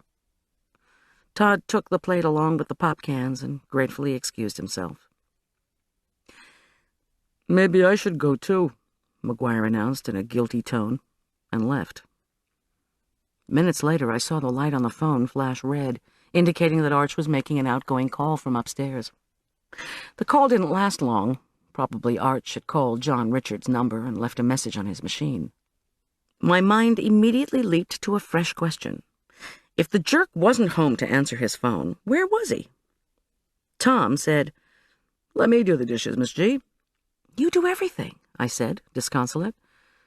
"Bring home takeout, do the dishes, put up with us, put up with me." "You make a great dinner," he countered, as he started hot water running in the sink. "And you're the one who tries to do everything. You can't make everything go smoothly." "At least I'd be a better investigator than Donnie Saunders." Tom chuckled. "Sorry, Miss G, but that's not saying much." While he was doing the dishes, I asked him about the tapes from Suze Craig's office. He said the department was listening to the tapes they had found and making an inventory of them. I told him about the discussions I'd had with Amy Bartholomew and Rhiannon Collins. He nodded and didn't take notes, indicating he'd already heard similar information at his office. Then he punched buttons on the espresso machine. A few moments later, he placed a demitasse of crema-laden espresso in front of me and sat down across the table. I sighed. "If I drink this, I'm going to be up all night." "Aw, drink it. You're going to be up all night anyway. You're going to be up every night until this is over. And trust me, Goldie, these things always come to an end, one way or another." I closed my eyes and sipped the rich, satisfying espresso. When Tom placed the last dish in the dishwasher, I slid the golden brown brioche loaves out of the oven and placed them on racks to cool. Their rich, homey scent bathed the kitchen. Tom said, "Let's take some cookies out on the deck. I want to talk to you about the autopsy, but I want to be somewhere the boys won't hear us." Chocolate, coffee, and death. Dark topics all. We stretched out on one of my fancy deck furniture couches that had been in disuse for so long. The night air was sweet, mellow, and filled with the buzz of unseen insects. Just above the mountain's dark silhouette, Venus glowed like an ice crystal. We savored the chocolate comfort cookies in silence, curled together in each other's arms. The cookies were chock full of fat chocolate chips and crunchy toasted hazelnuts. The sun-dried cranberries gave a delicious tart chewiness to each bite. I asked Tom if the cops had called Shelton's veterinarian, and he said yes. The scratches on Ralph Shelton's face had been inflicted by his cat, but were minor. Then Tom sighed. He asked, "Did you also know Suze Craig had a cat?" "Yes, a shy calico one named Tippy. Saturday morning, right after you went to talk to the deputies, that cat jumped into my arms. I know Tippy was part of the crime scene, but I was afraid she'd get trampled if I abandoned her. I left her with Tina Corey. Why?" He didn't answer right away. I snuggled in close and just enjoyed his warmth. "Here's what we found out today," Tom said at length as he massaged my back. Suze Craig's security system was turned off. Also, Suze Craig didn't die from falling into the ditch. She died of a subdural hematoma. No blood, because she was hit with her cat's scratching post. It's a solid metal cylinder covered with carpeting. You know what is subdural. Yes. A blow causes bleeding into the brain. The bleeding brings on death. Right. It takes 8 hours for lividity to fix, and she'd only been in the ditch 2, maybe 3 hours before you found her. It's very unlikely she could have gotten the fatal blow there. So somebody put her outside. Why, we don't know. We're still waiting for the drug screen to come back. That'll take a few days. Yes, I remember. Tom continued thoughtfully. Here's the odd thing. She definitely has the same pattern of bruises that you used to have when John Richard attacked you. If he'd beaten her up and killed her immediately, the bruises wouldn't have shown up on the corpse. Bruises take about 3 or 4 hours minimum to develop, unless the victim's one of those rare people who show a bruise within an hour. So what happened between the time Suze Craig got beaten up and the time she died of a blow from the cat's scratching post. And how did she get into that ditch? The vandals say John Richard left that night and then came back, or somebody in a jeep just like one of his. No lights came there. Yeah, Tom sighed wearily. I know what they said. We're checking to see if any white jeeps were rented anywhere in the Denver area. And we've got the drug screen to wait for. Plus, the skin under her nails has been sent to a crime lab. So we'll know more by the end of the week. If it's Korman's skin, at least we'll have him for assault. But not necessarily for murder. Would he walk? I didn't want to think about it. As Tom had predicted, I did not sleep well. At one point, I crept down to the kitchen and typed into the computer my own notes on what Rhiann Collins, Amy Bartholomew, Donnie Saunders, and Tom had told me. I didn't have a photographic memory. But then, after what I'd been through when I lived with the jerk, I'd prayed never to have a photographic memory. Chapter 20. Despite the fact that Tuesday morning dawned with a bright sun and jewel-bright hummingbirds whirring past my downstairs windows, I didn't feel the least bit cheered. Tom had left early.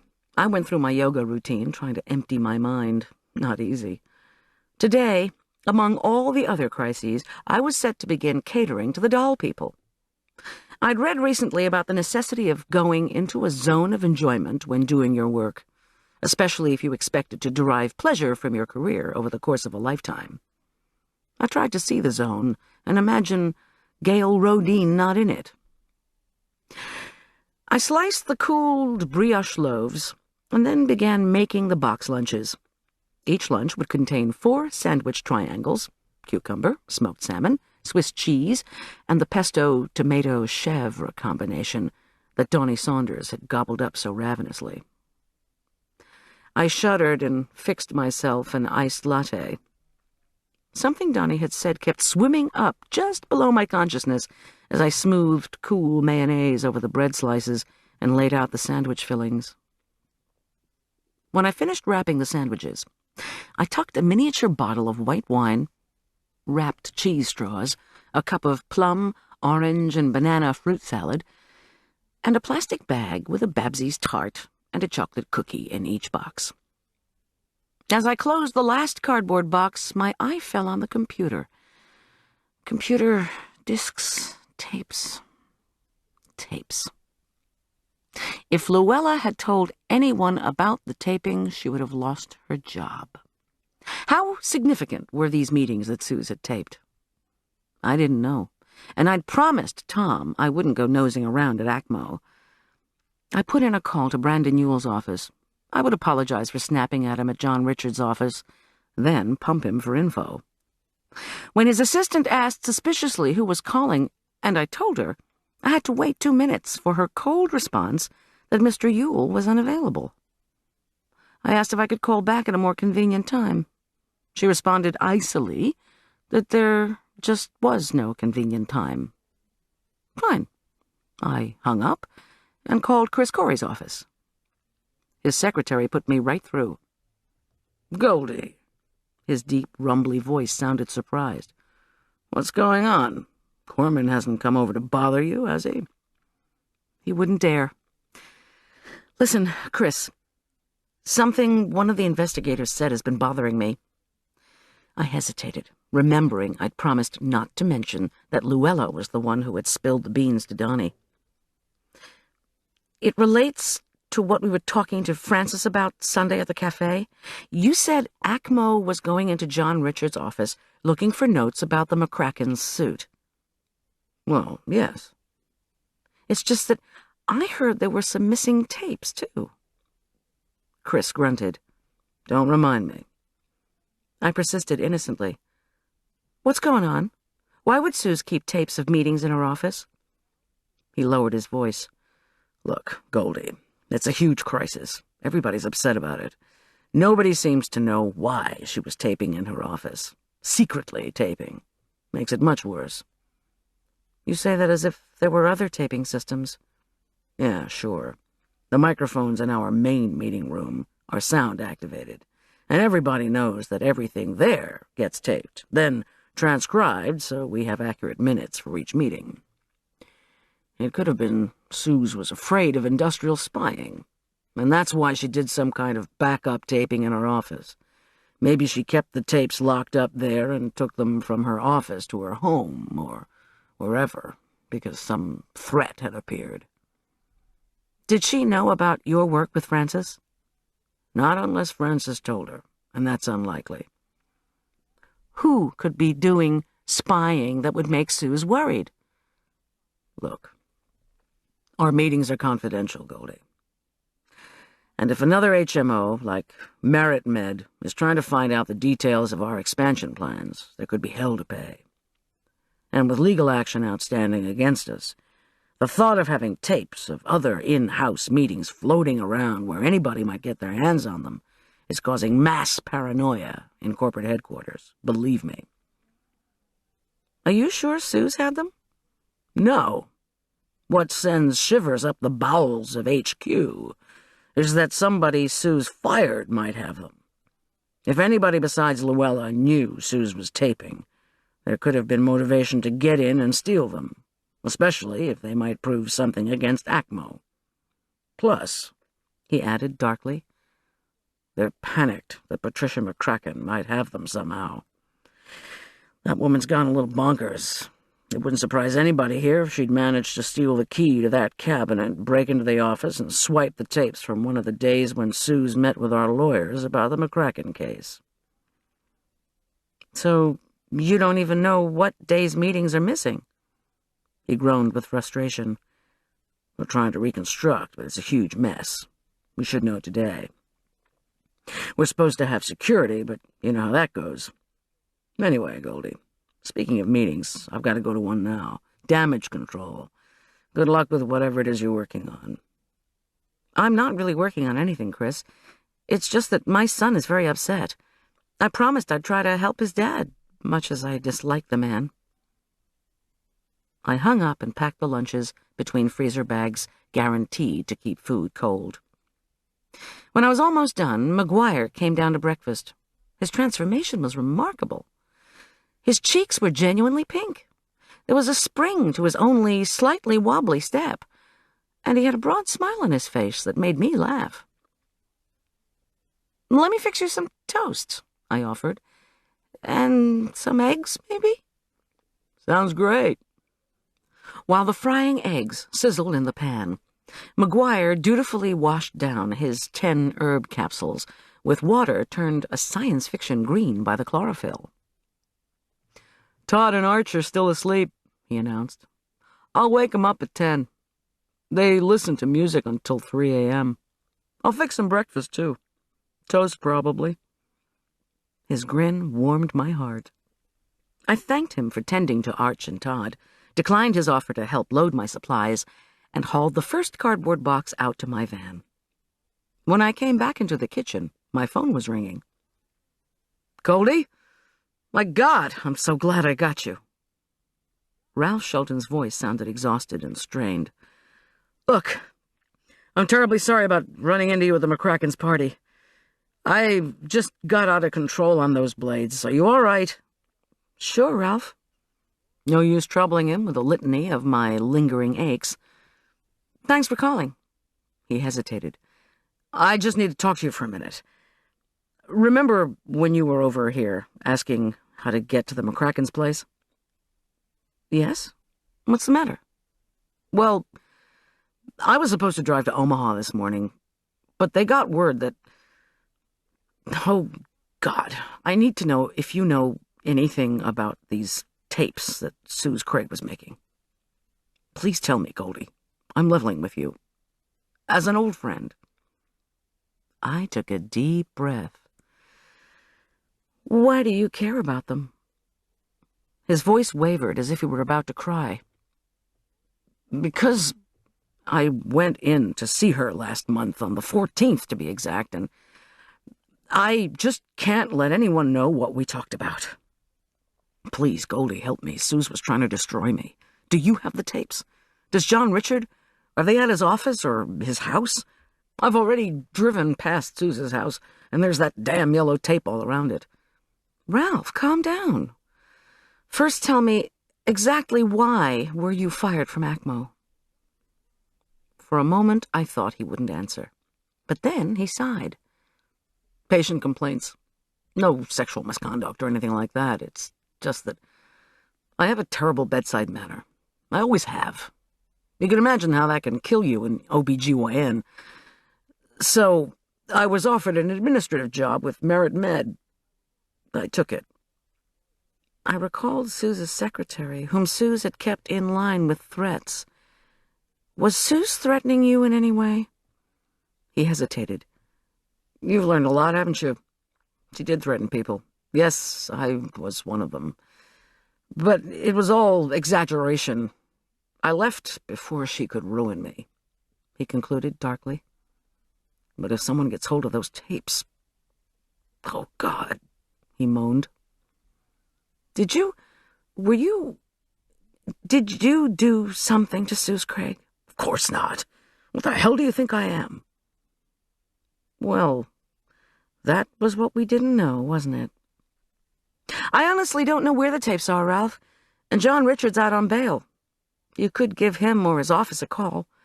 But his secretary is frantic with the mess, and there's no telling what kind of emotional state John Richard's in.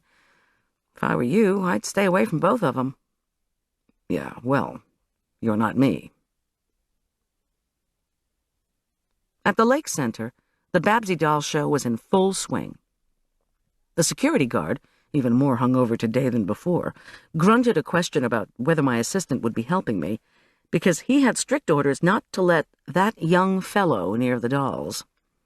I kept my patience and told him my assistant would not be accompanying me today.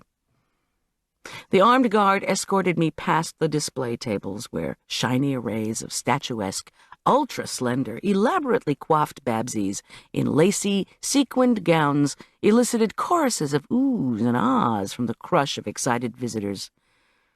Even I was impressed, especially when I saw the price tags. At the appointed time, I passed out box lunches on the patio to women clutching blue lunch tickets. While they ate, I indulged in a more detailed tour of the show. One table was dedicated solely to holiday Babsies from 1990 to the present. All the dolls belonged to Gail Rodin.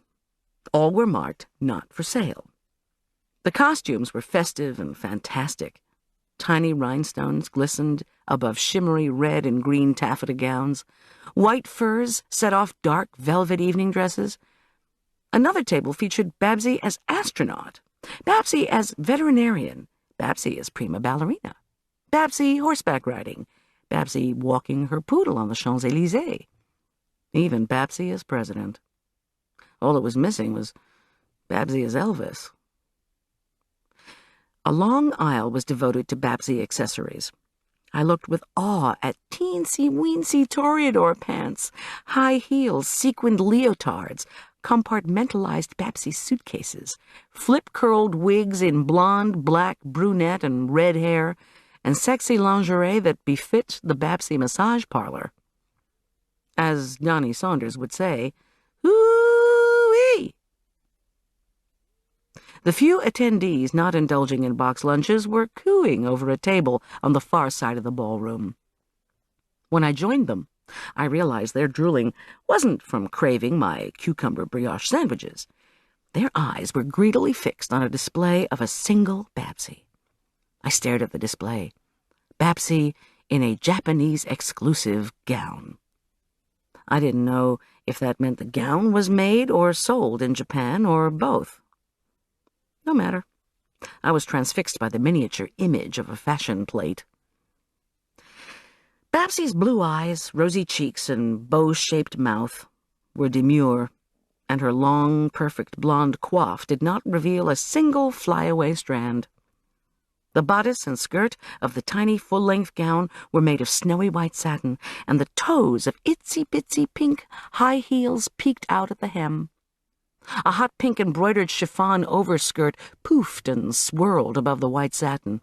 A miniature stole of the same pink fabric hugged the doll's shoulders, while a choker of minuscule pink pearls decorated her neck. Very nice, I thought appreciatively. The sort of thing you'd wear to an inaugural ball or a royal wedding. Then I looked at this Babsy's price tag. $3,000.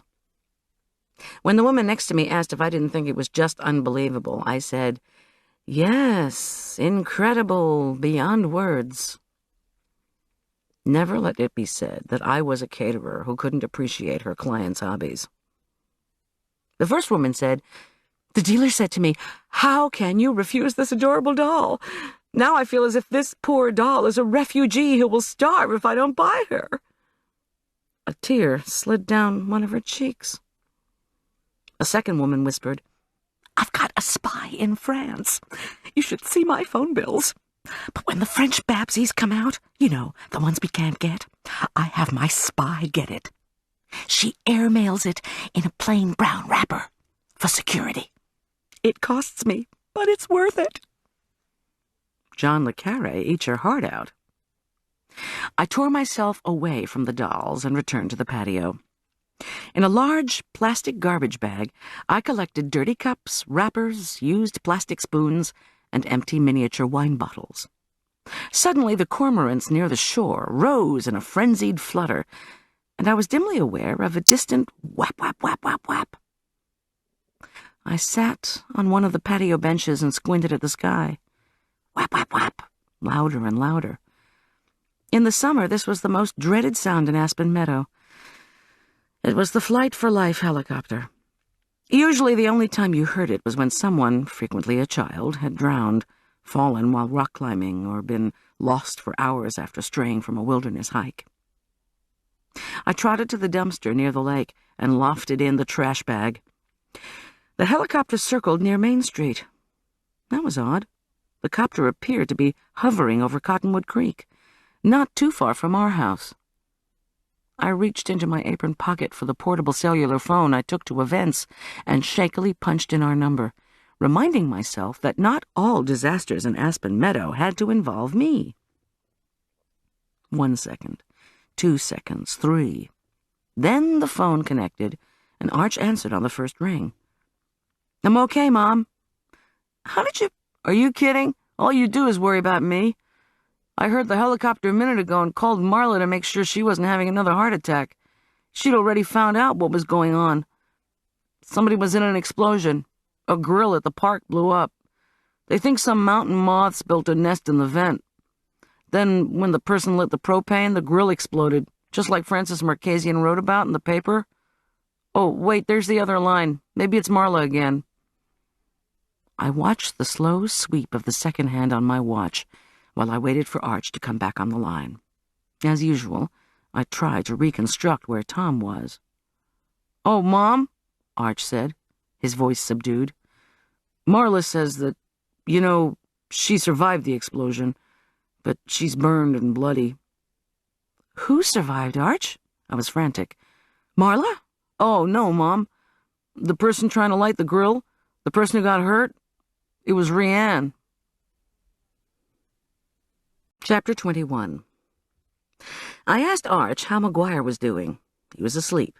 I asked if Arch had heard from his father. He said no. I told him to make sure that all the windows were closed and that the security system was armed. And stay inside, I said. It wasn't a logical order. It was an emotional one, a fact my son hotly pointed out. I told him I'd be home in less than an hour. Then I disconnected and called Tom. He wasn't at his office. I checked my watch, 2 o'clock. Rather than leave a message, I redialed the department and asked to speak with Sergeant Biner. When she answered, I identified myself and told her what had happened. "Hold on," she said. In the background, she rustled paper. "This Rianne, Korman's secretary, right?" I insisted that this accident involving Rianne had to be related somehow to Suze Craig's murder. Calmly, Sergeant Biner said, "How?" I bit the inside of my cheek and watched the cormorants land back on the lake. A hummingbird soared and then dipped to sip the nectar from a nearby poppy. "How," I repeated not so patiently to Sergeant Biner, "could an accident involving Rianne Collins relate to Suze Craig?" John Richard might have thought she killed Suze and decided to punish her. Maybe somebody thinks Rianne has possession of something incriminating. Said Sergeant Biner, clearly unconvinced. I told her I knew about Sue's secretly taping meetings. I added that Donnie Saunders and Chris Corey had reported that some tapes were missing. Maybe somebody thought Rianne had them. Maybe Patricia McCracken or Ralph Shelton or somebody was so desperate for the missing tapes that they had tried to blow Rianne up.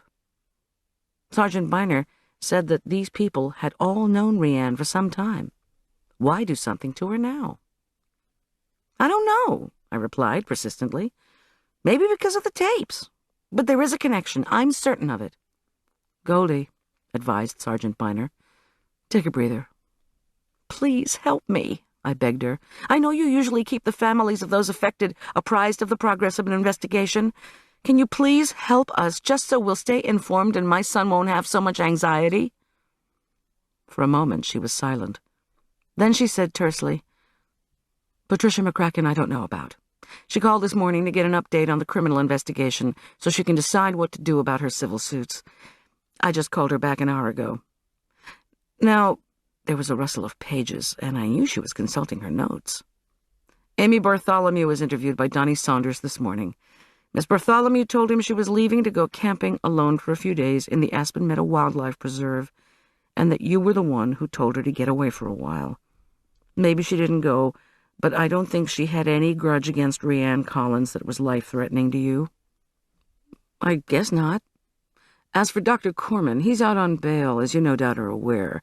You might want to put your efforts into recalling that judge in the next election. She paused. I don't know about Ralph Shelton. We'll have somebody go up and talk to him. But I have to tell you, it's going to be a while. Okay. I felt defeated. Not because I wanted Amy or Patricia or Ralph or somebody at ACMO or even John Richard to have hurt Rianne, but because I was completely confused. I mumbled an apology to Sergeant Biner for bothering her and hung up. I raced back to the lake center and finished cleaning up the box lunches. Occasionally, I reflected as I stooped to pick up the last of the trash the visitors had left, I have a great culinary idea that fails. But before I know things aren't going to work out, the inspiration stokes my energy and makes my brain fire on all cylinders.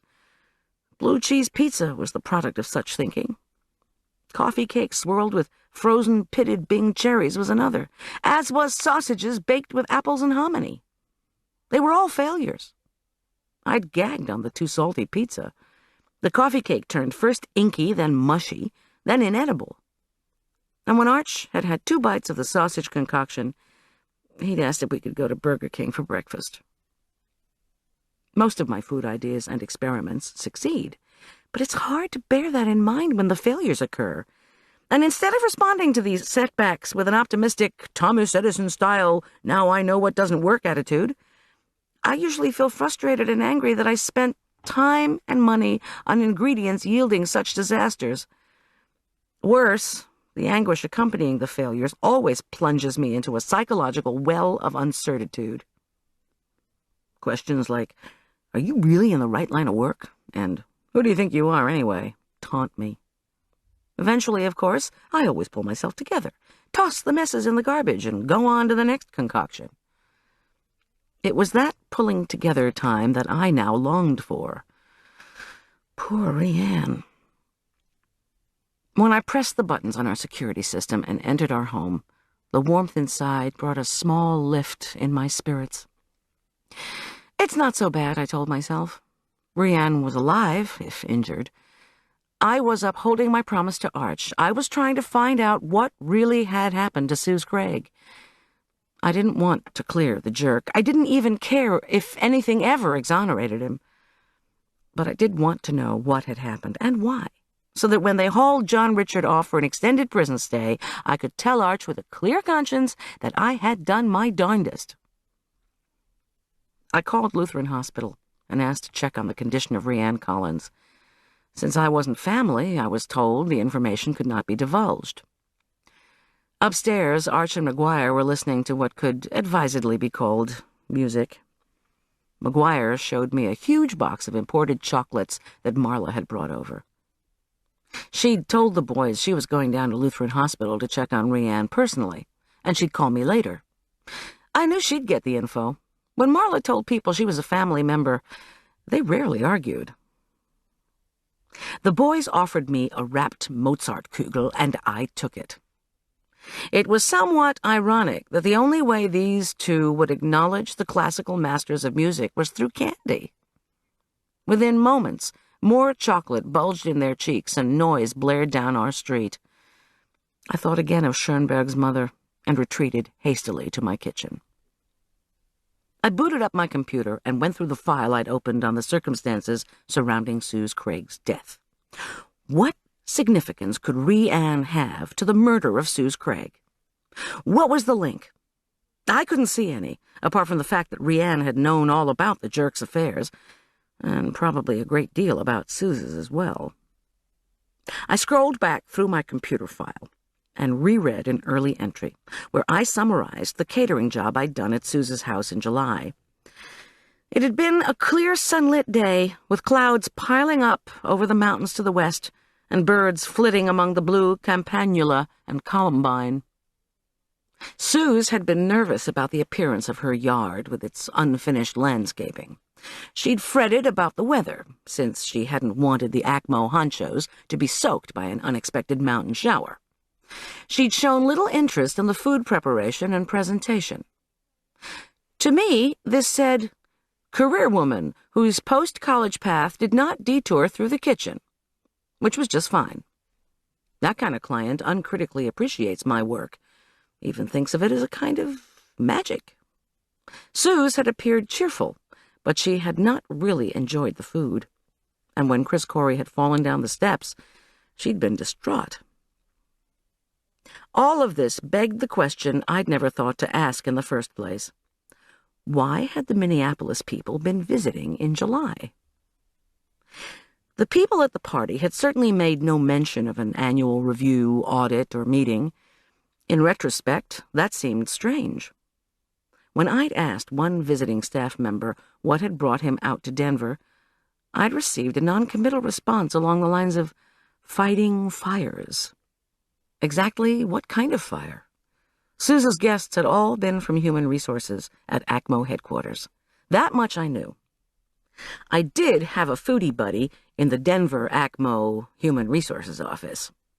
But the last time I'd seen Brandon Ewell at John Richard's office, he'd been upset with me for not telling him where the jerk would hide something. Now I realized he'd probably been referring to the missing meeting tapes, as well as notes about the malpractice and negligence suits.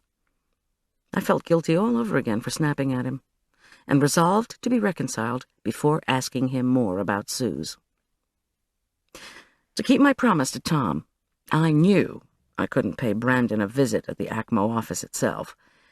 Not that they'd let the ex-wife of the man accused of murdering their vice president through the doors. So instead I phoned Brandon's office and again identified myself. Goldy Schulz, the caterer, the friend of Brandon's. Once more, Brandon's secretary was either well-trained or just her usual wary self. She asked the nature of my call. I need to apologize to him for a misunderstanding we had. Also, I'd like to talk to him about a lunch I catered a while ago, I replied. I avoided mentioning the name of Suze Craig. We talked about Thai food and fudge. Remind him of that. I have a couple of questions about the event itself. There was a pause. The secretary said finally, with mock regretfulness. It looks as if Mr. Ewell will be in a meeting for the next 3 days. Don't they ever take breaks? I asked good-naturedly. This won't take long. She didn't respond immediately. I had the feeling she was looking straight at Brandon, who was vigorously shaking his head. At length, she stiffly announced, I can connect you with Mr. Ewell's voicemail, if you'd like. I assented and briefly told the recorded voice that I was trying to help my son deal with his father being arrested by keeping him informed about the murder investigation. Could Brandon forgive me for being short with him at Korman's office? And could he satisfy my curiosity? Tell me why the Minneapolis Human Resources team at Suze's house had come to Denver in the first place. Finally, did he happen to know if anyone had it in for John Richard's secretary, Rhiann Collins, who'd just been badly injured in a barbecue incident? Well, I thought as I hung up, that ought to either ruin our friendship or take it to a whole new level. I had the disconcerting feeling that I'd been too pushy. Moreover, whether any useful information would come out of my requests was, it seemed at this point, extremely questionable. I wanted to cook, but my growling stomach announced I was too hungry to concentrate. I'd had nothing to eat in the last 8 hours, except a piece of toast, coffee, and a Mozartkugel. Looking around, I dove into the container of chocolate comfort cookies like a madwoman. Although I've read accounts of how addicts heighten their drug experiences, in my opinion, nothing beats a large mouthful of dark, velvety chocolate on an empty stomach. I closed my eyes, bit into the cookie, and waited for the rush. An ecstasy of shivers began in the small of my back. I sighed with chocoholic contentment. Now I was ready to face whatever the rest of the day cared to deliver. According to my catering calendar, the following morning, Wednesday, Gail Rodine's Doll Club Board of Directors wanted a fancy breakfast by the lake. I'd promised her baked scrambled eggs with cream cheese and shrimp, fruit kebabs, honey-cured ham, and an assortment of breads. My supplier had delivered the meat last Friday. I heaved the plump, bone-in ham onto the counter to check if it had been spiral cut as I'd ordered. It was, and would only need heating in the morning. The eggs and shrimp I would assemble at the lake center, but the breads needed to be organized today. I had 2 large loaves of the brioche left over from the box lunches, plus several dozen dark pumpernickel rolls that I'd made and frozen particularly for this event. But one more bread was needed to round things out. Experimenting to put together a delectable new bread for an upscale breakfast? Please don't throw me in the briar patch. Thomas Edison, here I come. I knew I could do it. I scanned the walk-in pensively. In the use-up stray ingredients economy that good caterers invariably subscribe to, I noted egg whites left over from making the Babsy tarts, a couple of oranges that I'd ordered along with the lemons, and several unopened jars of poppy seeds. I pounced on these ingredients. I'd assemble a cake-like orange poppy seed bread, or die in the attempt. As always, cooking lifted me from the doldrums. While the egg whites were whipped into a froth, I measured the dry ingredients, and then delighted in the fine spray of citrus oil that slicked my fingers when I scraped the zest from the oranges. Outside, the sun shone brilliantly in a deep blue sky, and a warm breeze swished through the aspens. I opened the window over the sink. The boys' music reverberated along the street. Out back, Jake howled an accompaniment. I smiled. If the music made the boys happy, I wasn't going to say a thing. I was folding the poppy seeds into the batter when Richard Korman jumped in front of the window. I screamed and dropped the bowl in the sink. The bowl shattered. Jake howled. Locked out back, the dog couldn't help me. I'd disarmed the security system. I hadn't turned it back on. Oh, God! Unthinking, I wheeled around wildly for the phone. But by then, Richard had pulled off the screen, reached through the window, and grabbed my wrist. "Let go!" I cried as I wrenched my hand back. "Go away!" I screamed. He lurched up through the window with my wrist still in a death grip. His free hand slapped my face. He smelled like whiskey. "Shut up!" he growled. "I'm telling you, Goldie," he said, in a menacing voice as I opened my mouth to scream again. "Shut the hell up! I want to talk to you. I want to talk to Arch. Let me in." Instead, I pushed hard to try to get him out. Mercilessly, he twisted my wrist. I cried out in pain. Again he told me to shut the hell up. Then he yanked my hand over the window frame. Blood spurted from my forearm where the skin scraped against the metal. Poor Jake howled to no avail. My abdomen pressed painfully against the sink. My feet barely touched the floor. "Who wrote that shit on my house?" He twisted harder on my wrist. "The neighbors say you know. Who was it?" "Vandals!" I put my free hand on my face, trying to protect it from another slap. "Vandals! The sheriff's department doesn't know who they were. They can't find them. This isn't a good idea," I warned him. "Just go away. I promise I won't tell Tom." "Why didn't you open the door when I knocked?" "I didn't hear you." "I said, why didn't you open the door when I knocked?" "I told you. Pain shot through my wrist again. "I didn't hear you." "Bullshit. Listen, I didn't kill her, Goldy." With his other hand, he seized my chin and forced me to look in his eyes. "I did not kill Suze Craig. She'd been reprimanded." Another tug on my arm made me squeal.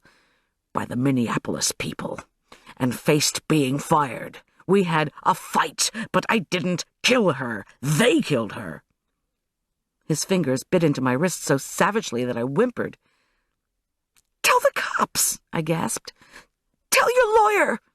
"I did. I just wanted to tell you." His handsome face twisted in rage. I knew he would hit me again. I was panicked about the two boys upstairs. I couldn't let Arch see us like this again. I wouldn't let the jerk hurt me like this again. Stunned with pain, I frantically searched for something, anything, to rescue me. There was no knife in sight. Through gritted teeth, he said, "I want to talk to that kid you have living here. Perkins. I think he painted my house." Pain shot through my arm. I squirmed to get some leverage against the sink. "Forget it!" I screamed. With my left hand, I seized the heavy piece of ham on the counter. I swung the meat up, then down on top of John Richard's head. The meat glanced off his forehead, and his eyes rolled up in his head.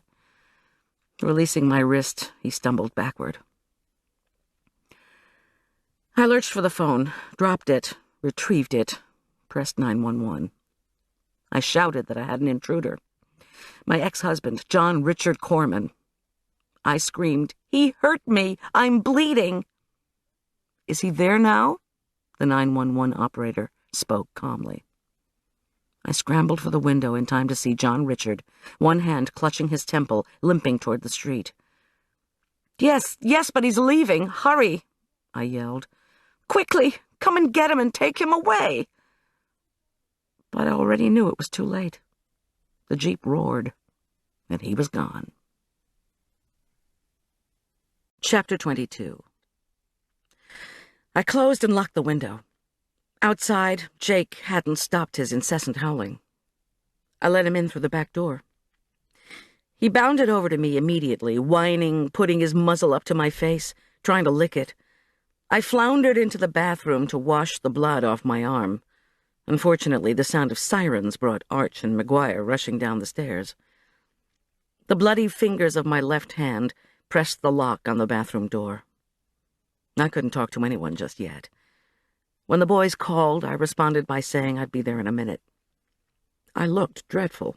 My face was blotchy. My right cheek bore the scarlet imprint of John Richard's hand. I turned the cold water all the way up and splashed and re-splashed my face. It had been a long time since the jerk had treated me like this. Our house boasted a security system, a bloodhound, and a live-in policeman. None of these had helped. Would we ever be safe? The next hour passed in a daze. At my insistence, Arch and McGuire went back upstairs. The two policemen who came to the door, both deputies I didn't know, asked if I could tell them where John Richard had gone. I gave them his address in the country club and begged not to have to go down to the department to make my statement. The deputies instructed me to write down exactly what had happened. As I was scribbling, one of the cops called Tom, who was not at his desk. The other took the ham into evidence. I almost laughed, but I couldn't stop trembling enough to do so. By contacting and attacking a witness in the homicide investigation in which he'd been charged, John Richard had gotten himself into deep trouble. When the sheriff's department located him, they would arrest him again. Somehow, knowing this did not make me feel much better. All I could think of was Arch. I took a shower, changed into fresh clothes, and searched for my son. I found him on a portable phone in his room. Judging from his confidential tone, he was talking to his buddy Todd. When I knocked on the door, he quickly disconnected. "May I come in?" I could tell he felt horrible. His voice cracked when he whispered, "Mom, are you okay?" "No, hon, I'm really not." "I didn't even have a chance to see him." "I know." Arch slumped morosely on his bed, his lips pressed together. Finally he said, "I just feel as if it's so hopeless. You promised you'd help him, and—" "I have tried to help him," I interrupted, careful to keep my tone soothing. "Not because of anything good he's done, but because I promised you that I would." "Excuse me, Mom, but you have not helped him. He says he didn't kill Miss Craig. I believe him." "Arch, please. I have spent the last 3 days on the telephone asking questions, going around talking to people, and—" Behind the glasses, his eyes burned ferociously. "And what have you found out?" "Nothing." Guiltily, he softened his tone. "I know you want him to go to prison. In your heart." Poor, miserable Arch. It didn't help that he was probably right. I did want John Richard in prison, where he couldn't hurt another woman. I said patiently, "I am waiting for people to call me back. I can't make people talk to me." He got up and slid halfway under his bed. When he inched back out, he was clutching his backpack. "Sorry, Mom, but I'm going to live with the Druckmans for a while. At least until Dad's hearing. Todd's mother said it was okay." He opened a drawer and began pulling out shorts and shirts. "If I hadn't been here, Dad never would have come around and started hitting you. He was probably looking for me." "Honey, please, please don't go." "This way," my son continued, avoiding my eyes, "we won't have another big mess with the police coming over. Please leave my room now, Mom." He'd ordered me from his room. He wouldn't speak to me. He refused to even listen. I retreated to my kitchen, where I sat in silent shock for 10 minutes. Then I called the Druckmans to apologize for my son being a freeloader and to see if I could at least bring over some food. Kathleen Druckman assured me that she was happy to have Arch for as long as he wanted to stay. I didn't need to deliver any meals either, she said with a laugh. She'd be insulted. She and her husband would even take Arch down to the jail to see his father. And was it true that John Richard had knocked me unconscious with a whole poached salmon? I said no, thanked her again, and hung up. McGuire had left a note taped to my computer. "Going out for a walk. Hope you're okay. See you at dinner. Can we have pizza?" Not even McGuire's renewed appetite cut through my misery. When Arch slammed out the front door, I almost burst into tears. Instead, I dialed Tom's number. It was 4 o'clock. He wasn't there, so I left a very brief voicemail message. John Richard had been here. Both Arch and I were okay. If he wanted more information, he could talk to the officers who, I hoped, would have arrested John Richard by the time he got this message.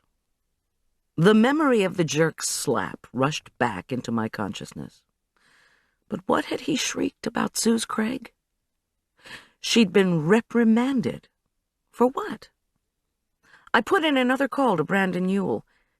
He was the human resources person, after all. Unfortunately, he again refused to speak to me, except through his secretary. I told her to ask Brandon if the ACMO bigwigs were about to fire Suze Craig, and if so, why. And remind him, I said, that I was sorry we'd had a misunderstanding. Also, that I had a close personal relationship with the investigative journalist of the Mountain Journal, and she'd just love to start bothering him for an interview. I hung up with a bang that did nothing to improve my mood. I cleaned up the mess in the kitchen left from my fracas with a jerk. To fulfill McGuire's request, I mixed up some pizza dough and set it aside to rise. I called my supplier to see about replacing the ham and got her machine. Then, because I couldn't think of anything else to do, I started over on the orange poppy seed bread. This time, just as I was again at the fateful point of folding in the poppy seeds, the phone rang. I thought it might be Marla or Tom or even Brandon Ewell getting back to me, but I was wrong. To my surprise, it was Patricia McCracken. "Well," she demanded breathlessly, as if none of the sorry events of the last 3 days had ever transpired, and we were still happy confidants, "what have you found out?" "About what?" I gently scraped a poppy seed-speckled pillow of the light, moist batter into a buttered and floured loaf pan. "About John Richard, silly. Has he gotten himself into any more trouble?" "Like what?" I really did not want to discuss this. Any info I gave Patricia would be all over Aspen Meadow in an hour, given her feud with the jerk. At least she hadn't heard the crazy story about him hitting me with a salmon. "My neighbor's son was driving by the park when the helicopter came down. I heard Rianne was burned over 3/4 of her body," she continued. "Was she with John Richard? You don't know what happened with that, do you?" This was the woman who had complained so bitterly to me about our community's obsession with disaster. Incredible. Some people just can't see themselves as fostering the very problem they're griping about. "I can't talk, Patricia," I responded. "I need to finish making some bread." Bitterly, she said, "You're not much help," and hung up. Not much help. Well, wasn't that what everyone was saying about me these days? I slid the bread into the oven, then rebooted my computer and added, "According to the jerk, Suze was reprimanded by ACMO HQ honchos," to my list of what I knew about her. A brief time later, I took the golden brown bread out and placed it on a rack. It perfumed the kitchen with its rich orangey scent. McGuire arrived home as I was feeding the dog and the cat. I assured him I was just fine and told him I'd be needing cloverleaf rolls in no time. He looked skeptically at the slap marks on my face and the thick bandage I'd placed over my forearm. But unlike Patricia McCracken, he was too polite to say anything. Tom arrived shortly after 6, bearing vegetarian calzones and a deep-dish sausage pizza. He unloaded the food, gently examined my face and arm, and cursed John Richard. He carefully punched down the massive pizza dough I'd already made, zipped it into a heavy-duty plastic bag, and popped it into the freezer. When he finished unwrapping the Italian feast, I felt tears prick hard. "Please, Goldie, don't," he crooned, as he gathered me up in his arms. "What you've been through. I'm so sorry I wasn't here. I feel like I failed you." "You didn't." "I did." "Oh, Tom, Arch has gone to live with the Druckmans until John Richard's hearing." "He'll be back," he said, confidently. I let him hold me. "All this food," I muttered finally. "It's going to get cold." He held me out at arm's length. His warm green eyes gave me a skeptical look. "That's what I brought my convection oven into this house for, remember? You like pizza, don't you? Even if it's pizza made by somebody else." "You like pizza?" "Sure," I said, uncertainly, and sat down at the table while Tom preheated the oven and opened a bottle of Chianti. I shivered. "Even if it's pizza made by somebody else?" Tom had gently asked. My afternoon encounter with John Richard had brought another assault of memories I thought I'd repressed. One time, I had tried to serve pizza made by somebody else. Arch had been 3 months old and sick with a painful ear infection. Exhausted from being up with him all night and then all day, I'd ordered a pizza for dinner. John Richard had thrown a fit, of course.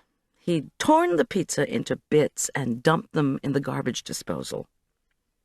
If he'd wanted takeout pizza, he'd shouted, he would have stayed single.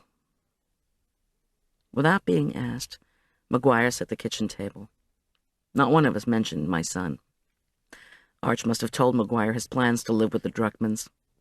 Again, McGuire was too polite to mention it. The strange thing about going through a difficult time is that eventually you get hungry. The Italian sausage on the pizza Tom had brought home provided a sharp, juicy complement to the crunchy crust. The calzones were so stuffed with steaming tomatoes, onions, peppers, and cheese that it was hard to take a bite without making a mess. By the time we finished eating, my mood had lifted somewhat.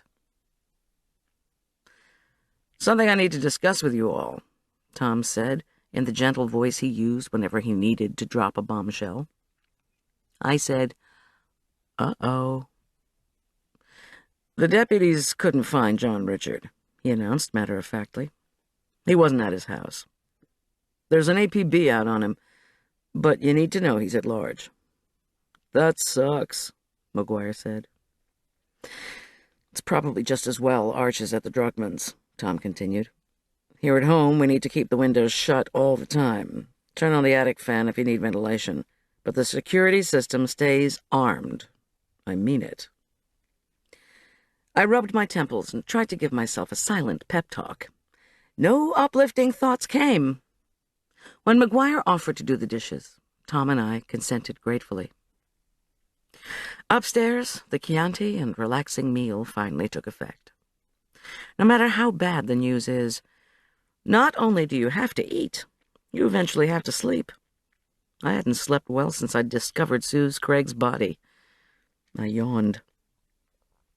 "Put on your pajamas," Tom ordered with a loving smile, "and let me rub your back."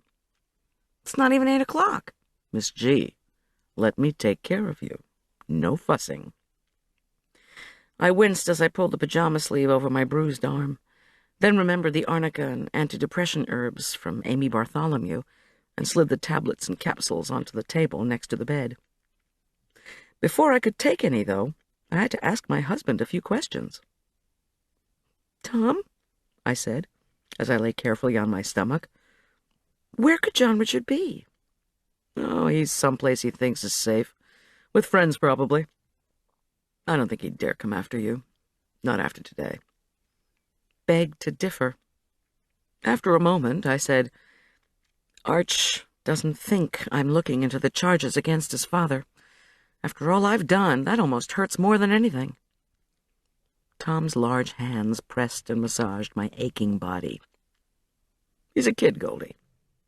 He just doesn't understand. Cut him some slack." "I've cut him tons of slack. He just hasn't cut any for me." Tom chose not to respond to this. Under his hands, my weary muscles began to relax. I felt my eyes closing.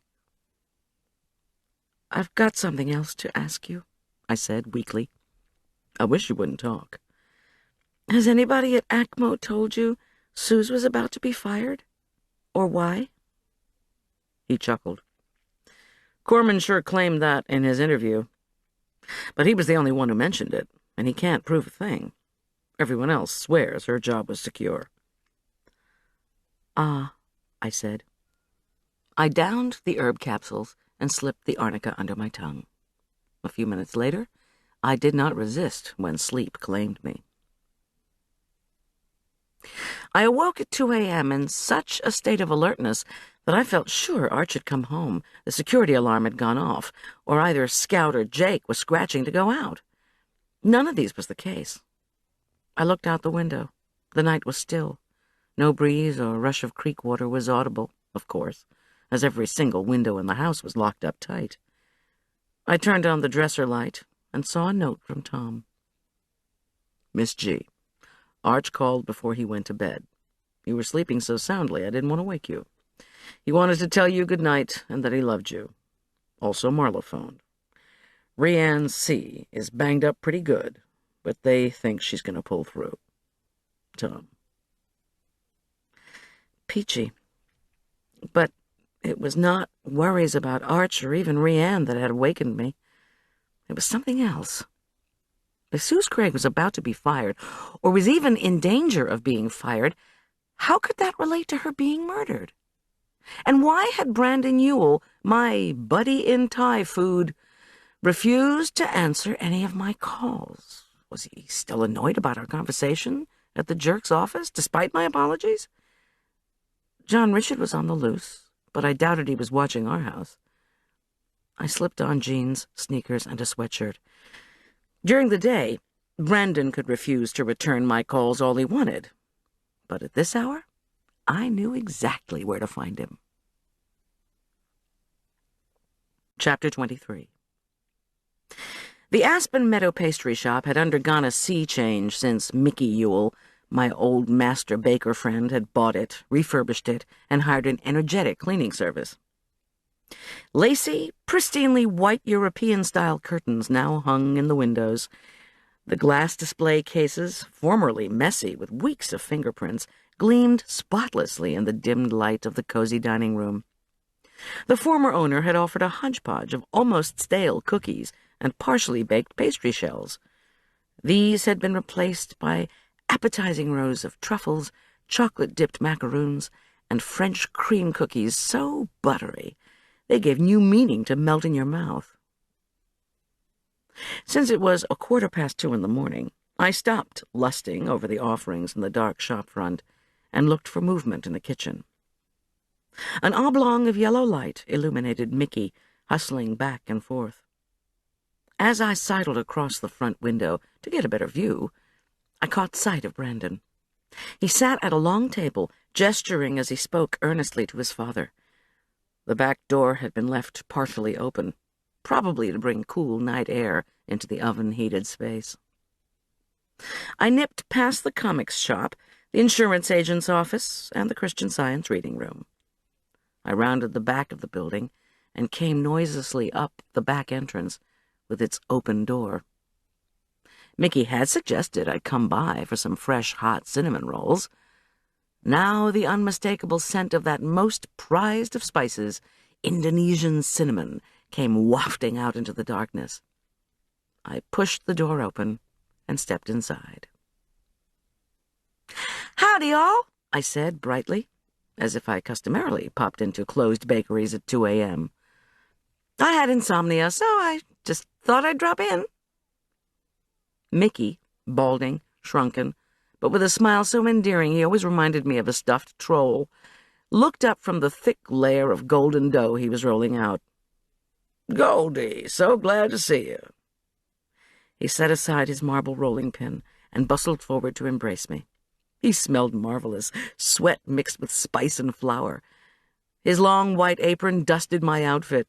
I grinned and returned his hug, then looked over at Brandon. His handsome face was no longer set in its usual impish expression. He looked as if a monsoon had arrived at his doorstep. "Morning, Brandon," I said pleasantly. "So glad I could run into you here. I've been trying to call you to apologize for a misunderstanding at my ex-husband's office." His shiny, dark hair fell in his face, and he immediately brushed it back. "Sure, okay, no hard feelings," he mumbled, without visible enthusiasm. "Glad to see you." Coffee, let's have some fresh," said Mickey, obviously glad of my company, even if his son was not.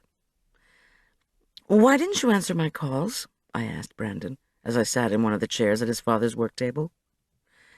Out of earshot, Mickey ran water and measured out ground coffee. "I can't call you back," Brandon rejoined. "They're watching me every second. I'm afraid every call of mine is monitored." "Who's they? Who would monitor your calls?" Brandon's handsome face screwed up in dismay. "The same guys who were here before from the headquarters office of Human Resources." They've come back in from Minneapolis until the preliminary hearing with your ex is over. I'm telling you, Goldie, it's a bad scene.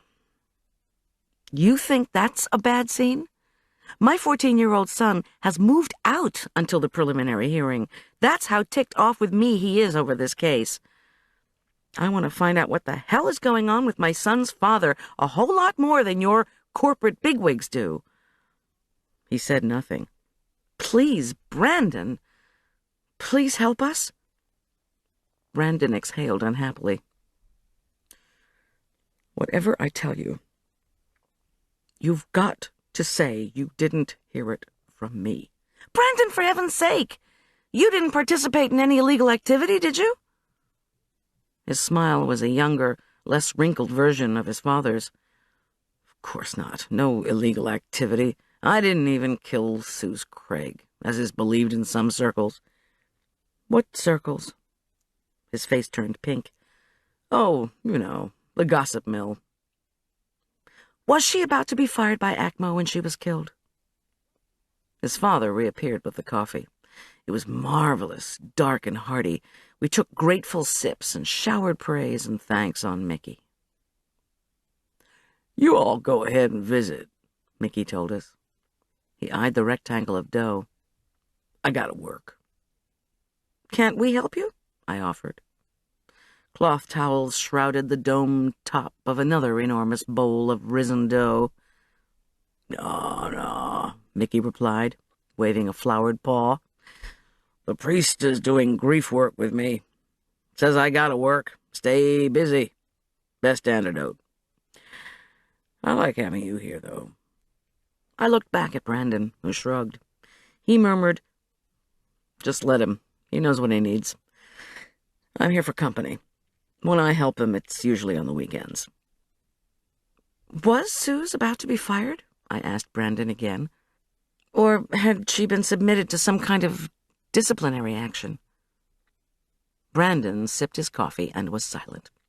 For a moment, I feared he'd decided not to answer. Not exactly reprimanded. She was being observed in her dealings with people. I waited for him to go on. He shifted in the wooden chair. Headquarters had had a lot of complaints. He seemed to go into a trance as he watched his father spread butter on the rolled dough. Complaints? From whom? I prompted. Brandon blinked and shrugged. Everybody who'd ever had to work with Suze Craig. When he seemed in danger of going into another trance, I said, Amy Bartholomew said the same thing. She said Suze set a trap for her. Amy wanted to control her own destiny, as she put it, and Suze had other ideas. Suze accused Amy of compulsively feeding the sluts up at Central City. Then Suze tried to make it impossible for Amy to buy the health food store. Brandon's eyes were on his father as he sprinkled dark cinnamon sugar over the golden dough. Yeah, I know. I'm the very young, very unsuccessful head of human resources, remember? Amy said Suze criticized you for spending too much time here with your father and for coming into the office too tired to do good work. She criticized Chris Corey, too. Oh, boy, don't remind me. He looked at the ceiling. Chris was putting together a new provider relations manual. He's very thorough, and Suze kept changing the language of certain guidelines. It was her fault he missed the deadline, but she threw a fit anyway, in front of everybody. Did she criticize Ralph Shelton? Of course, he said simply. She told us she was putting together a file of patient complaints, plus a critical letter from her into a packet to go to Merit Med. Why would she do that? He already told me that was why he was fired. Who knows? Plus, Goldie, I'm not convinced she should have fired him. Every doctor gets unhappy patients.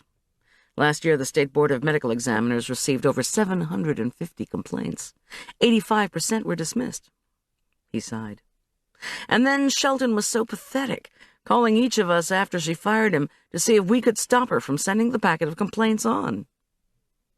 We all suspected Shelton was trying to renew his old friendship with Korman, to get him to prevent her from sending the packet to Shelton's new employers at Merit Med. But apparently Korman repeatedly gave Shelton the brush-off through that cute secretary of his. Sort of the way you gave me the brush-off today. Sorry, I really was in a meeting. Did Suze criticize and threaten John Richard, too? Brandon's large brown eyes and narrow face suddenly seemed overcome with sadness. She could be the warmest, most loving person you could ever imagine. He paused and looked away.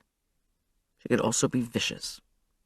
Every day when I drove into that parking lot, my stomach would clench.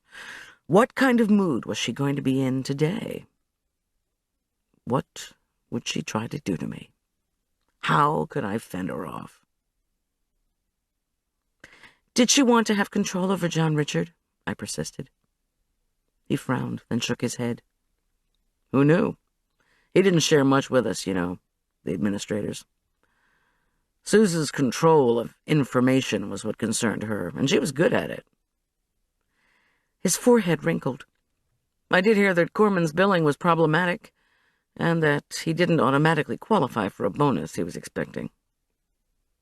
Who told you those tidbits? When he shrugged, I went on. Where do the ACMO honchos come in? Why were they here last month? One of them told me they were fighting fires. He sighed again. I might as well tell you. We're the ones who complained about Suze to headquarters. Naughty us. Amy didn't tell you about that? She said something was planned. The department heads did an end run. We called human resources at headquarters. This woman is killing us, we said. You have to get rid of her. Wow. He jabbed the air with his finger. But listen, HQ is always telling us our vision is to build a cooperation-based organization. We want to have open lines of communication.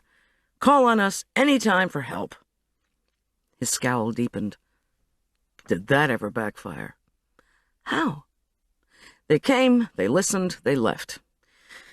You catered a nice lunch for them their last day, after we'd been meeting with them all week, telling them how horrid our boss was. That next to last day, guess what? They met with her. Uh-oh. Uh-oh is right. Open communication? Sounds more like betrayal, don't you think? They told Suze. Brandon Ewell says you criticize him too much. He can't get his work done hiring new people if he has to listen to complaints about you all day. And to this, Suze said, Brandon's just lost his mother. I'll take him out to lunch this month. Oh, no. Oh, yes. The very last day, those human resources people had the nerve to tell us about their conversation with her, and all she'd promised. They said they'd solved our little personnel problem, so you can see why our lunch showed a few cracks of tension. His father slid a baking sheet from one of the large black ovens along the wall. Inside, I could see flames. I had a fleeting vision of Hansel and Gretel. Brandon went on. And then the following week, Suze called each of us in. To me, she said, You ever complain about me again, I'll fire your ass so fast you won't know what hit you. I'll make sure you never get another job in human resources anywhere in Denver or anywhere in the country in an HMO. His laugh was empty. Then you won't believe what else she said. Brandon, I swear I'll have your medical records altered so it says you've got cancer just like your mother. Oh, come on. Surely, come on yourself. You don't think she had access to our medical records? How naive are you? I just can't believe it. Goldie, believe it. At this point, Mickey interrupted us by setting blue plates of hot pastries in front of each of us. He beamed like a magician. Oh, my gosh, said Brandon. Bear claws. I didn't know if this Danish-style pastry shaped like a giant claw was indigenous to the Rocky Mountains. I'd never heard of it before moving out here. I bit off one finger of the almond paste-filled delicacy. Butter oozed between the flaky layers. A light sugary glaze and crunchy sliced almonds complemented the rich filling. Another luscious reason to live in Colorado. "Thank you so very much," I told Mickey. "You can't imagine how much I appreciate this." He poured me more hot coffee. "Of course I do. Food service people are the last ones to sit down and actually enjoy eating anything. Besides, I love the company. As Brandon can tell you, I'm about to make some sour cream cakes now. You two need anything else?" "Thanks, Dad, no," said Brandon warmly, as he squeezed his father's hand. For the first time, I noticed the bags under Brandon's eyes. His schedule must be brutal, I thought. He'd told the cops he went to bed at 8 p.m. every night so that he could be here by 2 a.m. It wasn't a regimen I would want to follow on any long-term basis, especially since I'd tried it for the last few nights and now felt like a walking zombie. "I'm going to leave in a few minutes," I told Brandon. "I think I understand better now why everyone, especially my ex, had trouble with this woman. It's hard to believe that Suze would threaten you with changing your medical records, though. Couldn't anybody call her on trying to intimidate people? It sounds so much like blackmail." Brandon chewed the last of his bear claw. "Great idea, Goldie. Now we know those meetings she had with us in her office were taped. When I called headquarters the week after Human Resources left, they said to me, 'You get proof she's threatening you and we'll fire her.' Not that I would trust them. But I checked the labels on the tapes Luella Downing found. None were from the Monday after the Human Resources people left, when Suze went on her threatening rampage." "That's it?" I said, astonished. "Monday? What would it have been? July 14th? The tapes from that day are missing?" "Why, you know where they are?" "No," I said, with a sudden yawn I couldn't suppress. "I don't have a clue." When I crawled back into bed at 4, Tom rolled over and said, "I'm beginning to think there's someone else." I started to laugh and couldn't stop. They were the kind of giggles you get when you're very young, at camp or a slumber party, and can't contain no matter how valiantly you try. "Uh-huh," he said. "You got another statement to make? Some wrongdoing you encountered out on your prowls?" "I can't," I said between giggles, "help it if I can't sleep." "Soothe me, then. Tell me where you went." "To the pastry shop. Had a bear claw. Sorry I didn't bring you any." He put his arms around me and growled, "Promise me the next time you go on one of these excursions you take me with you. I feel like a kid who always gets left behind." I snuggled into his arms. "Okay.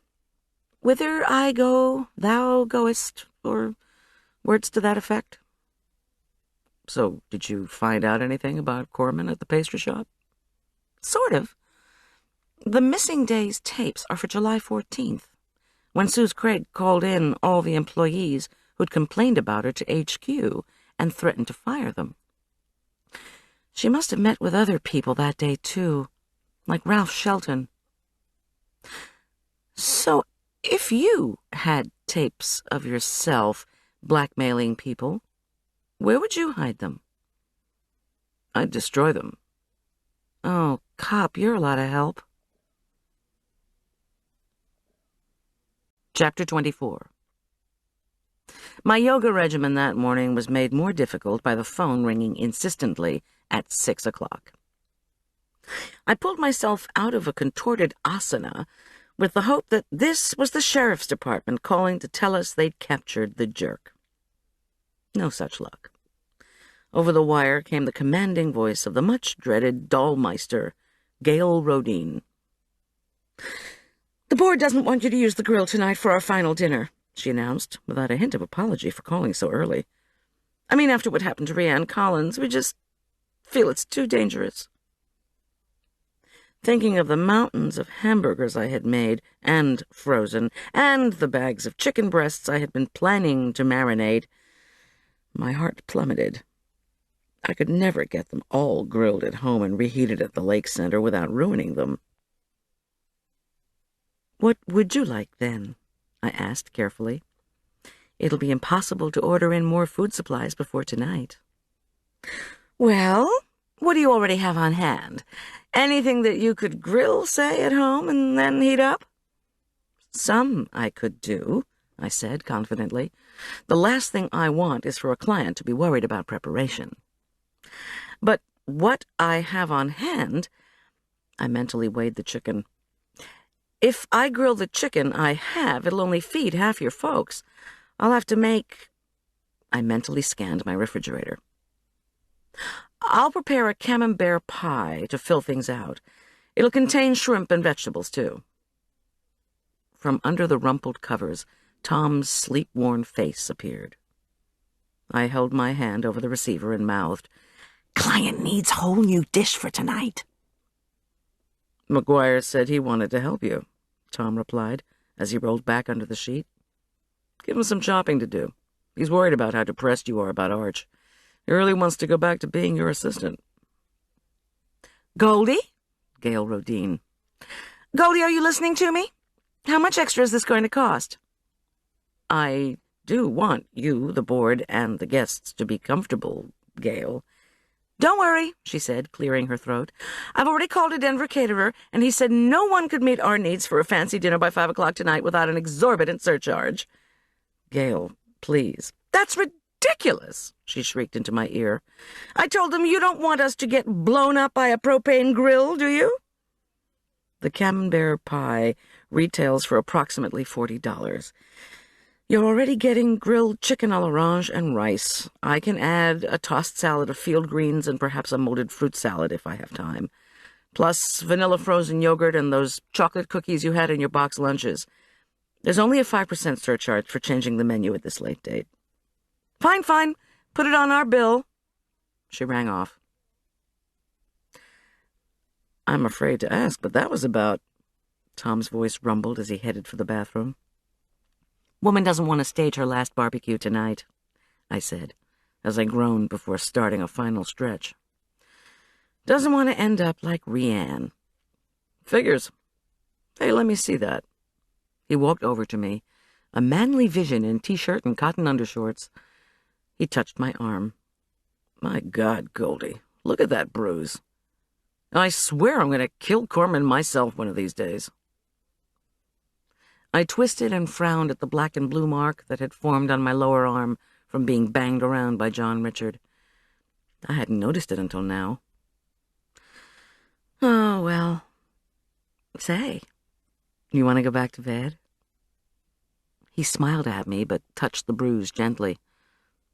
"Does it hurt?" I gave a doctor-style shrug. "I'll live, if we have a roll in the hay first." He obliged, and we had a wonderful, warm, intimate time.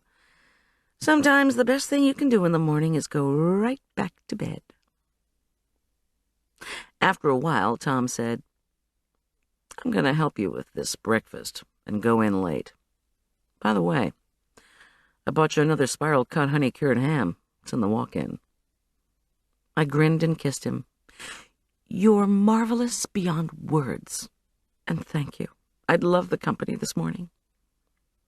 I fixed myself an espresso while Tom took his shower. Because the hospital had rebuffed me, and because it was too early to call Marla, I made a quick call to the sheriff's department. Rianne Collins was out of danger and recovering from 3rd and 2nd degree burns.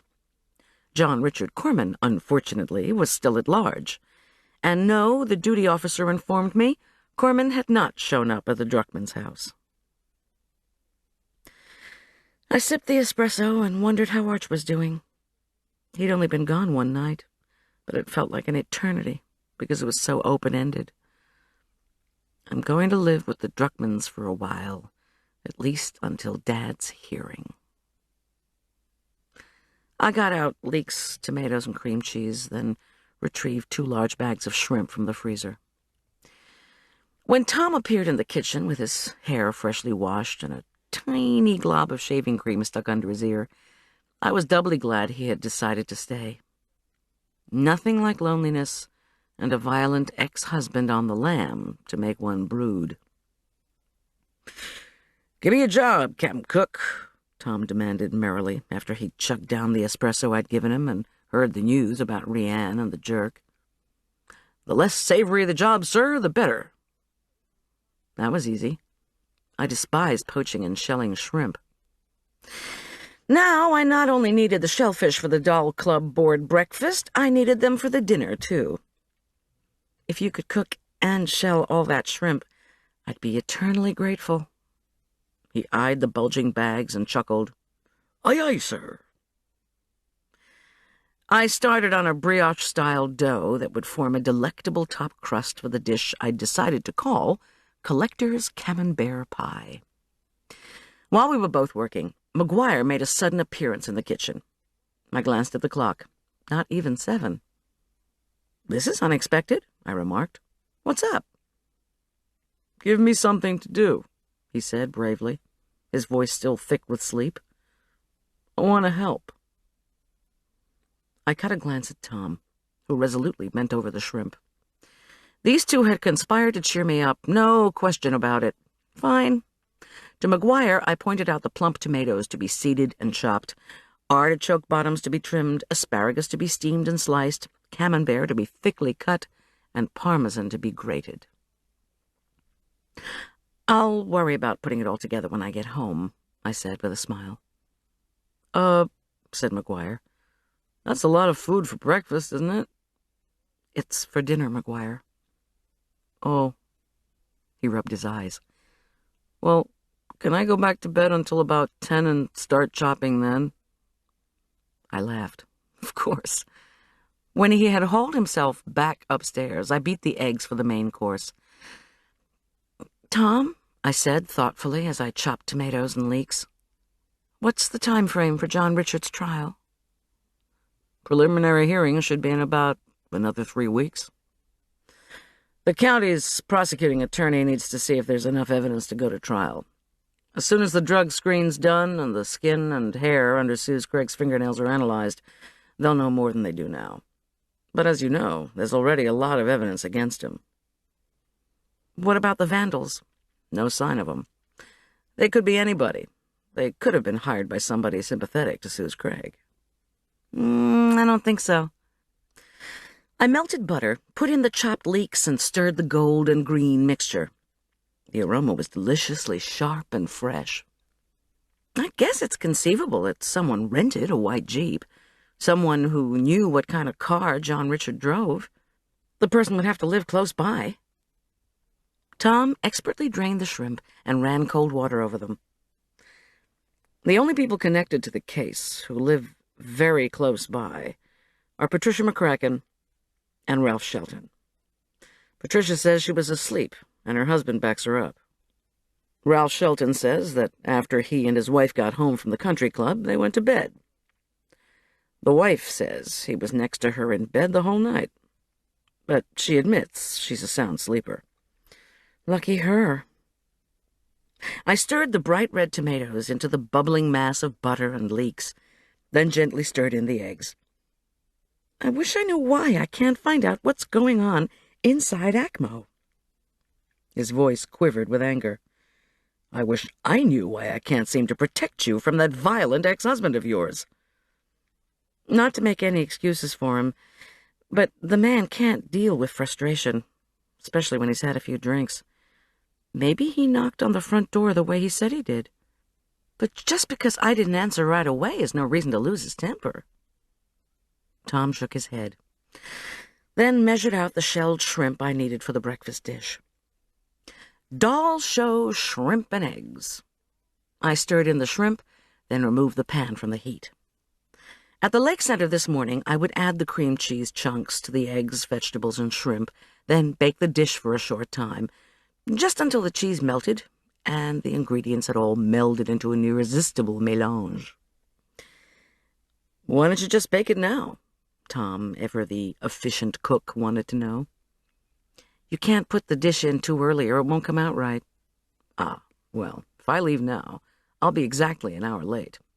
Think you can handle the rest of the morning?" "With you for a helpmate, my dear sir, I can handle anything." He sighed skeptically.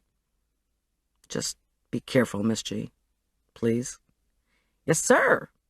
Now, please, go serve and protect, and don't worry about me, okay? Stop crime. Make America safe for the consumption of apple pie. My apple pie. After he left, I brushed my fingers thoughtfully over the ugly bruise on my arm. Something I had seen and something I had said were working their way into my consciousness. It takes at least 3 hours for an injured area to turn black and blue. I knew that from Medwives 101, as well, alas, from personal experience. But black and blue marks didn't form on a corpse, as Tom had pointed out. Suze had had a nasty blowout with John Richard, and she'd had the exact pattern of bruises he usually inflicted. He'd even admitted they'd had a fight. Yet he was equally adamant that he'd left her alive after their argument and gone home. And really, the way he'd acted at my window yesterday was more typical of him. He got frustrated and he blew up. Then he either beat you until you submitted or until something else stopped him. Like the hanging plant Marla had whacked him with once, or the ill-fated ham I'd cracked over his head yesterday. And Suze hadn't accidentally fallen into the ditch. She'd been beaten to death with a metal scratching post, and then her body had been dumped into the ditch. It didn't make sense. Even if someone else had killed her and wanted to put the blame on John Richard, how could he or she even know Suze and the jerk would be together that night? How could he or she know he'd lose his temper? Even if the jerk had beaten Suze up, a killer wanting to pin the murder on John Richard would have had to wait until the bruises formed so that it looked as if John Richard had not only beaten her but finished her off. Like the timing on the egg dish I was preparing. The killer's timing would have to be perfect. And then I remembered what I'd said to Tom. You can't put the dish in too early or it won't come out right.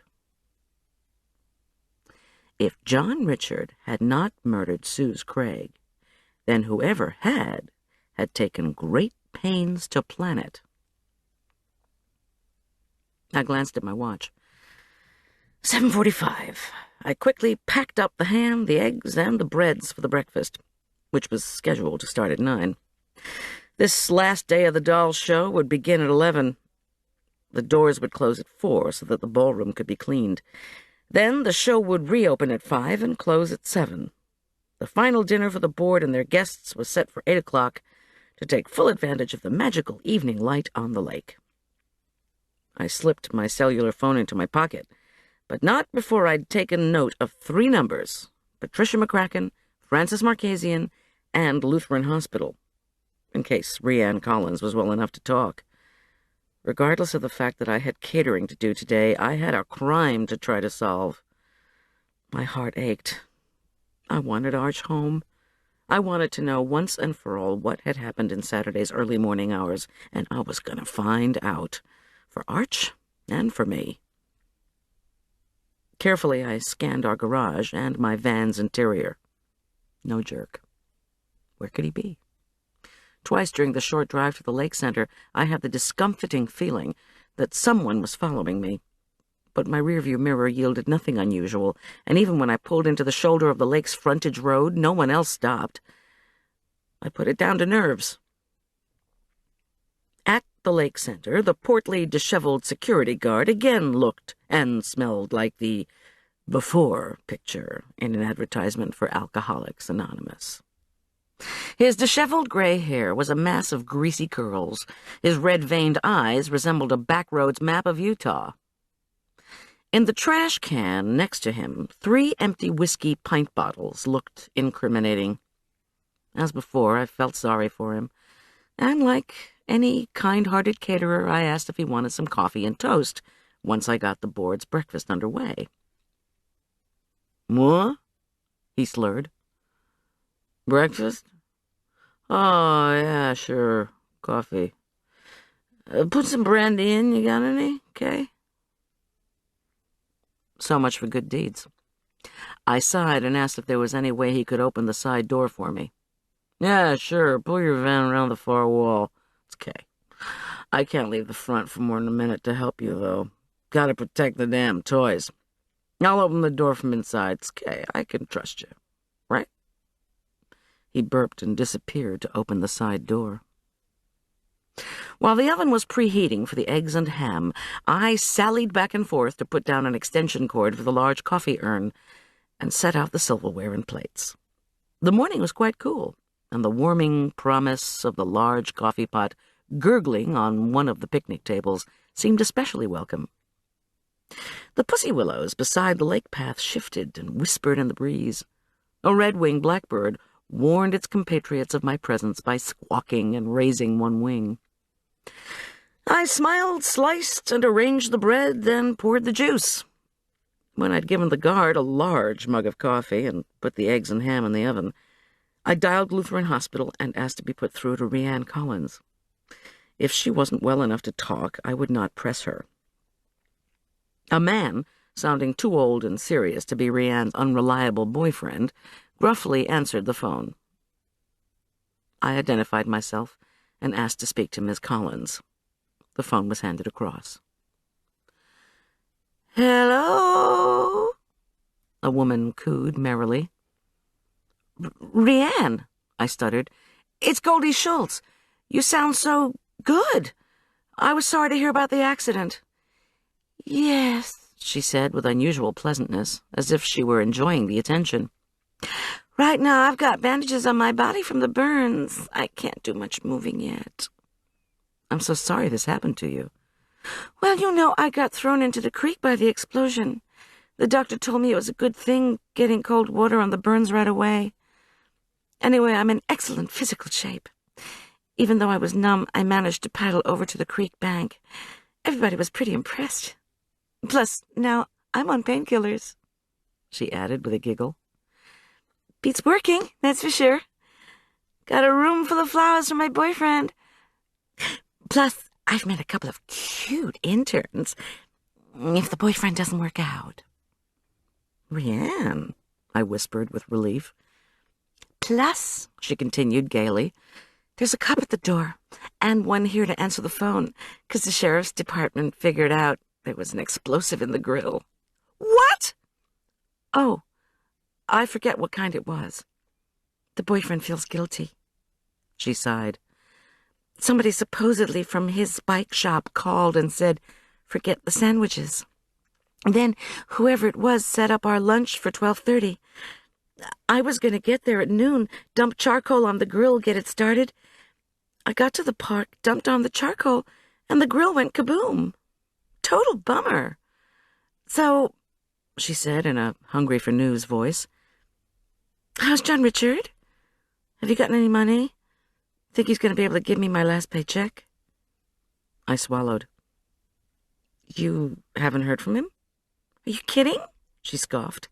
"The only people I've heard from are my boyfriend, my mother, and the damn ACMO people. They still seem to think I've hidden some tapes of theirs. I told them what I've always told them. Go to hell. Now the sheriff's department screens my calls. So have you gotten your money or not?" "No, I haven't gotten it." I thought again about my speculation concerning timing. What had John, Richard, and Sue's been arguing about Friday night at the club? Rhiannon, if it's not too much trouble, do you remember if there was something that happened on Friday, some negative thing that could have set off a fight between John, Richard, and Suze Craig?" "How could I forget? It was the last day I worked with him. That Friday a FedEx came. When I opened it, I thought, uh-oh, the dock's going to be ticked off now. First the condo in Keystone, now he's going to lose the one in Hawaii." And the FedEx was a letter from Suze Craig's office at ACMO saying, "No bonus this year." He went ballistic. No kidding. But this was interesting, since I was thinking about timing. The no bonus notice hadn't come by postal service, too unpredictable as to arrival time. Nor had the denial of bonus come as a phone call, too easily argued with. Whoever had sent the letter had sent it FedEx, so he or she could be absolutely certain the message would arrive on a certain day and virtually guarantee a conflict. What did the letter say? She sighed impatiently. Something about how we hadn't done the billing properly or consistently or within their guidelines or something, and he wasn't going to get his bonus. That's it. At the bottom it said, signed for and on behalf of Suze Craig. I told him it was because she was afraid to sign it. Who signed it for her? Didn't say.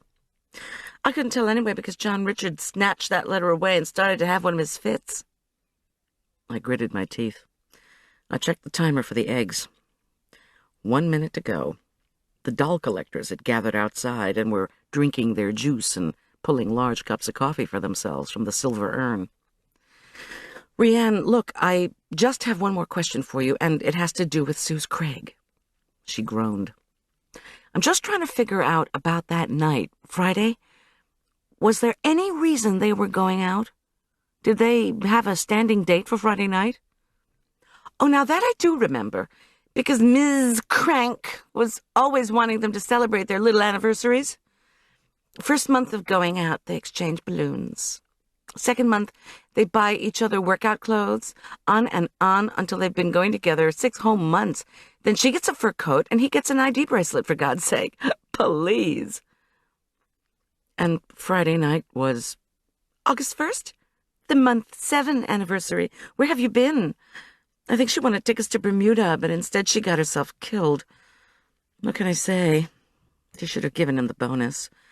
Oh, man, listen to me. I need another painkiller. Chortling, Rianne hung up. The timer beeped. I took out the casserole and had a taste with a small plastic spoon. The silken texture of the eggs combined with the tomatoes, leeks, hot, barely melted chunks of cream cheese, and seasoned poached shrimp was divine. I carried the pan out and placed it next to the warm ham and baskets of bread. The doll board members included Tina Corey, dressed as Sea Queen Babsy, and Gail Rodine in a formidable, wide-brimmed hat covered with netting. They all piled up their plates with food and talked excitedly about what a smash their opening day had been. I was surprised to see Frances Marchesian, her wild black hair and ratty trench coat at odds with the perfect coiffures, stylish clothes, and occasional doll costumes of the board members at the end of one of the picnic tables. She whispered to me that she was covering the show for the paper. I'm telling you, Goldie, Frances said as she shoveled up a heaping forkful of eggs. I'm going to have to do a bikers' convention next to recover from this. I need to talk to you, I whispered back. I'm just about done serving here, and I was going to call you today anyway. I have some information and some lingering questions about Suze Craig's murder. She brightened. You promised you'd share stuff with me, and you're actually going to do it? Wonders never cease. These eggs are yummy. Thanks. I'll give you the recipe. Want to talk? I asked conspiratorially. She dropped her fork, eased off the picnic bench, and shouldered her huge purse. I need to take notes while we talk. Let me meet you in the kitchen before I die of ecstasy. Chapter 25.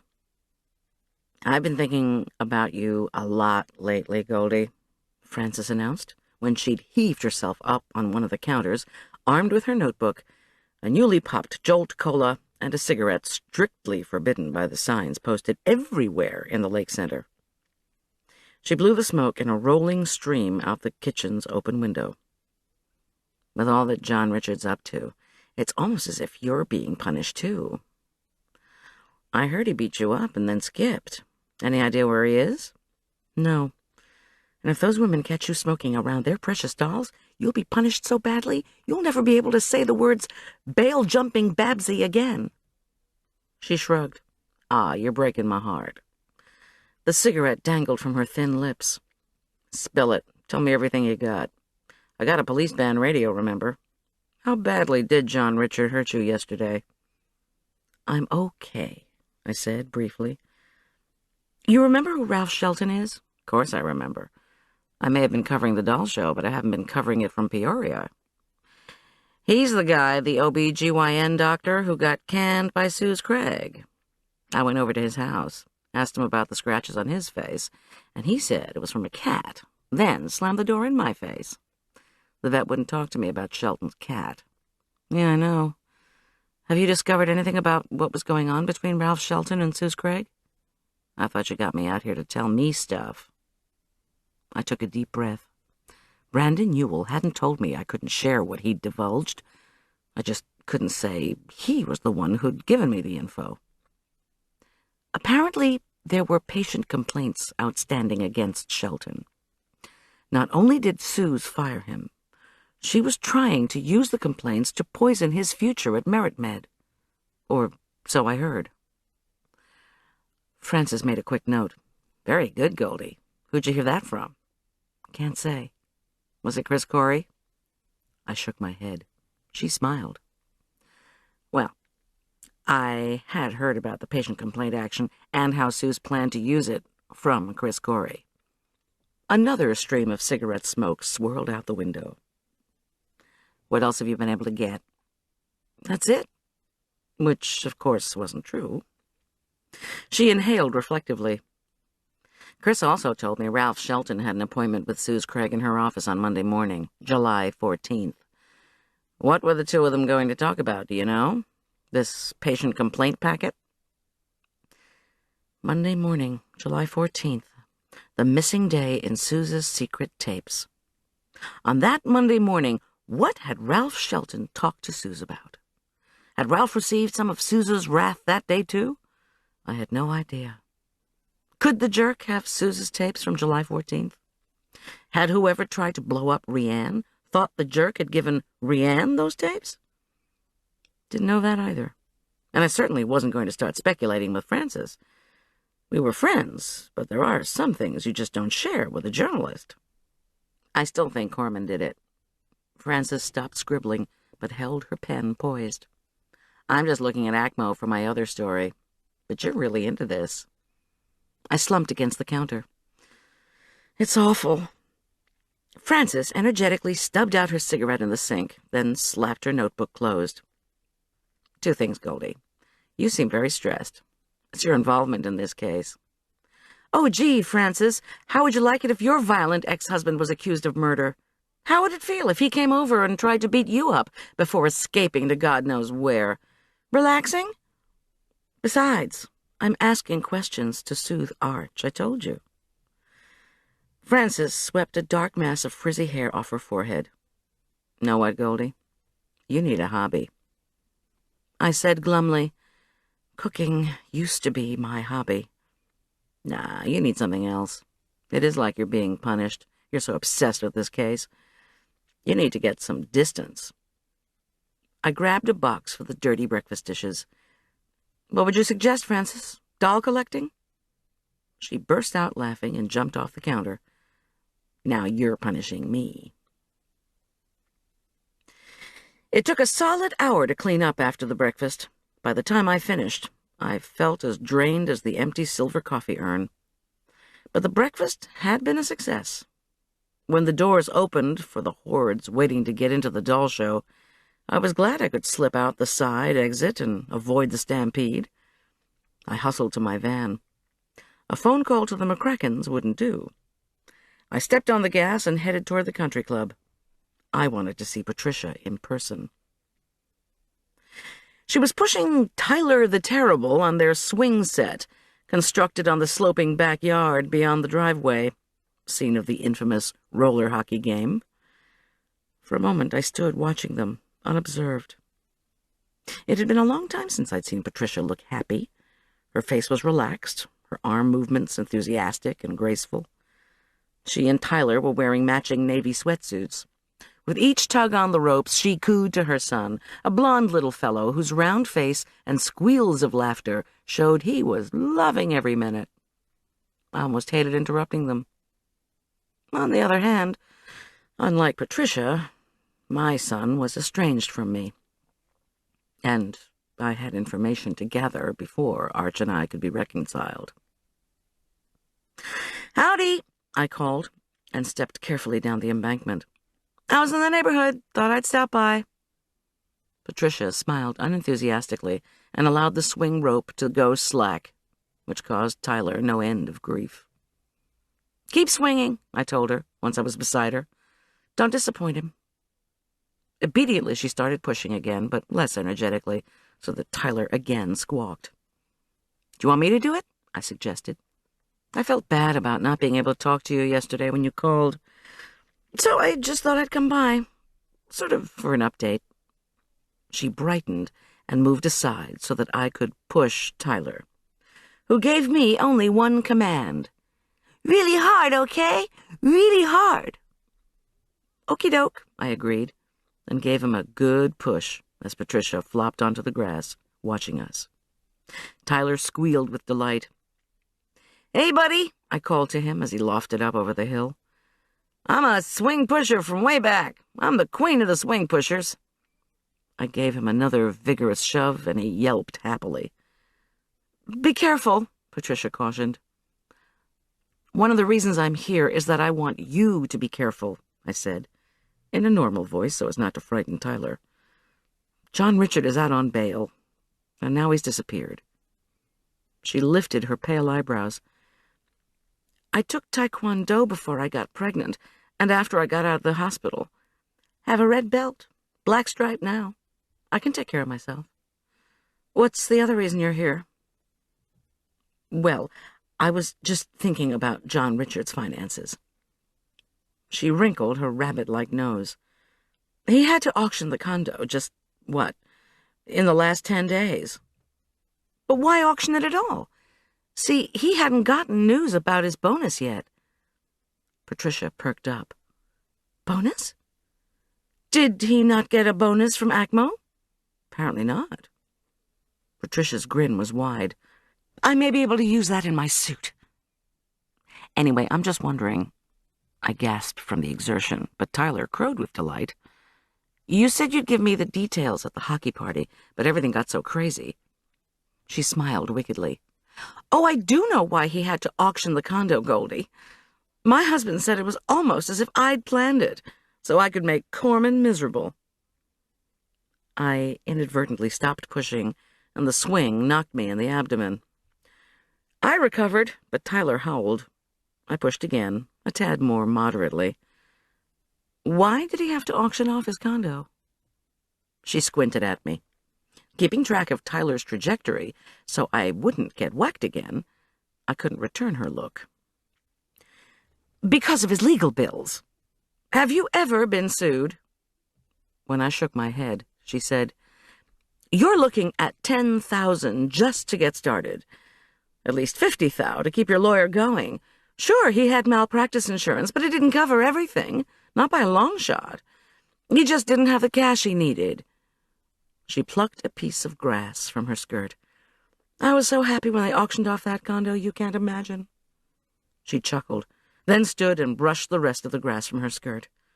She walked over to spell me with the swing pushing. Goldie, listen.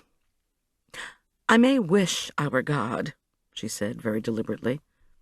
Unfortunately, I'm not, but let me tell you. John Richard Korman hasn't begun to suffer for what he did to me. And he won't be able to escape, no matter how hard he tries. As if in agreement, Tyler emitted an ear-splitting yowl. I fled. I called McGuire from the cellular once I'd roared out of Patricia's driveway. To my astonishment, he answered on the first ring. Goldilocks Catering. He brightly launched into my official greeting. Where everything's just right. What do you want? McGuire, please don't say what do you want to potential clients. It sounds unprofessional. Oh, Goldie, sorry. No problem. Listen, I'm chopping all these vegetables. They look good, too. Think you should slip a little chlorophyll into the filling? No, I said firmly. Listen, did Arch call? No, but that therapist's office called you back and said everyone's on vacation. You want a therapist for Arch, you're going to have to use a referral to someone in Denver. Great, I thought. First, of course, I'd have to convince Arch to come home. Also, McGuire went on, Mrs. Druckman called. She's taking Todd and Arch down to the Natural History Museum. Oh, and Marla called, too. She was on her way to Denver to see Rianne. Wanted you to come have lunch with her, just so you could relax. But it's too late now. She's gone. That's okay. I'll come home. No, don't. Let me finish what I've got going here. If you come home, you'll just mope around about Arch. You should go out for lunch. How about Aspen Meadow Barbecue? My buddies and I think it's great. Plus, you got that dinner tonight. You might as well get some food now. Have a bowl of chili and a beer. Relax and leave the chopping to me. McGuire. Uh-oh. Skirk, skirk. He started making fake squishing noises. You're breaking up, you know. It's those skirk, skirk, cellular phones. Skirk. And he disconnected. McGuire, I said to the dead phone. I've seen you do this trick before. But I smiled anyway and dutifully headed the van in the direction of Aspen Meadow Barbecue, famed creekside hangout of construction workers, truck drivers, wannabe cowboys, and assorted tough guys, all of whom had the single-minded intention of getting completely smashed at lunch. An outdoor dining area separated the hard-drinking crowd inside from tourists and the occasional brave group of ladies coming for a luncheon get-together on the water. The last time Marla and I had eaten there, she'd told me that the de rigueur item for the crowd inside was extra hot chili consumed with shots of tequila. But Marla wasn't with me today, I remembered. I sighed. Did I really want to have lunch out alone? McGuire was doing the prep for the dinner tonight, and I could use a break. Across the street from Aspen Meadow Barbecue was a banner draped across the wooden sign of Aspen Meadow Nursery. It advertised a perennial and bush sale. I thought of Francis's admonition, you need a hobby. Well, maybe I'd go scope out the shrubs before braving the rough lunch crowd at Aspen Meadow Barbecue. I wandered through sparsely stocked aisles and finally decided on some fairy roses. The bushes featured lovely pink blossoms and were guaranteed hardy at our altitude, a key asset. As I loaded them into the van, I pictured Tom getting a huge kick out of my sudden interest in things horticultural. Wait a minute. I stopped dead and looked again at the carved sign. Aspen Meadow Nursery. In the list of questions I'd entered into my computer about Suze Craig's murder, had I even thought to look into these people, also fired by Suze Craig? No. Well, no time like the present. I hustled back inside and told the cashier that on second thought, I'd like to have my yard landscaped. And I wanted to have the same person who'd done Suze Craig's in the Aspen Meadow Country Club. Suze had raved to me about the great work he'd done. The cashier's face fell. You sure? Absolutely. Well, Duke's out in the yard. Big blonde fella. Better go catch him. He does an early shift, then goes out with the guys for lunch on Wednesdays. Then he goes home and sleeps. I have to tell you, Duke didn't like that Craig woman. You might want to find somebody else if she was your friend. He had a big grudge against her. Still does, even if she is dead. Yes, I thought. Take a number and get in line. The cashier pointed me in the direction of the nursery's yard, which was on the same side of the street as Aspen Meadow Barbecue. The man at the yard gate pointed to a Paul Bunyan-esque, platinum-haired giant who wore ear protection and drove a cat loaded with mulch. The gate guard waited until the cat had turned in our direction, then waved to the giant, whom I assumed was Duke. Duke dumped the mulch in the waiting bed of a truck, then chugged over to us. He flipped a switch and the engine died. He hopped out of the cat and loomed over us. He was at least 6'6", and asked the gate guard what he wanted, for crying out loud. The guard jerked his thumb in my direction. Duke turned his attention down to me. His dark blue eyes were not friendly. The bus yellow ear protection device dangled from one of his meaty hands, and I had the feeling that if he didn't like what I had to say, he'd pop it right back on. I looked way, way up at him. I understand that, I began sincerely, you did some landscaping for Suze Craig. I thought it looked great. Yeah, what about it? You a friend of hers? Sort of. Okay, see you later, he said abruptly, and snapped the ear protection back on. Wait! I yelled. Duke scowled, opened his eyes wide, and tugged off the metal earmuffs. I gotta go, lady. I'm going out to lunch in a few minutes, and I need to finish this load. You want a landscaper, ask the people at the nursery to give you a referral someplace else. I don't want to work for nobody like that woman. Got it? See you later, okay? Well, hold on, I said, desperate now. Just talk to me. I don't really want landscaping. I catered for Suze Craig, and I'm having some problems. Duke smirked knowingly. Ah, she stiffed you too, huh? What? Then I understood. Suze Craig had refused to pay him for his work. I assumed a sad expression. We had terrible problems, I confided. Duke looked at the sky and shook his blond head. Honestly, people like that. You heard she was killed. Yeah, no wonder. So you thought she was hard to deal with, too. I'm just wondering if your story is similar to mine. I'll tell you, I'd have to be half plaster to tell my story about that woman. But then, you wouldn't be able to shut me up. Inspiration struck. I asked, how quickly can you finish your load? He grunted something unintelligible. Undaunted, I went on. How does tequila and chili sound? My treat. Duke grunted again, something that I decided to take as a yes. I said, let's do lunch. Chapter 26.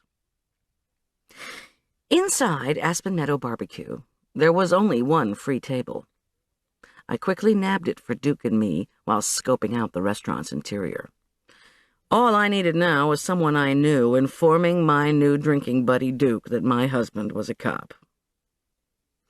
That could put a chilling effect on our lunchtime chat.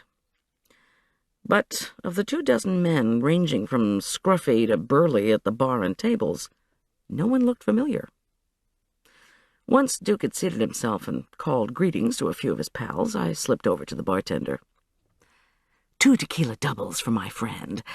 But just give me water, because I'm driving us home. When I signal, bring us the bottles. Put water in mine. I can't drink, but I don't want him to feel as if he's drinking alone. The bartender, who sported a stiff handlebar mustache, squinted at me appraisingly. You trying to keep him away from the wheel, or you trying to get him into bed? I pulled a $20 bill out of my pocket. Just please do what I ask.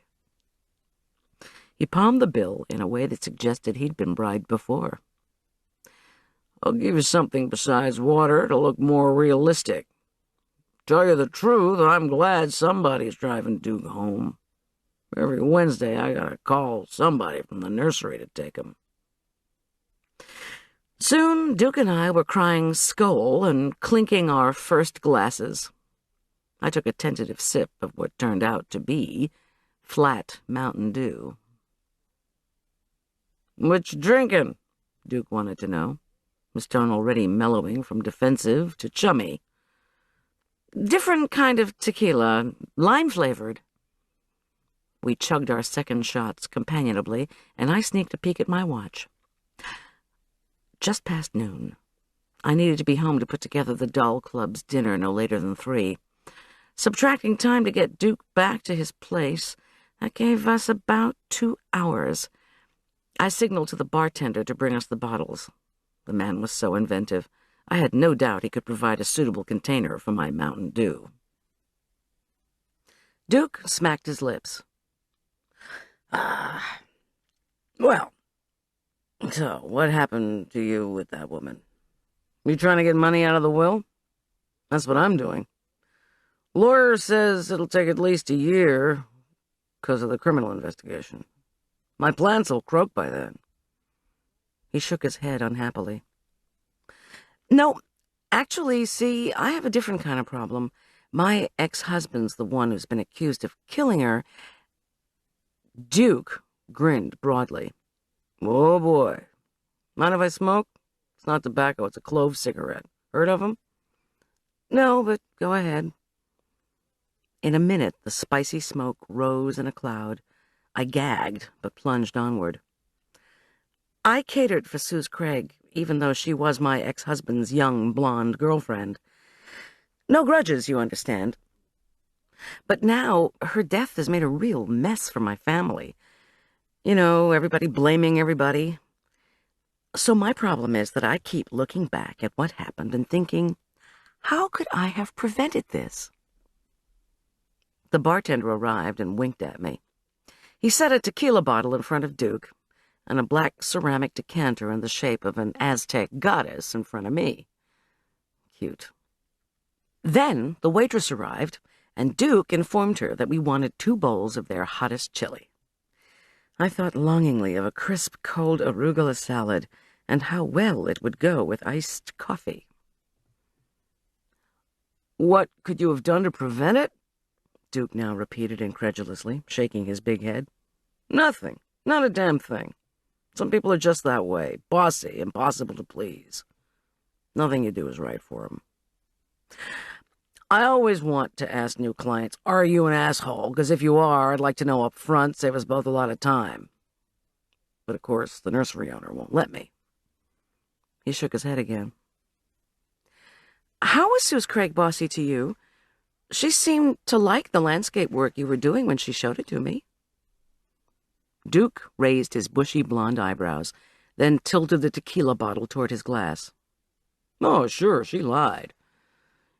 You think everything's fine when all the time she's getting ready to axe you.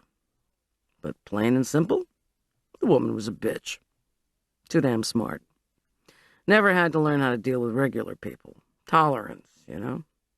She didn't have none. Patience, neither. He quaffed another double shot. For example, she trips on her in-grade steps made out of 4x4s, the ones she ordered, and all of a sudden she wants new steps. Only she wants flagstone this time. Flagstone, I repeated. Like the patios? Yeah, so we order more flagstones and put them in the garage with the stuff we've hidden from the vandals. We build the steps. She doesn't like the way they look. $15,000 and 2 weeks' work time for my crew, and she says, take out the flagstone, I want granite. Where am I supposed to get granite steps? I say, you want an escalator? I know a guy. Someone did fall down the steps and sprain his ankle, I pointed out. The tequila bottle was rapidly emptying. Oh, I know, believe me. Big fat guy, should have watched where he was going. But it isn't just them steps. She wants white tea roses, alternating with pink musk mallow. This is a harsh, dry climate. I keep telling her. You want tea roses, you need Florida. Even if you put in rugosas, you need irrigation. Fine, she says, just do it. So we put in a water tank and a drip system. Then she doesn't want to see the water tank, right? So we have to wait to put in the rugosas and mallow until the picket fence goes up. And then she says, ooh, I need stepping stones around the picket fence. I say, how about marble? And she gets all huffy. Our chili arrived. One bite of the fiery concoction almost sent me running for the creek with my flame-spewing mouth wide open. Instead, I drank deeply of the Mountain Dew, right out of the Aztec goddess decanter. Damn, said Duke admiringly. I ripped into several packages of saltines, dumped them over the chili, and ate cracker crumbs as I unabashedly wiped tears from my eyes. When I could finally clear my throat, I asked, "So what finally happened?" He stopped shoveling chili into his mouth, chewed, and considered. "After all her complaining and moaning and us trying to accommodate her, one day we show up as usual. Though I'm thinking I'm going to have to give my crew a year's worth of free beer to keep 'em on this job. And she comes out and says we're fired. The fat guy's falling down the steps and she doesn't want to get sued. I say, 'Fine, lady, we just need our tools,' and she says, 'Make it snappy.'" He ate more chili. I filled his 2 double-shot glasses. He drank, then sighed. If the chili was scorching his throat, he gave no sign of it. "Down by the picket fence, there are the rugosas and musk mallow that we just planted. But doggone if she hasn't put in a friggin' half-dozen marble stepping stones next to the plants around the fence. Did she do it herself or hire somebody else? I say, 'Hey, lady, who did this?' I was only kidding about the marble, I say. And she says for us to get out pronto and send her a bill." His face turned morose. "So, the nursery, it takes them about a month to itemize the bill. She hasn't even gotten our bill, and she's dead." He ate more chili without a wince, then slugged down another double shot. "What a mess," I said, comfortingly. Duke shrugged. His eyes had taken on a wet, bleary look. "I asked the cops, I said, could we at least have our plants back? Because I figure we earned them." He drained another shot glass. "You know what they said to me?" "Probate." "Yeah. They said I'd have to wait until probate was over. Until the investigation was done. I said the plants would be dead by then. We never put a pump in the irrigation system." He scraped the last spoonful of chili from the bowl, poured another double shot of tequila, and downed it. How many had he had? I'd lost count at 10. "Some night when I'm trashed, I'm going to go back over there. Dig up those plants we put in. Nobody'll miss 'em. Pee on our patios, too, while I'm at it. Matter of fact, I should go right now." He regarded me sadly. "Want to come?" I said no thanks and paid the bill. By the time I'd deposited Duke at his apartment, he lived in the same complex as Francis, I'd come up with some more questions, but Duke was no help. He stumbled to his door and declared he was ready to dive into bed. At least he didn't ask if I wanted to join him for that, too. It wasn't too surprising, I thought, as I turned the van in the direction of home, that Suze had been so demanding about the landscaping. In the case of the catered lunch I'd done for her, I realized in retrospect she'd been eager to make nice and accommodate the ACMO people from headquarters. She'd wanted to seem calm and flexible in front of her own department heads. But landscaping was something you had to live with and look at every day, sort of like your bathroom or bedroom. Still, why fire the nursery just because Chris had fallen down? Had Suze found somebody else to do the work for her? Somebody she liked better? I pulled over on Main Street. It was only 1:15. Duke had gotten drunk a lot more quickly than I'd hoped. Cooking could come later. At that moment, McGuire was right. I couldn't quite face going through our door, knowing my son wasn't there. I called Tom on the cellular phone, fully expecting to get his machine. "Schultz," he answered gruffly. "Hi. Remember Suze Craig's tiff with the landscape people? Did she hire somebody else after that?" "Well, hey, Miss G, how's it going? Did you hear we found C4 in that grill? We put 2 uniforms on guard at Rhiann Collins' room." I said I knew, but that my urgent question at the moment was about Suze's landscaping. Tom repeated, "The landscape people. Aspen Meadow Nursery?" "Somebody new. Not that we know of. I mean, nobody's come forward saying they need to be paid except for Aspen Meadow Nursery." "No bills at all?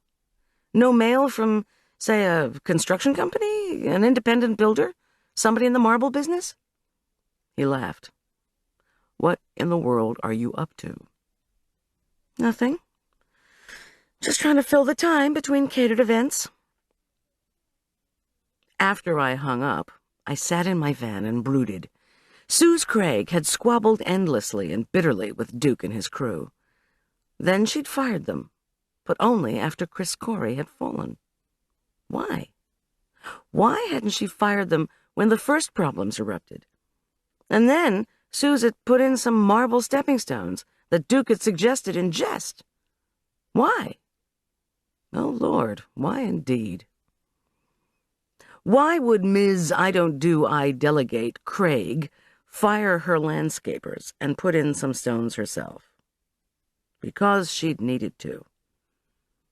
I made a careful U-turn on Main Street and headed back to Aspen Meadow Nursery. When I got there, I knew exactly what I wanted. Did they have a cap, a work shirt, work gloves, and a gardening apron emblazoned with the words Aspen Meadow Nursery and their plant logo? The cashier gave me another one of her quizzical looks, but said the owner had always told her that if customers wanted something, even if it was the funny-looking rock bordering the parking lot, sell it to them. "The shirt might not be clean," she said apologetically. "The dirtier the better. And I'd like a shovel and a spade, too." I put it all on my credit card and raced home. In the kitchen, McGuire stood back triumphantly from the mountain range of neatly chopped tomatoes, artichoke hearts, and steamed asparagus. Platters were heaped with sliced camembert and grated parmesan. I thanked him. Again, I was aware of how much better he looked.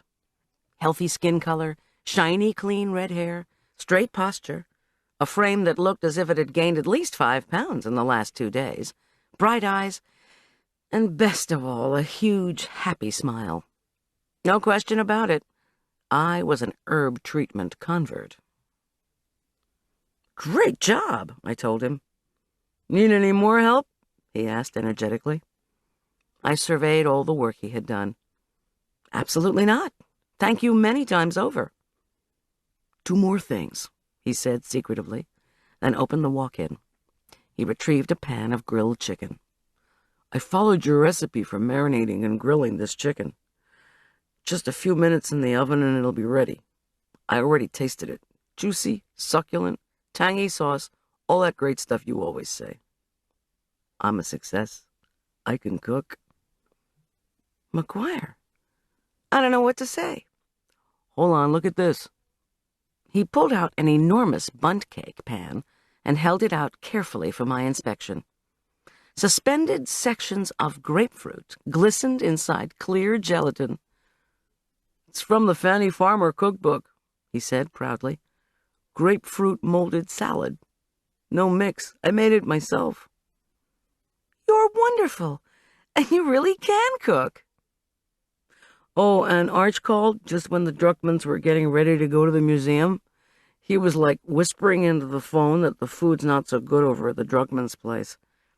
They should be back by now, so I'm taking them some of the burgers you made for the barbecue that isn't happening tonight. Is that okay?" When I nodded, he added, "Maybe Arch will come home sooner than you think." Maybe. Together, we packed the food for the doll people's dinner into my van. When McGuire had left with the bag of burgers, I made sure the security system was armed. Then I hightailed it to Suze Craig's house. I had half an hour before I needed to set up at the Lake Center. In the van, I fumbled with the buttons on the Aspen Meadow Nursery shirt, then tied the apron around my waist and stuffed what I could of my curly hair under the cap. It was too bad the van said Goldilocks Catering on the side, but I hadn't thought the Aspen Meadow Nursery cashier would want to loan me one of the nursery trucks. I assumed a confident, businesslike expression, then hopped out of the van, carrying my shovel and spade. Walking quickly across the lawn, I rounded the house, which still had yellow police ribbons taped across each door. Lucky for me, I knew where the picket fence was, and just as Duke had indicated, next to the roses and musk mallow, gleaming white marble stepping stones were set around 3 sides of the fence. I dug under the first stone and upended it. then dug into the loosely packed soil underneath. Nothing. I set to work on the second and again encountered only dark, loamy dirt underneath the heavy stone. The third and fourth stones were the same. Exhausted, I leaned back on my heels and wiped my brow. A cool mountain breeze ruffled the tree branches. Without warning, I saw a furtive movement by the next-door neighbor's garage. I held stock still and waited, but nothing appeared. I gazed back at the mess I'd made of the path around Sue's small picket fence enclosing her water tank. 2 more stones to go. The 5th stone yielded nothing. Under the 6th and final stone, I hit the real pay dirt. Under a loose inch of soil was a heavy-duty zippered bag. Inside were 4 audio cassettes. Chapter 27. Using my teeth, I wrenched off the work gloves. I shakily unzipped the bag and removed the tapes from their plastic boxes. To my surprise, they were labeled Corey, Ewell, McCracken, Shelton, and every one was dated Monday, July 14th. I shoved the tapes back into the plastic bag, folded the bag under my right arm, picked up the shovel and the spade, and scampered back to the van. I threw the bag of tapes onto the passenger seat, dumped the tools into the back, and jumped into the front seat. As I was ripping off the nursery apron and shirt, I wondered how I was going to listen to the tapes. I wanted to hear them immediately, but I had to cook if I was going to get my job done. Sitting in my van attending to my tape player wouldn't get the Babsy doll people's final meal prepared. Then I remembered what I'd first grabbed when I was looking for my tablecloth the night I encountered the vandals. I pawed wildly behind the driver's seat and pulled out McGuire's Walkman. I shivered as I faced forward. I glanced in my rearview mirror. Why had I sensed another movement close by? Had someone sprinted across the street behind my vehicle? I set the earphones on my head, put in the McCracken tape, revved up the van, and accelerated down the street. Voices crackled at a slight distance from the recording device. The first audible words were from Suze Craig. It was startling to hear her voice. Minneapolis says we're going to have to settle, but I wasn't ready to give in. Chris? Didn't she have an abortion a few years back? Anything we could do with that? Chris Corey's rumbly voice was unmistakable. Not an abortion. Her primary care physician gave her a referral to a psychiatrist. Anxiety. Don't know if we can use it, or how. Sue snapped, Put in a call to that Marquesian woman. See if she can run something. God knows I live in that town now. I have to read that local rag. Marquesian's gone on and on about McCracken's damn suits. Now she can run an anonymous source article about McCracken having emotional problems. That'll balance things out. Make her do it, or we'll pull our tasteful little ACMO ad from that damn paper. The meeting was interrupted by a woman buzzing Suze to say that Ralph Shelton had arrived. The tape ended. A car behind me honked impatiently. I'd have to wait until I arrived at the lake center before putting in another tape. At the waterfall between the lake and Cottonwood Creek, the cormorants perched and preened and regally surveyed their domain. I would miss them when summer was over. Similarly, I would miss the red-winged blackbirds, noisy heralds of my arrival at precisely 4 o'clock at the side door of the lake center. The guard, sitting in desultory fashion on a trash can, waved me over. I was willing to bet there was nothing about his guarding sojourn in Aspen Meadow that he would miss. I pressed the rewind button on the Walkman, took the headphones off, put on my catering apron, and made my first trip through the side door. A cleaning crew of 4, 2 men and 2 women, were buffing the highly polished wood floor and gently dusting the tables and displays. At my van, I slipped the Walkman and bag of tapes into my apron pockets. Then I hauled in my second box of supplies. When one of the cleaning women happened to glance up at me, I quickly turned away. I would listen as I worked.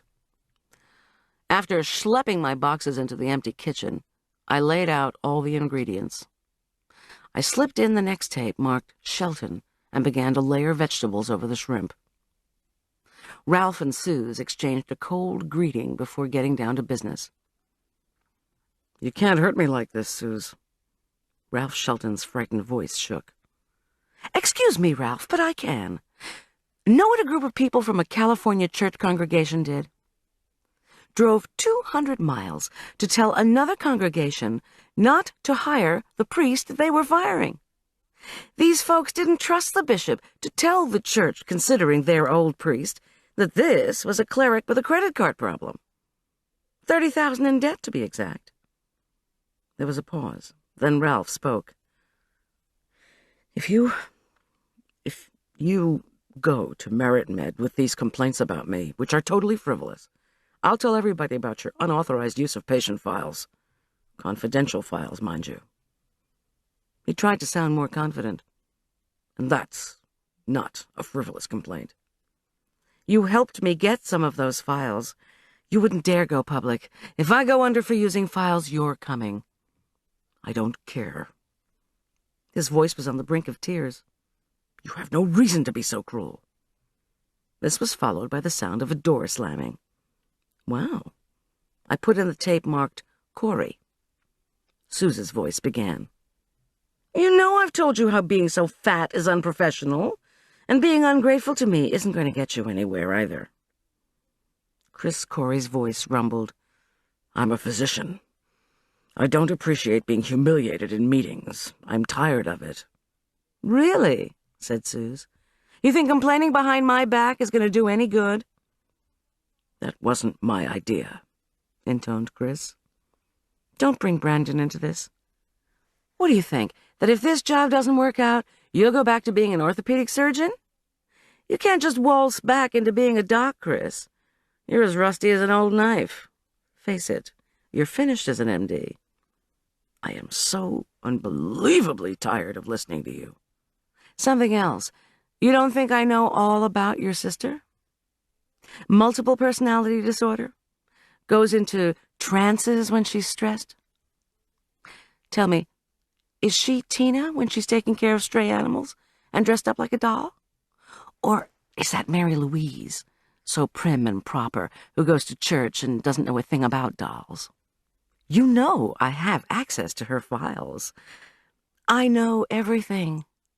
Think the school where she works wouldn't like to know about her long history of emotional instability? Think about leaving this job, or criticizing me again to Minneapolis, and your sister's secret is all over the place." Chris's voice quickly pleaded, "Don't do that. Tina has only shown 2 personalities. She's not violent. She's no danger to anyone. She's suffered so much. And now her personality's fragmented. I take care of her. Please don't hurt her." "I just want a fair shake," Sue said firmly. "You've got a problem. Come to me. Got it? Those are the rules." End of tape. Multiple personality disorder. Good Lord. Actually, I should have suspected something at church. There, I'd asked Tina about a doll outfit and the cat. She'd acted as if she hadn't known what in the world I was talking about. I'd put it down to stress over planning Suze's funeral. But I hadn't been talking to Tina. I'd been talking to Mary Louise. I shuddered to imagine the humiliation that Tina Corey would undergo if the administration at Aspen Meadow Preschool, much less the rest of people in town, found out about a history of psychological problems. For starters, she'd lose her job. Then she would be shunned. Whatever Tina's problems were, if she was functional and her brother was taking care of her, they were certainly none of Suze Craig's business. I placed the camembert slices over the vegetables, slipped in the 4th tape, and began on the last layers of the pie. "You called them, Suze Craig. You set up the appointments. You got people to betray me. How do you think I'm supposed to feel?" Brandon Yule's voice was the clearest yet. "Suze, I had to. I had people coming to me day and night complaining about working with you. I couldn't just ignore them. Brandon, you could have talked to me. I tried to talk to you, before and after. Before and after we broke up? Suze's laugh was sour. Maybe I didn't notice, what with all that passion. Brandon said nothing. Look, I know you're hurt that I started going out with Korman, but he and I are right for each other. You're too young. Suze made young sound like a dirty word. No wonder Brandon had blushed when he told me how caring Suze could be. I suddenly realized why Brandon wasn't talking on the tape. He was crying. Brandon, why did you call Minneapolis in? To punish me? Because it worked. I heard a sob. I was trying to do my job. Well, don't do your job so well, okay?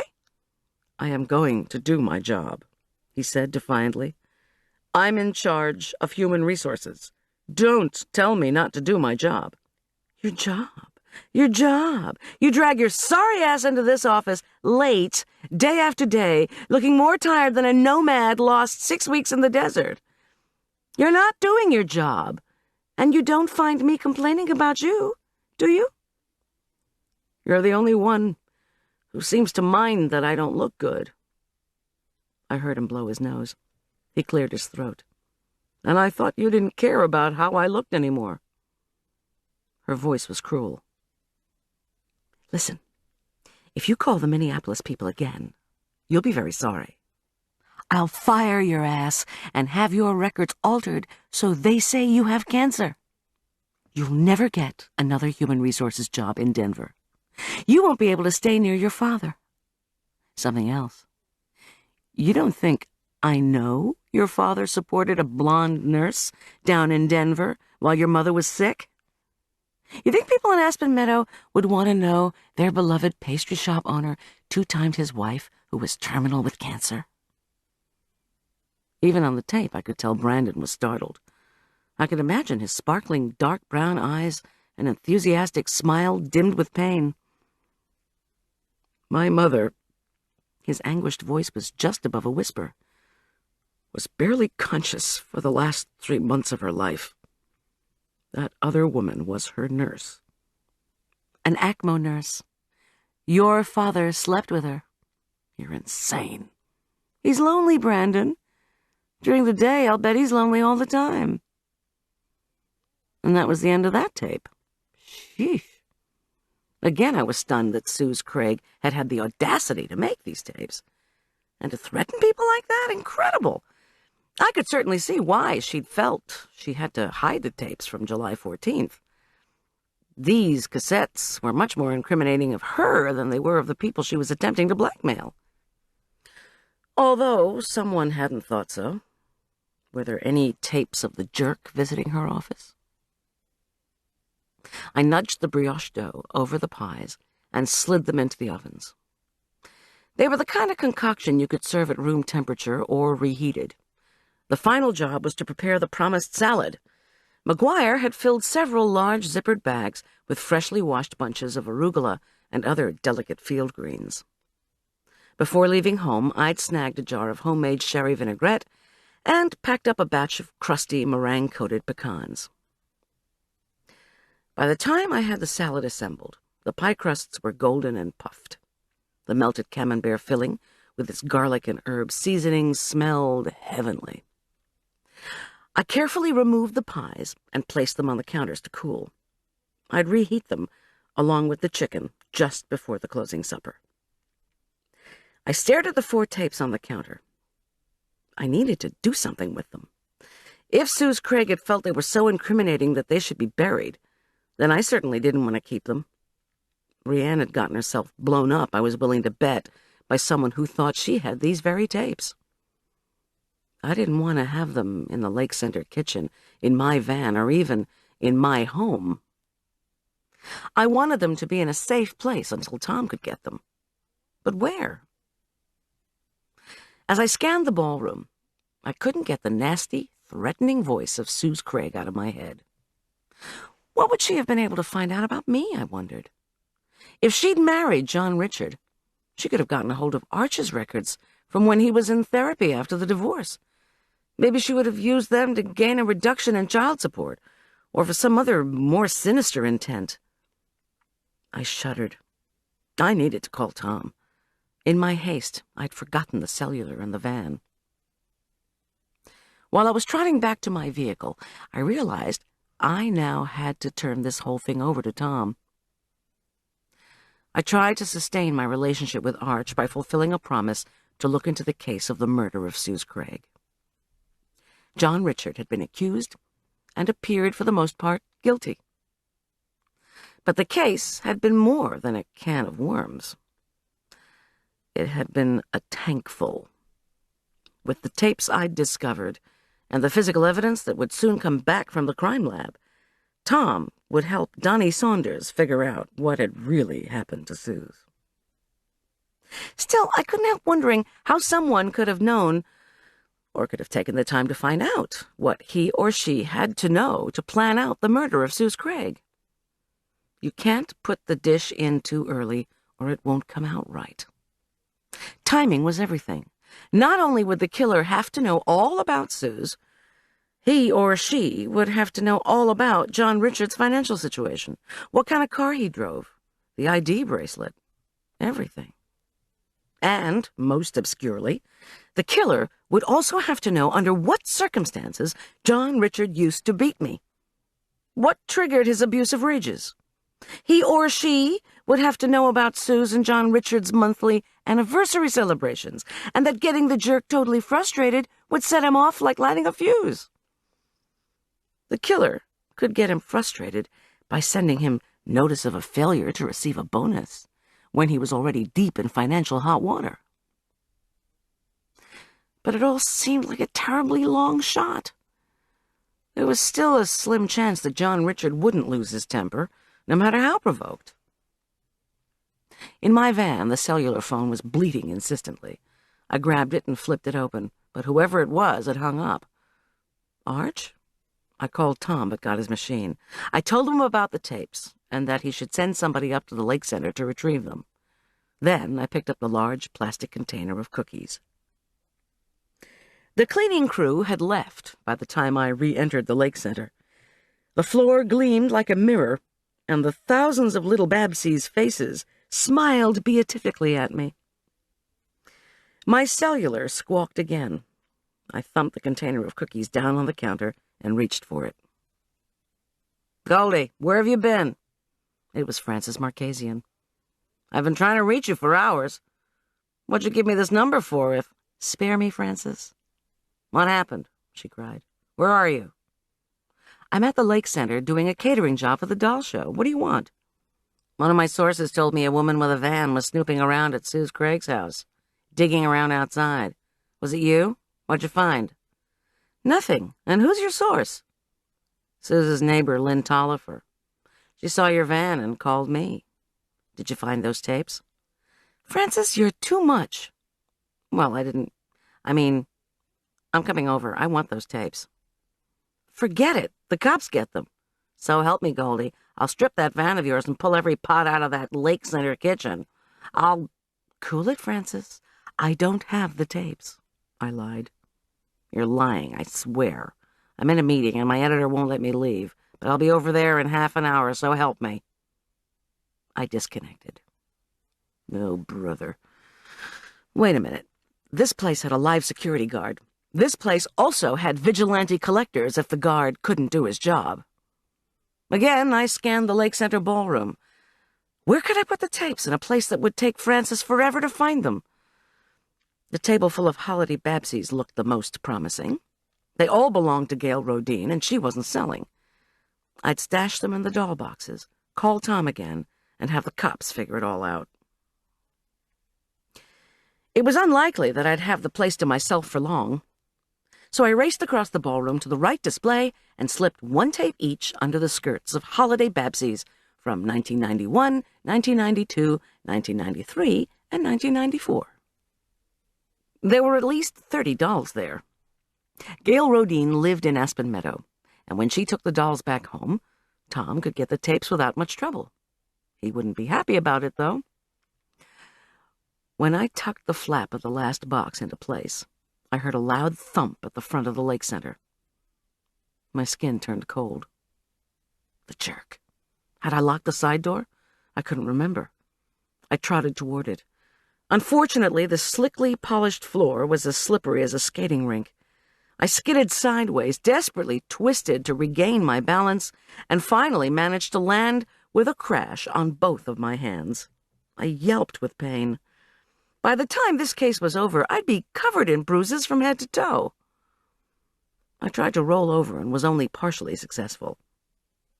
My back seemed to have regained its flexibility, but the only thing really paining me now was my left hand, in particular, my left thumb, broken in 3 places by the jerk and destined forever to give me trouble. I looked at my aching thumb. I looked at it and looked at it, and I had a dawning sense of horror. "You'll be throwing pizza in no time," the orthopedic surgeon had told me, after a particularly savage beating had brought me to the hospital along with the broken thumb. He knew the pattern of bruises inflicted by the jerk because he'd seen them before. I'd be kicking field goals in no time, he'd promised, much later. "What do you think? You'll go back to being an orthopedic surgeon?" Sis had said. "Your voice sounds so familiar," I'd said. "Did you treat Arch?" No. He'd treated me. A long time ago. He could plan the murder because he knew exactly what to do and how to make it look as if John Richard Korman had done it. At that moment, the side door of the lake center swung open, and Chris Corey appeared, a heavy, bearded study in fury. He saw me on the floor, holding my aching thumb. He snarled, "I see you're still good at getting yourself injured. How's the thumb? And while you're telling me, give me those tapes." Chapter 28. I scrambled to my feet. Pain shot through my body, but I had to think. The front door to the lake center was locked. The back door was locked, for security. Somehow I had to get out through the entrance where Chris Corey stood. "I don't have them," I replied shakily. "I know you do. I paid that kid, Luke Tollifer, to watch Suze's house. Where are they?" In the car, my van." "Show me." I made my way to the door, thinking I might be able to slip past him and run. Before I could squeak by, however, he grabbed my left hand and then my thumb. Cruelly, he twisted it behind my back. I yelped. At the same time, I noticed the cast on his ankle had mysteriously vanished. "Where's your phone?" In my apron pocket." He felt inside my pocket with his free hand, tugged my phone out, and sent it skittering across the shiny floor. "I want those tapes. Then I'll leave. Walk to your van, get those tapes, then I'm gone. Scream, and I swear to God I'll hit you harder than I did her." Oh, God. Fear washed through my body. My feet slid out from under me. He wrenched me up off the slippery floor. "Please, Chris, don't," I gasped. "Think about what this is going to do to you, to Tina." Yeah, think about Tina is what I should have done before, huh?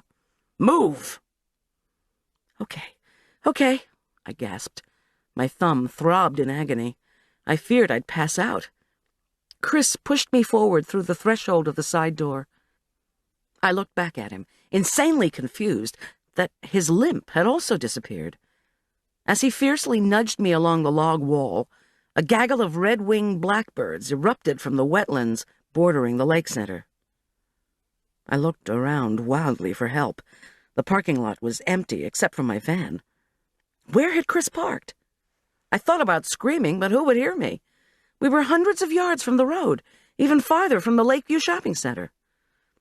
As we rounded the building, Chris pushed me along the sidewalk toward the parking lot. I caught a glimpse of a car on the far side of the building, the side opposite the kitchen, of course. He'd driven up quietly and parked away from the kitchen. And, naturally, he knew how to be quiet. Hadn't he approached Suze's house in the darkness and quiet, in a Jeep just like John Richard's? The guard was no help. Chris had clobbered him. The crash I'd heard at the front, and he lay sprawled next to the trash can. "Where are the tapes?" Chris asked as we neared my van. He wrenched my thumb brutally. "Where?" "I can't think if you're hurting me," I protested in a low voice. I was using negotiating skills I had learned long ago to keep John Richard from hurting me. When he relented a bit, I said, "Under the passenger seat. It's a tight squeeze. You'll never be able to reach. Better let me get them." The first cars of the doll people appeared at the far end of the dirt road entryway to the lake center. Stall, stall, I thought desperately. Chris wrenched open the passenger side door and pushed me inside, still gripping my thumb. "You'll have to let go of me," I gasped, "or I can't get them." I tried to think. Where was my tire iron? Did I have any spare kitchen utensils anywhere? Something I could use on him? He shoved me into the van on my stomach, but at least he relinquished his death grip on my thumb. I reached under the seat with my numb left hand. Nothing, of course.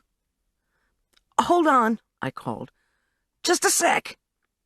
He yanked back on my legs so violently that I thought I would break in two. I landed half in, half out, and on my side. "Help!" I screamed. I had no idea if the doll people were even within earshot. "Somebody help!" Chris picked me up by the waist and threw me on my back on the passenger side seat. Then he flung his whole heavy body on top of me. His fleshy hand clamped over my mouth. I kicked wildly, but with him on top of me and outweighing me by a good 150 pounds, I had zero leverage. "Shut up," he breathed. His hand tightened on my throat. Panic shot through me. He was going to strangle me. I'd never see Arch again, or Tom. I thrashed wildly. Chris's hand slipped off my throat. The glove compartment banged open. Marla's bag of drugs fell onto the van floor. "Oh, God, help me," I prayed, as I strained under Chris's weight. I groped desperately. "Keep calm, keep calm, keep calm." I reached into the bag, found nothing, scrabbled around frantically. Then my fingers closed over what I sought. I popped off the needle cover. Chris had grabbed my throat again. He squeezed. With every ounce of strength I had left, I stabbed him with Marla's hypodermic of Versed. I pushed down on the plunger. Hard. Stunned. Chris squealed with pain. His hold on me relaxed momentarily. He screamed again and hauled back to tear the needle from his body. I scrambled through the open door. By the time I was outside, Chris was stumbling dazedly down the parking lot toward the lake center and his car. I watched him, open-mouthed, gasping for breath. Was he going to just take off? Was he so big that a dose of a super-potent tranquilizer had no effect on him? He faltered, appeared to trip, and then staggered forward. "The Babsies!" I screamed at the large group of beautifully dressed women who were sashaying across the lot toward the lake center door. "That big blonde man! He's stolen them!" I pointed at Chris. He turned to stare open-mouthed at me, not comprehending. He was slowing down, no question. But he was only 20 feet from his car. "The Babsies!" I shrieked again at the women gesticulating wildly. "That man knocked out the guard. He's going to take the dolls." The women started to trot. Chris gaped at them. Then he turned and floundered toward his vehicle. The women picked up speed. "No, no!" he cried, as the first doll collector attacked him. "No!" I heard him shout when two more women jumped on him. Bellowing in astonishment, he staggered forward. Then, under the onslaught of furious Babsy protectors, he fell to his knees. I walked shakily back to the lake center to call the sheriff's department. Chris Corey wasn't going anywhere. Chapter 29. Tom, as it turned out, had been up at his cabin. Empty since high creek waters had flooded the first floor with 2 inches of water. Unrented since Arch, Tom, and I had spent several weekends scraping off dried mud, the cabin now awaited a professional interior paint job. When Tom drove up and parked half a mile away, then used a little-known path through the woods to approach the place from the back, he had a hunch that the cabin held a squatter, one of the very few people who knew about the flood damage and the time we'd spent cleaning the place up.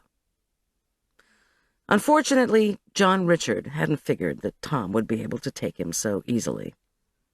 By the time Tom arrested the jerk again, Sergeant Biner had appeared at the lake center and arrested Chris Corey.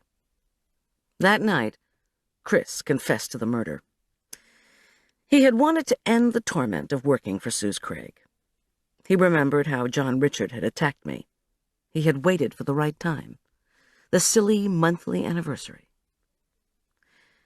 He had stolen the ID bracelet when John Richard was helping a woman with an induced delivery that had been scheduled and approved by ACMO. Finally, he had written the bonus denial letter. The drug screen on Suze's body fluids indicated that she, too, had been the recipient of a high-potency tranquilizer. Morphine. Once Chris had primed John Richard to beat Suze, all Chris had to do was go to Suze's door, pretending to be distraught and wanting to talk things out. He'd offered to treat her contusions. Then he'd given her a shot, much like the one I'd given him. He'd waited until the bruises from John Richard appeared.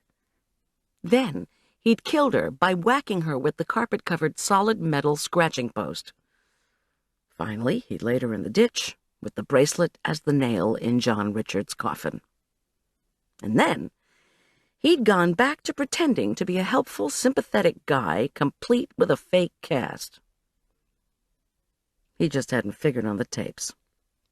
Luella Downing had called him, as well as Brandon, on Saturday to tell him about the existence of Suze's secret taping. He'd used the visit to John Richard's office to look for them. Rianne, his ally, had told him she didn't have them. In desperation, he'd tried to blow up Rianne.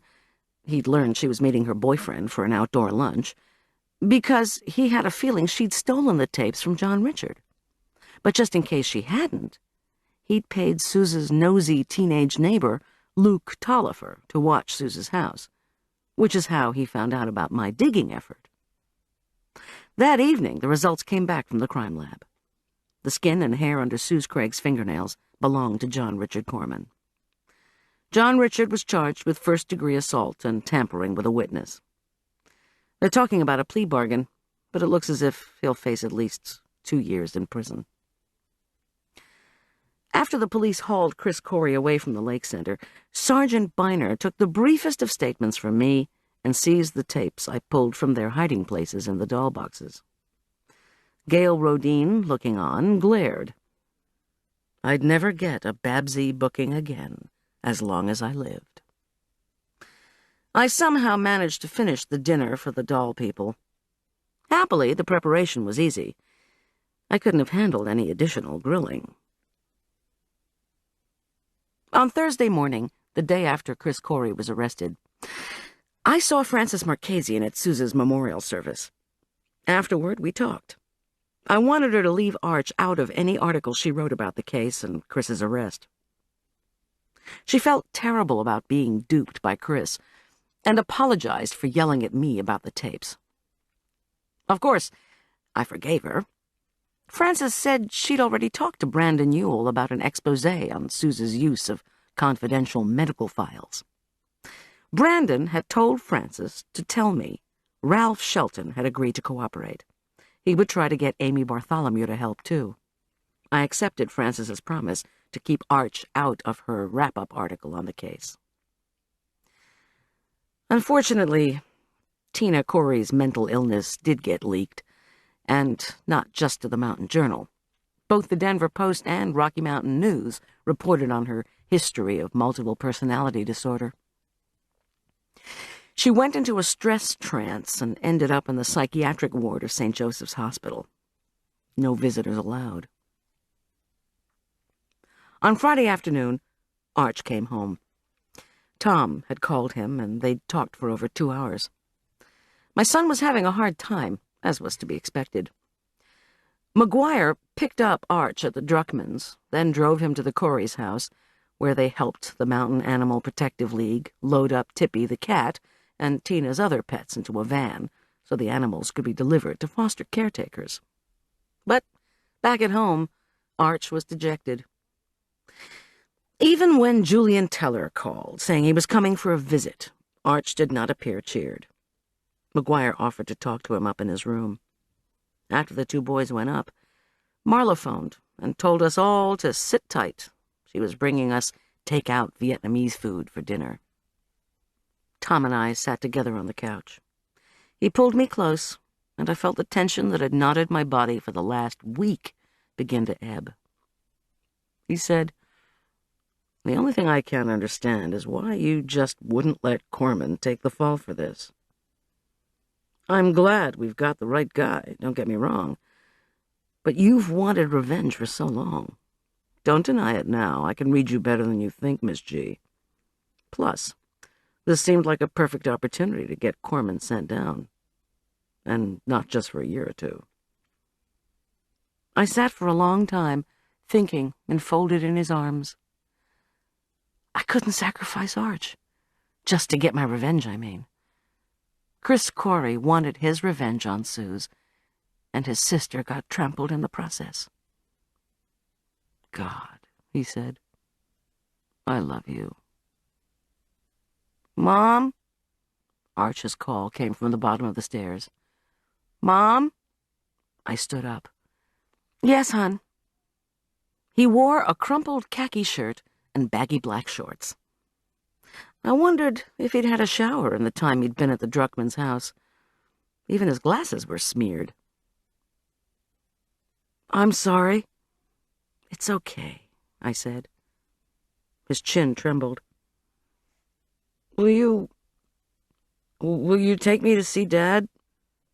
"Oh, please, honey." I beckoned, and he ran toward me. I held him tight, as I always had, from when he was very small. I said, "Of course." The end. You've been listening to Grilling Season by Diane Mott Davidson, narrated by Barbara Rosenblat.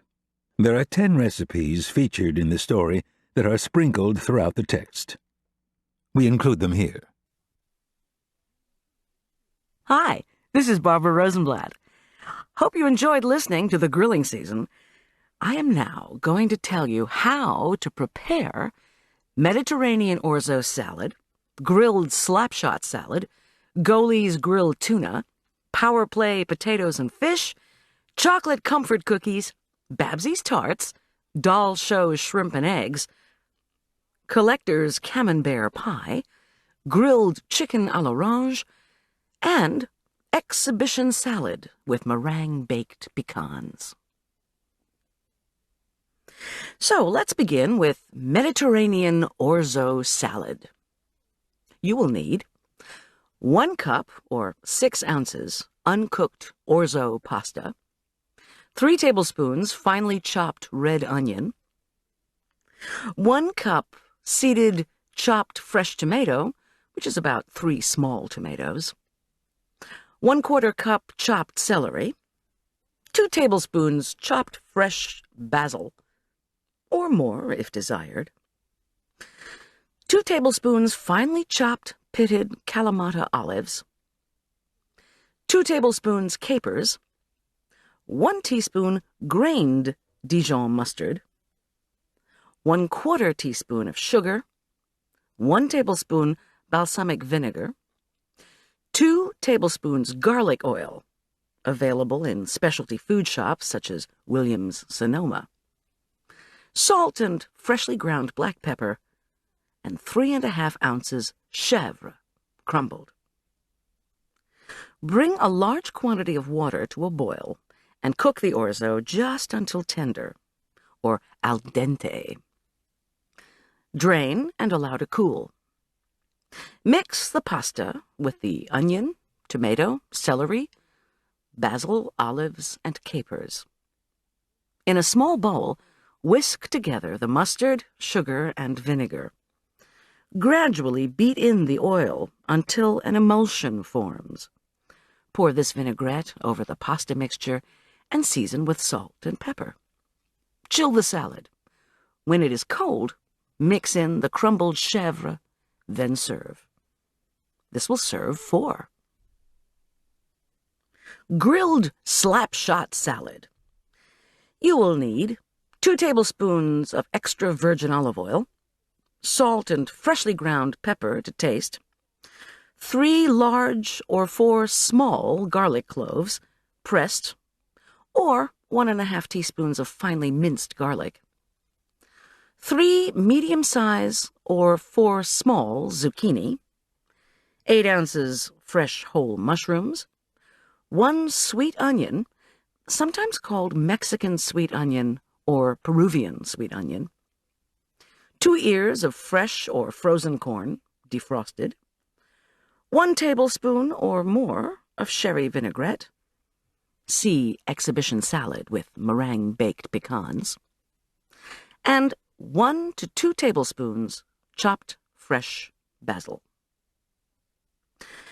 Whisk together the oil, salt, pepper, and garlic, and divide it between 2 9 by 13-inch glass pans.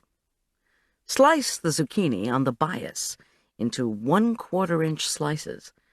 Place the slices into one of the pans and mix carefully with your hands so that all the zucchini slices are lightly coated with the oil-garlic mixture. Trim the stems of the mushrooms. Slice the onion horizontally into 1/4-inch slices. Place the mushrooms, onion slices, and corn into the other glass pan and again mix carefully by hand so that all the vegetables are lightly coated with the oil-garlic mixture. Oil and preheat the grill. Preheat the oven to 400 degrees. Place the zucchini slices on the grill and cook briefly, no longer than 30 seconds, on one side only. Place the zucchini slices back into their glass pan, cooked side up, and put them into the oven while you prepare the rest of the salad, no longer than 10 minutes. Briefly grill the mushrooms, onion slices, and corn on all sides until they have grill marks but are not cooked through. This should only take a few minutes. Remove the onion slices and mushrooms and set them aside to cool.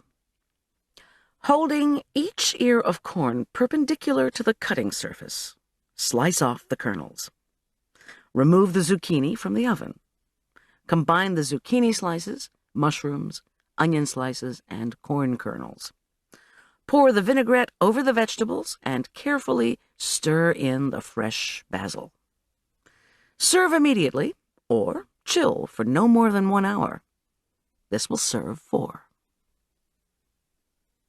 Goldy's grilled tuna. You will need 4 fresh boneless tuna steaks of about 6 to 8 ounces each, salt and freshly ground black pepper, 1/4 cup sherry vinaigrette. See the exhibition salad with meringue-baked pecans. Rinse the tuna steaks and pat them dry. Place them in a glass pan, season with salt and pepper, and pour the vinaigrette over them. Cover with plastic wrap and marinate for 30 minutes to 1 hour. Preheat the grill. Grill the steaks for 2 to 3 minutes per side for rare, or 5 minutes per side for well done, and this will serve 4. Power play potatoes and fish. You will need 4 fresh Chilean sea bass fillets, about 6 to 8 ounces each. 1/2 cup of flour, 2 eggs, 4 large russet potatoes, 2 tablespoons olive oil, salt, and freshly ground black pepper. Preheat the oven to 400 degrees. Butter a 9 by 13 inch baking dish. Rinse off the fillets and pat dry with paper towels. Sprinkle the flour on a plate. Beat the eggs in a shallow bowl. Peel the potatoes. Grate them onto a large, clean kitchen towel that can be stained. Roll the potatoes up in the towel and wring to remove moisture. It's best to do this over the sink. Divide the potatoes into 4 piles. In a wide skillet, heat the olive oil. Working quickly, dip each fillet first in the flour, then in the egg. Pat half of each potato pile on the top and bottom of each fillet, the equivalent of 1 grated potato per fillet. Bring the skillet up to medium-high heat. Place the potato-covered fillets in the hot oil, salt and pepper them, and brown quickly on each side. When all the fillets are browned, put them in the buttered pan and bake about 10 minutes, or until they are cooked through. Do not overcook the fish. This will serve 4. Chocolate comfort cookies.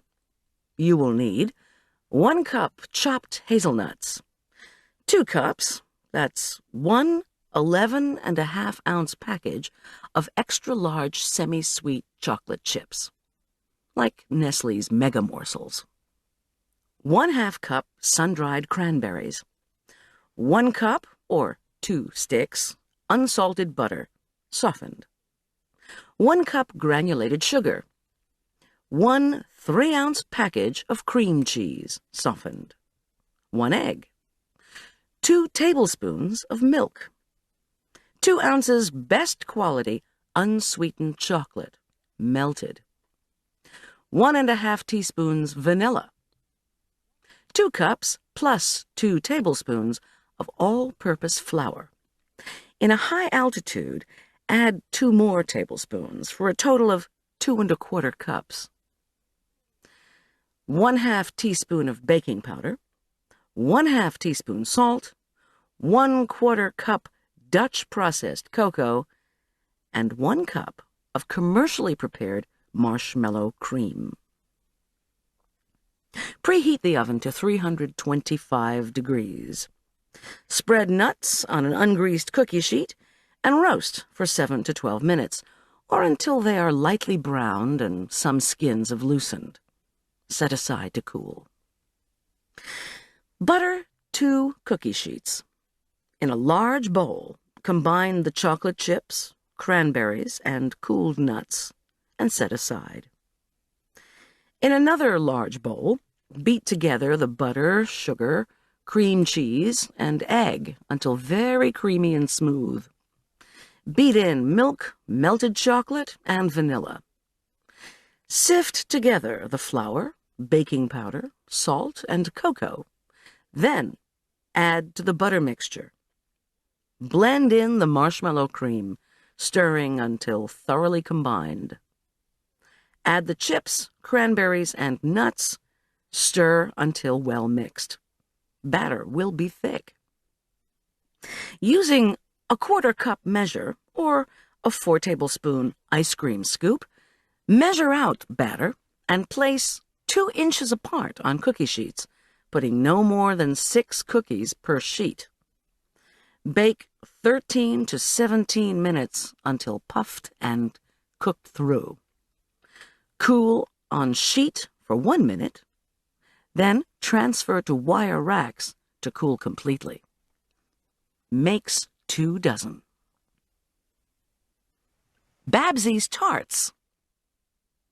You will need 1 cup or 2 sticks of unsalted butter, softened, 3/4 cup of sugar, 2 egg yolks, 1 teaspoon vanilla extract, 2 teaspoons finely grated lemon zest, 1½ cups bleached all-purpose flour, and if you're in a high altitude, add 1 tablespoon, 1 teaspoon ground cinnamon, 1/4 teaspoon ground cloves, 1/4 teaspoon salt, 1 teaspoon baking powder, 1 1/4 cups blanched slivered almonds ground, and by the way, citrus zests and nuts are easily ground in a clean coffee grinder, and finally 1 to 1/4 cups best quality seedless red raspberry jam. Beat the butter until creamy. Add sugar and beat until thoroughly incorporated. Beat egg yolks slightly with vanilla and lemon zest. Add to creamed mixture, stirring thoroughly.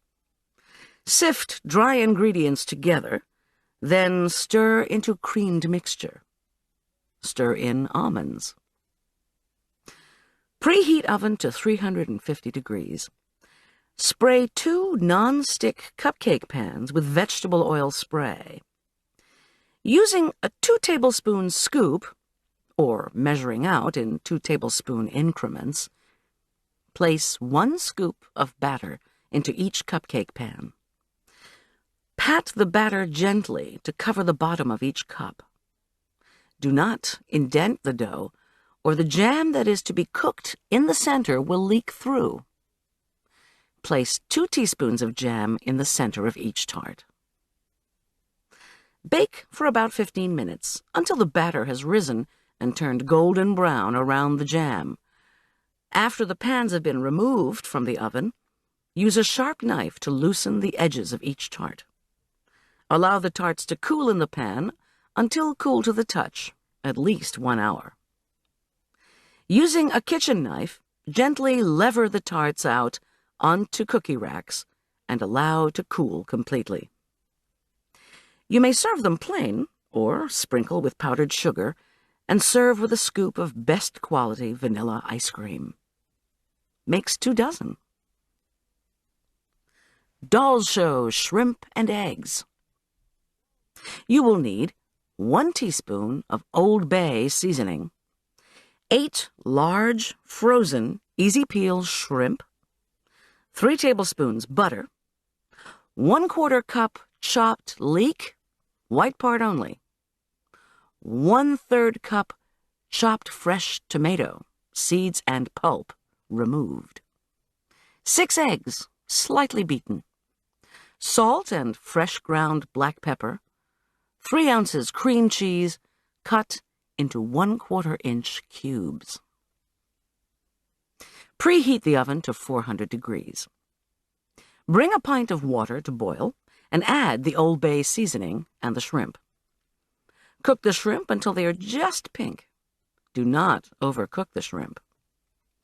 Drain and peel the shrimp, then cut each one in half. Melt the butter in an oven-proof skillet, then add the leek and tomato. Sauté gently for about 5 minutes until the leek is softened. Pour the eggs into the leek-tomato mixture, season with salt and freshly ground pepper, and cook over medium-low heat, stirring occasionally to prevent browning, until the eggs have almost congealed but still have some liquid left. Stir in the shrimp and the cream cheese. Bake in the oven for about 10 minutes or until cream cheese is melted and eggs are completely congealed. Serves 2 to 3. Collector's Camembert Pie. This recipe comes in 2 parts. First the crust, then the filling. Let's start with the crust. You will need 1/3 cup of milk, 2 tablespoons of butter, 2 teaspoons of sugar, 2½ teaspoons or 1 package of dry yeast, 3/4 teaspoon salt, 1 egg, slightly beaten, 1½ teaspoons of oil, and 1¼ cups of flour, or more. Heat the milk, butter, and sugar until the butter is melted. Remove from the heat and set aside to cool slightly to 105 to 115 degrees. Stir the yeast into the milk mixture and let it stand for 10 minutes. Stir in the salt, egg, and oil. Add the flour 1/4 cup at a time, stirring well until each addition is thoroughly incorporated and dough holds together well.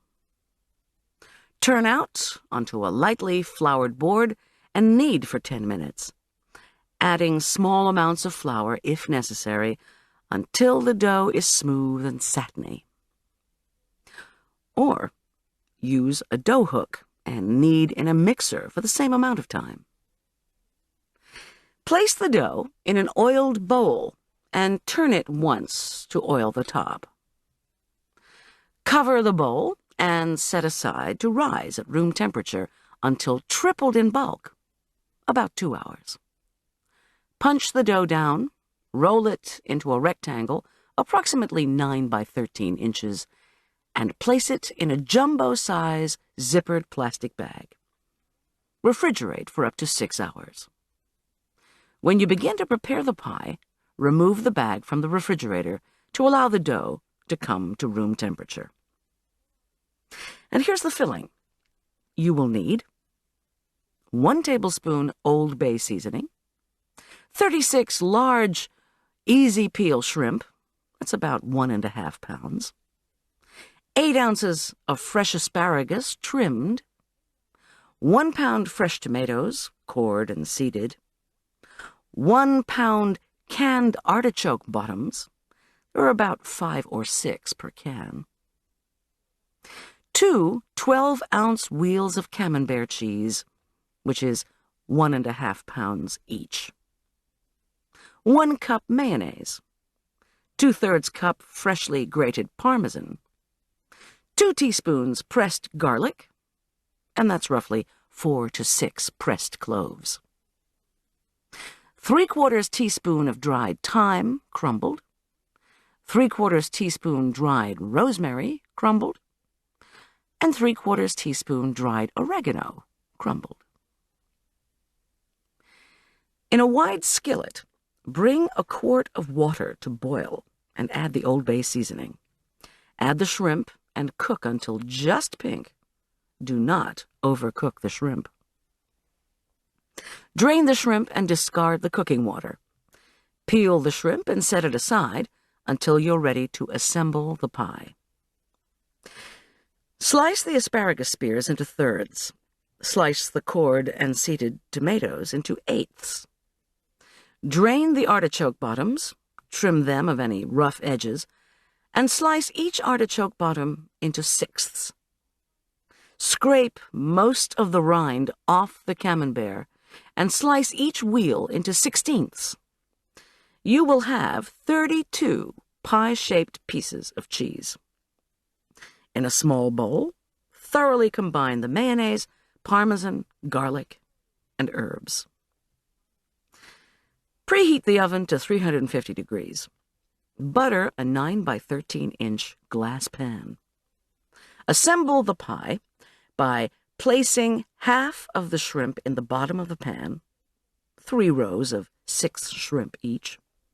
Then, evenly layer half of the asparagus, half of the tomatoes, half of the artichoke bottoms, and half of the camembert over the shrimp. Using a small spoon, dab half of the mayonnaise mixture over the camembert layer. Repeat the layers in the same order, ending with the last layer of shrimp.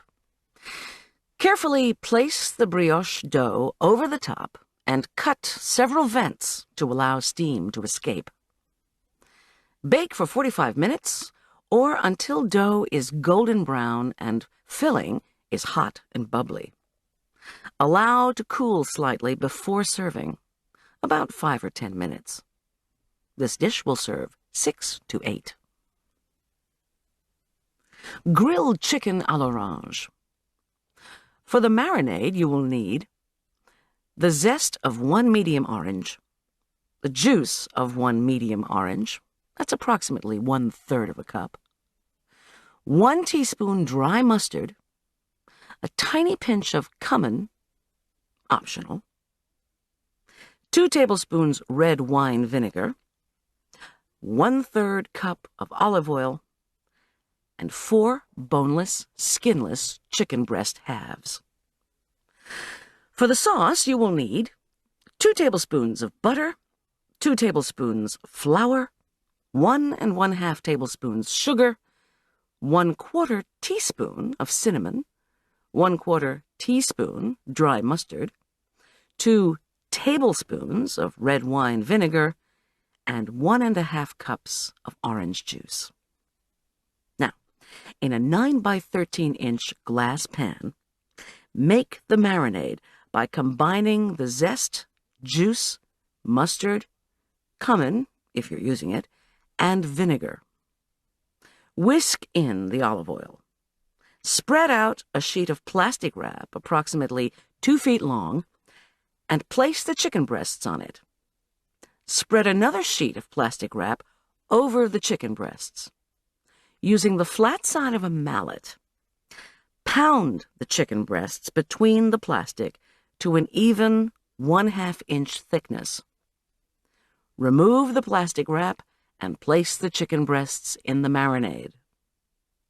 Cover and allow to marinate for 30 minutes to an hour. When you are ready to cook the chicken, preheat the grill. Then prepare the sauce. In a wide skillet, melt the butter over low heat and stir in the flour. Cook this roux over low heat for a minute or two until it bubbles. Add the sugar, cinnamon, mustard, and vinegar and stir until well combined. Whisk in the orange juice, bringing the heat up to medium, and stir until thickened. Lower the heat and cover the pan to keep the sauce hot while you grill the chicken. Grill the chicken just until cooked through, 3 to 5 minutes per side. Do not overcook the chicken. When serving, place the grilled chicken on a heated platter, pour some of the sauce over it, and pass the rest of the sauce. Serves 4. And finally, exhibition salad with meringue baked pecans. For the pecans, you will need 1 egg white, 1/4 teaspoon of cinnamon, 1/4 teaspoon salt, 1/3 cup of sugar, 4 tablespoons melted butter, and 2 cups of pecan halves. That's about 1/2 pound. Preheat the oven to 325 degrees. Butter a shallow 10 by 15-inch jelly roll pan. Beat the egg white until stiff. Mix the cinnamon and salt into the sugar. Keeping the beater running, add the sugar mixture. 1 tablespoon at a time. Fold in the melted butter and the pecans. Spread the pecan mixture in the prepared pan and bake for 15 minutes. Remove the pan from the oven. Using a spatula, carefully flip the pecan mixture 1 small section at a time. When all the pecans have been turned over, return the pan to the oven. Bake an additional 15 minutes. Watch them carefully. Do not allow them to burn. Cool the pecans on paper towels. By the way, only 1 cup of pecans is used in the preparation of the salad. The other cup can be eaten as a snack or frozen in a zippered plastic bag. These pecans also make a wonderful holiday gift. Now, for the sherry vinaigrette, you will need 1 teaspoon Dijon mustard, 1/4 teaspoon sugar, 1 tablespoon best quality sherry vinegar, 2 tablespoons best quality olive oil, salt, and freshly ground black pepper. Whisk together the mustard, sugar, and vinegar. Whisking constantly, dribble in the olive oil. Add salt and pepper to taste. That'll make about 1/4 cup. Now, for the salad, you will need 2 cups of fresh arugula. That's about 2 ounces. 6 cups of a mixture of fresh radicchio, endive, and escarole. That's about 6 ounces. 1/4 cup sherry vinaigrette, and 1 cup of sugared pecans. Wash, dry, and trim the arugula and the other greens. Tear them into large bite-sized pieces. Just before serving, toss with the vinaigrette. Sprinkle the pecans over the top and toss again. Serve immediately. This will serve 4. Well, there you have it. The recipes from the grilling season. Hope you enjoyed them. I'm Barbara Rosenblat. Till next time. If you've enjoyed this book and this performance, Recorded Books recommends the next book in Diane Mott Davidson's Catering Mystery Series, Prime Cut, also narrated by Barbara Rosenblat. When the general contractor who botched Goldy's kitchen remodeling job turns up dead, and a publicity-hungry DA tries to pin it on Goldy's dear friend, the ingredients don't add up. It then becomes incumbent upon Goldy to uncover the perfect recipe for murder. You'll find a wide selection of titles in the Recorded Books catalog, including bestsellers, mysteries, classics, histories, and more. Call us toll-free or log on to www.recordedbooks.com to learn about our latest releases and special offers, order another recorded book, or to enjoy author interviews and narrator profiles. Don't forget to ask about easy 30-day rentals by mail. And thank you for being a Recorded Books reader.